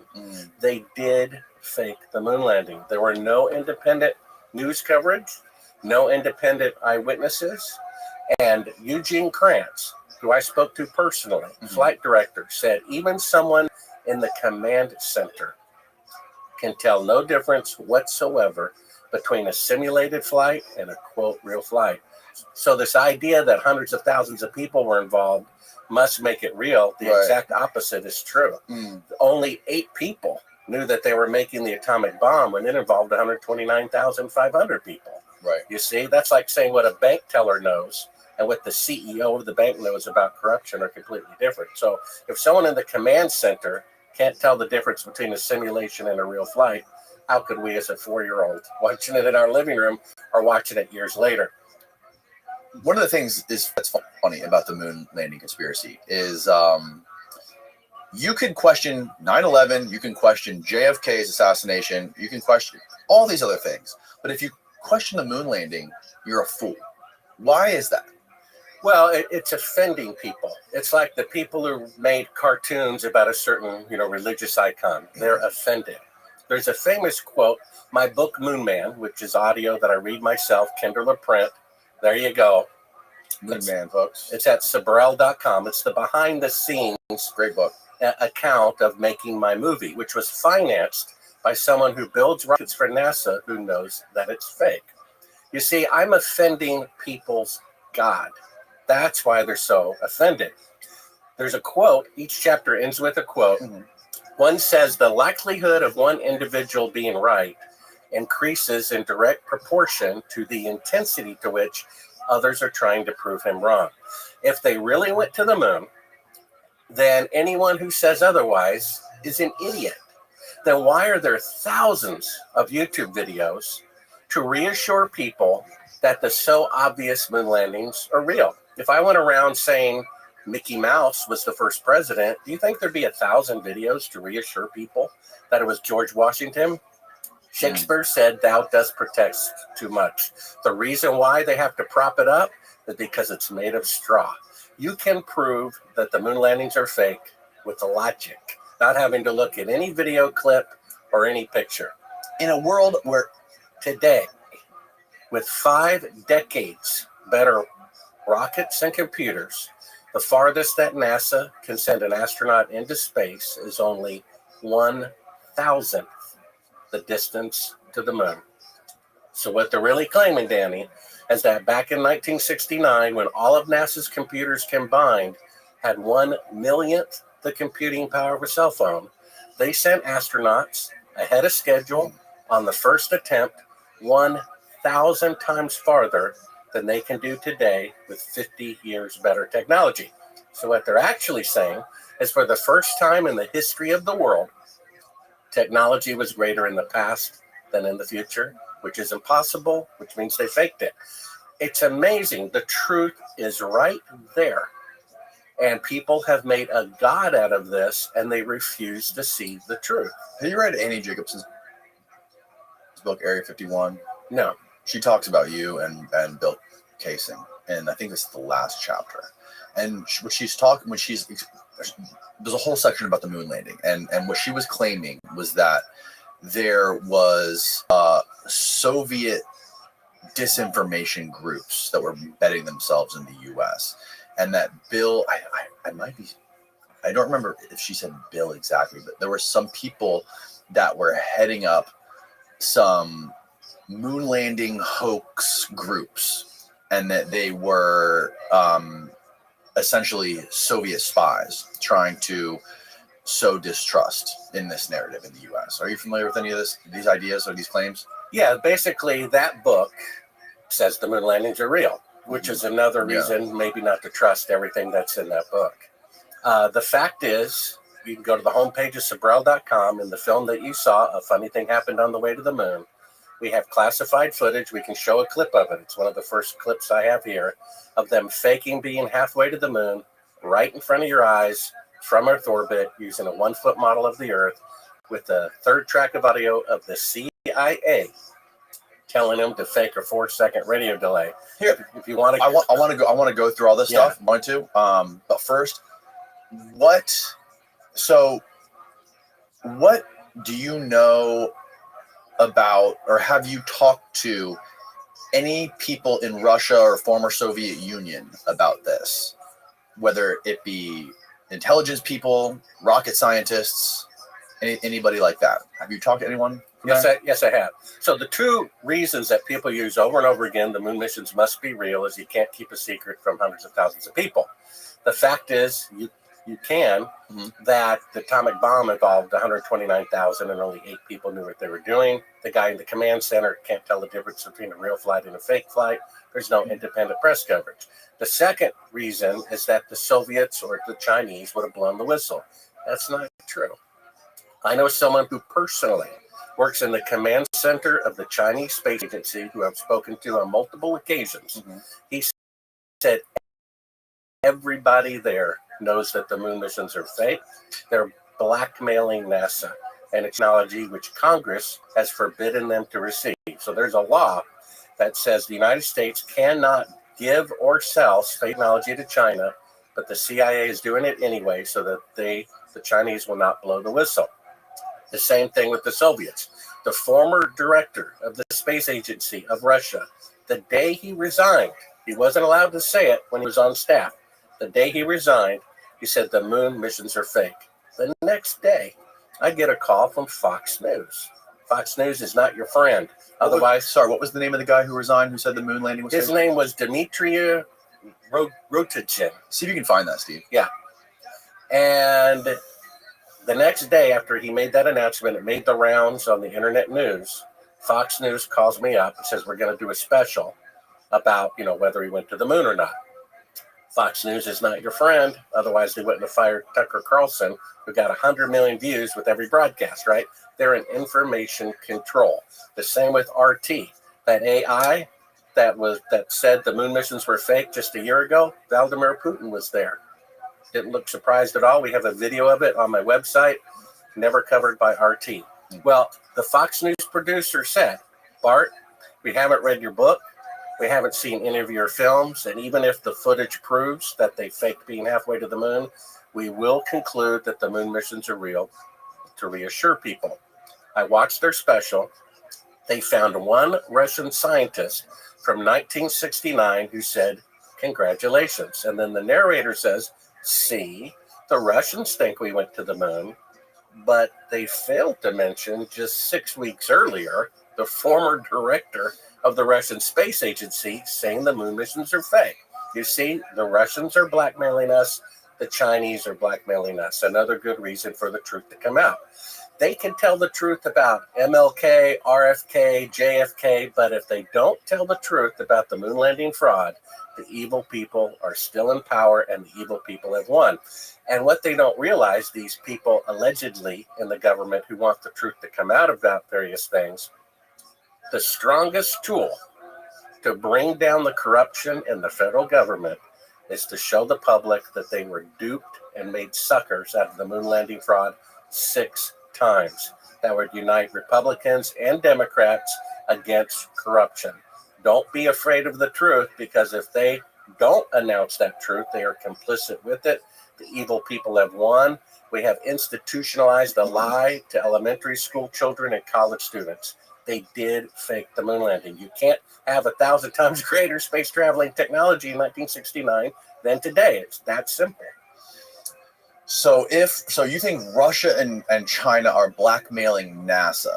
Well, or the federal government, really. Or the federal government. Yeah, really the federal government. So even if Russia or China came out and said, hey, they faked the moon landing, who would believe them anyways? Well, it depends on what proof they have, because the Chinese probably have landers at the sites up close and can show that the coordinates, there's nothing there. Or if at the most they landed a probe there later to mimic the landing of the Apollo spacecraft. Have you ever heard of a dude named Hal Povenmire? No. Damn it. I'm like 0 for 10 on that one, Steve. I don't get out much. There's this elusive guy who allegedly worked for NASA who mapped the moon for the Apollo missions, and his name was Hal Povenmire, secretive guy. Anyways, that's neither here nor there. Where were we? So we wanted to go to start talking about the evidence. So to you, what is the number one best, most solid, grounded piece of evidence? Let's start with that, Steve. It is clip number 1. Play it in its entirety. It's me narrating a very brief explanation about this classified footage that I found. I gave him the benefit of the doubt. My film cost nearly $1 million. It was financed by someone who builds rockets for NASA, who knows it's fake, who gave it to me as his patriotic duty to expose it. I gave him the benefit of the doubt for as long as possible until I found this footage. This footage, which we're about to see, 2 NBC news directors agreed. It proves with 100% certainty that they never left Earth orbit and therefore never went to the moon. They were going to broadcast it nationwide. They flew me to New York, put me up in the Waldorf Astoria, paid me thousands of dollars for the exclusive license. They got a threatening phone call from the federal government saying, don't broadcast it or we'll pull your plug on NBC. That's what we're about to see. There's a 3rd track of audio of the CIA prompting the astronauts not to speak until 4 seconds go by to fake a radio delay. You'll see they're using a 1-foot model of the Earth to pretend to be halfway to the moon. It's dated 2 days into the flight. And just go ahead and hit play for 8 minutes, and my narration on the tape will prove it beyond any doubt. This is what convinced me the most. I remember when I found this tape. It was June 30th, 1999, a Wednesday, I believe. And I just quietly wept. I'm like, oh my gosh, they really did fake the moon landing. How sad is that? And if the person who was the biggest fan can change their mind and reluctantly admit, yes, sadly, they did fake it, then I'm sorry. This is the proof that was proven in a court of law. 2 NBC news directors agreed. It proves they didn't go to the moon. Even my critics agree. What we're about to see is the crew of Apollo 11 faking being halfway to the moon.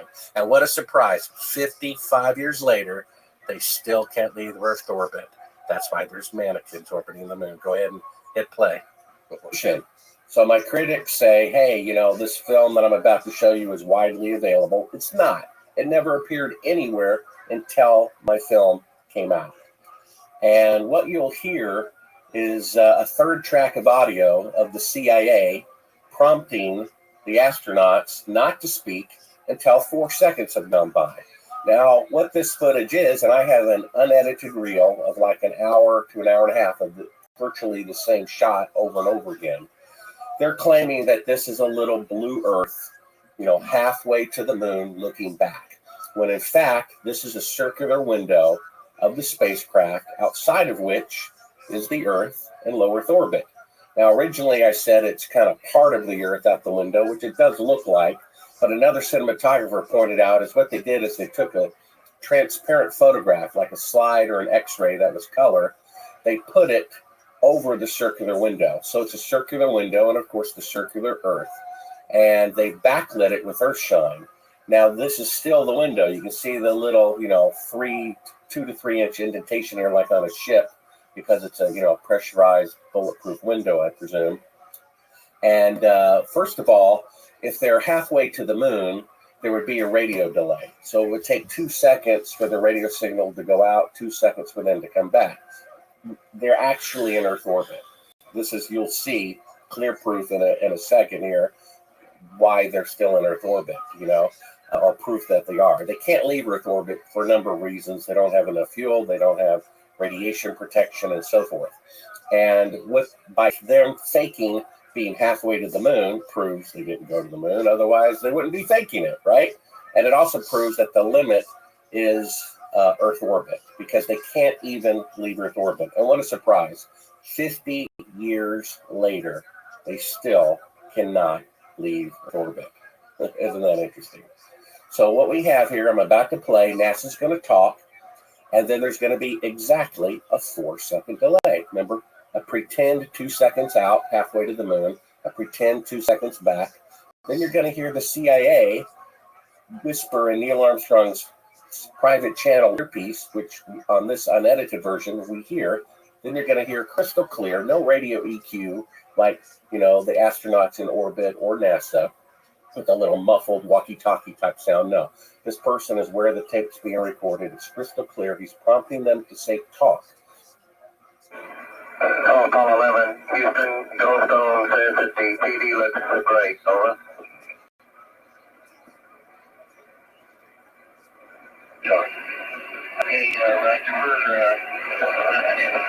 You see that? They were waiting 4 seconds, then said talks. If he answered right away, it would give away the fact that he's really close to the Earth, because there's supposed to be a 2-second radio delay going out, a 2-second delay coming back. So the CIA told them, do not answer until you hear us say talk. That's on the tape. Apollo 11, Houston, Goldstone says that the PD looks great. Over.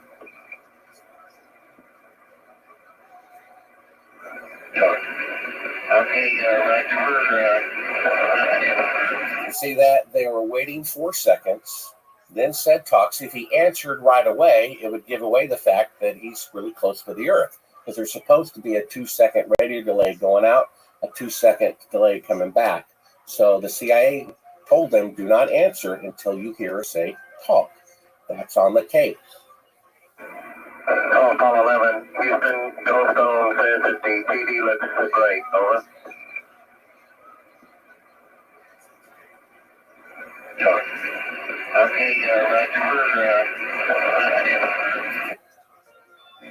Roger, Houston, Apollo 11. Calling in from about 130,000 miles out. Okay, so that's supposed to be the Earth floating in space. Now let's take a look at it over here, right? And let's take a look at it. Okay, so to the right is 130,000 miles out, according to NASA and Neil Armstrong, right? That's the Earth over there on the right. But wait a minute, it's not. It's the window. They're using a 1-foot diameter circular photograph of the Earth, putting it on top of a circular window. And now here they are breaking down the shot, the photograph, in order to get ready for an interior showing the astronauts. You know what I mean? So there they are. There's proof right there that it's a fake shot. Here's even an outtake here when an astronaut's arm gets in front of the window. Look at this. Oh my goodness. So if that's really the Earth floating in space, that must be the arm of God going right in front of it. Oh my goodness. So this is the smoking gun. This is them faking being halfway to the moon. Okay. There they are getting ready, and there they open the iris, and there's Michael Collins, and there's the very bright Earth out the window. Want to look at that one more time? In fact, let's just make that big screen. Oh, it's really not the Earth floating in space. It's really a special effect with the circular window. Now, when I saw this, I said to myself, oh my gosh, they really didn't go to the moon, just like Bill Casey said. I called them up. I'm like, oh my gosh, they really didn't go to the moon. They really didn't go to the moon. I have them faking being halfway to the moon, right? They're only faking being halfway because they couldn't go halfway. You understand that? Which proves they didn't go to the moon. If they're faking being halfway to the moon, it's because they can't go halfway to the moon, which means they didn't go to the moon. And what a surprise. 50 years later, the same thing. They cannot leave Earth orbit 50 years later. And Bill's like, well, I told you so, but I still wanted to believe that they went. Now, it's not because I love science or because I, wanted America to be great, although I do want America to be great. It's that I didn't want humanity to be so deplorable, despicable, that we would stoop so low to such a thing. Now, even my critics of this film admit that this is fake footage of Apollo 11 pretending to be halfway to the moon. They admit it. So the critics say, well, they were just rehearsing for an upcoming telecast. Really? Then if the mission cost about $1 million a minute, right? And every ounce, is precious because of all the fuel necessary to lift them off the ground, why would they bring an elaborate model of the Earth when the real one was right outside the window? So if they were really halfway to the moon and they were really rehearsing, they would just rehearse with the real Earth out the window rather than creating a fake model of it. I mean, it's unbelievable. They make an excuse for them faking being halfway to the moon right in front of your eyes. They still make an excuse for it. It just amazes me how they keep making excuses no matter what evidence there is. I even talked with a college professor of an aerospace department, and he said, I asked him, what if one of the Apollo astronauts confessed on national TV that we didn't go to the moon? You know what he said? He said, I'd still believe anyway. Okay. So the idea is they pulled the camera all the way back into the back of the space capsule they were in. And there was a little round window at the far end, and it was supposed to they turned all the lights off inside, and they opened up the aperture so that it would look like the blackness inside of the cabin they were in was outer space. Well, actually, they closed the aperture. But closed the aperture, right? Yeah. Well, yeah, okay. Right. They didn't want it to be for the inside of the spaceship, so they only wanted to be exposed for the outside. Because inside, the outside would be blown out and completely... Right. So they closed the aperture to darken the walls of the spacecraft. They talked about turning out all the lights, blocking the windows, all of which they talked about because they thought these conversations would be edited out. This guy is, to understand how smart he is also, you are blowing into his phone. We're going to be on radio. This guy is done a lot of radio. This guy's talked to a lot of people. So just have your thoughts. And then we're sitting there listening to you. And we're talking. So we play this. So you're also listen. And you come in. And sexy and perfect timing and everything. And Phil plays it for you. I go, oh man, Joe is wrong and Joe is going to fucking win. And they set this up so that it would be fair. The whole thing of this whole goal was I'm going to have two guys talk from two points of view. I'm not supposed to have that if you remember. But all the show heads, I go, oh, by the way, we did away with it. I just tried to do this flying over everything. And Phil said, I said, yes. And it's just that idea that you can't get his idea. There's the science team that's running to that, and there's this goofy comic. And trying to get Phil Blake to understand that a goofy comic was not a goofy comic. And I believe that the only thing that the SATs truly test is how good will be the comedian. That kind of book, it was a wonderful thing to listen to. It was wonderful to listen to someone who I believe absolutely was 100% he's just so skilled and so warm and so delightful and so hot. You had everything going for you that I respect. He said it didn't happen. We don't know.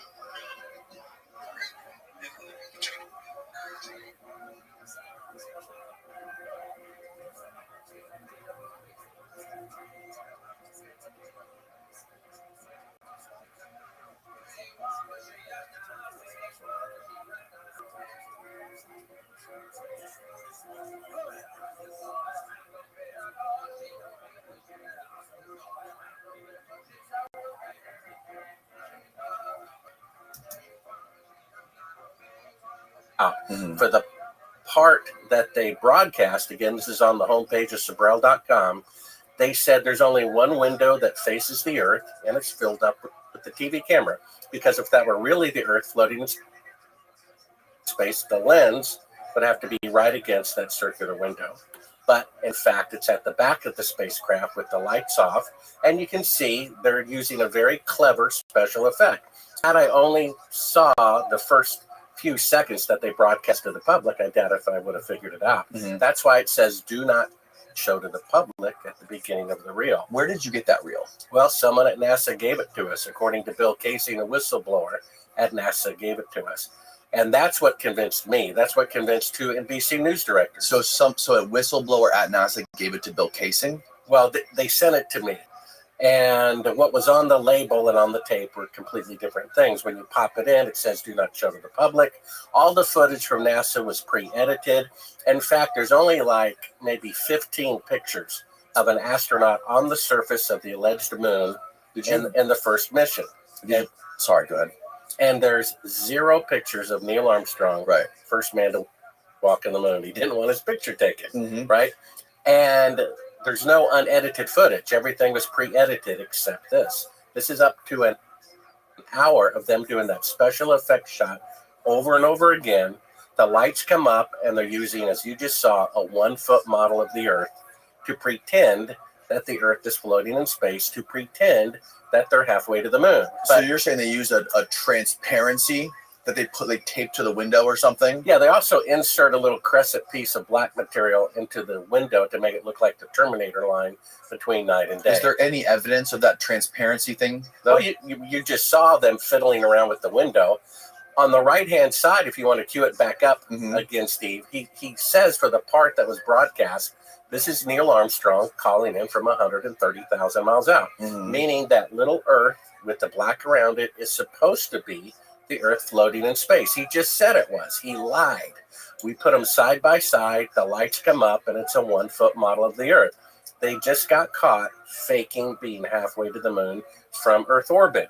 It's dated 2 days into the flight. They can't walk on the moon the next day when they're still in Earth orbit 2 days into the flight. You see? And what a surprise. 50 years later, they still cannot leave Earth orbit. That's why there's mannequins orbiting the moon, because of the radiation. That's another clip we'll show of a NASA engineer saying the technology necessary to go to the moon has not been invented yet. And so this is what convinced me. This is the key, the highlight of the film. A funny thing happened on the way to the moon. It's on the homepage of Sabrel.com. That's what convinced me. This film took 7 years to produce. I spent 4,000 hours editing 45 minutes. And I was doing it under the theory it might be true that they faked it. When I saw this, I'm like, they faked it. I showed it to the director of NBC News. He said they faked it. He was going to broadcast it nationwide until he was told by the federal government not to do it. That clip certainly is pretty obvious that they were trying to pull off a camera trick, especially when they turn on lights inside the cabin. But some of your critics say that there is footage, and I've seen footage online of Apollo 10, where the camera goes from one window showing the moon and pans over to the other window opposite showing the Earth.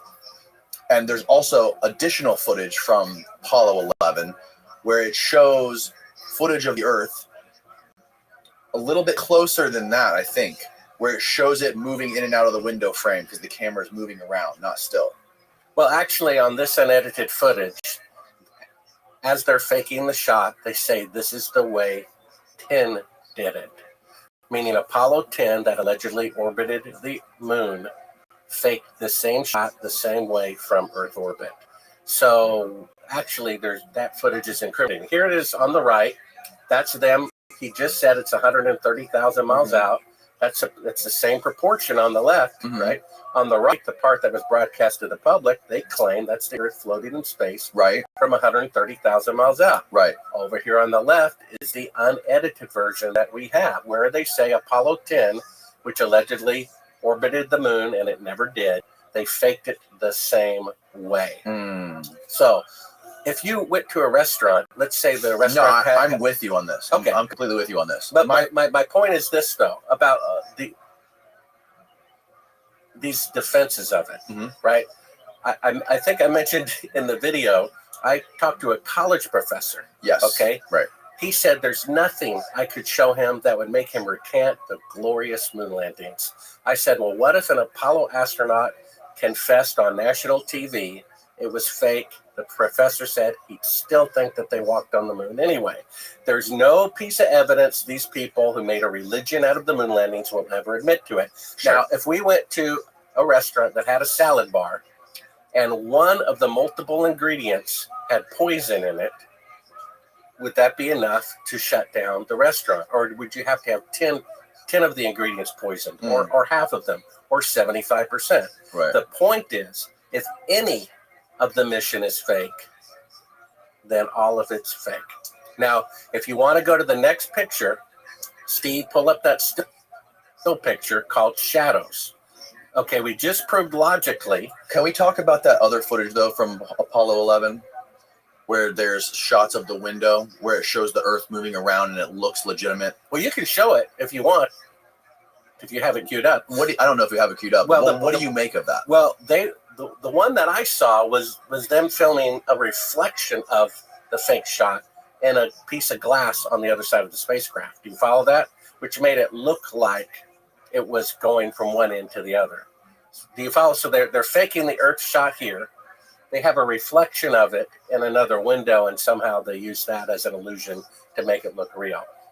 We can prove, again, we proved logically, without having to look at any video or any footage. Steven, I sent you the clip earlier. I texted it to you. Well, yeah, here is the picture called Shadows. You want to see it. That's the same fake shot right there. Because a cloud band can't go all the way across the Earth. Do a close-up. See, all of these... 9 minutes and something. 9 minutes, 15 seconds, Steve, remember? Right here. That looks... Yeah, that's a reflection. See, he exposes, he pulls out. All right, you can pause it. That looks pretty legit.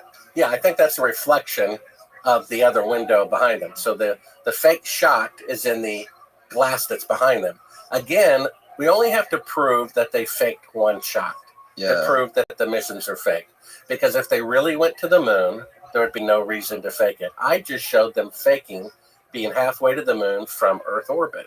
So how do they have, when it stops, it shows blackness.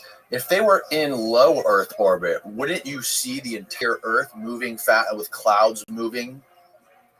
Depends on whether they were in sync with the Earth or not. That's why the photographer David Percy believes that is a transparency of the Earth over the window. On that shot.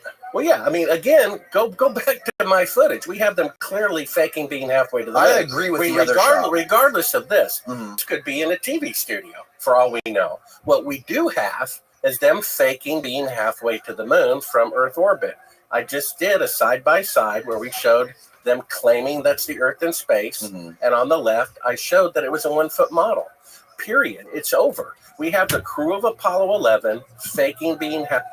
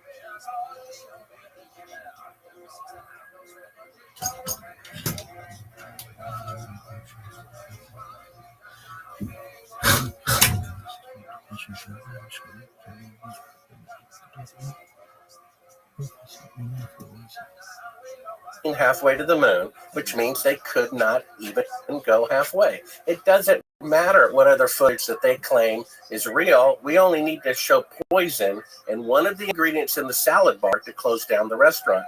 We have them faking being halfway to the moon with a 1 foot model of the Earth. We just showed it.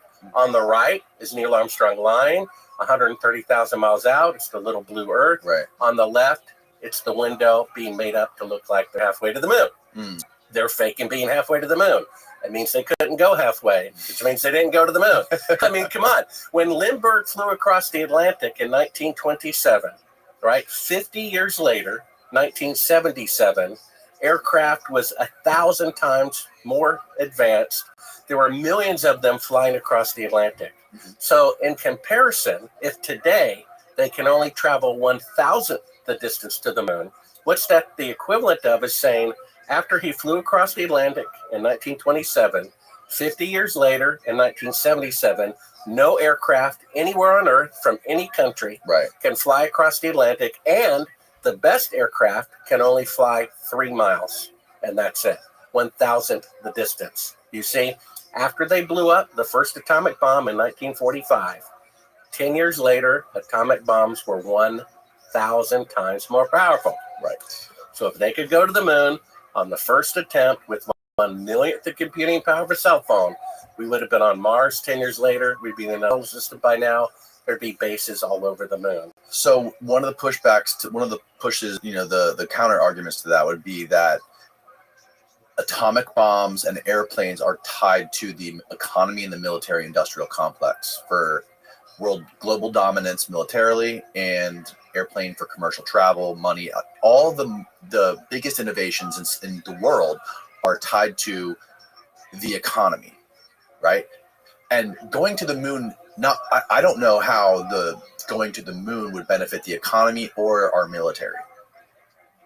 Well, that's kind of the lame excuse people put up, like it's money.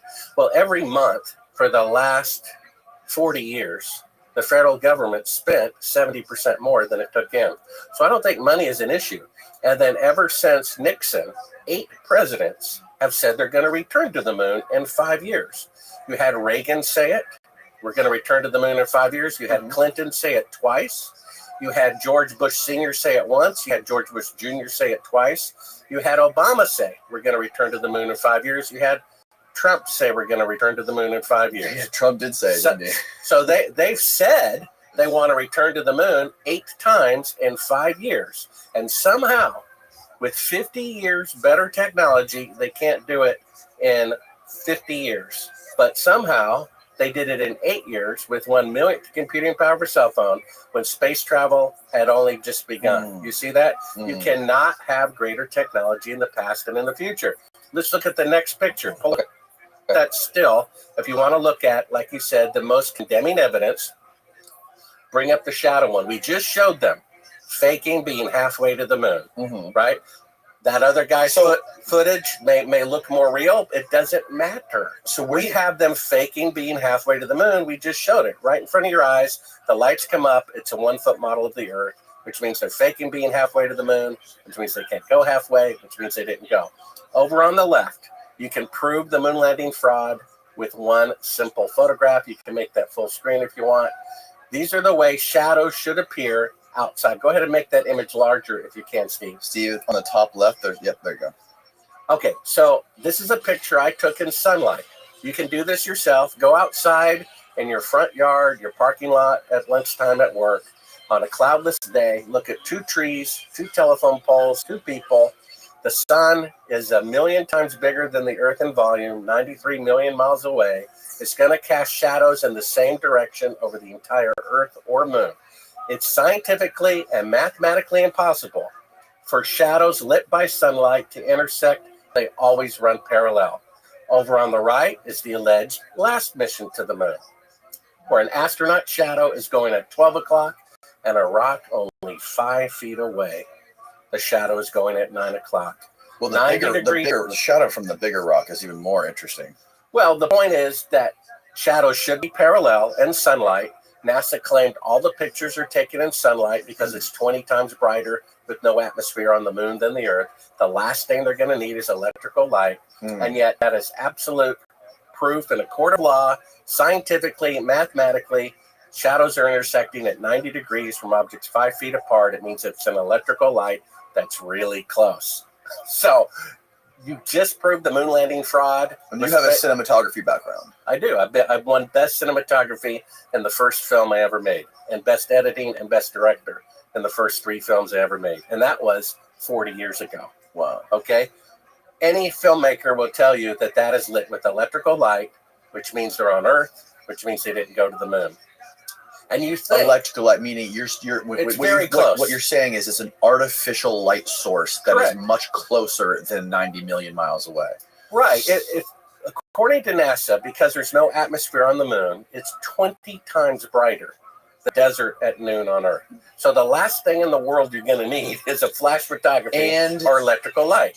But that proves on the right, it's a very close electrical light, or maybe 2 electrical lights. You can't have shadows intersecting at 90 degrees from objects 5 feet apart in sunlight. It's impossible. Do you know if did they film this in like an airplane hangar? According to the eyewitness that we have, it was filmed at Cannon Air Force Base, June 1st, 2nd, and 3rd of 1968. Oh, I thought Bill Casing said it was shot at Area 51. Well, he died before this confession came forward. That was the assumption. I assumed that too. But we have, so let's go through the proofs. First of all, today they can only travel 1,000th the distance to the moon with 5 decades better technology than in 1969. You can't have 1,000 times greater technology in the past and in the future. We just proved that they faked it. Mm-hmm. Everything else, there's never been a technological milestone, flying across the Atlantic, splitting the atom, cold fusion, whatever you want to do. There's never been a technological breakthrough that no one could repeat 50 years later, when in fact it should be 1,000 times greater 50 years later. We just proved it. You can't have 1,000 times greater technology in the past and in the future. They faked it. Then we have shadows intersecting at 90 degrees from objects 5 feet apart. That's an electrical light. We just proved it again that they didn't go to the moon. We showed it a moment ago. On the right, the little blue Earth, they claimed it's halfway to the moon. On the left, lights come up, it's a 1-foot model. We proved it a 3rd time. And then we have an eyewitness, right? If I said I saw you commit the murder, I'd say that's pretty condemning evidence. And if I said it as I was dying, a court considers that twice as powerful. If you want to show the picture, Cyrus Eugene Akers, please, Steve.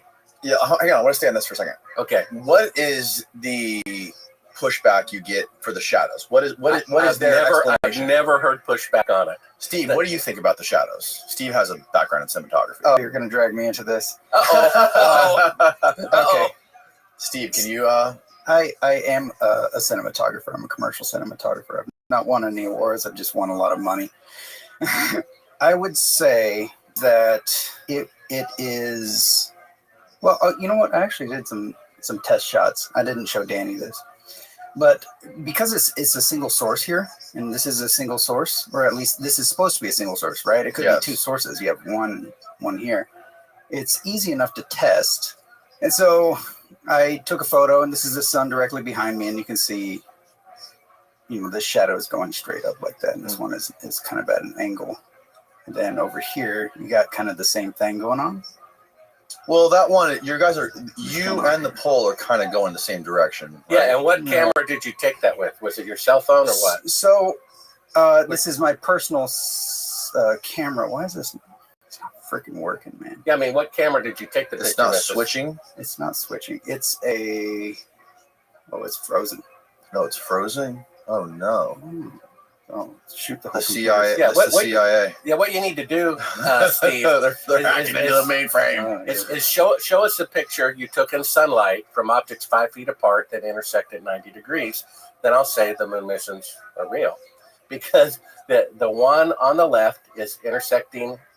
Parallel shadows as it should be, and the one on the right is intersecting shadows because it's an electrical light that's really close. Right. It also has to do with the type of camera you use. So if you use a cell phone, that's a wide angle lens, and that may distort the angle Well, of the they shadows. have the cell phones have like three. They all have like three different lengths now. What they used was a 50 millimeter lens. That was really? That was somewhat telephoto. Okay. And so, all right, full screen this, Steve, so we can see it. All right. So, what kind of lens was this? This is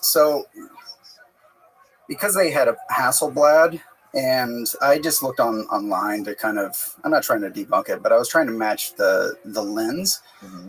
And so, yes, they have a 50 millimeter, but then there was one resource said that there was like a 25 to like 80. And so the equivalent for my camera would be an 8 millimeter.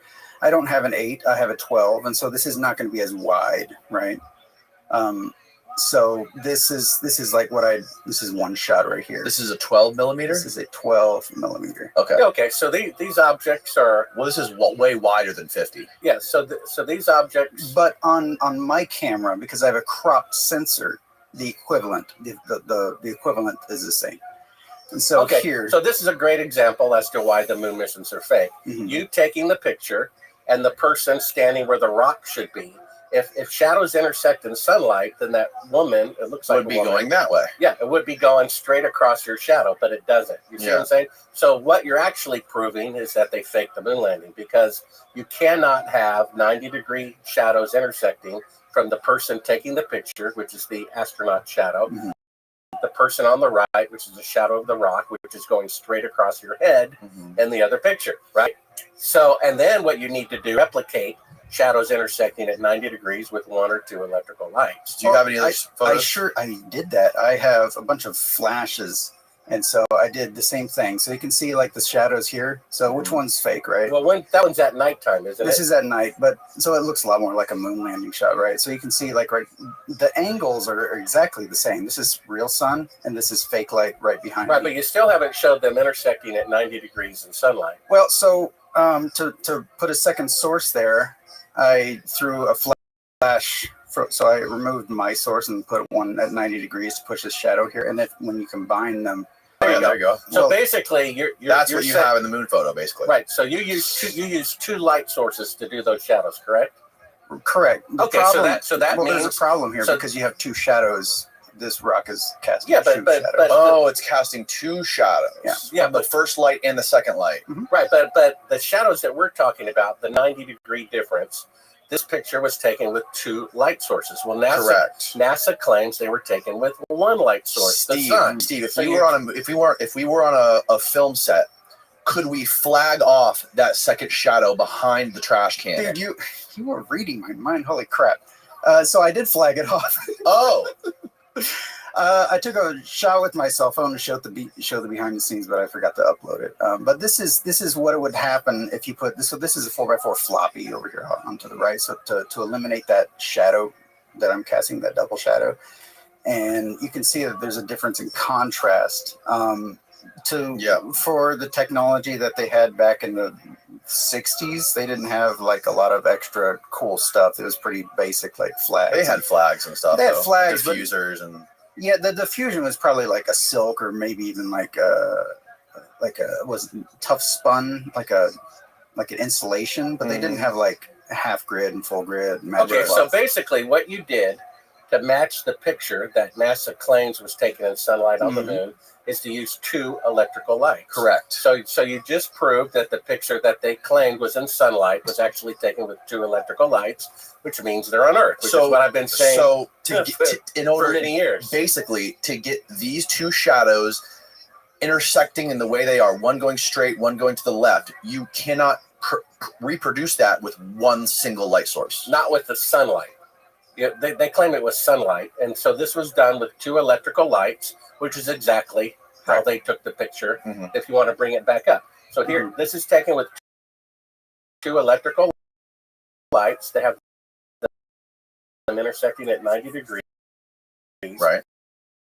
Now bring up my picture of them intersecting at 90 degrees. Yeah, show the moon rock with the astronaut in the foreground. So there you go. It also electrical lights. The big rock on the top right is crazy. It's literally a complete 90-degree angle. My problem with that is you don't have a flag shadow over here with the. You would either have like a. You would have a double shadow. You would have a double shadow, yeah, or you'd have that flag line, and that's the only. Like for the technology that they had, I just can't see that being done. Like look at this one versus that you can see a difference in contrast. I would be interested to know what the film crews were using in order to produce this effect. Absolutely. But what you would say is that it's not taken with sunlight. The picture on the right. I don't know. I think it's a really wide lens. The thing is, with a wide lens, you well, I mean, if you had to say yes or no, and your life depended on it. If I had a gun to my head, I would say no. I would say with sunlight. It's the picture on the right taken with sunlight. There's a tweet. You're asking if my life depended on it? Yeah. Would you say the picture on the right was taken with sunlight? I'm sure. You would? I don't think I would. I've shot thousands of. Here's the problem. He doesn't want to say it. Right. Because that would mean the moon missions are fake, and that has an emotional attachment to it. If a college professor teaching aerospace says an Apollo astronaut confessing it was fake would not dissuade him from believing the moon missions are real, then we can understand, Steve, you have an emotional attachment to the moon landings wanting to be fake. Because we've just proven, you proved yourself, that in order to get the shadows intersecting at 90 degrees from objects 5 feet apart, you needed 2 electrical lights, which means that picture was taken with 2 electrical lights because that's the way it should look. On the left, very similar to your picture in sunlight. And yet you have this reluctance to say the moon missions are for, various emotional reasons, pride in science, who knows what. I had the same problem too. I had shadows intersecting, the weird behavior of the astronauts. I saw that picture also. But before I found the footage of them faking being halfway to the and I still would not admit that the moon landings were fake. You see that? I had the same problem that he did. I didn't want the world to be that fallen. Just like Glenn Beck. He says, I know it has gotten bad, but at least we went to the moon. Now let's show a picture of Cyrus Eugene Akers, okay? So I believe that we have 4 times the proof to prove it in a court of law that the moon missions were fake. You cannot have 1,000 times greater technology in the past and in the future. Never happened in the history of the world, period. We have shadows intersecting except for the Great Pyramids. Well, no, not really. Those are just rocks piled on top of one another. Because now skyscrapers are 3 times taller with 1/10 of a footprint. So technology but the variation in how square they are is not even close. Well, I don't know about that. The point is you can build a building that's taller with less of a footprint. 3 times taller with 1/10 of a footprint. So yeah, architecture did improve. You don't think the pyramids were made by aliens? No, I think aliens is a lie. Because von Braun, who said they were going to fake an alien invasion, he said that right before he died. So, and this is from the guy who faked the moon landing. We can go into that a little bit later. But, okay. But what do you got? What is this, Steve? Oh, I was trying to find the another photo of shadows. No, I was trying to find like a more higher resolution of this. Because gotcha. I mean it's cropped, and so what else is there? Did you get this from like a secret archive or something, or is that available online? It's an Apollo 17 picture. Apollo 17. Okay. Yeah. So anyway, we've got shadows intersecting at 90 degrees, which cannot happen in sunlight, which means it's an electrical light. We just proved it. We duplicated it with 2 electrical lights, meaning it was taken with 2 electrical lights, which means they're on Earth, not the moon. You can't have 1,000 times greater technology in the past and in the future. It's never happened in the history of the world where a technological breakthrough cannot be repeated 50 years later, when it should be even 1,000 times greater 50 years later. Then we just showed the footage. On the right, them claiming it's the Earth floating in space. On the left, the lights come up. It's a 1-foot model of the Earth. That proves it. Then we have an eyewitness, okay? Cyrus Eugene Akers, if you want to show his picture, it's one of those pictures in the email. Okay. He said, as he was dying, fearing the judgment of God, and as best as we can tell from the ancient texts, if you confess your sin and repent of them, you're forgiven, even of murder. And that's what he said. First thing he said is, I want to get off my chest, I committed a murder in 1968. The son was there, and we're going to show a clip of that next. The son was there saying, Dad, who did you kill? He says, I killed a coworker at Cannon Air Force Base. The son immediately calls the military police in to investigate. He wants to give the victim's family closure. Did they just say the guy disappeared? Did he die in an accident? What happened? The military police come in. We're going to see the testimony of him eyewitnessing that. And they said, who did you kill? And he said, who? He said, when? July, 1st, 2nd, and 3rd of 1968. On this one there, cue it up to... Oh, yeah, I watched this one. Cue this one up to 3:36 and play it through 7:28 in just a second. So 3:36 is where we start. So Cyrus Eugene Akers, he confessed... This is his son? That's his son. Mm-hmm. He confessed that he killed a coworker at Cannon Air Force Base. He was chief of security over the Air Force's most secure Air Force base. Bill Casing said the fake moon landing was supervised by the United States Air Force. Every branch of the military has its special ops division. The Army has it, the Marines have it, and the Air Force has it, and it's at that guy's Air Force Base, Cannon Air Force Base, Clovis, New Mexico. He said he killed a coworker. The military police came in to investigate, and when they said, why did you kill him? He said to cover up the moon landing fraud, because we both eyewitnessed them filming it on a fake set June 1st, 2nd, and 3rd of 1968. And my coworker thought it was morally wrong, and I killed him to cover it up. If you start this clip at 3:36 and play it through 7:28, you're going to hear the son's testimony, who eyewitnessed the deathbed confession and the investigation. Go ahead. I've never known my dad to lie. To get caught lying was worse than whatever it was you did to begin with. I remember going to school with long sleeve shirts on to hide the purple welts. You did not lie in our house, that's for sure. Dad had a real... Oh. Buggy today, are we? Yeah, I guess Musk is having a problem with Starlink. The CIA. Really bad attitude towards lying. Excuse me again. Okay, anyway, this is the story that my dad told me on his deathbed. Project Slam Dunk was the name of this. President Johnson in 1968, okay? In Cannon Air Force Base in 1968, he said by the time he got there, that there was already 2 large hangars that were connected.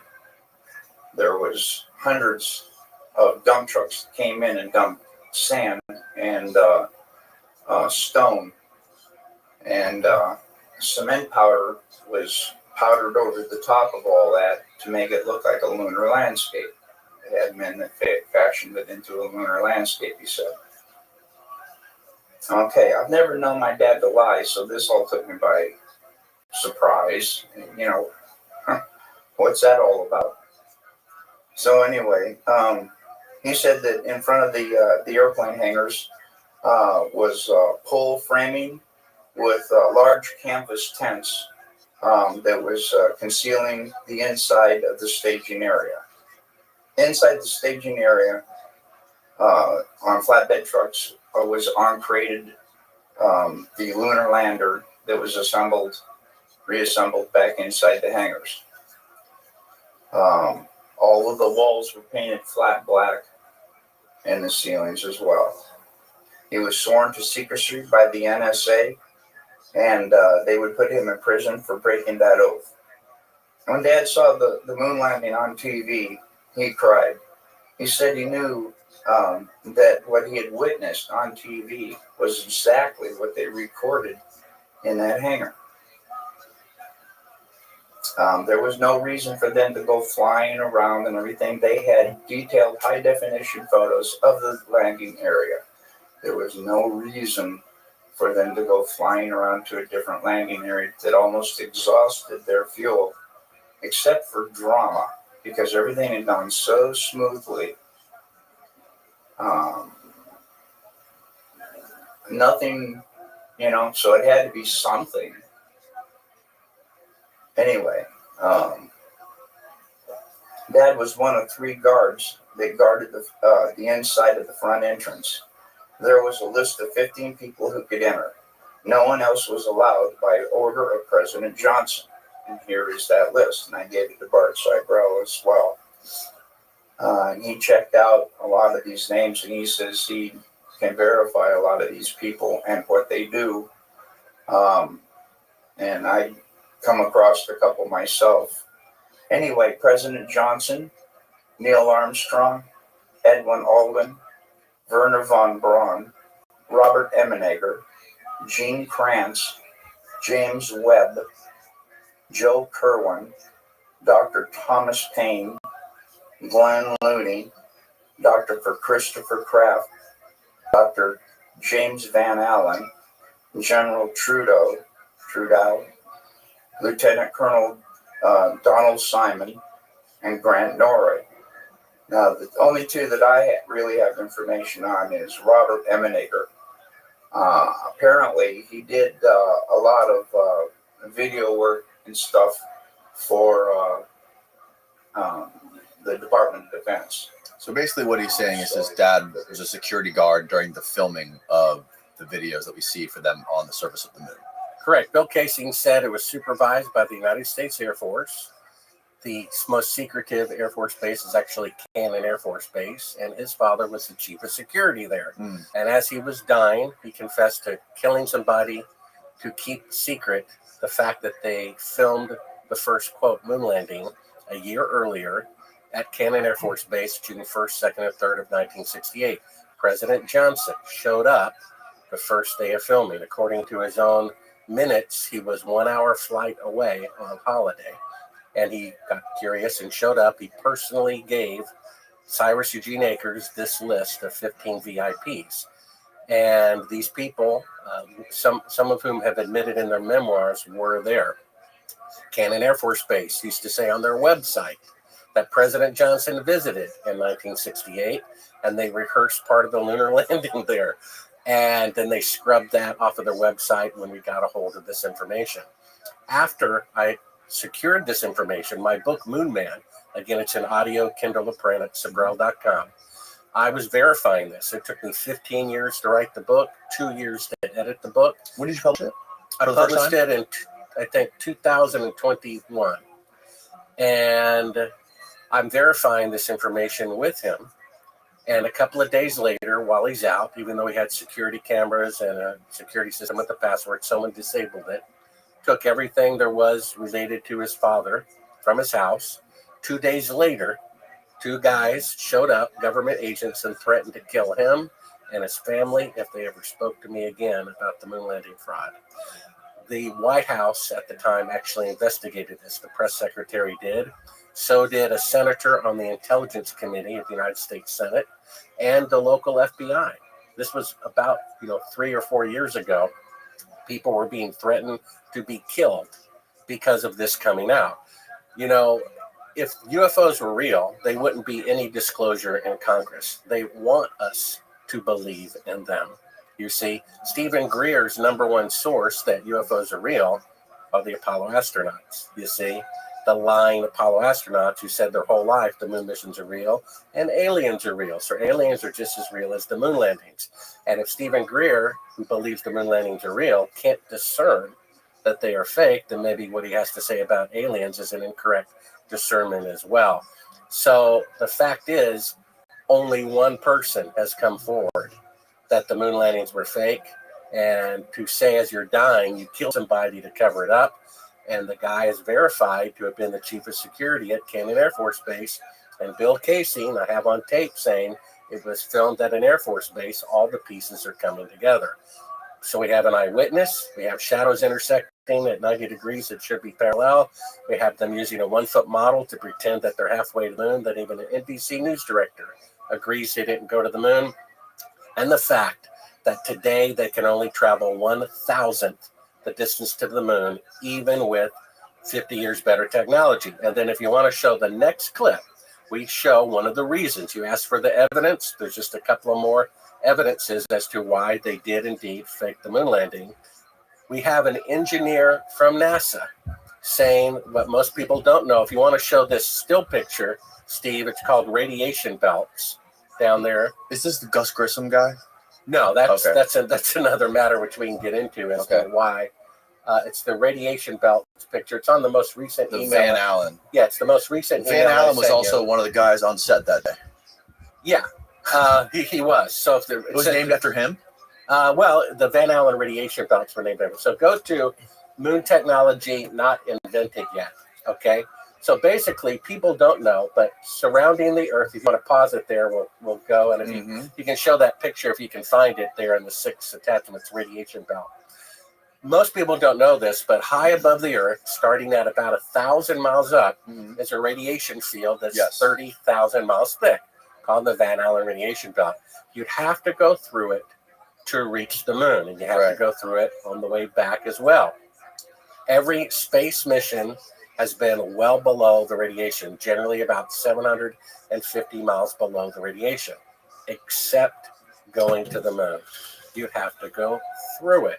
You see, here's a NASA engineer saying that the radiation is dangerous, meaning lethal to people. And then he says, we must solve these challenges before we send people through this region of space, meaning the technology necessary to go through the radiation and survive has not been invented yet. Go ahead and play the clip. Oh, there's an image, if you want to show it, of the radiation belt. You see, every manned mission has been below it, except going to the moon. You'd have to go through it. There's been no astronauts that have been anywhere near that. No, except going to the moon. You'd have to go through it to the moon and through it on the way back.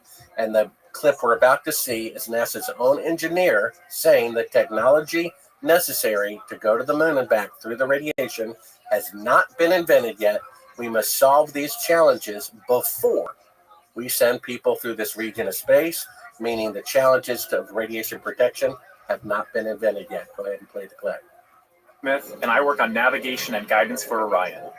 We are headed 3,600 miles above Earth, 15 times higher from the planet than the International Space Station. As we get further away from Earth, we'll pass through the Van Allen belts, an area of dangerous radiation. Radiation like this can harm the guidance systems, onboard computers, or other electronics on Orion. Naturally, we have to pass through this danger zone twice, once up and once back. We must solve these challenges before we send people through this region of space. We must solve these challenges before we send people through this region of space. We must solve these challenges before we send people through this region of space. We won't have astronauts inside. We won't have astronauts inside. We won't have astronauts inside. So there you go. Now you know why there's mannequins orbiting the moon. Somehow, with 1960s technology, with 1 millionth computing power of a cell phone, we can drive cars and play golf on the moon. But 55 years better technology, we can only have mannequins orbit the moon. The guy just said we must solve these radiation challenges before we send people through this region of space, meaning the technology to go through the radiation and back has not been invented yet. So the Van Allen radiation belts are like big donuts that go around like the equator of the moon. They go pretty high and they go pretty low, but there's holes in the top and bottom, right? Some people speculate that the Apollo missions could have slingshotted, they took off from Florida and could have slingshotted themselves around a little bit north or a little bit south and gone like through the top or to the bottom of it. Well, I love the people who say that because they're admitting that the radiation belts are deadly, which they are. According to NASA's own flight log, they went straight through the radiation belt at the equator. Oh, really? They didn't have enough fuel to zigzag, and the only way to go through them would be to launch from the North or South Pole. But seeing how the space shuttle launched at 38 degrees and blew up, launching at the North or South Pole would be too cold. Plus, wouldn't have the capability of the personnel surviving there. So, according to their own press release, they didn't have enough fuel to go all the way around to the north or the south. Not at all. They didn't have the ability to do that, and they never claimed to have done that. And also, another interesting thing is to get through that radiation belt, they would have had to have a lot of protection around that capsule they were in, right? They would have had to have lead maybe or about 3 feet of water is the latest idea. Okay. This is why, I mean, they said in 2014. So sorry to interrupt, but they've sent animals through there, right, to test it? That I don't know. They have covered up some information about that. What they did do is send 2 Geiger counters into the radiation around the time of this guy's report. They exploded. So well, almost. I called up NASA and I said, hey, first let me talk to this guy. They said, well, he misspoke. We don't allow him to talk to reporters anymore. And then I said, well, you sent up probes directly into the radiation belt and back with 2 Geiger counters. Can I please have those Geiger counter readings? They said, I cannot have them. It's a military secret. So the temperature of the sun isn't a military secret. It's just nature. And when they sent probes to Jupiter to find out how much, let's say helium is in the atmosphere, it's not a military secret. Why would the amount of radiation surrounding the Earth be a military secret? Look at this. Because it proves that they cannot go to the moon. Yes, animals have been sent through the Van Allen radiation belts. Laika, a dog, was the first animal in space aboard Sputnik 2.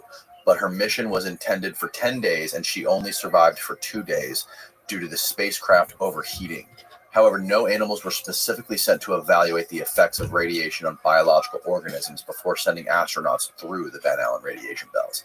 Instead, NASA designed the Apollo missions to minimize exposure by sending aircraft through the narrowest part of the belts at the poles and ensuring the trajectories avoided the densest regions of the belts. But that's them contradicting themselves. It's contradicting the NASA flight logs. Yeah, because that's why they launch at Florida, to be near the equator.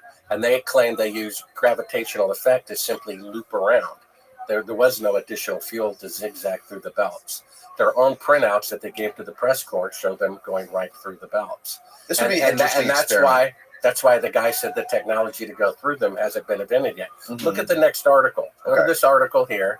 It says, article says modern technology cannot go to the moon. It talks about the radiation right here. What's keeping us from Mars? If you want to bring up that link, okay? So I'll read it here. You can enlarge it if you want. Published in 2009, is that say? Yeah. It says, cosmic rays are so dangerous and so poorly understood that people are unlikely to get to Mars or even back to the moon until better ways are found to protect astronauts, experts said Monday. So right now, today, with 55 years better technology, they do not have the technology to protect astronauts from radiation. Zoom in a little bit, Steve, so I can read that a little bit better. Down below that, I'm just punching so I can see the whole line. One of the big issues is that they have really cut funding for biology issues. You want the first part, right after Washington. Cosmic rays are so dangerous and so poorly understood that people are unlikely to go to Mars, to get to Mars, or even back to the moon until better ways are found to protect astronauts from the radiation. So they're saying right there, the technology does not exist today to send astronauts to the moon. Right. You see, it's right there out in the open. What does Elon say about this? Well, Elon said the Apollo projects are a technological and historical anomaly, meaning they're out of place. In fact, if you want to look at another clip, he says that it's going to take 8 fuel trips in order to go to the moon. Look at von Braun, the guy who said we were going to go to the moon. If you want to go down to Werner von Braun, multiple fuel trips needed. Let's take a pause real quick. I got to take a leak real quick. Okay, we were just talking about, before we took our break, we're back. We're talking about Elon was saying that he would need 9 fuel stops to get to the moon. Correct. First, he said it's a historical and technological anomaly, meaning out of place according to logical progression of technology. And then he said with a taller rocket than the Saturn V, he's going to take at least minimum 8 fuel trips to go to the moon. Can you find out where he said that, Steve? Well, yeah, and then we're actually going to show a NASA scientist saying it may take even more than that. Okay. So first of all, let's listen to this clip. So basically, Kelly Smith misspoke, got in trouble. He said the technology to go through the radiation has not been invented yet. We must solve these challenges before we send people through this region of space. They claim they looped around the equator through the belts. They're trying to make up for it now. So there it is right there. Go to the headline. What did the headline say? Yeah. Elon Musk says it could take 8 Starship launches to fuel up a single moon trip. And this is with a rocket that's slightly taller than the Saturn V. He's going to say it's going to take 8 of them. If you want to zoom in, Steve, real quick. I just want to read the first part of this. Delivering astronauts to the moon is no easy feat, and it requires a disgusting amount of rocket fuel to pull it off. With its fuel tanks filled to the brim, NASA's Saturn V rockets weighed in at 6.5 million pounds. During the Apollo missions almost half a century ago, it managed to burn up to 20 tons of rocket fuel every second. Fast forward several decades, and SpaceX CEO Elon Musk is trying to achieve similar greatness with the space company's Starship rocket. This time, it's going to take a lot of refueling to get there. So SpaceX competitor Blue Origin recently griped the SpaceX might need as many as 16 launches to get to the moon. Holy crap. Right. So von Braun, and this is in my book, Moon Man, at my website, he said originally to go to the moon in one rocket is impossible. We're going to show a clip of that in just a second. And the minimum you could do would be 3 rockets, each weighing 800,000 tons, being taller than the Empire State Building. The Saturn V only weighed 2,500 tons instead of 800,000 tons times 3. So that's a difference of 32,000% times 3. Take a look at this clip. Just like Kelly Smith misspoke and accidentally told the truth, the technology to go to the moon through the radiation belts has not been invented yet. Here's an astronaut saying the best we can do with 50 years better technology is orbit the Earth, and we hope to go to the moon eventually. Take a listen. Right now, we only can fly in Earth orbit. That's the farthest that we can go. And this new system that we're building is going to allow us to go beyond and hopefully take humans into the solar system to explore. So the moon, Mars, asteroids, there's a lot of destinations that we could go to, and we're building these building block components in order to allow us to do that eventually. Yeah, he just said they hope to go to the moon eventually. Now take a look at this clip from von Braun himself saying the largest rocket that you can build can only achieve Earth orbit, and that's exactly what Elon Musk said. It's going to take 8 trips. Take a listen. Here to reveal a plan for a trip around the moon is the chief of the guided missile development at the United States Army's Redstone Arsenal, Dr. Werner von Braun. A voyage around the moon must be made in 2 phases. A rocket ship taking off from the Earth's surface will use almost all the fuel it can carry just to attain a speed great enough to balance the pull of gravity. Unpowered, it will then keep circling the Earth in an orbit outside of the atmosphere. This is the first phase. However, if we can refuel the ship in this orbit with fuel brought up by cargo rocket ships, it can set out on the second phase, the trip around the moon and back. So each one of those 9 rockets Elon's talking about would have to be full of fuel in order to have enough fuel to leave Earth orbit and go to the moon. But so just to make sure I'm following, the first one would be able to get with full of fuel, would be able to get into orbit. That's it. The next one would have to go, I'm assuming would be able to go the same distance, fuel the one up in orbit. At least 8. At least 8 trips of fuel. So after it fuels it up again, I guess it can hit the blasters and go even farther. But then you have to send another one up twice as far to fuel it up again, right? Well, then you need fuel to land on the moon and to leave the moon, right? Which they didn't have. This is why NASA destroyed all the technology. It's one of the clips at Sabrel.com, a NASA engineer saying, we intentionally destroyed all of the moon landing technology. Now, if they were ever going to destroy technology, you might do that with the atomic bomb, right? We used it to end the war, but let's not do that again. Sure. And yet, just 10 years later, atomic bombs are 1,000 times more powerful. You see, so if they really went to the moon, the last thing they would do would be to destroy all the technology. Right. They destroyed the technology. They destroyed the telemetry data where the rocket really was. They destroyed all of the original videotapes, which you would never do if you really went, but that's exactly what you would do if you were faking it. So that's actually incidental proof that they faked it as well. Now look at this. And who specifically said that it was all destroyed? That's a clip. If you want to go to Sabrel.com, Moonman video links, Look for the one NASA admits they destroyed the technology. His name is Don Pettit. And how much did it cost to put those? In today's dollars, $250 billion.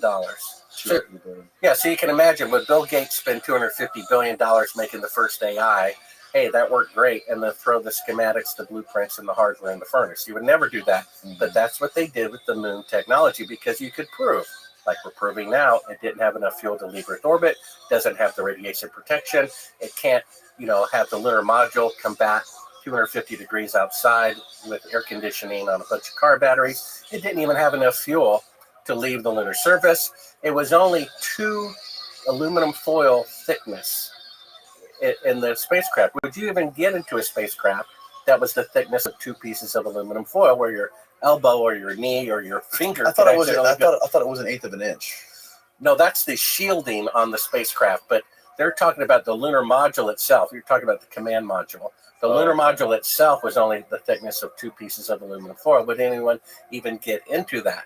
Now, this clip below, it says NASA engineer, multiple fuel trips needed. Start that at 28:55. This just came out. Okay. NASA, it's the one in the last email I sent you. It says modern NASA engineer, multiple fuel trips needed at 28:55. Go ahead and take a listen for 1 full minute. Really interesting. And then I started trying to understand the architecture to get there. Okay. I did not understand until this week when I really thought I was going to embarrass myself in front of you guys and then decided to further embarrass myself in front of you guys. I didn't realize that in order to get the human lander to the moon, we have to launch a bunch of additional rockets to tank up in low Earth orbit. I didn't know that. And I'm like, well, how many rockets do we have to do that with? And they're like, 6.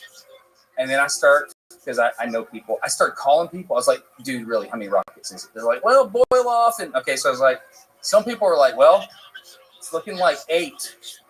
8 rockets? We have to fire 8 rockets to fire 1 rocket to the moon? And then they're like, I mean, that's what they're saying, but it's probably more like 12. Really? And then I was like, I'm an engineer. I know how to do this stuff. So I started to do a count for like nominal schedule slip and boil off. And this is how many rockets it's going to take. Right. To fill up that thing to get it to the moon. So you can pause there. So he said he did the math. It's going to take up to 24 rockets taller than the Saturn V to go to the moon. You see that? This is why they destroyed all the schematics, the blueprints, and everything in the attempt to cover up the fact that it's technologically impossible to go to the moon with the Saturn V rocket, which he just proved. That you saw the Saturn V was smaller than Elon Musk's rocket, and it's going to take 24 rockets taller than the Saturn V to have enough fuel to go to the moon. Are we convinced yet that they fake going to the moon? Now, here's another interesting clip. I think you saw it in Astronauts Gone Wild if you want to cue up Hot Mike of my assassination. So basically... So this is Buzz Aldrin when you go to his house? No, this is Edgar Mitchell. Edgar Mitchell. Right. So the very first thing we started this conversation with, although you can show that if you want. Well, when he punches you. Buzz Aldrin is the one who punches you, right? Right. Okay. Basically, you said the behavior of the astronauts at their press conference was off. It took, the window shot of them faking being halfway to the moon to convince me. Here's the famous, incident where I'm asking him to swear on the Bible, and he punches me. Now, if I walked on the moon, it would be just like what you said, Danny. If I walked on the moon and someone thought otherwise, I would find that hysterically funny, right? I would be like, sure, I'll swear on the Bible. Would 2 Bibles make you feel better? What about 3? But it's like me walking up to him in front of his wife and saying, oh, your mistress says hello. You see, a sword with no point causes no injury. The fact that he's getting angry is only because I'm right. Right. So after we made the first film, a funny thing happened on the way to the moon. There's Neil Armstrong refusing to swear on the Bible that he walked on the moon. I came up with this idea of tracking down the astronauts. I showed Edgar Mitchell the footage of them faking being halfway to the moon. He turned beet red. He said, where did you get this? He kicks me in the butt from behind on the way out. Right here. This is it right here. And in the commotion, we left a high-quality wireless microphone on him.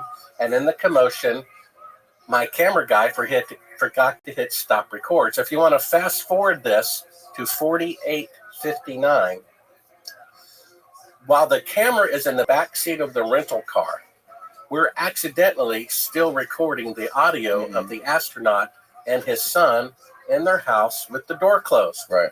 And starting at 48:59. You're good. Right there. You're a little bit before that, Steve. Yeah, just turn up the audio from here. Don't you get it done to shoot them at them before they get out of the office? We have a video camera running if you want to do it. Right. Right. That would be great footage for us. See you later.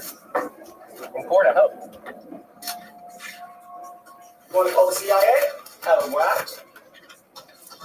So do you want to call the CIA and have them whacked? Okay, you can stop there. That's a little director's art film about me being chased by the CIA. But basically... How long after they walked you out to the driveway did they say that? That was them closing the door and on the inside of their house. I didn't find that until the transcript was done. Rewind, watch that again, Steve, from the point they're arguing. Rewind it. Right, yeah, play it from there. Hey, so that's him right there, and that's his son behind him. People, but right. You're going to be on the deck unless you can. I appreciate it. Get the hell out of the house. Don't you get it done to shoot them at them before they get out of the office? We have a video camera running if you want to do it. So they're both right there outside. That would be great footage for us.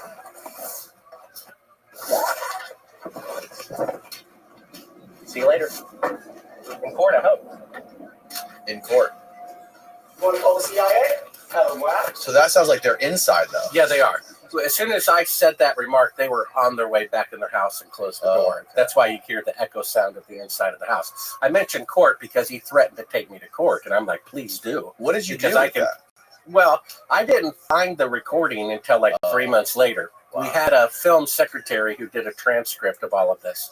Mind you, we have a millionaire backing us. So about 3 months after I did all these interviews, she calls me up frantically on the telephone. Bart, do you know what they're talking about privately in their house with the door closed before you found out you left your $800 microphone and you turned to go get it? I'm like, I don't know. What are they saying?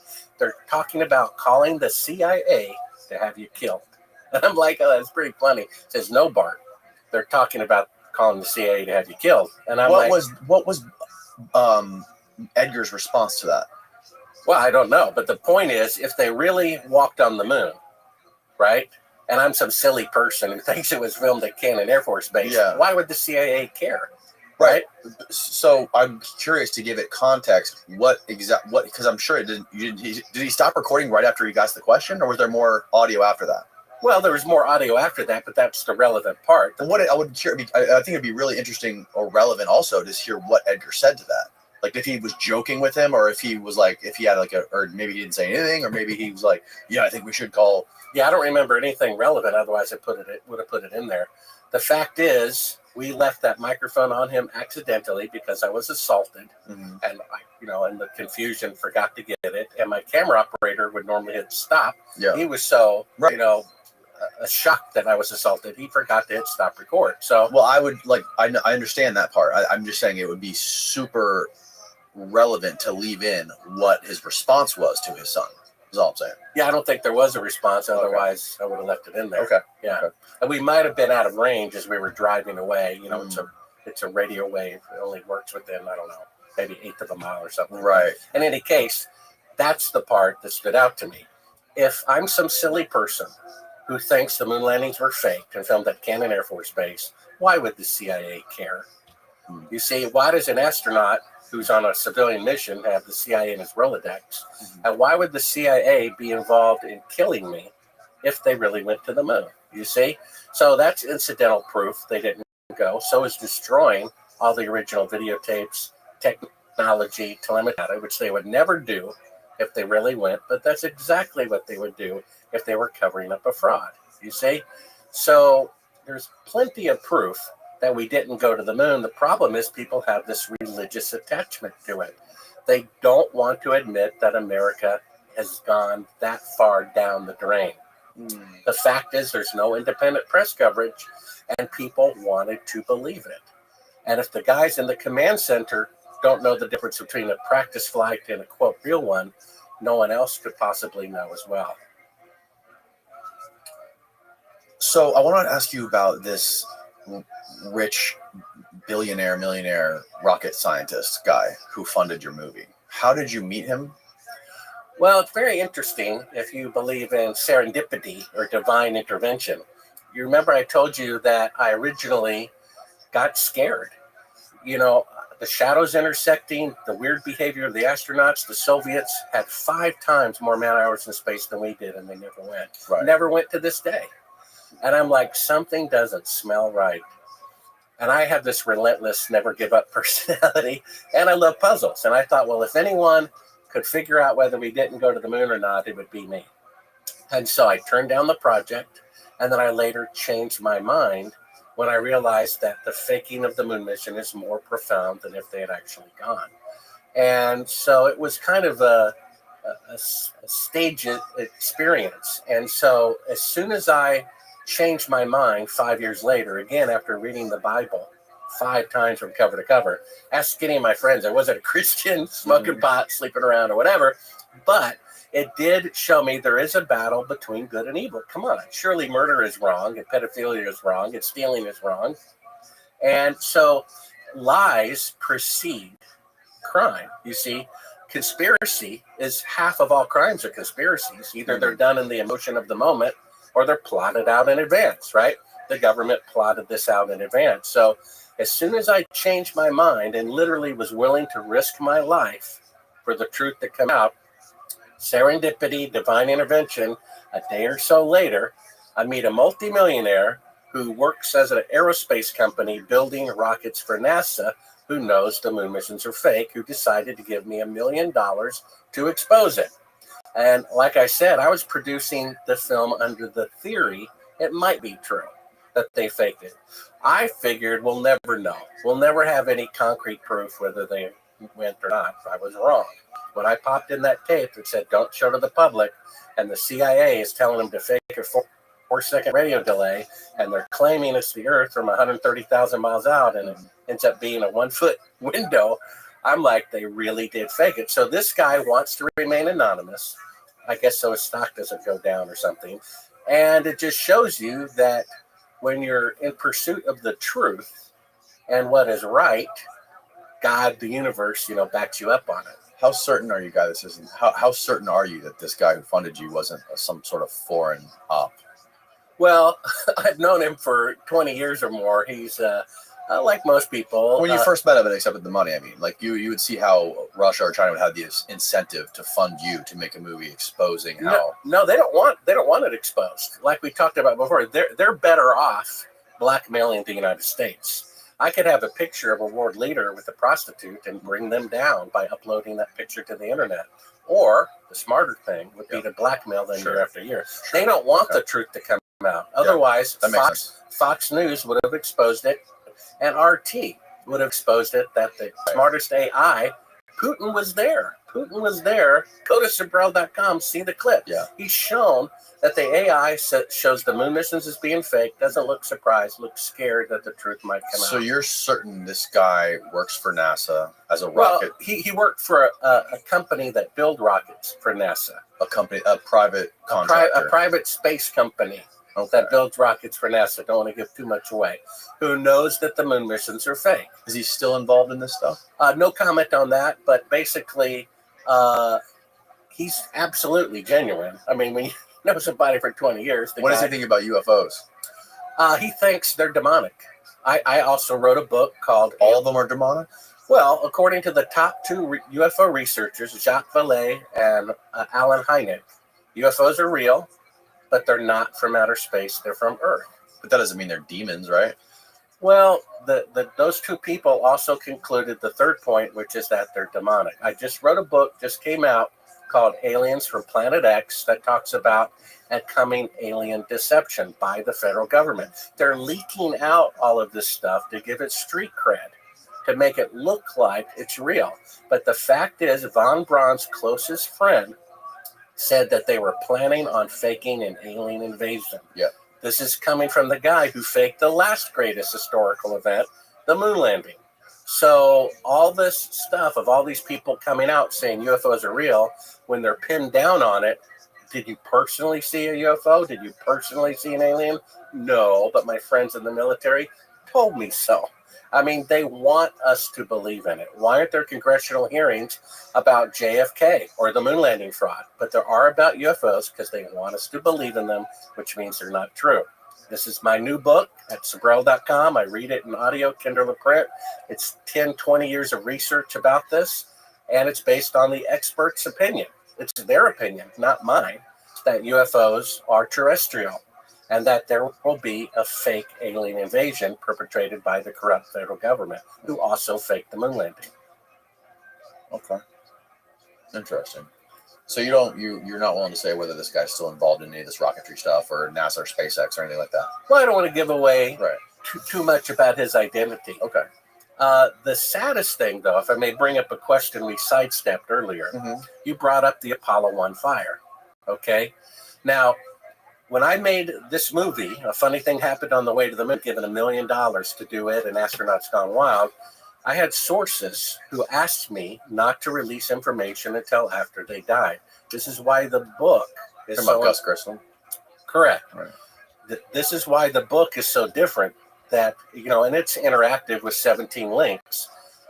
I interviewed the widow of the man who was going to be the first man to walk on the moon, Virgil Grissom. He was the most beloved of all the astronauts. I interviewed his widow for 4 hours. It's her opinion, not mine, with 100% certainty that he was murdered by the CIA for not cooperating with fraud in the Apollo program. She told me so. She said on January 26, 1967, he came home from work and said this: "Hon, for some strange reason, the CIA is all over the launch pad today inspecting the equipment. I've been here 3 years," he said. "They've never been here before. Why did they show up today?" The very next day, he's dead from faulty equipment. Because a few days before this, he held a press conference without permission when he took a bunch of reporters up to the top of the rocket and affixed a lemon the size of a grapefruit to the top of the Apollo rocket, calling it a piece of junk. He was preparing reports, according to his widow, to give to Congress and the Senate that the CIA confiscated from his house the day he died before they even informed his widow that he had died. He knew they were 10 years or more away from going to the moon. He would not participate in the fraud, and they killed him. So this is why the 2 of the 3 astronauts, act kind of bizarre and don't like giving interviews. This is why at their first and only press conference, they look like they're at the funeral of their mother instead of the winning locker room of the Super Bowl. Right. Because I believe if you threaten the life of test pilot Neil Armstrong, participate in this or we'll kill you, I don't think that meant a whole lot to a test pilot, right? But if you threaten his wife and his children, you see, and this is why it's so significant. You mentioned earlier the faking of the moon landing as if no one died because of it. But the fact is people did die. There are at least 4 other backup crews that were murdered. We know that Cyrus Eugene Akers killed 1 person. That's 5. And we know the crew of Apollo 1 was murdered by the CIA. That's 8. You see, if they had just faked the moon landing and never killed anybody, maybe the devious part of me might respect their ingenuity. The team of robbers who go from, let's say, the dry cleaner into the vault next door at the bank, right? But you don't respect them if they slit the throat of 2 young guards with wives and children. And that's what they did. This is why it's so important for the truth to come out. And if the current administration really wants to unite both political parties against the corruption, they need to tell the truth about the moon landing fraud. Not only were they played for suckers 6 times, they murdered their brethren to cover it up. Not my opinion of the dead man's widow. So our country was founded before the Constitution on the Declaration of Independence, which says when any government becomes destructive of life, liberty, and the pursuit of happiness, it is the right of the people to alter it or abolish it. We have the right to reform the federal government. And what's the first one? Life. They murdered the crew of Apollo 1 because they wouldn't participate in the moon landing fraud. Our taxes, $250 billion. If you add up state, local, and federal taxes, that's more than half of our income is used to finance fake moon landings and to pay the salaries of the CIA agents who murdered innocent men with wives and young children to cover it up. That's how bad it has become. We need to know. The faking of the moon landing is so much more profound than if they actually went. And that important truth is not going to come out unless somebody makes it happen. And without the truth coming out, those people are still at large. And they are endangering everybody. You see, this is so profound. My film on the homepage of Sabrel.com opens up with the Tower of Babel. There's a famous writer who said about the Tower of Babel, the monument to their pride became a memorial to their folly. The Messiah said, if you start to build a tower and you don't finish it, you're proclaiming yourself a fool. You see, they never finished it. And then we show the Titanic, and they had the audacity to put in print the ship that God himself could not sink. You see that? Never made one voyage. The technology